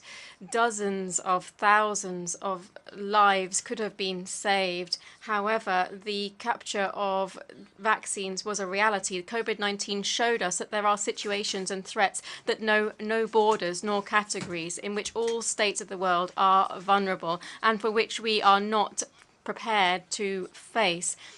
both together and as a planet. However, it's timely to remember that we can move ahead if we unite, if we find a balance between the health of people and the economy in the midst of a pandemic, always seeking to achieve the global good, to continue to overcome these challenges. This has allowed us to garner very good results. My government took action through a fiscal policy, a prudent fiscal policy, which contributed to us recovering economic activity with a growth of 0.8% in the last year. This growth have been recognized by international organizations. We are also facing the constant threat of climate change, which every year reveals is increasingly dangerous. And according to figures from ECLAC, this has caused more than $6 billion worth of damage in my country. Last year, Guatemala and the rest of Central America and Latin America would like to call attention to the harm from climate change in our area. We continue to recover from the harm of climate change this year and in previous years without the industrial world responding with the answers to the problems that they have caused. In Guatemala, we have made efforts to rebuild public infrastructure and recover our agricultural production. We have built entire communities. My country is mega diverse. It is one of the 20 countries that is home to more than 70% of the biodiversity on the planet. And we are constantly facing the threats posed to global heritage, not only to Guatemala, but around the world. We have looked at forestry concessions and licensing in my country. We have a forestry reserve, which is one of the largest in the continent and the world. Previous governments did not pay attention to these forestry licenses. In the last 2.5 years, however, we have doubled these, achieving almost 15,000 hectares, which have benefited thousands of families. This protects them, including against forest fires. Through appropriate forestry policies, they are able to live off the forests. This also ensures a local economic development and is a barrier to the impact of climate change. This is something that was recognized by important nature protecting organizations and other nations. We have also promoted agriculture to enable small farmers who, due to climate change or drought, are facing threats. They have been able to recover and move ahead, able to help 50,000 farmers, and will be helping thousands more in mitigating climate change. We are promoting a national decarbonization policy. We are updating our nationally determined contribution, and we are promoting considerable strategies that in the medium term will allow us to reduce the effects of fossil fuel vehicles. We have implemented a law to incentivize electric vehicles, which promotes the trade of electric vehicles in our country. Guatemala continues to comply with our energy policy. By 2032, we believe that we will be producing more than 80% of our energy from renewable sources. I also wish to mention that we are seeing an increasing food and nutrition security crisis, which is leading to more famine in light of the indolence of other countries that are taking more in the face of those countries that have less. Mr. President, migratory phenomena have multiple causes. The economic driver, there's economic drivers and climate change. These are some of the main causes. Our country has worked on structural and not ad hoc solutions, which are the only way to enable migration to be sustainable. For that reason, we have enabled the appropriate legal framework to address the basic needs of our population, as well as a law that promotes social interests. It's important to underscore that only through these efforts, a holistic effort, will allow people not have to migrate irregularly, leaving behind the little that they have. The illegal trafficking in migrants has become a national and transnational security issue. In Guatemala, we have seen mass flows of migrants that are better known as caravans coming from other countries in the region and going to other countries in the region. We always ensure that their human rights are met, and we have also promoted a law for migrants which criminalizes migrant smuggling across the country. This recognizes that we are a country of origin, transit, and destination. It allows us as countries in the region to work together. Mr. President, representatives, we are standing at a crucial time, and if we look together, we will be able to find solutions to interconnected threats. Regional and transnational security is related to this. We continue to face drugs trafficking, and I would appeal to consumer countries, as I said in my speech last year, should continue to fuel this trade while they do not break down the structures that protect it, and that if they do not do so, it will continue to be a threat to a country such as ours. Mr. President, the sovereignty of states is fundamental in bilateral and multilateral relations. Regardless of how big or small countries may be, relations must be based on a respectful treatment, and we must recall that no country or organization can or must interfere in the internal affairs of other countries. But it is not always this way. Mr. President, at a global level, we see new crises. Many of these, regrettably, are caused by the same human will to overlook the sovereignty of states. This organization must be more effective in protecting the possibility of a third confrontation of great dimensions. The United Nations, as an international guardian, as the center of the protection of peace and security between countries, will not be able to resolve these issues if it does not represent us as representatives of our states to resolve our differences peacefully, based on dialogue and negotiation, respecting the sovereignty of each state. We see harmful levels of hate speech, discrimination against migrants, and other events that we hadn't seen since the end of the Second World War. Once again, we are bearing witness to the use of force and violence by one state against another, nationalist ideological confrontations, the of certain ideologies rejecting democracy as a system. We are seeing widespread violations of human rights. And in this context, Guatemala insists on the topic and fully joins the global call for an end to the war in Ukraine and the threats to the stability to Taiwan and Israel.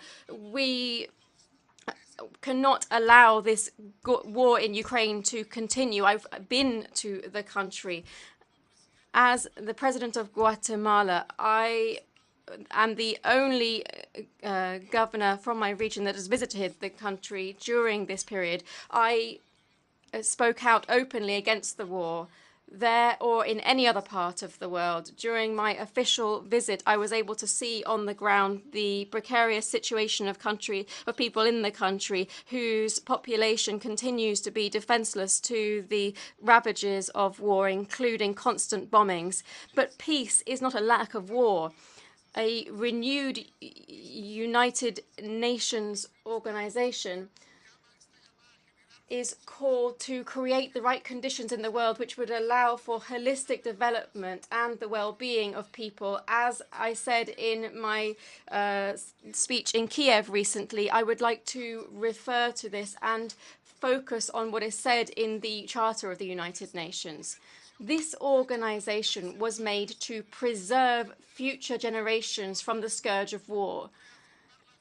to reaffirm faith in the fundamental rights of man and the dignity of humankind, in the dignity of men and women, but also of small and large countries, to create the conditions under which we can have justice and respect for obligations emanating from treaties and other sources of international law. And for these reasons, says the Charter, to practice tolerance, to live peacefully, to get together, to join our forces to maintain international peace and security. In light of the current international panorama, we urgently need to recall these purposes that led to the birth of this organization and which allow for the transformation of this organization in order to ensure that we have more tools and resources to overcome global challenges. Profound changes to the Security Council are urgently needed so that the world can be ensured respect for sovereignty, territorial integrity, self-determination of peoples, but above all, peace. Guatemala, as a country with a peaceful vocation, reiterates its request for the Security Council to honor its responsibility without any ideological biases, but to ensure that there are no countries that can veto resolutions unless they are authentically seeking to protect peace. Mr. President, we cannot delay this change project. We need to see change. We need to change the bases of the United Nations so that it has the right mechanisms to respond to the main challenges of mankind. That is, peace and development is so needed. Guatemala calls on countries to rapidly advance towards a proposal made up by experts for reform to the UN for the first time since its founding in the 1945. Its charter arose out of the end of the Second World War, and it has been amended 3 times. It needs new approaches that are in line with our current difficult times, but times that are full of opportunities. The United Nations needs to ensure that it has the right means to reform its initial purposes that go from sovereign equality of states to the prohibition of the use of force in international relations, including the use of nuclear and chemical weapons of mass destruction. While proposals are made for change to the UN and the Security Council, Guatemala urges states to respect the Charter of the United Nations, the highest international organization. In addition to the initiative to reform the United Nations, we also need to take measures to ensure drastic changes to crucial institutions in multilateralism, leaving aside the ideologies that prevent us from addressing interconnected challenges. Hunger and poverty have no ideology. We need to focus on comprehensive, holistic development and find solutions to the great challenges we face. Guatemala is one of the founding countries of the United Nations, and it has demonstrated its support and stands ready to collaborate with the open readiness of states to foster multilateralism that is related to international cooperation, to, within these reforms, ensure the right of Taiwan to belong to this organization and also recognize it as a nation, because it has been denied this right by one of the permanent members of the Security Council. Mr. President, I would like to emphatically state that peace is possible and the commitment of maintenance of it can be achieved, but we need to take decisive action to change this, and as leaders we need to change the direction of our societies. Let us seek peaceful coexistence between peoples and nations. Let us overlook ethnic, cultural, religious differences and focus on what brings us together. Let us be tolerant and respect the different forms of thinking. Guatemala is a peaceful country. We prioritize respect and observance for human rights, the right to life from birth to natural death. Today, before this assembly, I would like to reiterate once again my country's firm commitment to constantly serve in the maintenance of peace around the world. I would like to reiterate that Guatemala is a democratic country, and we are committed to permanently and equally resolve the inland and maritime territorial dispute with Belize. We hope to be able to have a good relationship with Belize for the peaceful resolution of our dispute based on mutual trust to ensure prosperity, tranquility, and hope for our populations. Guatemala shares in the same hopes and challenges with of our Caribbean kindred people to fight climate change and other challenges. It's time to look further ahead and recognize the errors of the two great wars that caused so much suffering to the world. It is now or never. No more fratricidal wars. No more unjustified, unnecessary wars. No more death. It is now or never. What more do we want? Let us support peace. Let us support dialogue. Let us support resolving common problems as brothers. It is now or never. Let us support peace, the future generations, and the preservation of the human race. They will thank us. Let us focus on the authentic struggles, hunger, nutrition, climate change, and so many others that are affecting the human race. And instead of taking up arms, let us try to make the world a better place to live in peace, progress, development, peaceful coexistence between human beings and nature. In these dark and difficult times, let us ensure that the God can bless the world, but in particular, may God bless Guatemala. On behalf of the Assembly, I wish to thank the President of the Republic of Guatemala for the statement just made, and I request the protocol to escort His Excellency.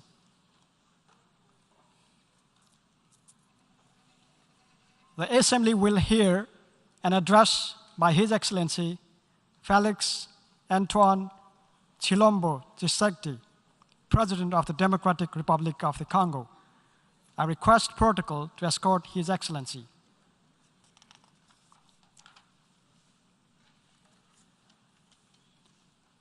On behalf of the General Assembly, I have the honor to welcome His Excellency Felix Antoine Chilombo Tshisekedi, President of the Democratic Republic of the Congo, to invite him to address the General Assembly.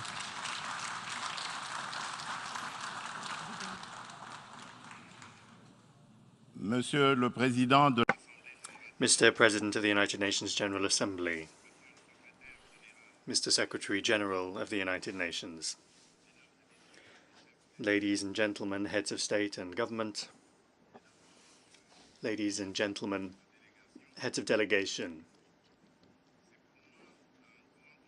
It is a great honor and a genuine pleasure for me to take the floor from this rostrum to ensure that the voice of my country, the Democratic Republic of the Congo, is heard on the primary questions occupying the international community at present. Mr. President,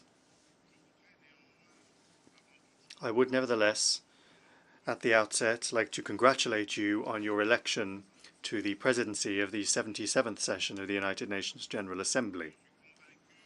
I am convinced that you will do your best to ensure the success of this session, and I would like to assure you that you have my country's full support.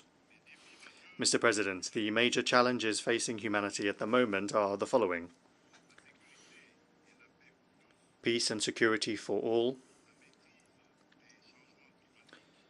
controlling climate change,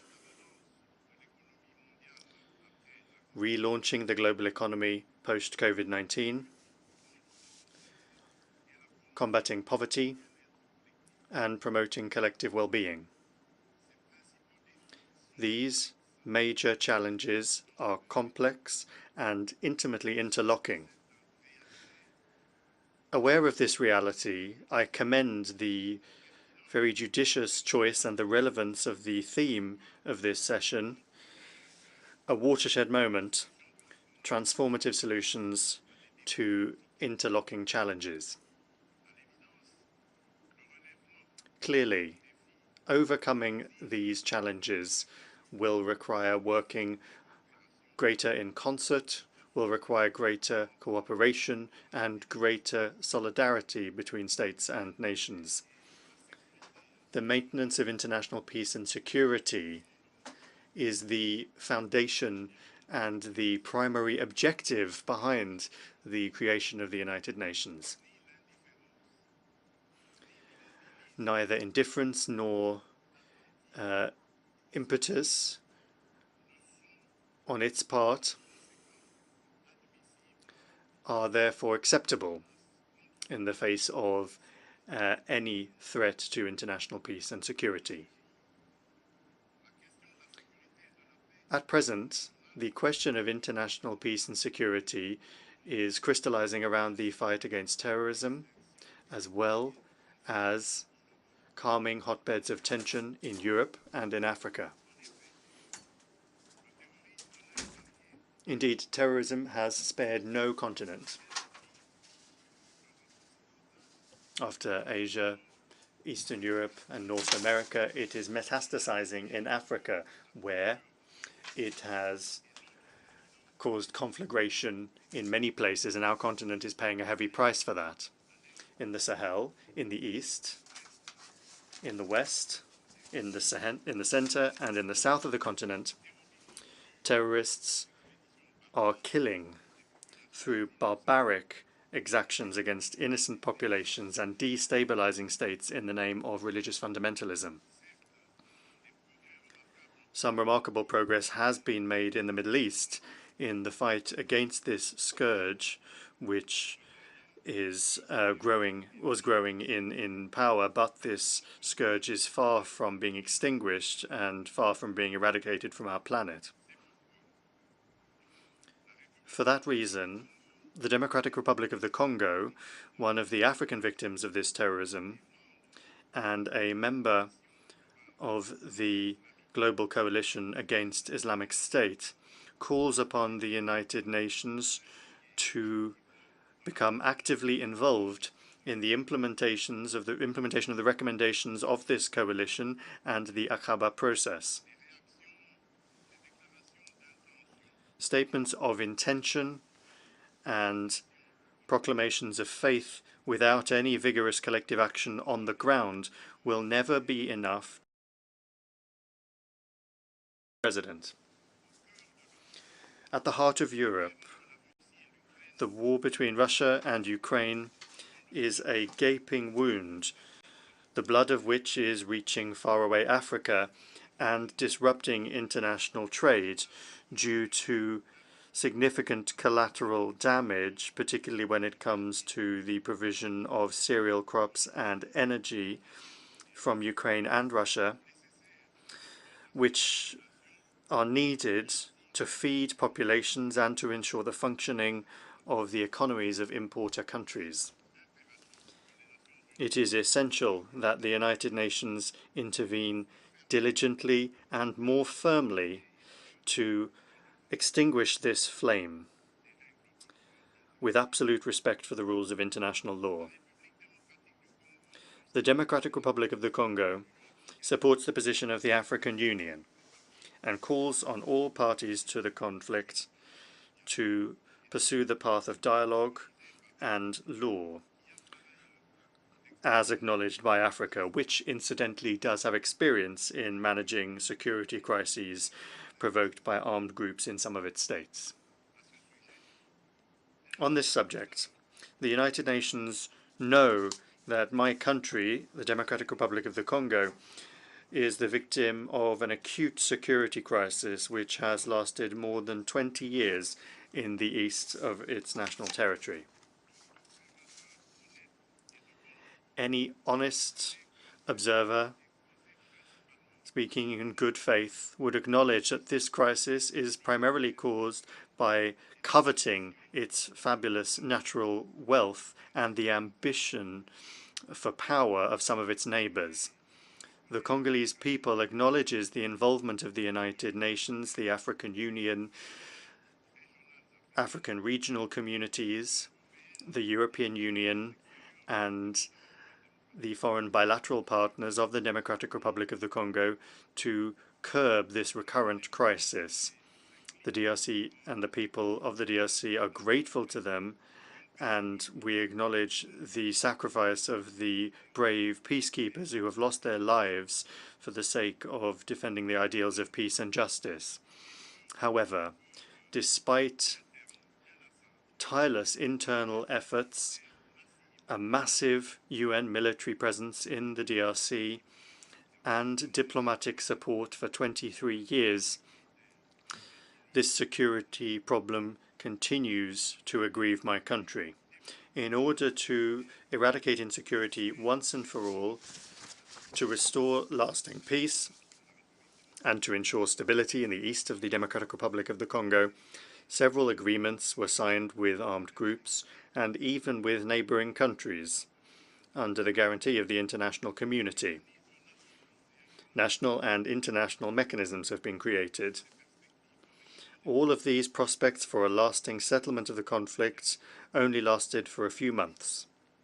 Very quickly, the architecture of those prospects cracked and the building collapsed. And then we always start again with the same tragedies. Since I was elected to lead the Democratic Republic of the Congo, I have fought tirelessly each day for peace and security in the Congolese provinces of Ituri, North Kivu, and South Kivu. Adhering to a philosophy of reconciliation with our neighbors, I spared no effort to assure the heads of state of neighboring countries and restore confidence between us, particularly through constant consultation on issues of common interest, the conclusion of security cooperation agreements and economic partnership agreements, and the implementation of development projects for our respective populations. Despite my goodwill and the outstretched hand of the Congolese people for peace, some of our neighbors could find nothing better to do than thank us through aggression and by supporting terrorist arms groups that are ravaging the east of the Democratic Republic of the Congo.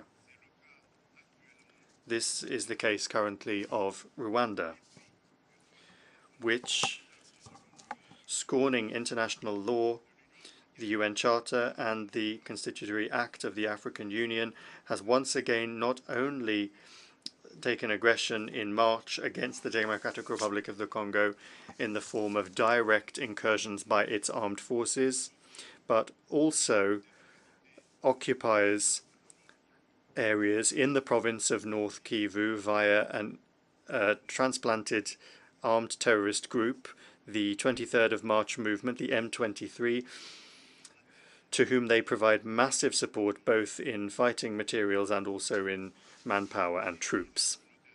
And to challenge the international community, the M23, with the support of the Rwandan army, even shot down a MONUSCO helicopter and killed 8 blue helmets, and in so doing committed a war crime. In this emblematic location for international life, I tirelessly denounce this latest act of aggression that my country has fallen victim to by its neighbor Rwanda under cover of a terrorist group called M23. Mr. President, the involvement of Rwanda and its responsibility for the tragedy my country is experiencing and the tragedy of my compatriots living in areas occupied by the Rwandan army and their allies from the M23 are no longer in any doubt. Since more than once, groups, panels of experts mandated by the UN and the expanded joint verification mission of the International Conference of the Great Lakes region, as well as international humanitarian non-governmental organizations and human rights organizations, have established in documented and objective reports which attain the highest standards of academia and science. To dispel any doubt for the community of nations and put an end to the denials of the Rwandan authorities on this subject, the Congolese government asks the President of the Security Council to officially distribute to members of the Council the latest report of the UN group of experts on the security situation in the east of the DRC. and to ensure that it is considered diligently by the Council to draw the full consequences from it in the context of international peace and security. It is a question of the very image and credibility of our organization. To do otherwise would, on the one hand, mean encouraging Rwanda to continue its aggression, its war crimes, and its crimes against humanity in the Democratic Republic of the Congo, and on the other, to further feed legitimate suspicion of the Congolese people when it comes to the impartiality of the UN, as well as the complicity of some of its members in these crimes. It is to bring an end to this suspicion and to dispel the ambiguity of some positions of the Security Council on the security crisis in the east of the DRC, an ambiguity which is frustrating the Congolese population and exacerbating tensions between them and the UN stabilization mission in the DRC, MONUSCO. It's for that reason that my government has asked for a re-evaluation of the progressive responsible withdrawal plan of this mission. This request for adjustment is required by the unanimous agreement, even at the highest levels of our organization, over the regrettable shortcomings of MONUSCO. These shortcomings undoubtedly impact the effectiveness and the legitimacy of the UN's action in the Democratic Republic of the Congo. Re-evaluating MONUSCO's withdrawal plan can consequently in no way undermine relations between my country and our organization. Whatever the case may be, I declare loudly from this rostrum at the highest international body for the management of the world's affairs, I would like to declare the determination of the Congolese people and of its leaders to always defend to the very last the territorial integrity, independence and sovereignty of their country, in respect, of course, of international law and the commitments made within the international organizations that it is a member of. This is also an opportunity for me to clarify that the Congolese state and Congolese civil society will never allow anyone to engage in tribal, ethnic, racial or xenophobic hate speech in our country. The Constitution of the Republic and the laws of the DRC prohibit such speech and punish it severely. Nobody can thus claim that this discourse is happening and use it as a pretext to justify criminal adventures in the DRC, divide the Congolese people, and weaken national unity, something that all of my compatriots adhere to fiercely. The DRC is not and will never be a country that commits genocide. What's more, I support the fact that the alleged collaboration that I would say that the alleged collaboration that some Congolese officials may have allegedly with Rwandan opponent figures from the Democratic Liberation Forces of Rwanda, the FDLR, which the Rwandan leaders are using to justify their repeated aggression against the DRC, is nothing more than an alibi, or an excuse, which is corroborated by no proven information on the ground. The FDLR has been decapitated and reduced to nothing by the armed forces of the Democratic Republic of the Congo, the FARDC, in close collaboration with the Rwandan army as part of joint operations conducted a few years ago. The Democratic Republic of the Congo has also repatriated several elements of the FDLR and their families. And so the Congolese people are now asking themselves, what FDLR are we talking about? What size of territory, occupied Rwandan territory, does this phantom FDLR occupy? What precise part of Rwandan territory has anyone seen a Congolese soldier on?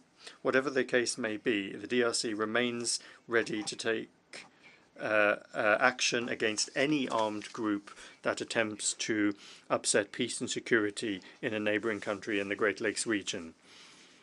Mr. President, the Congolese people ask the United Nations, the African Union, African regional communities, and the partners of the DRC to no longer trust the shameful denials of the Rwandan authorities and instead to help rebuild security, build lasting peace, and to help create the conditions needed for fruitful cooperation in the Great Lakes region for the well-being of all. To have the following. 1. Bring about the immediate withdrawal of the M23 from occupied areas, the return of displaced Congolese people from these areas to their homes, and the unconditional ending of Rwandan army support for this terrorist group, according to the spirit and the letter of the Luanda roadmap agreed between the Democratic Republic of the Congo and Rwanda, as well as successive statements from the UN Security Council, the African Union Peace and Security Council, the East African Community, and the Southern African Development Community, SADC. 2. Increase pressure on Rwanda and the M23, whose leaders are incidentally sanctioned by the UN, and be more firm in respect of those sanctions to ensure that they respect the positions of the aforementioned international organizations. 3. Support the continuation of the Nairobi peace process, the Luanda discussions between the Democratic Republic of the Congo and Rwanda, and the deployment of the East Africa Regional Force, the statute and the rules of engagement of which have just been signed on the 8th of September in Kinshasa by the Congolese government and the Secretary General of the East African Community on the one hand, and on the other by the FARDC and the commanders of this regional force. 4. Encourage the Honorary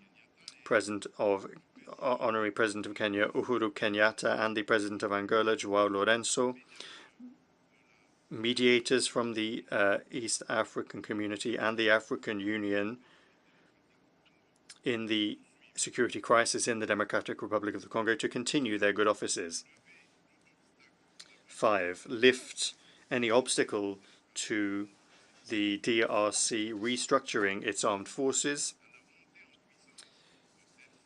to increase the power of those armed forces, to better carry out their mission, including through the lifting of all restrictive measures limiting their acquisition of military equipment, regardless of the form laid out by the UN Security Council.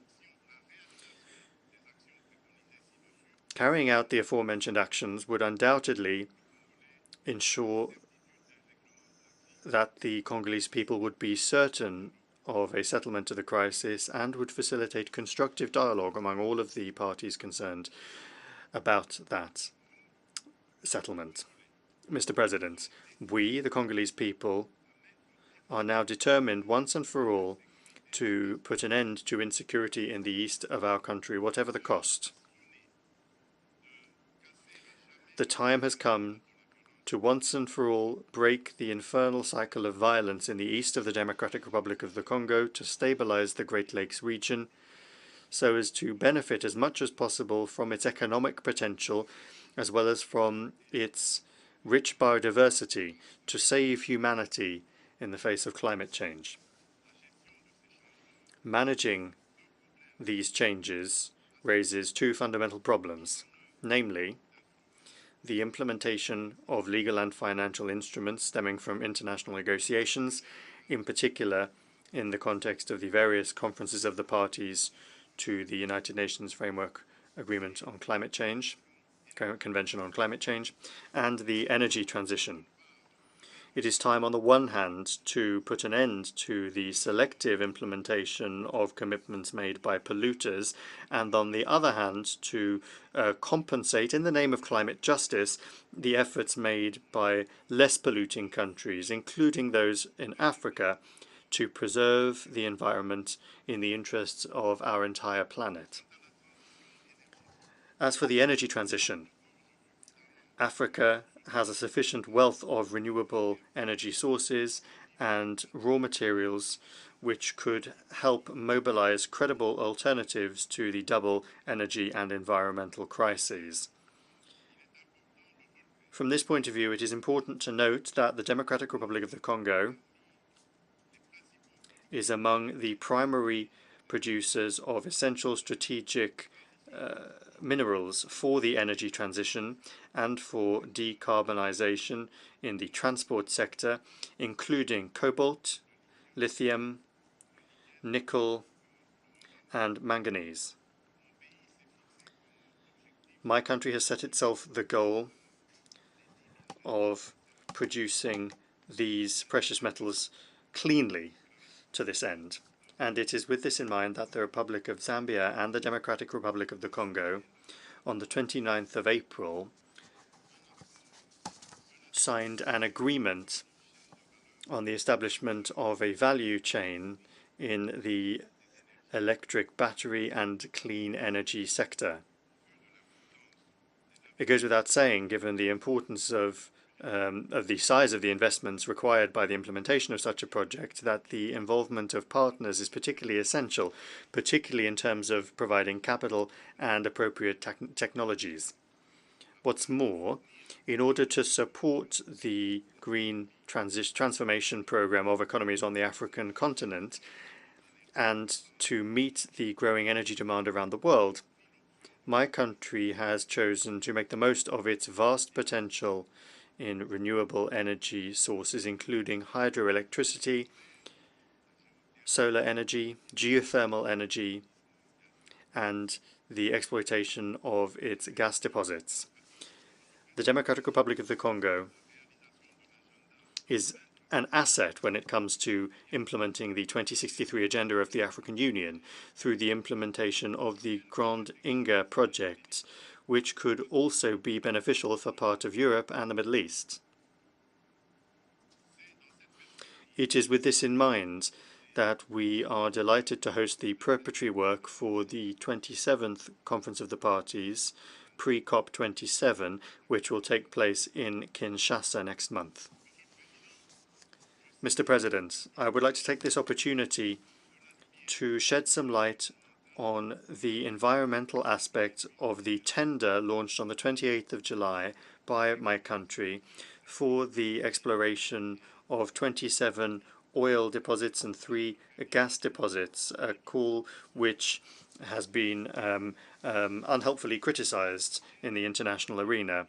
Here, it is worth recalling that no relevant international legal instrument ratified by the Democratic Republic of the Congo prohibits it from exploiting its natural resources for reasons of protecting the environment or for fear of aggravating global warming.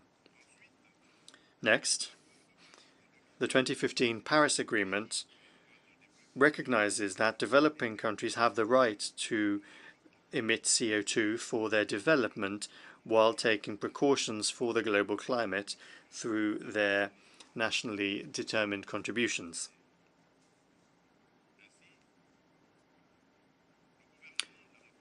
The government of the Democratic Republic of the Congo has thus set itself the goal of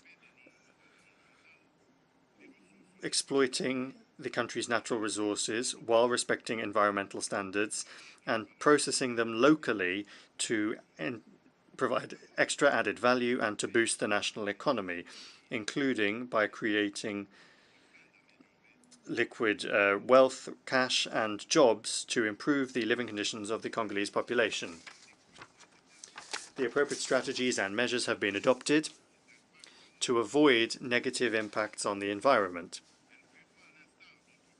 Like other countries in Africa and Europe that have overcome this challenge, they involve effective government checks and balances. For the Democratic Republic of the Congo, it is a question of achieving its economic and social goals whilst also preserving its forests and continuing to be a solution country when it comes to the fight against global warming. My country remains open to cooperation with any partner that would like to help it achieve its goals. On the economic front, what needs to be done is to help economies recover, the economies of countries that have been weakened by the collateral effects of climate change and the coronavirus, to promote balanced global economic growth and to halt the exacerbation of poverty in developing countries. We cannot overcome this challenge without internal good governance efforts at the national level, nor productive investments of capital, nor without real and sufficient transfers of financial resources to those who need them. For that reason, the Democratic Republic of the Congo calls for the proposal for rich countries to cede a percentage of their special drawing rights at the International Monetary Fund to less well-off countries to be fleshed out. This was a proposal made by the Paris Conference on the relaunch of economies post-COVID-19 in May 2021. It was supported by a firm commitment from the G20 summit in October 2021 in Rome. In any case, any facility for access to additional resources for those countries sorely tested by climate change and COVID-19 would be welcome. Similarly, alleviating the debt burden of low-income countries must continue to be a constant concern, which should be included in a global approach of international solidarity. For its part, despite the difficult global economic situation following the harmful effects of the COVID-19 pandemic, the Democratic Republic of the Congo has made remarkable progress in economic growth. Wealth creation accelerated in 2021, particularly thanks to the dynamism of the mining sector. Production growth in that sector went from 1% in 2019 to 10.1% in 2021. Following the good price of copper and cobalt on the international markets. Inflation and the exchange rate of the Congolese franc have remained relatively stable. The Administrative Board of the International Monetary Fund therefore concluded favourably the second review of the program supported by the Extended Credit Facility. The IMF expressed its satisfaction with the prudent macroeconomic policies adopted by the government of the Democratic Republic of the Congo. We will tirelessly continue these policies and the effort to improve the business climate which is currently underway to promote private investment and to promote economic activities in general. Mr. President, solidarity and justice in relations between nations have always been factors in mutual peace and security because they bring people together and create links of interdependence between them. Therefore, the fight against poverty and promoting collective well-being are powerful sources that we can draw on to combat social conflicts and tensions between peoples. For that reason, the DRC welcomes the collective action of the international community against COVID-19 and commends the initiative of the United States of America, New Feed the Future, to finance agriculture in order to combat hunger and food insecurity in Africa following the Russo-Ukrainian crisis. And my country, the DRC is among those African beneficiary countries, just to mention these most recent cases. My country calls for similar actions and initiatives which not only help resolve problems of surviving on a daily basis and help create accessible jobs for a larger number of people, but also help distribute incomes and purchasing power. However, in the name of international solidarity and justice, we do have questions over the maintenance of sanctions against the people of Zimbabwe. These are sanctions which, what's more, date back to the era of the late President Robert Mugabe. Why is our organization so silent and so indifferent to this injustice, almost a crime against an innocent people? As the current president of the Southern African Development Community, SADC, I firmly call upon the United Nations to do everything possible to achieve the immediate lifting of sanctions against the Republic of Zimbabwe and its people.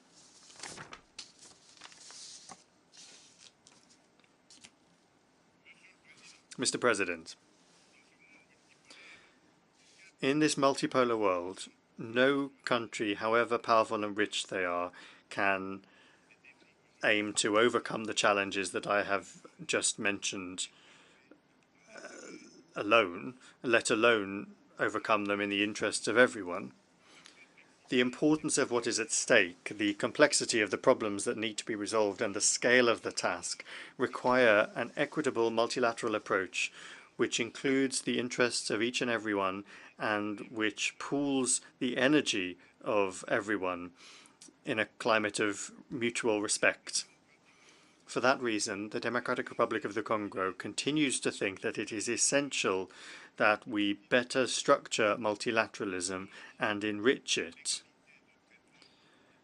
with equal treatment for all of the parties involved in order to create spaces for dialogue and cooperation, which is something that we need in order to ensure international peace and security. That is the United Nations that we want. To do this, we need to act urgently to reform the UN, which seems to be lagging somewhat at the moment. In this context, I would like to stress the need to satisfy the legitimate and just claim of Africa to be represented on the UN Security Council with 2 additional seats in the category of the non-permanent members and 2 others from among the including the veto, the same privileges and obligations of the current permanent members. This is a question of justice that needs to be done to a continent, or indeed to an entire swath of humanity, whose role continues to grow with each day that passes in the conduct of international affairs. We Africans are firmly attached to that. Mr. President of the United Nations General Assembly, Mr. Secretary General of the United Nations, ladies and gentlemen, heads of state and government, ladies and gentlemen, heads of delegation, to conclude, allow me to say a few words about gender equality. There is a need here to stress the need to continue current efforts at the international level and within states to create spaces of gender equality and opportunities for liberty and action for women. In order to do this, the involvement of men in gender-forward policies is necessary because, on the one hand, men share their lives with women, and on the other hand, since time immemorial, for various reasons, men have established a preeminence over women which gives them a determining influence over the destiny, the fate of women. We must bring an end to this de facto situation. That is why, during my term at the head of the African Union, I initiated a meeting of heads of state and government of the Continental Organization under the subject Conference of Men on Positive Masculinity. This historic meeting, held in Kinshasa in 2021, led to an African Union declaration containing commitments of men, including heads of state and government, to put an end to violence against women and girls and to provide appropriate responses to this issue. This declaration constitutes a veritable African Union Charter for women, which I am working hard to make a reality as in my role as African Union champion for positive masculinity. It's in this context that I have decided to further promote the Congolese woman, who today increasingly occupies the foreground in the management of public affairs within political, legal, and administrative institutions in my country. Change, not only a change in the perception of women and the role of women in society, but also in women taking charge of their own destinies. Because equality is not a gift given to women, but rather a responsibility that they must shoulder. I wish every success to the work of the 77th session of the General Assembly. Thank you.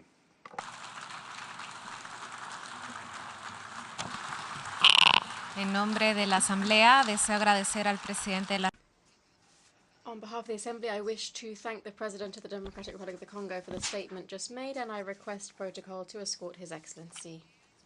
The Assembly will hear an address by His Excellency Faustin Archange Touadéra, Head of State of the Central African Republic. I request protocol to escort His Excellency. En nombre de la Asamblea. On behalf of the General Assembly, I have the honor to welcome His Excellency Mr. Faustin Archange Touadéra, Head of State of the Central African Republic, and to invite him to address the Assembly. Merci. Thank you, Mr. President, ladies and gentlemen, heads of state and government, distinguished heads of delegation, ladies and gentlemen. As I take the floor on behalf of the Central African Republic at the 77th session of the United Nations General Assembly, I would first of all like to congratulate Mr. Shaba Koroshi for his brilliant election as president of our session. Your flawless knowledge of the international arena, as well as your substantial personal qualities, are an asset and a guarantee of the success of our work, and undeniably constitute a source of pride for Hungary, your beautiful country.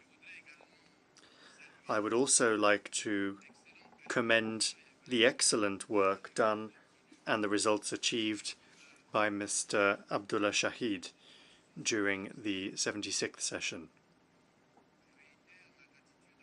I reiterate my gratitude to Mr. Antonio Guterres, UN Secretary General, for his sustained commitment to international peace and security, and for the United Nations' constant support for my country.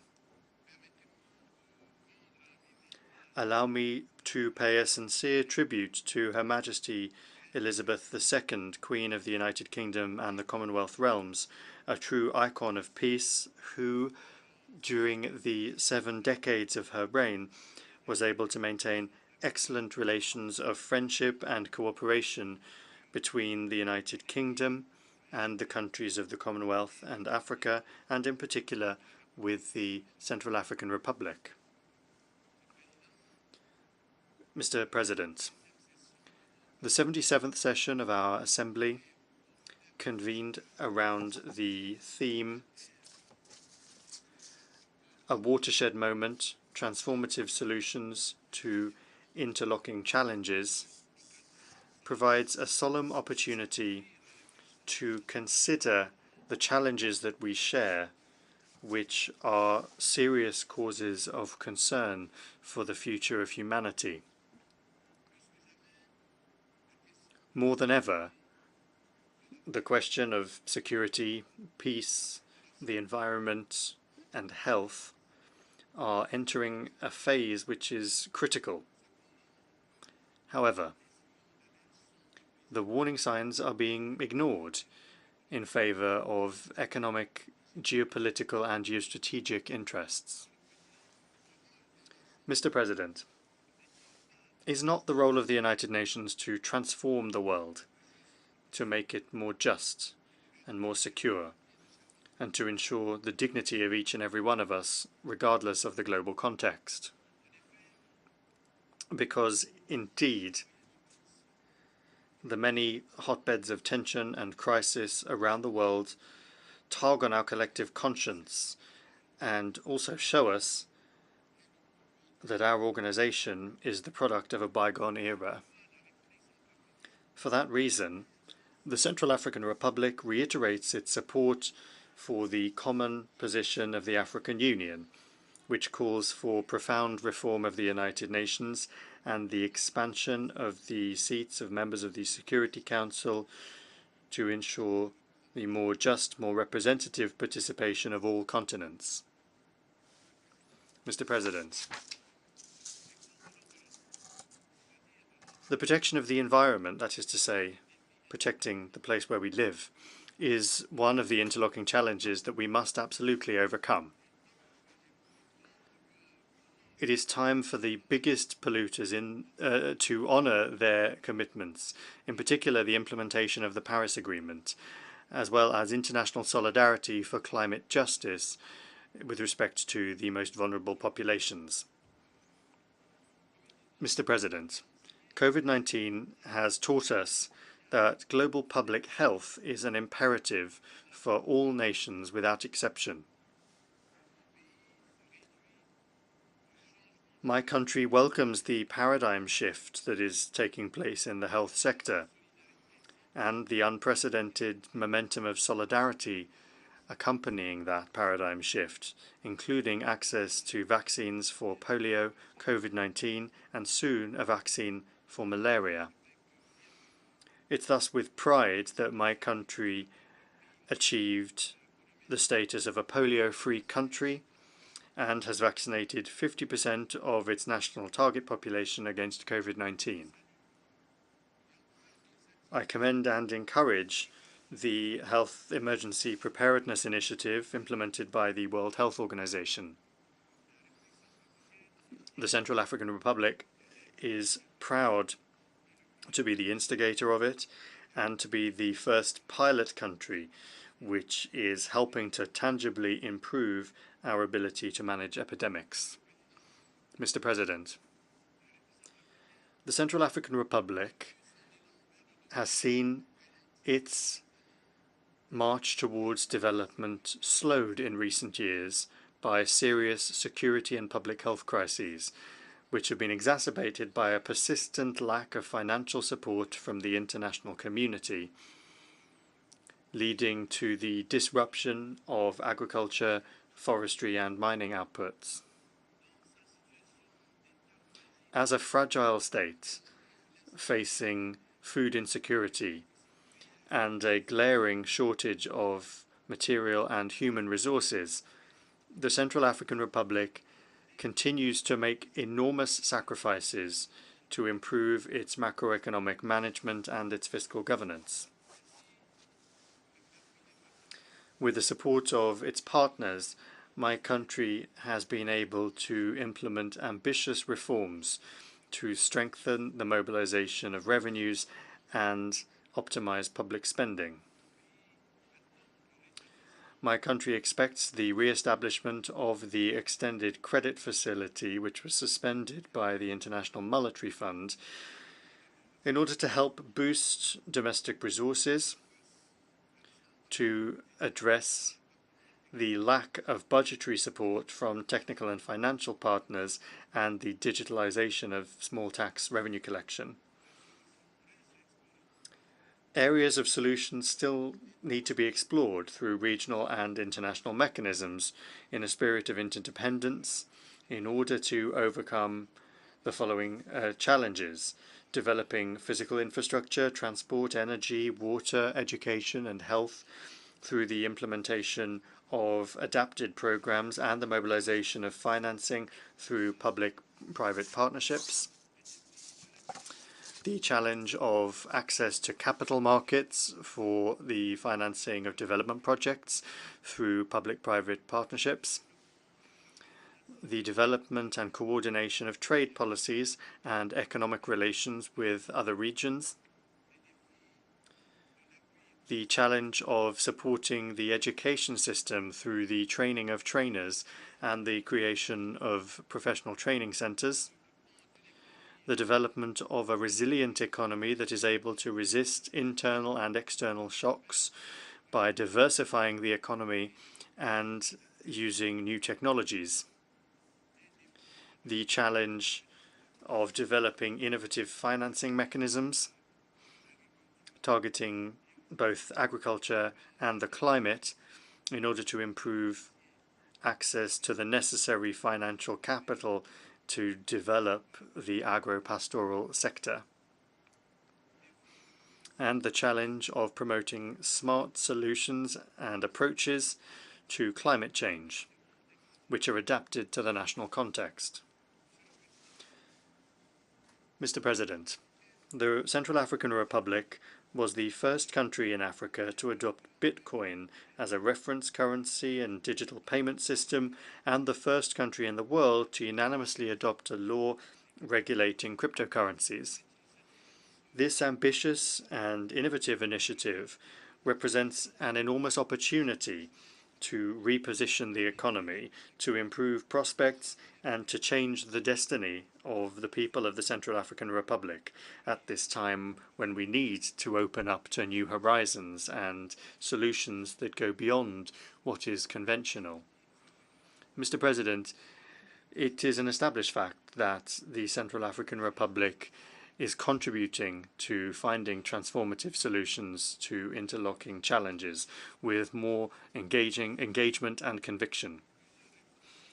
In this respect, several bold reforms and initiatives have been undertaken with the support of international partners in order to strengthen the rule of law and restore the authority of the state across the country's territory. What's more, the courageous measures taken by the government to combat impunity, the implementation of the political agreement for peace and reconciliation of the 6th of February 2019, and the Luanda Joint Roadmap, as well as the recommendations from the Republican Dialogue, have helped reduce tensions and build confidence in the national socio-political climate. The Central African Republic is faithful to its international commitments and abolished the death penalty on the 1st of June 2022. On the 31st of August, it adopted a law on countering the trafficking of persons and a child protection code. Mr. President, it is with particular interest that I took note of the firm condemnation by the Security Council in its resolution 2648/2022 of the 29th of July 2022 of attacks perpetrated against peaceful civilian populations by armed groups. I also note with satisfaction the Council's position against transnational trafficking networks, which continue to supply armed groups with weapons of all sorts. I welcome the significant progress which allowed for a substantial lifting of the arms embargo imposed on our defense and security forces, and I would like to pass on the gratitude of the people of the Central African Republic to all friendly and fraternal countries which firmly support our request for a complete and total lifting of the embargo. I do, however, deplore the manoeuvring which aims to legitimize armed groups and insidiously to maintain the embargo. Who stands to benefit from this crime? Mr. President, the Central African Republic has suffered a great deal from miscalculations and disinformation, something which has gone on for, unfortunately, far too long. The young people of the Central African Republic are an elite in waiting. They need only peace and security to develop their country. I wish to denounce the disinformation and manipulation campaigns which aim to discredit and then to forcibly destabilize the democratic institutions of the Central African Republic. These campaigns, conducted by certain international media outlets against a backdrop of vague and threatening neocolonialism, the success of which is due less to their truthfulness and more to their tried and tested rhetoric, are motivated solely by the desire to preserve the geostrategic and geopolitical interests of some states far from the vital interests of the Central African Republic's people. The Central African Republic calls for a relationship of trust and mutual respect with its partners. We are always ready to cooperate with every country in the world, provided that its vital interests and our sovereignty are respected. I therefore wish us every success in our work. Long live international solidarity. Thank you. En nombre de la Asamblea. On behalf of the Assembly, I wish to thank the Head of State of the Central African Republic for the statement just made, and I request protocol to escort His Excellency. The Assembly will hear an address by the President of my country, His Excellency Nayib Armando Bukele, President of the Republic of El Salvador. I request protocol to escort His Excellency.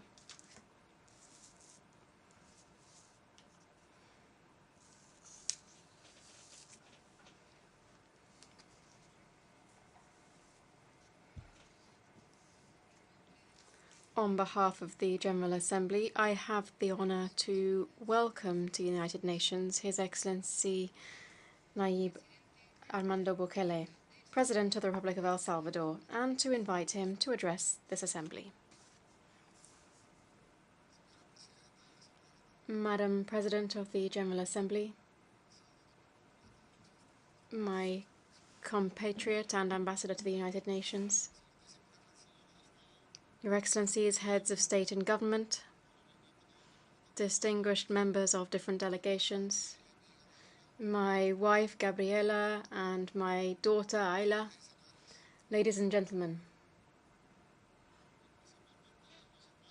and principally to the peoples of all of the countries of the world, I bring you the greetings from the land of surf, volcanoes, coffee, peace, Bitcoin and freedom. Almost all of this list is easy to verify. Any visitors to El Salvador will find the best surfing beaches in the world, volcanoes all over the place, incredible coffee. You'll be able to walk easily and peacefully around the whole country. And, in particular, they will find a united people fighting for its freedom. And that is exactly what I have come to talk about from this podium in the United Nations General Assembly. I've come here to talk about freedom. The freedom yearned for by my people and yearned for by all peoples of the world. The thing is, freedom is a country that is so easy to say, but it requires struggle and reality. The freedom to choose where we're going and how we want to go there. The freedom to set our course as human beings. But being free, as much that defines it, depends on how we are seen by others, but above all, how we see ourselves. Therefore, in addition to deciding that we want to be free, it's an indispensable requirement for the powerful to respect our freedom. I come from a people that for a long time saw itself as less than others. I come from a people where we had never had the courage to take our own decisions. I come from a people where our fate was always controlled by others. I come from a people that is only the master of the smallest country on the American continent. And even this little dominion over this small parcel of land, barely visible on the map, is not respected by countries that have a great deal more territory than us, much more money, much more power, and that think correctly that they are the masters of their country, but they think incorrectly that they are also the masters of ours. And the thing is, a group of powerful countries not only has a great deal more than all the others, but they also believe that they are the masters of the little that is possessed by those countries that are not powerful. It's as if someone were living in a very small and humble house, but they had a very, very rich neighbor with a beautiful, gigantic palace as their house, with huge swathes of land and unimaginable treasures. The person living, they don't bother him, even though they might be immensely richer than he is. He is happy in his little house, but he decides to improve it, to paint it, to repair it, and to update the furniture. It takes work, obviously, but he's sure that it'll be worth it. So far, so good. Until the rich neighbor decides that his poor neighbor doesn't have the right to repair his house. He doesn't have the right to buy other furniture or to paint the walls. The rich neighbor decides that he is not only the master of his own palace, but he can also give orders to the poor neighbors in his small house. And the order is that everything has to continue in poor order as it was before. Repairs are not allowed. The poor neighbor has no reason to oppose his rich neighbor. He has no reason to envy him. He doesn't need to aspire to have what the rich neighbor has. He doesn't need to purport to give orders to him in his palace or demand that he update the marble in his sitting room. But the poor neighbor must at least be able to have the right to clean his house, to repair and paint his walls, to update his furniture, plant flowers in his garden, and change the roof for one that doesn't leak and protects him from the rain. This shouldn't bother the rich neighbor. He can't demand that the poor neighbor put back the old furniture, dig up the flowers, peel off the new paint, and remove the new roof to replace it with the old neighbor, with the old roof, which furthermore had always leaked. This rich neighbor has no authority to demand that the poor neighbor go back in time. This rich neighbor has no reason to purport to give orders in another house, and this poor neighbor has already tried to follow the orders, and it couldn't have gone worse. Also, because what the poor neighbor is doing is working for the first time. Why should his neighbor force him to return to how things were before? To what end? To achieve what? Shouldn't he be glad that his poor neighbor is just doing a little bit better than before? That's why I say that freedom is something that we're still fighting for in my country, El Salvador. Because while on paper we are free and sovereign and independent, we will not really be so until the powerful understand that we want to be their friends, that we admire them, that we respect them, that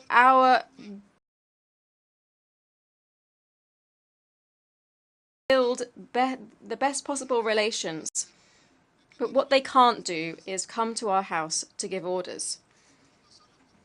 not only because it's our house, but because it makes no sense to undo what we're doing, what we're achieving. In very little time, El Salvador has moved from being the most dangerous country in the world, literally the most dangerous country in the world. It has moved from that to being on the path to becoming the safest country in America. We have moved from being a country unknown to many, and those few who knew us due to the gangs, the deaths, violence, war.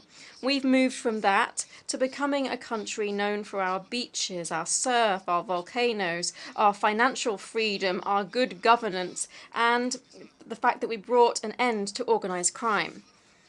And these achievements that are only just beginning and that have been achieved in very little time are immense for us. We have the right to continue on the path to our development. That's why I said at the beginning that freedom is something that we're still fighting for, because we still need our right to be free, to be recognized, to truly be independent. I wanted to use this podium to say these words, because they might not only resonate in my country, El Salvador, but also among other peoples of the world that, just like mine, want to chart their own path with freedom. Others might have done this earlier, others might do so later. For some it might be easier, for others it will be more difficult. But it will happen much more quickly if the powerful countries help us, or at least, if they don't want to help us, they shouldn't block our path. Each people should find its own path, and each people will find friends in the pursuit for that path.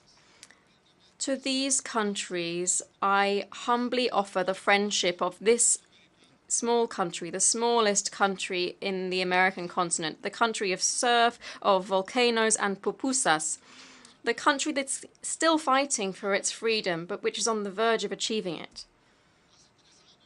3 years ago, I was here, standing on this same podium at the United Nations. And at that time, I told you that this format was already obsolete. And now, 3 years later, we realize that it is all the more so.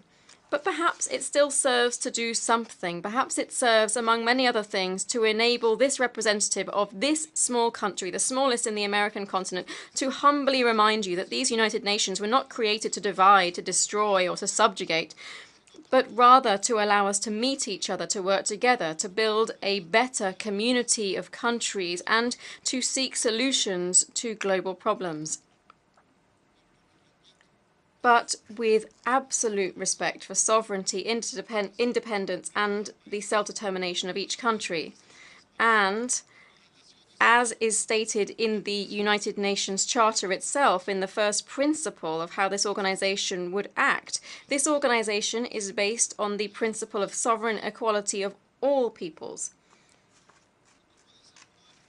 And as is provided in one of the main purposes for which the organization was founded, it was founded to develop friendly relations among nations based on respect for the principle of equal rights and self-determination of peoples.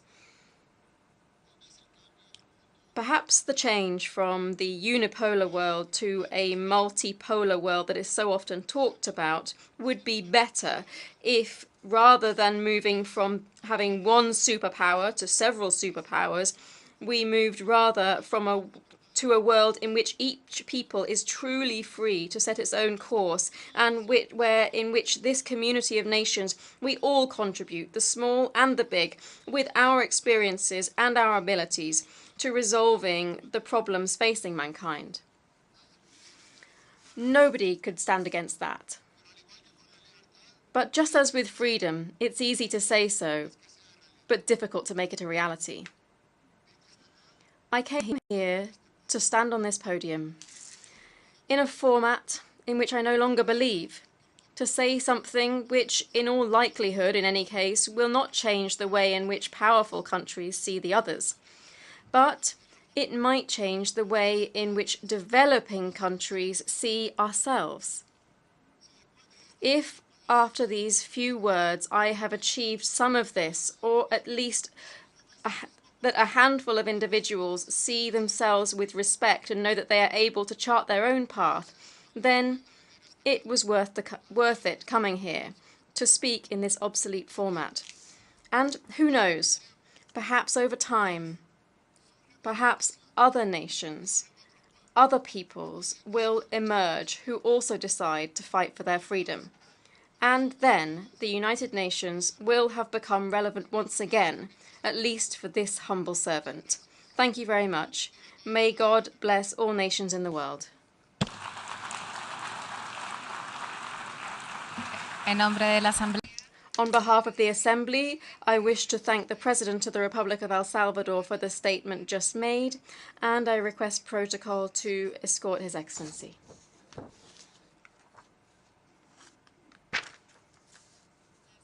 The Assembly will hear an address by His Excellency Mr. Kishida Fumio, Prime Minister of Japan. I request protocol to escort His Excellency.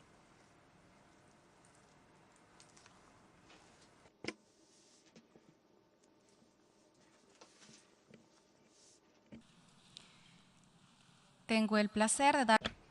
I have a great pleasure in welcoming His Excellency Kishida Fumio, Prime Minister of Japan.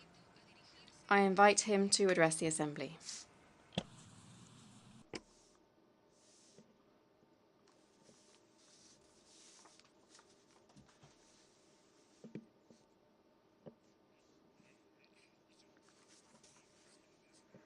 Madam President, Excellencies, we stand at a historic watershed moment. 77 years have passed since the establishment of the United Nations, yet we are still witnessing the devastation in Ukraine and around the world. What would the founders of the United Nations, who were determined to not repeat the scourge of the world wars, think if they saw the challenges to the international order that we are facing? We have all gathered here at this Assembly because we stand with the fundamental vision and principles of the UN Charter. The realization of an international community where all member states unite to maintain peace and security, and where all people can enjoy the economic and social development. Isn't this what we are aiming for? It is an imperative to maintain the international order where the rule of law is firmly established. The United Nations has been playing a central role in the development of such an international order. However, we see today its foundations being gravely shaken. Russia's aggression against Ukraine is an act that tramples on the vision and principles of the UN Charter. What is crucial is for any and all countries to be under the rule of law, not the rule by force, which we absolutely cannot allow. The United Nations does not exist solely for the benefit of the great powers. The United Nations exists for the entire international community, founded on the principle of the sovereign equality of all member states.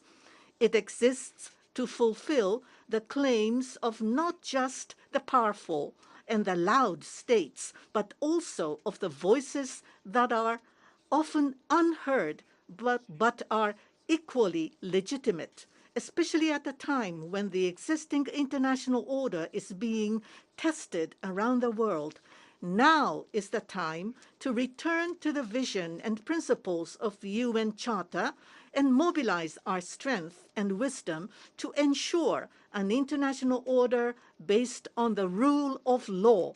To achieve this, we must reform the United Nations and strengthen its functions.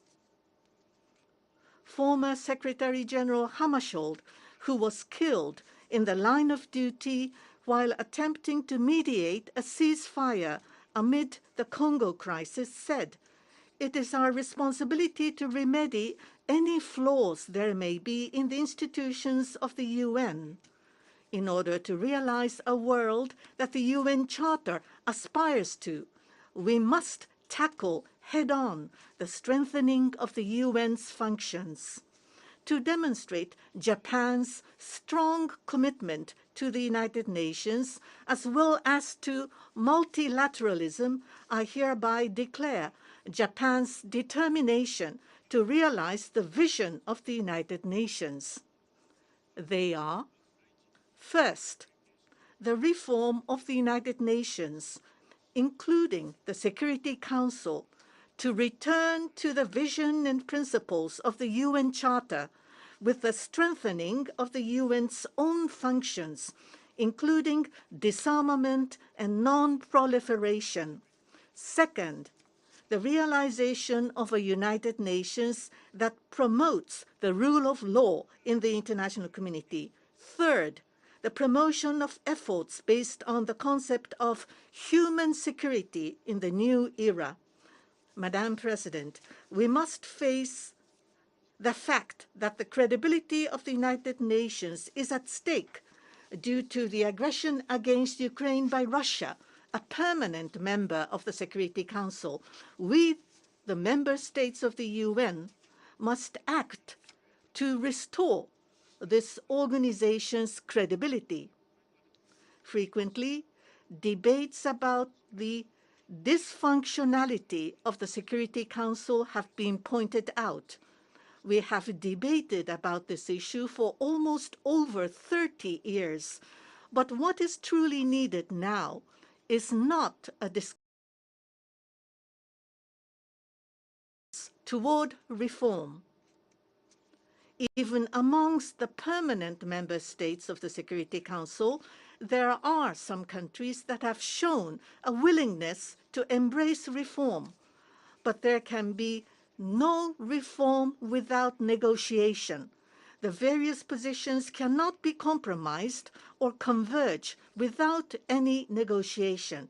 The time has come to start text-based negotiations to reform the Security Council. The Summit of the Future in 2024 is an excellent opportunity to broadly review the nature of the UN. By all means, let us gather a wide range of wisdom, including from experts, and build momentum. Faced with the crisis of the international order caused by Russia's aggression, the General Assembly adopted a resolution condemning Russia in the strongest terms with an overwhelming majority. At that time, the UN was a beacon in the dark night, clearly indicating the direction in which the international community should go. The General Assembly proved to be the sole universal organ that represents all member states, pointing us in the direction of the international community's just cause. Japan is determined not only to reform the Security Council, but also to work earnestly to further revitalize the General Assembly and to push the UN so it can pursue an even greater role in the maintenance of peace and security. Japan will also continue to support the Secretary General as he oversees the activities of this organization.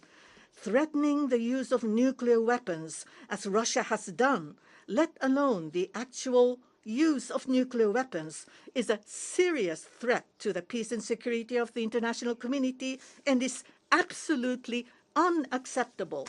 As a Prime Minister from Hiroshima, I am immensely dedicated to the realization of a world without nuclear weapons, driven by the sentiments from the Hibakusha. Last month, the sole opposition by Russia blocked the unity and concerted efforts by the international community to reach consensus on an outcome document that would maintain and strengthen the NPT regime, which is the cornerstone of the international nuclear disarmament and non-proliferation regime. This caused me great dismay, just as it did for the overwhelming majority of the member states. I, however, refuse to relent because we are only one country away from adopting the draft final outcome document by consensus. I believe this document represents a new foundation for the international community to proceed with realistic engagements on nuclear disarmament in the future. As the only nation to have ever suffered atomic bombings during war, Japan has a unique historic role, and we renew our resolve to realize a world without nuclear weapons. We will continue to make realistic efforts to achieve this goal. We must ensure that Nagasaki remains the last place to suffer an atomic bombing. This is the 20th year since the Japan-North Korea Pyongyang Declaration, which was signed by Prime Minister Koizumi and Chairman of the National Defense Commission Kim Jong-il. Japan's policy remains unchanged. Japan seeks to normalize the relationship with North Korea in accordance with the Japan DPRK Pyongyang Declaration through comprehensively resolving the outstanding issues of concern, such as the abductions, nuclear and missile issues, as well as settlement of the unfortunate past. Japan is prepared to engage in dialogue on matters of mutual concern. I am determined to meet with President Kim Jong-un without any conditions and will miss no opportunity to take actions with all my dedication.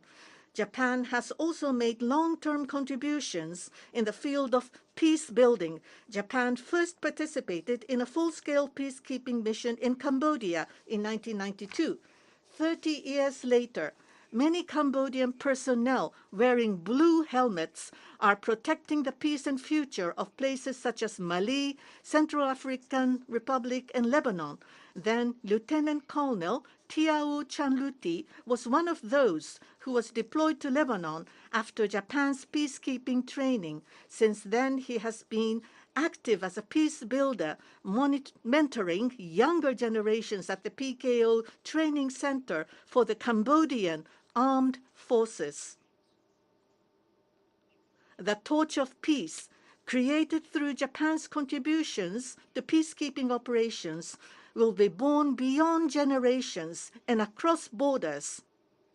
Japan supports it. Madam President, Excellencies, next. Japan is fully committed to the realization of a United Nations that promotes the rule of law in the international community. The rule of law is not reserved for one particular state or region. We need to remind ourselves that the rule of law is especially important for vulnerable nations. Strengthening the rule of law based on international law will, in the long run, benefit all states and lead to sustainable growth and sound development of the international community. Based on this belief, Japan has been playing an active role in various fields in cooperation with other countries, including efforts towards the realization of a free and open Indo-Pacific.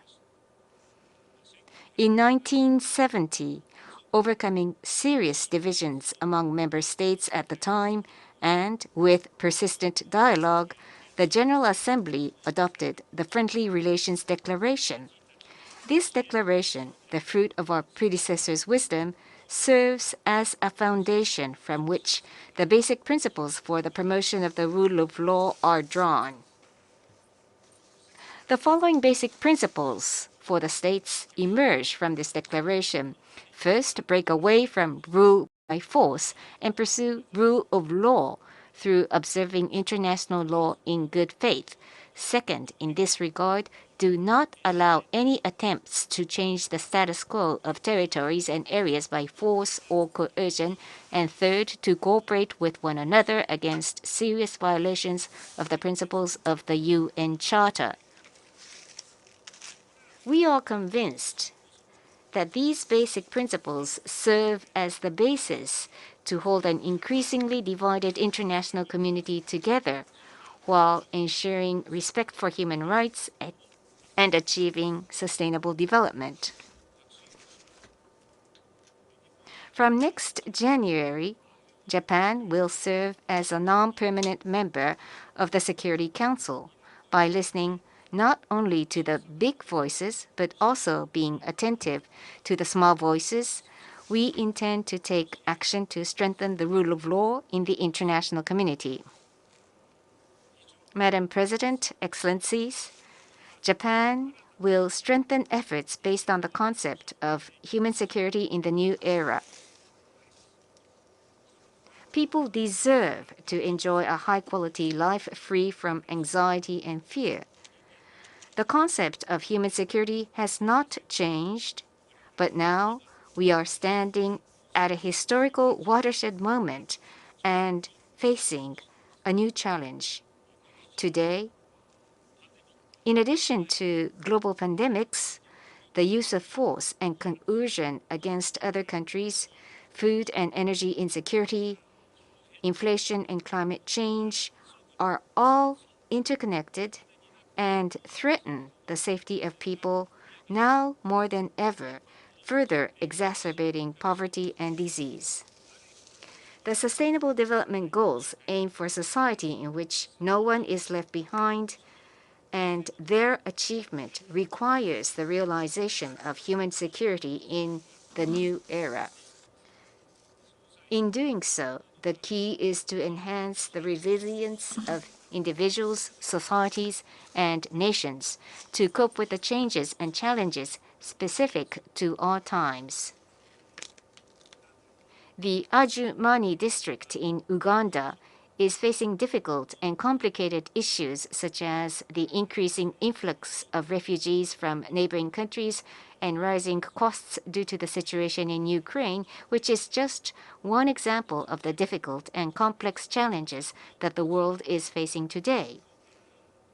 Moini Fred, an administrator from Adjumani, learned through JICA training how to incorporate the views of both refugees and his compatriots in running his district.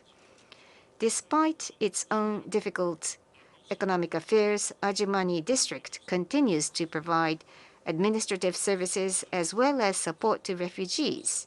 And Mr. Fred is working hard to build a cohesive community free of ethnicity or nationality-based tensions. With shaking international order and people's anxiety growing, Japan will work with the United Nations to realize human security in the new era, including initiatives through the UN Trust Fund for Human Security. In addition, Japan will also continue to invest generously in people. At TICAD 8, the 8th Tokyo International Conference on African Development in August this year, I announced the investment of $30 billion in Africa as the sum of public and private financial contributions over the next 3 years, with an emphasis on investment in people. Japan will also focus on human resources development and capacity building in other parts of the world. Based on my conviction that education is the foundation of peace, I will assume the position as an education champion, and I will promote cooperation through human resources development based on the outcome of the UN Transforming Education Summit. In the COVID-19 pandemic, the pandemic has also illustrated the importance of human health and efforts to protect people from disease. Japan has provided a total of approximately $5 billion to support the COVID-19 response, including vaccine-related assistance through COVAX and other programs. Japan has also decided to contribute $1.08 billion to the Global Fund over the next 3 years. Japan will continue to take a leading role in strengthening the global health architecture and achieving universal health coverage in the post-COVID-19 era towards the G7 summit that I will chair next year. Japan is also steadily contributing to the creation of a world where people can enjoy a high-quality life in a safe environment. Our emergency assistance and support to strengthen the resilience of food systems to ensure food security as well as our role in the development of international standards and norms in the field of information and telecommunications through the efforts at the International Telecommunication Union and other organizations, are just a few examples. In order to promote these efforts, Japan will also revise our Development Cooperation Charter, which articulates the basic policy of our development cooperation policies. I support Secretary General Guterres' leadership in presenting our common agenda as a response to the current and future challenges facing the international community. As history experiences this dramatic change, Japan will continue to support suffering people around the world under the concept of human security in the new era. Japan will work together with the UN and other member states towards the maintenance of peace and stability underpinned by an international order based on the rule of law. Madam President, Excellencies, it is precisely because we stand at a watershed moment in history that Japan continues to have strong expectations for the United Nations. Times change, but one thing remains the same: the vision and the principles of the UN. With this conviction, I am determined to work with everyone to strengthen the UN. Thank you very much for your kind attention.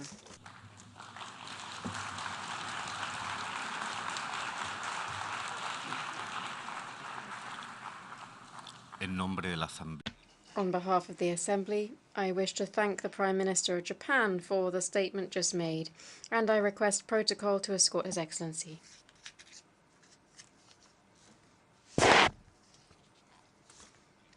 The Assembly will hear an address by His Excellency Olaf Scholz, Chancellor of the Federal Republic of Germany. I request protocol to kindly escort His Excellency.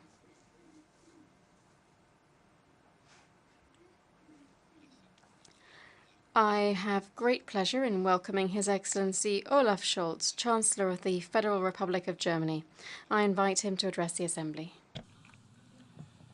Mr. President, fellow delegates, ladies and gentlemen, it is with humility and deep respect that I am addressing you today, both as the newly elected Chancellor of Germany and as a proud delegate to our United Nations. My country and the United Nations are indivisibly linked. Today's democratic and reunited Germany owes its role on the world stage to you, our international friends and partners. You placed your trust in us to become and to remain a peace-loving member of the international community. We know that we owe our freedom, our stability, and our prosperity to an international order with the United Nations at its core. Therefore, my country's commitment to this organization and its noble goals, peace, development, and equal rights and dignity for every human being, will never wane. Ich lege dieses Bekenntnis. Unfortunately, I'm expressing this commitment at a time during which we are getting further away from these noble goals. After decades during which we overcame walls and blocks, a time in which we marked the fall of the Iron Curtain and German reunification, after the technological revolution of the internet and the digital transformation, which have made us more interconnected than ever before, we are now facing a new fragmentation of the world. New wars and conflicts have emerged. Major global crises are piling up before us and are combining and reinforcing one another. Some have even seen this as a harbinger of a world without rules. It is true that the risks to our global order are real, and yet I do not hold with the image of a world without rules, for two reasons. Firstly, our world has clear rules, rules that we, the United Nations, created together. This charter promises all of us freedom and peaceful coexistence. This charter is our collective rejection of a world without rules. Our problem isn't the absence of rules. Our problem is the lack of willingness to abide by them and to enforce them. But the image of a world without rules leads us astray for a second reason. If we do not defend, further develop and strengthen our global order together, then it is in chaos without rules that we face, but a world in which the rules are made by those who can dictate them to us by dint of their military, economic or political power. The alternative to a rules-based world is not anarchy, but the dominion of the strong over the weak. However, the vast majority of us cannot be indifferent to whether the rule of power or the power of rules wins the day. The key question that we as an international community face is this: should we stand helplessly by and watch as some seek to cast us back into a global order in which war is a common instrument of politics, in which independent nations have to submit to their stronger neighbors or the colonial masters, in which prosperity and human rights are a privilege of the lucky few? Or will we manage to stand together and ensure that the multipolar world of the 21st century remains a multilateral world? My answer as a German and a European is this: we have to manage this, and we will manage this if we take three fundamental principles to heart. Firstly, the international order does not happen by itself. If we do nothing, then this charter is but a piece of paper. This charter calls on all of us to uphold its purposes and principles, and we mustn't stand idly by when a major nuclear power armed to the teeth, a founding member of the United Nations and a permanent member of the UN Security Council, no less, seeks to shift borders through the use of violence. There is no justification whatsoever for Russia's war of occupation against Ukraine. President Putin is waging this war with one single objective: to seize Ukraine. Self-determination, political independence do not count for him. And there's only one word for this. This is imperialism, plain and simple. The return of imperialism is not only a disaster for Europe, it is also a disaster for our global peaceful order, which is the antithesis of imperialism and neo-colonialism. And that is why it was so important that here in this room, 141 countries categorically condemned Russia's war of occupation. But that alone is not enough. If we want this war to end, then we cannot be indifferent to how it ends. Putin will only give up his war and his imperialist ambitions if he realizes that he cannot win. In so doing, he isn't just destroying Ukraine, but he's also ruining his own country. This is why we will not accept a peace dictated by Russia. This is why we will not accept any pretentious referenda. And this is why Ukraine must be able to defend itself against Russia's invasion. We're supporting Ukraine with all our might, financially, economically, with humanitarian assistance and also with weapons. Together with our partners around the world, we have imposed tough economic sanctions on the Russian leadership and Russia's economy. And this is how we're making good on a promise that each and every of our countries made when joining the United Nations, namely to join forces to maintain international peace and security. There's one more thing that I would like to add, which is that not one sack of grain has been held back on account of these sanctions. Russia alone has prevented Ukrainian grain ships from putting out to sea, bombing ports and destroying agricultural enterprises. Where hunger prevails, there can be no peace. My predecessor, Nobel Peace Prize winner Willy Brandt, said this when he addressed this assembly as the first Federal Chancellor to do so in 1973. Today we're witnessing that this sentence also works the other way around. Those who want there to be no hunger must ensure that Putin's war does not prevail. This war, which even in countries far away from Russia is leading to rising prices, energy scarcity and famine.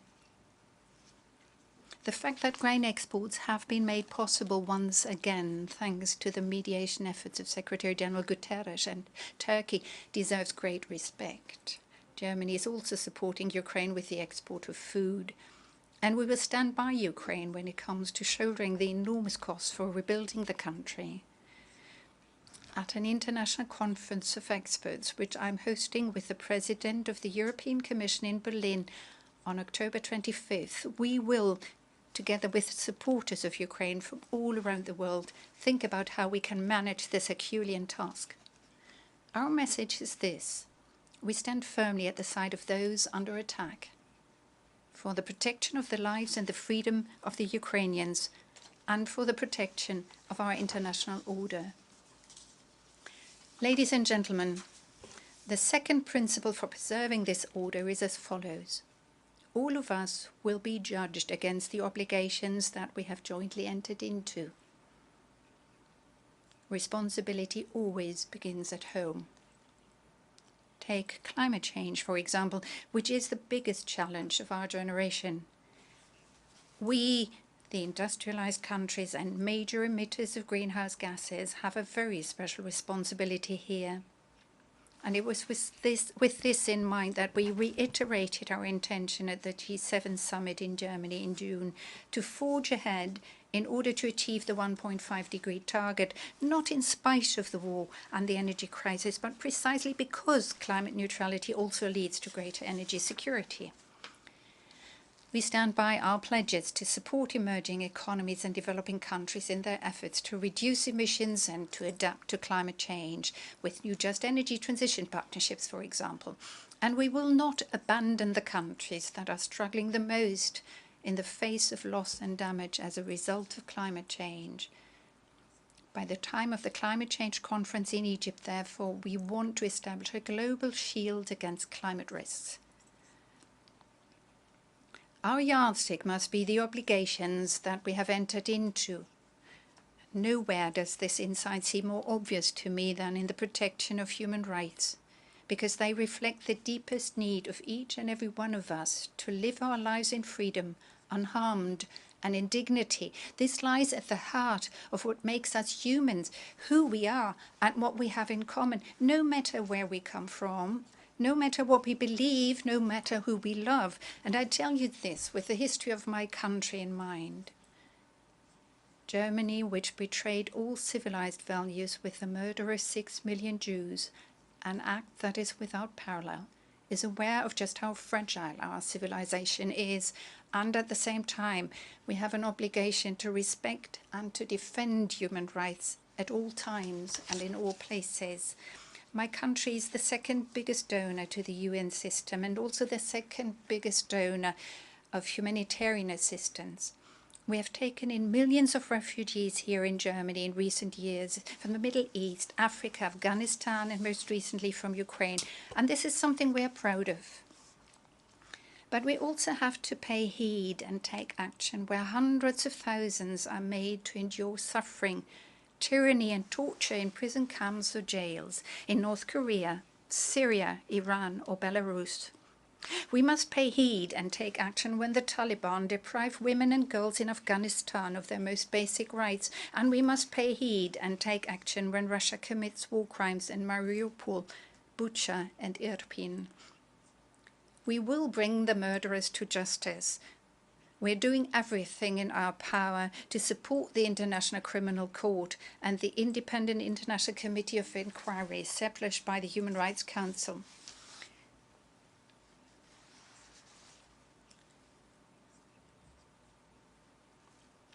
Especially those who bear particular responsibility for our order in the world by dint of their strength and their influence should have an interest in bolstering our common institutions. The former High Commissioner for Human Rights briefed us about the situation of the Uyghurs in Xinjiang a few weeks ago. China should implement the High Commissioner's recommendations. That would be a sign of sovereignty and strength and a guarantee for change for the better. Ladies and gentlemen, a third principle must be taken into consideration if we are to preserve the international order. We must adapt our rules and institutions to the reality of the 21st century. Far too often, These rules and institutions reflect the world of 30, 50, or 70 years ago.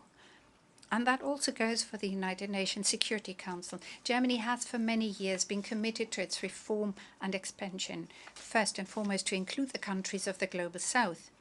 Germany is also prepared to assume greater responsibility as a permanent member and initially as a non-permanent seat in 2027-28. I kindly ask you to support our candidacy, the candidacy of a country that respects the principles of the United Nations and which offers and seeks cooperation. It is, to my mind, entirely natural that the up-and-coming dynamic countries and regions of Asia, Africa, and Southern America must be given a stronger political voice on the world stage. That is in all of our interests, as it gives rise to joint responsibility and greater acceptance for our decisions.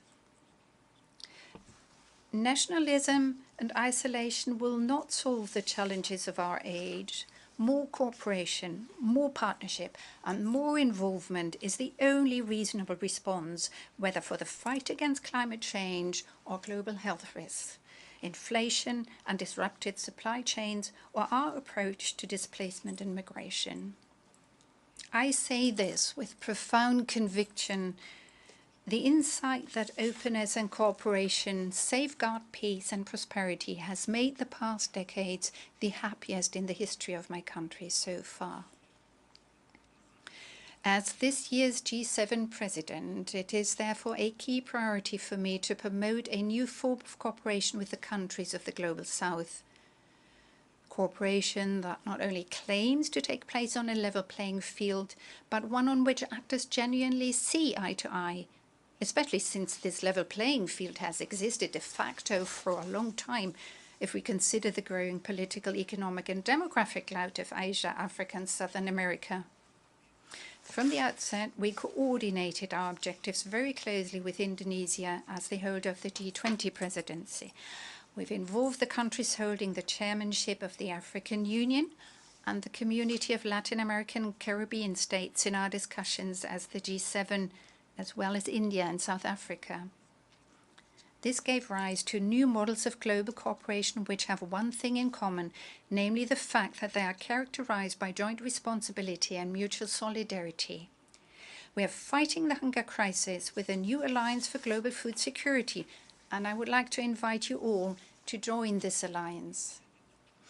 We've launched a partnership for global infrastructure and investment in order together to mobilize $600 billion for public and private infrastructure investments around the world over the next 5 years. In so doing, we're taking a big step towards implementing the 2030 Agenda. And with the newly emerging Climate Club, we're pressing ahead with friends and partners worldwide to implement the Paris Agreement even more swiftly and efficiently. Such approaches are pillars that support our international order, because they deliver results from which citizens in all of our countries stand to benefit and which they expect from the United Nations. We, the peoples. It is not for nothing that these are the first 3 words of our Charter. Note that these words are not we, the member states, or we, the delegates. We have an obligation to our peoples. We owe them a global order that allows them to live in peace, which protects their rights and opens up opportunities for education, health, and development for them. Such an order doesn't come about by itself. Defending, further developing and strengthening it, that is our task as the United Nations. Germany extends the hand of cooperation to all of you in this endeavor. Thank you very much.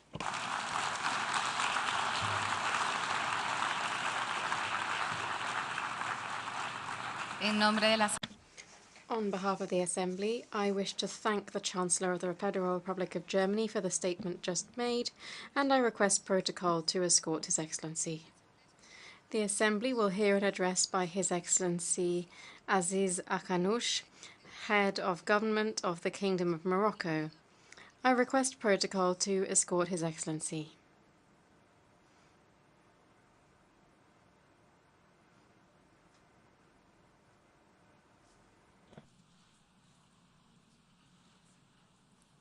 Bonjour. Tengo el placer. I have great pleasure in welcoming His Excellency Aziz Akanouche, Head of Government of the Kingdom of Morocco. I invite him to address the Assembly. Bismillah ar-Rahman ar-Rahim. In the name of God, the merciful, the compassionate, Mr. President, Your Excellency, Secretary General, Excellencies, Majesties, ladies and gentlemen. At the outset, I would like to congratulate you, Mr. President, on behalf of the delegation of the Kingdom of Morocco on your election to preside over this session. We wish you all success in your endeavors, and we commend the work undertaken by your predecessor, Mr. Abdullah Shahid, and we commend the outcomes of his presidency.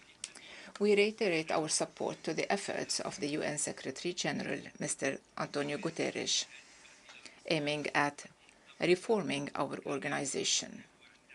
We assure him of our support and of supporting his initiatives and proposals contained in his report entitled Our Common Agenda. President, the 77th session of the General Assembly convenes while our world is witnessing multidimensional crises with global intertwined repercussions. 3 years after the onset of the COVID-19 pandemic, our world is facing a series of deep and successive challenges and crises.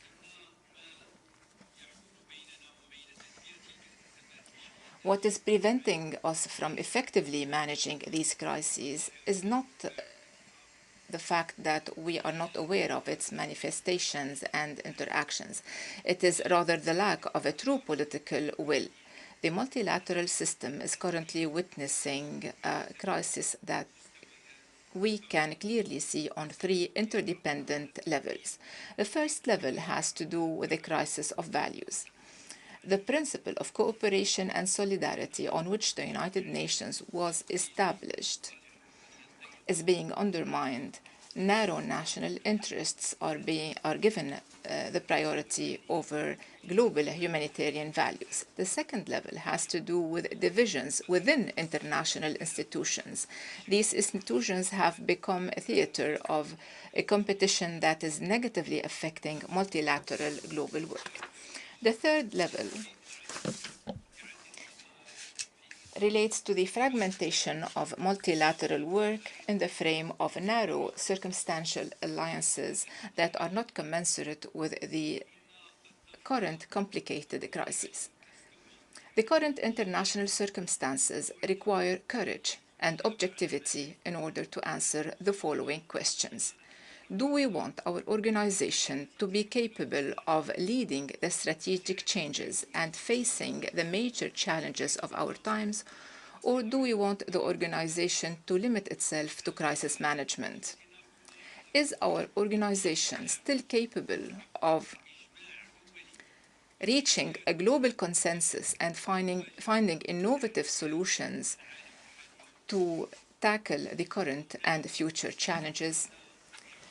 We would like to say here that those who believe that their own capabilities are enough to contain these challenges are not being realistic. Multilateral work was never a luxury, and the crises we are witnessing today affirm this and prove that the security and prosperity of some depends on the stability and prosperity of all. The Kingdom of Morocco reaffirms its belief that multilateral work should be based on collective interaction and on a consensual approach. This was reaffirmed by His Majesty the King Mohammed VI in his statement before the 59th General Assembly of the United Nations, when he said, Morocco reaffirms its commitment to pursue its work to establish a new global order, a multilateral order based on justice, international legitimacy, solidarity, and equality in social and economic relations, and on effectiveness and dynamism in the UN mission. President, the African continent is the most affected by the spillovers of the current difficult economic circumstances that were the result of the global geopolitical crisis. The African continent is bearing the brunt of the increase in the prices of food and energy commodities, which is undermining the gains we have achieved in sustainable development. Despite all that, we find in Africa all the components to turn challenges into opportunities and to emerge from this crisis stronger than ever. The African continent has important human and natural resources, besides the future gains and benefits it can achieve by implementing the African Free Trade Agreement. This was reaffirmed by His Majesty the King in his statement before the 28th Summit of the African Union, when he said, "We, the peoples of Africa, have the means and the genius, and we also have the capability of working collectively to answer the ambitions of our peoples." In this context, the Kingdom of Morocco calls for promoting international cooperation to serve the interest of African countries by reducing the debt burden and launching development initiatives that would enhance our capacities and allow us to resist the shocks of future and current economic crises. The repeated visits of His Majesty the King to several African countries embody this conviction. His Majesty launched several cooperation and partnership projects aiming at promoting human development, guaranteeing food security, and bolstering economic growth in order to achieve African integration. The Kingdom of Morocco, under the auspices of His Majesty the King, have hosted the 14th African American Business Summit to encourage the investment flows to priority sectors in the African countries. Mr. President, several countries are still suffering from the spillovers of COVID-19. The challenge lies in providing regular and sufficient vaccine supply and distributing equitably these vaccines among all peoples and countries. Out of his commitment to our African belonging, His Majesty the King launched a new factory for manufacturing COVID-19 and other vaccines. This is a structural project that would allow us to achieve vaccine sovereignty in the Kingdom of Morocco and in all of the African continent to implement the vision of His Majesty.